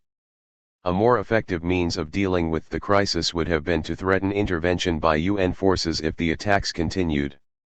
Furthermore, The nonchalant attitude of the Security Council toward Africa could also be witnessed during the crisis in Rwanda and Darfur as well. The crisis in Rwanda in 1994 was a modern-day Holocaust that could have been prevented. In Shake Hands with the Devil, General Romo Dallaire, the head of the UN Assistance Mission for Rwanda, UNAMIR, stated that he had received intelligence reports about the storage locations of weapons in Rwanda. However, the UN headquarters in New York tied his hands and thus prevented him from seizing weapons that were later used to kill civilians and endanger the lives of UN peacekeepers. Dallaire was hemmed in by the United Nations Narrow Rules of Engagement, RO, that were written during the Cold War era to prevent a conflict between the superpowers. Today, the United States is the only superpower remaining. In this post-Cold War era of genocide, UN peacekeeping commanders need broader authority to deter or stop genocide. Rwanda became a killing field where 1 million people perished and 2 million were displaced from their homes, but the Security Council failed to intervene. The inaction of the United Nations during this crisis is hard to explain, because the precedent for intervention when genocide was in progress had been set by the Security Council during the Gulf War. The Security Council passed Resolution 688 on April 5, 1991, to justify further action against Saddam Hussein when he was engaged in genocide against the Kurds in northern Iraq. The cowardice that the United Nations displayed in Rwanda is reprehensible.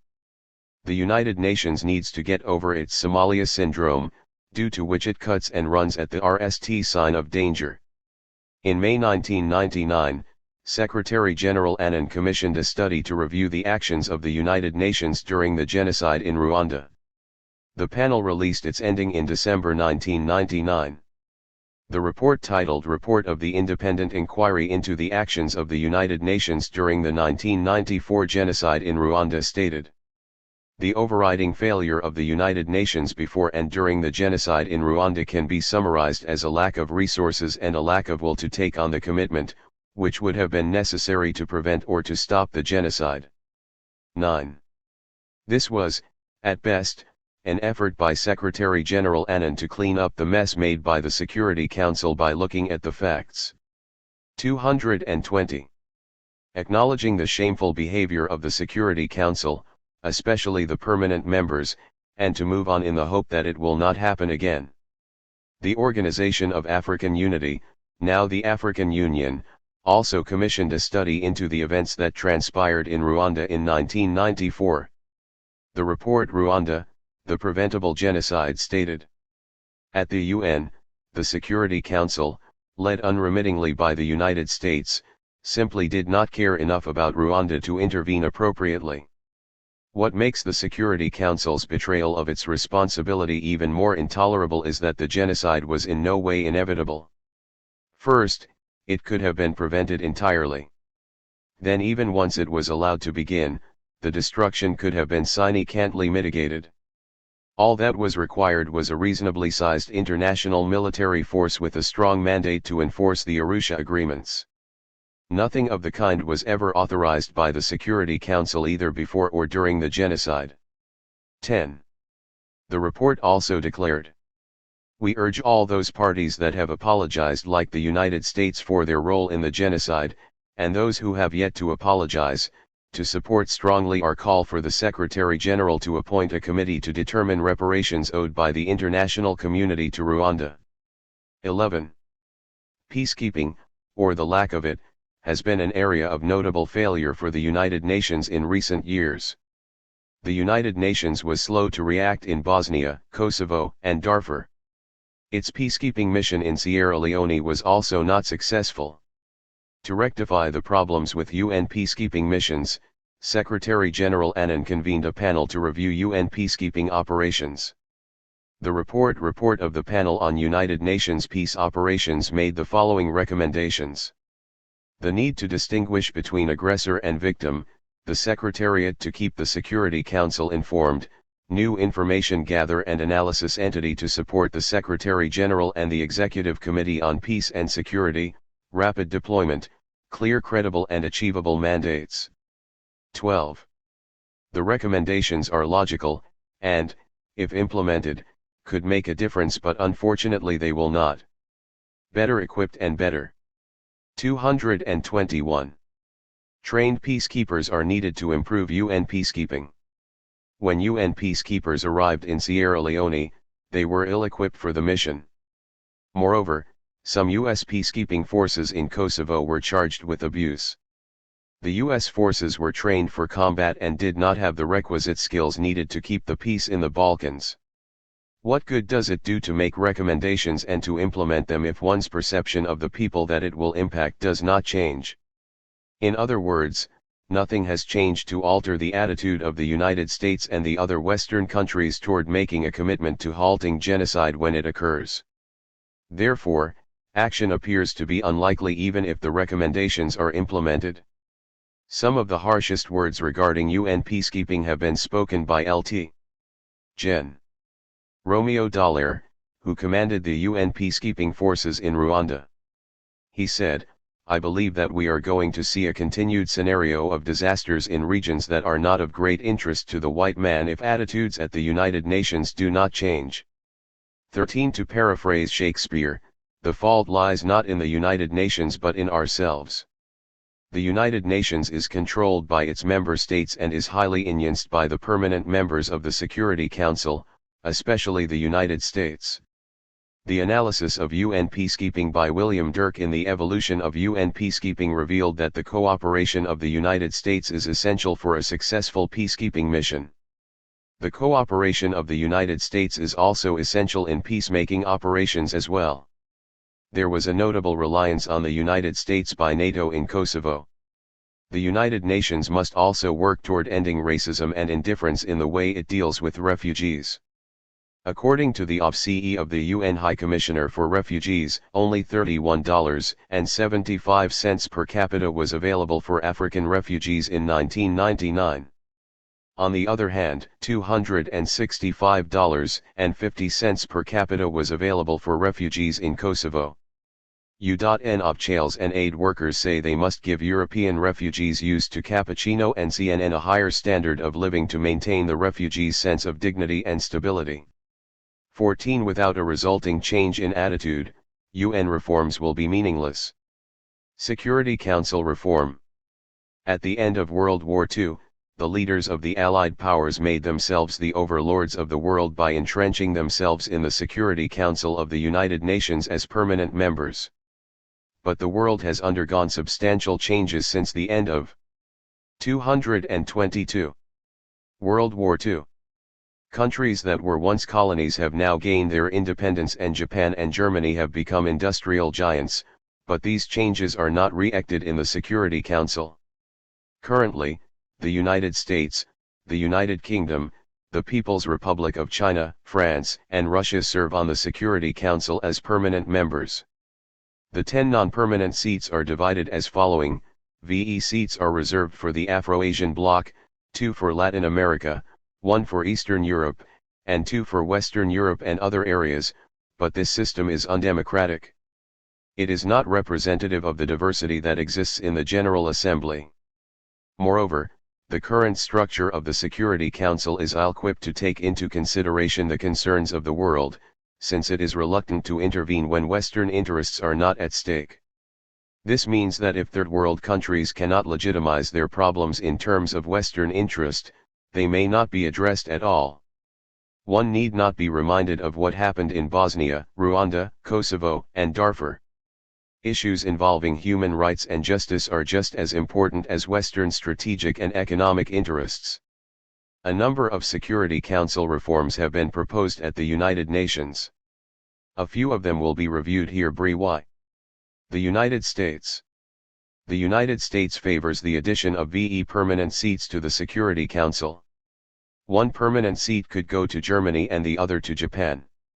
The other permanent seats may go to Africa, Asia, Latin America, and the Caribbean. With the possible creation of one additional non-permanent seat, the Security Council could be limited to 21 seats. This position is known as the Quick X and is rejected by most of the Third World as being undemocratic. 15. It makes some concessions to Third World countries for greater representation on the Security Council, but its main focus is on maintaining the maximum efficiency of the Council. Countries with a similar position.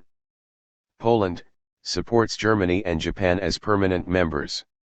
It also supports permanent regional representation for Africa, Asia, Latin America, and the Caribbean, and the creation of a non-permanent seat for Eastern Europe. 16. 223. Hungary, same position as the United States. 17. Cambodia, same position as the United States but with limitations on the veto. 18. Russia, the Federation believes that Security Council expansion should be limited to 20 or 21 seats. The enlargement should include industrialized and developing countries. Russia supports India as a permanent member from the developing countries and the selection of permanent members from Latin America and Africa. 19. Uzbekistan, it supports the creation of 2 additional permanent seats for Germany and Japan and 3 non-permanent seats. Any expansion of the Security Council would be limited to 21 seats. 20. Nordic countries, Norway, Finland, Denmark, Sweden, and Iceland believe that new permanent seats should be created. Africa, Asia, and the Latin American/Caribbean region should be represented among the new permanent members. The Security Council could be expanded to 23 seats. 21. Ireland, the Republic supports Japan and Germany as permanent members and appropriate candidates from developing countries. It believes that an expanded Security Council should be limited to 21 seats. 22. Belgium, wants the Security Council enlarged in both categories. It thinks the Security Council should be enlarged to 21 members. 23. Georgia, supports the creation of 2 additional permanent seats that would be occupied by Germany and Japan and 4 non-permanent seats that would be occupied by representatives from Africa, Asia, Latin America/Caribbean, and Eastern Europe. 24. Paraguay, the representative from Paraguay said any expansion of the Security Council should include 2 industrial countries that are global contributors and representatives from the Latin American/Caribbean region, Asia, and Africa. 25. The United Kingdom, the United Kingdom of Great Britain and Northern Ireland favors permanent seats for Germany and Japan. In addition, it supports permanent regional seats for Latin America, Africa, and Asia. 26. Laos, the Laos People's Democratic Republic favors having 2 new permanent members from industrialized countries and permanent seats. 224. For Asia, Africa, and the Latin American/Caribbean region. And Eastern Europe should have representation as a non-permanent member. 27. In the past, Laos has also supported India as a permanent member. 28. North Korea, the Democratic People's Republic of Korea supports the creation of 2 permanent seats for developed countries and 3 from developing countries based on geography. 29. Philippines, wants to explore the 2+3 formula and other plans for expanding non-permanent seats. 30. Kazakhstan, supports Germany and Japan as permanent members and 3 permanent seats for countries from Asia, Africa, and the Latin American/Caribbean region. 31. Armenia, has voiced support for new permanent members of the Security Council. Those seats should be occupied by countries from Africa, Asia, and the Latin American/Caribbean region, and Germany and Japan should also be permanent members. The expansion of non-permanent seats should include Eastern Europe. 32. The Non-Aligned Movement. The countries of the Non-Aligned Movement, NAM, have adopted a common position on the expansion of the Security Council. They believe that an additional 11 seats on the Security Council should be created to enhance geographical representation and to democratize the Council. 33. In other words, the Security Council should be expanded to 26 seats. It has not been specified if the seats should be permanent or non-permanent. The following countries have spoken out in support of the NAM position at the United Nations: Botswana, 34 Cameroon, 35 Zimbabwe, 36 Syria, 37 Cuba, 38 Iran, 39 Myanmar, 40 Singapore, 41 Angola, 42 South Africa, 43 Kuwait, 44 Ghana, 45 Sri Lanka, 46 Pakistan, 47 Egypt, 48 Colombia, 49 Sudan, 50 Guyana, 51 Lebanon, 52 Tunisia, 53 and Vietnam. 54 The main support for this position comes from developing countries. Intermediate positions. Countries in this category have varying positions. They have taken a stand that lies between the goal of the United States of minimizing the expansion of the Security Council to maintain efficiency and that of third world countries that want increased democracy by expanding the Council. 225. France. France wants an increase in the number of permanent and non-permanent seats. It wants to allocate one permanent seat each to Germany and Japan. It also wants to allocate 3 permanent seats to developing countries and new non-permanent seats to developing countries to improve geographical representation. It wants Security Council membership to be limited to 20 VE seats. 55 Bulgaria believes that adding VE permanent and VE non-permanent seats to the Council will restore its credibility. It does not seem to object to Germany and Japan being added as permanent members. 56 Ukraine wants to see the Security Council expanded to make the number of seats 24 to 26. The expansion would include an increase in permanent and non-permanent members. The Ukraine supports Germany's and Japan's bids to become permanent members of the Council and permanent seats for Africa, Asia, and Latin America. It also believes that the underrepresentation of Eastern Europe should be addressed. 57 Croatia has adopted the position that VE new permanent seats should be created along with 4 new non-permanent seats. It has stated that 2 of the permanent seats should go to industrialized countries and that 3 should go to developing countries. From the new non-permanent seats, 1 each should go to Africa, Asia, the Latin American/Caribbean region, and Eastern Europe. 58 Czech Republic believes that VE permanent seats should be added to the Security Council along with 4 to VE non-permanent seats. 1 of the non-permanent seats would be allocated to Eastern Europe, and the permanent seats would be rotated on a regional basis. 59 Japan supports the expansion of the Council to 24 members. It advocates the creation of VE additional permanent seats and 4 non-permanent seats. 60 Japan also believes that it should become a permanent member. Japan, with the endorsement of many countries, was prepared to become a new permanent member of the Security Council.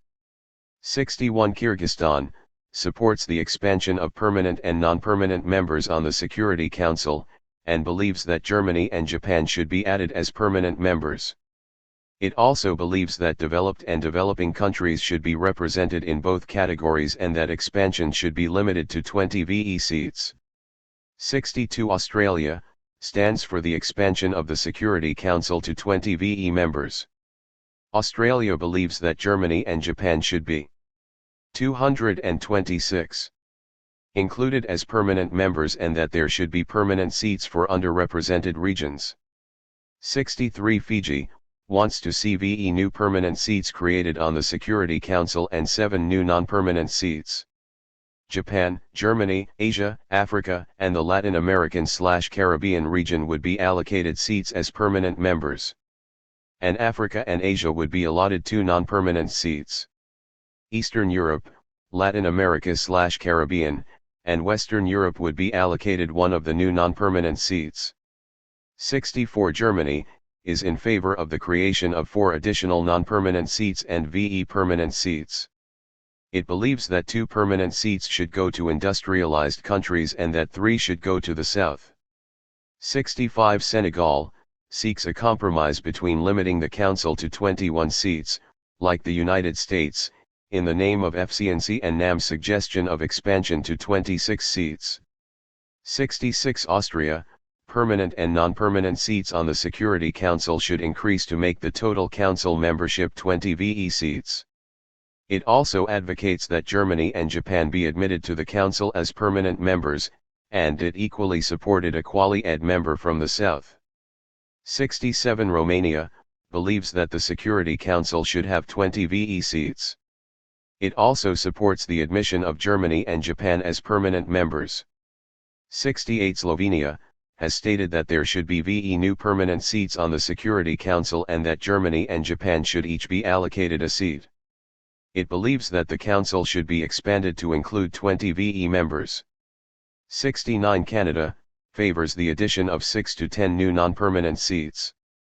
70 Uruguay wants an increase of the permanent and non-permanent members of the Council to encompass 20 VE members. 71. The Italian Plan.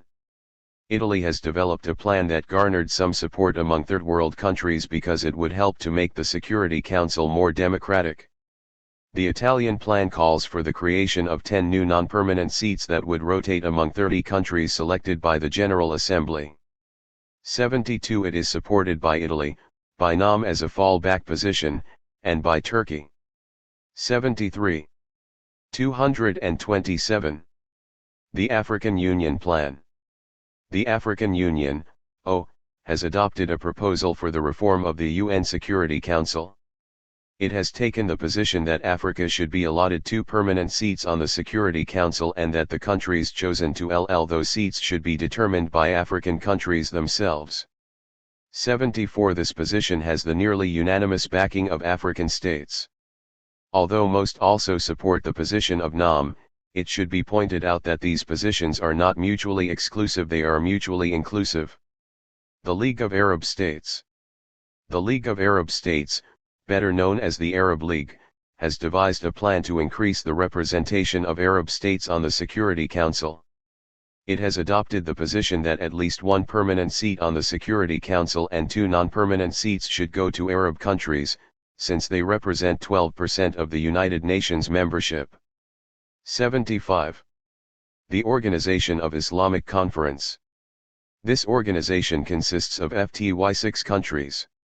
One of its most prominent members, Iran, has stated that Islamic countries are entitled to 1 permanent seat on the Security Council since Islamic countries have more than 1 billion people.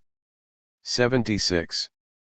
Convergence and divergence of thought on reform. At first glance, it seems that the various countries and blocs have wide and varying views on Security Council reform.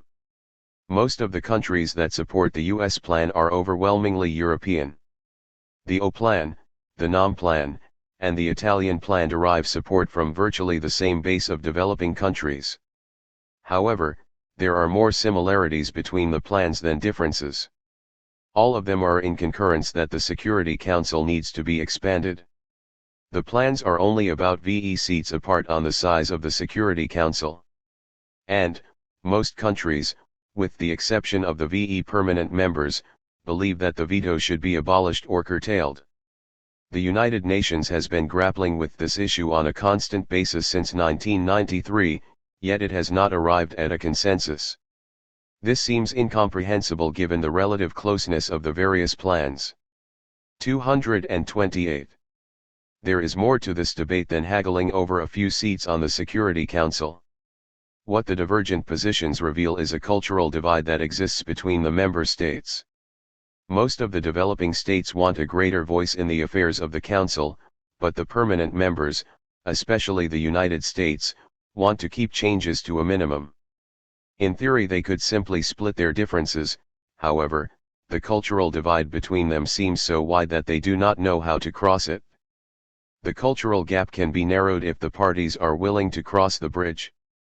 Crossing the bridge to Security Council reform. The reason for the United Nations' inability to deal with many post-Cold War problems is that it was not set up to handle them.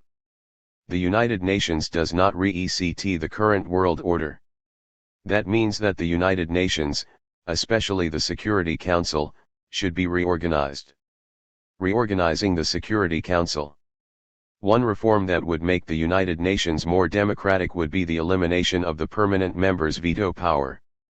This would prevent one nation from stopping action when there is a consensus, and action would be swifter if resolutions could be passed in the Security Council by mustering a majority vote instead of the requisite 2/3 majority that is currently needed. If the reforms mentioned above are adopted, an important problem would remain: the tyranny of the majority. The justification for the aforementioned reforms is that they make the United Nations more democratic. However, this process would be undermined if a permanent group arose that was constantly able to ignore the interest and concerns of the minority. That is why a rule similar to U.S. Senate Rule 22 should be adopted. This rule allows the minority to have their day and to protect their rights via the liebuster. And, like Senate Rule 22, the UN measure should allow debate to be cut off with a 3/4 vote. This measure would have the dual purpose of making the United Nations more democratic, while keeping in mind James Madison's warning, from Federalist Paper No. 10, that democracy is more than just simply majority rule and must also protect minority rights. 77 If the United Nations is reformed in the manner prescribed above, it can remain a vital organization well into the 21st century, but if reforms are not enacted, its future will remain in doubt. 229. Because it does not respect the world's interest and reacts slowly in a crisis. Realistically, the reforms are not likely to be enacted since the United States foots 1/4 of the United Nations budget and is not likely to weaken its own position in the organization. And, Chapter 18, Article 108 of the Union Charter states that any changes in the Charter are subject to veto by the VE permanent members. They are not likely to weaken their position either, but one can always hope that they will. The Millennium Summit. The Millennium Summit was the largest gathering of world leaders ever. They gathered at the United Nations in an attempt to breathe new life into the organization so it could function more effectively in the new millennium. The reforms put forth and approved at the summit were far-reaching and comprehensive. The reforms were aimed at mending the regional biases that exist at the United Nations, recommitting it to the principles embodied in its charter and the Universal Declaration, and at shoring up peacekeeping. To that end, the Millennium Summit passed a declaration, and the Millennium Assembly passed a resolution. The Declaration Security Declaration on ensuring an effective role for the Security Council in the maintenance of international peace and security, particularly in Africa, did the following. Reaffirmed the determination to give equal priority to the maintenance of peace and security in every region, underlined the importance of rapid deployment, stressed that perpetrators of crimes against humanity, genocide, war crimes, and other serious violations be brought to justice. 78. Likewise, the Millennium Assembly's Resolution, A/55/L.2, the United Nations Millennium Declaration, stressed faith in the UN and its Charter, a collective responsibility to uphold human dignity, tolerance, freedom from dehumanizing conditions such as poverty, reaffirmation of faith in the United Nations. 79.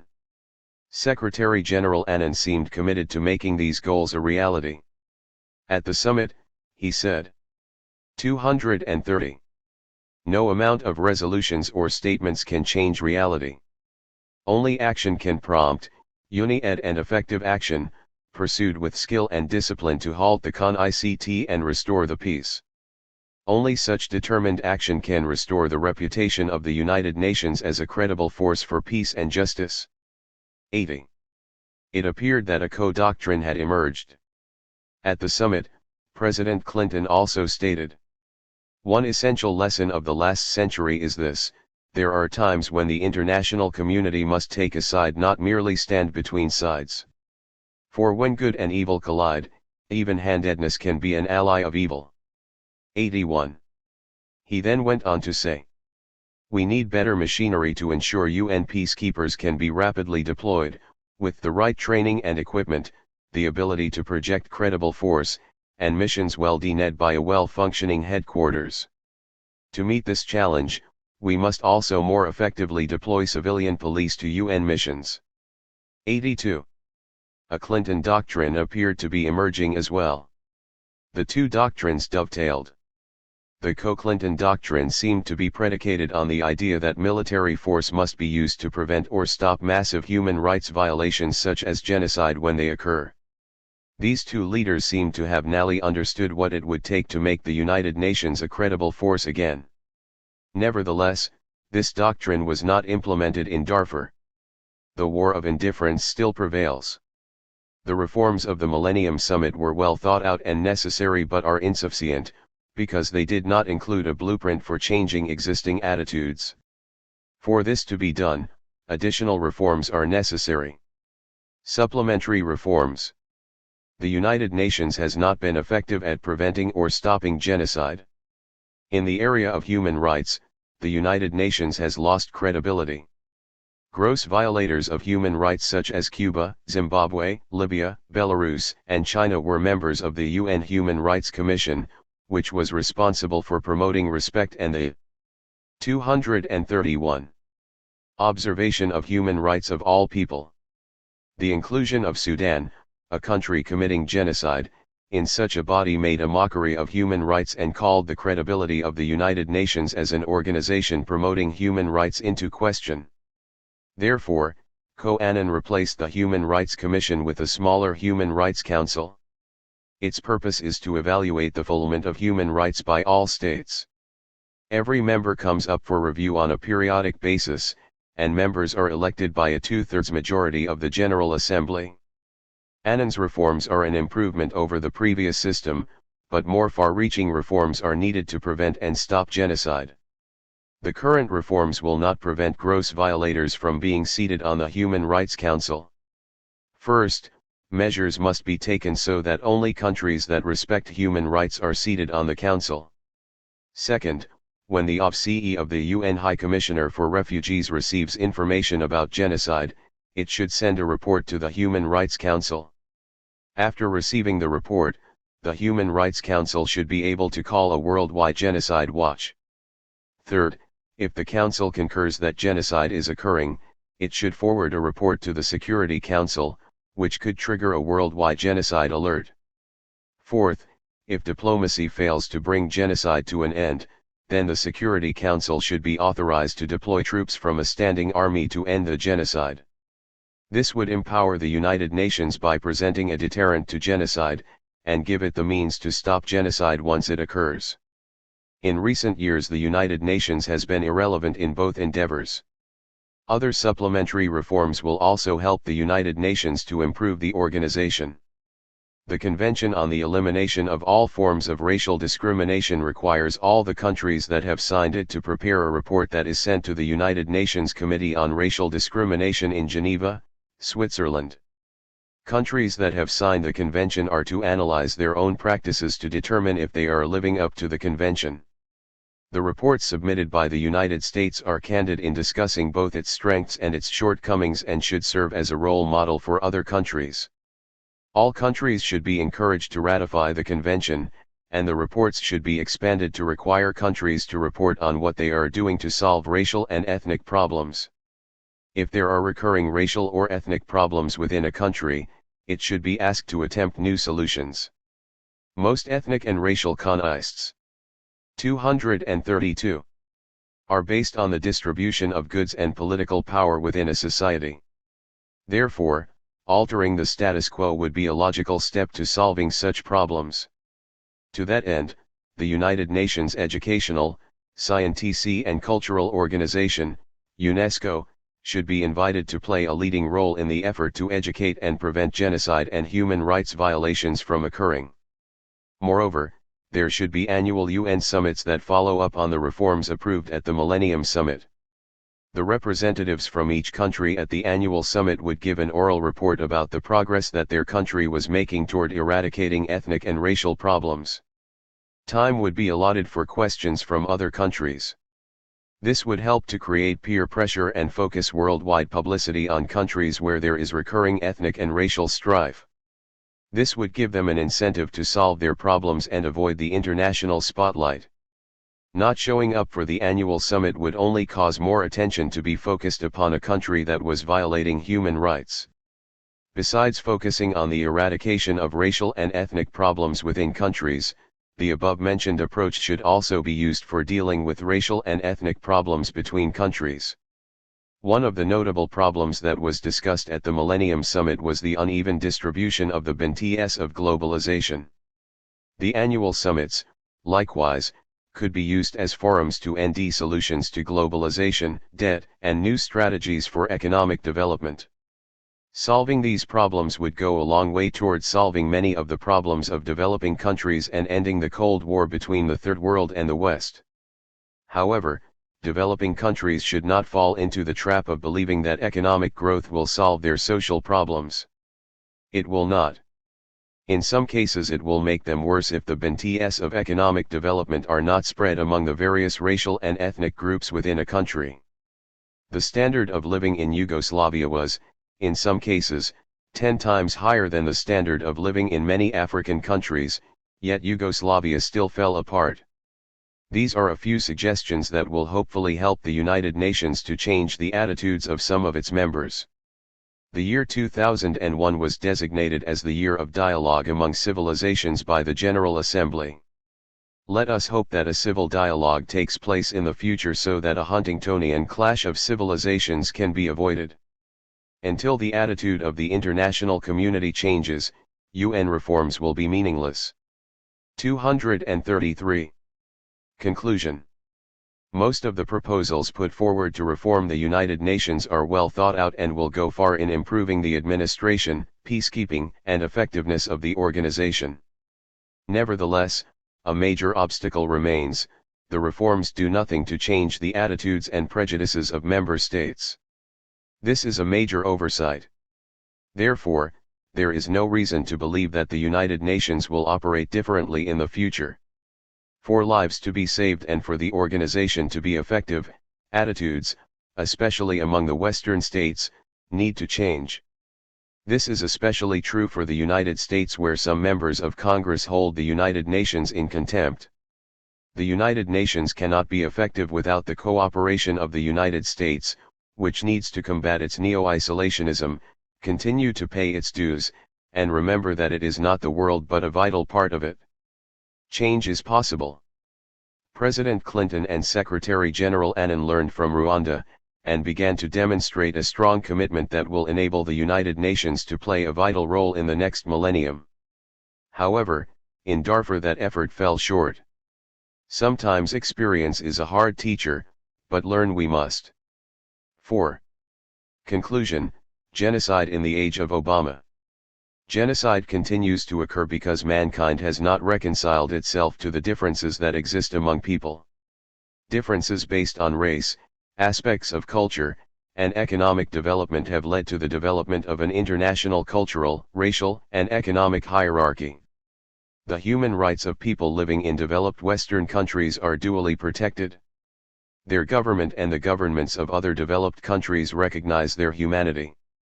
If expatriates from developed countries are mistreated abroad, they can seek relief by appealing to the diplomatic corps from their mother country. Moreover, they have been extended the protection of international law.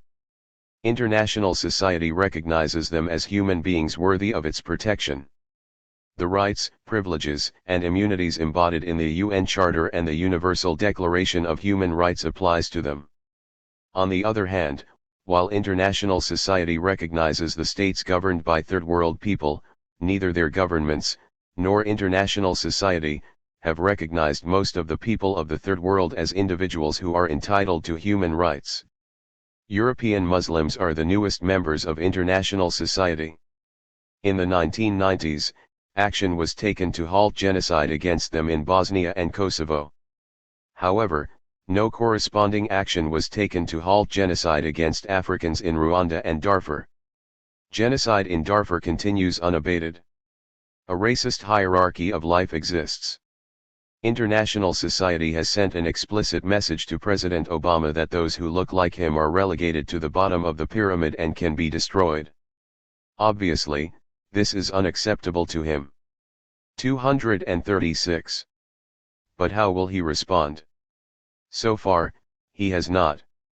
As this is being written, the United States is facing its worst economic crisis since the Great Depression. This has consumed most of his effort, but respond he must. When Kofi Annan was the Secretary General of the United Nations, he proposed various reforms for the organization. See the list at the end of this chapter. These reforms will appease the United States and its allies, but, unfortunately, they do not go far enough. They do not lay the groundwork to prevent or stop genocide from occurring in the future. Therefore, genocide is destined to occur again unless further changes are also initiated. One of the ideas promoted by this book was reform of the Security Council to re-ECT the diversity and richness of world cultures. It was assumed that this would also prevent the material interests of the VE permanent members from determining whether lives would be sacrificed or spared in third world countries. It is obvious that this is also not enough to halt genocide. The tragic events in Darfur mirror those in Bosnia, Rwanda, and Kosovo. These events happened for one reason, and one reason only: the world did not care enough to stop them. It also becomes clear that such tragic events are destined to happen again in the future unless President Obama leads the way and includes all the people of the Third World as members of international society. What is important is that people, regardless of where they live or what culture they come from, be valued for their intrinsic worth. The United States should take the lead in this process, because it has the operational resources at its disposal to save lives.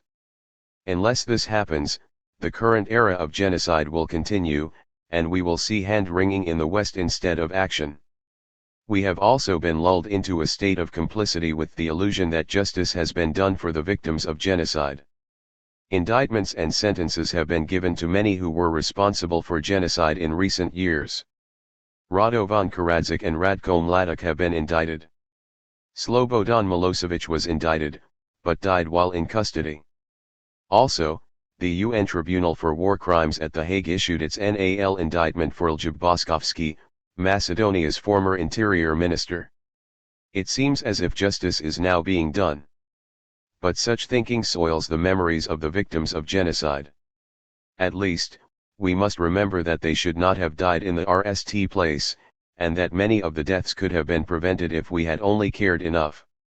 If we had only broadened our concept of the national interest to include the preservation of human lives, genocide would not have occurred. In the long run, we need to care about others who are different from ourselves, and note that saving human lives is in the national interest of everyone. The improvements in mass communication have brought us closer to having a common culture. Unfortunately, it has not brought us closer to having a common humanity. As long as there is indifference to human suffering, the spirit of Adolf Hitler lives. Because the United States went to sleep, the age of genocide began at the dawn of the 20th century. This nightmare will only end when the United States wakes up. UN reforms proposed by Kofi Annan, the former Secretary General, freedom from want establishment of a timetable for providing 0.7% of gross national income for development by 2015. Provide immediate duty-free and quota-free market access for the least developed nations' exports. Freedom from fear, pledge full compliance with treaties on nuclear non-proliferation and biological and chemical weapons conventions. Agree on a definition of terrorism so an anti-terrorism convention can be concluded by 2006. Request that the Security Council adopt a resolution that defines principles for when force and preemptive action can be used. Agree to create a commission for peacebuilding to help stabilize and develop post-Can ICT societies. Freedom to live in dignity, embrace the responsibility to protect as a basis for intervention in cases of genocide and crimes against humanity when a government cannot or will not protect its citizens. Create a democracy fund to help countries seeking to bolster their democracy. Strengthen the United Nations, reach consensus on how to expand the Security Council to make it more broadly representative of the international community. Create a Human Rights Council whose members abide by the highest standards. Strengthen international oversight and endorse management reforms to make the Secretariat more accountable, transparent, and efficient. Adopt a plan to revitalize the General Assembly by streamlining its agenda, community structure, and debate procedures. 1. Appendix A. The newspapers listed below were used in the survey in Chapter 5. Yes indicates that an edition of a newspaper carried a story on the front page regarding international politics other than Bosnia in 1992, other than Rwanda in 1994, and other than Kosovo in 1998. Similarly, no indicates that a newspaper did not carry an international story on its front page other than Bosnia in 1992, Rwanda in 1994, Kosovo in 1998, and Darfur in 2003.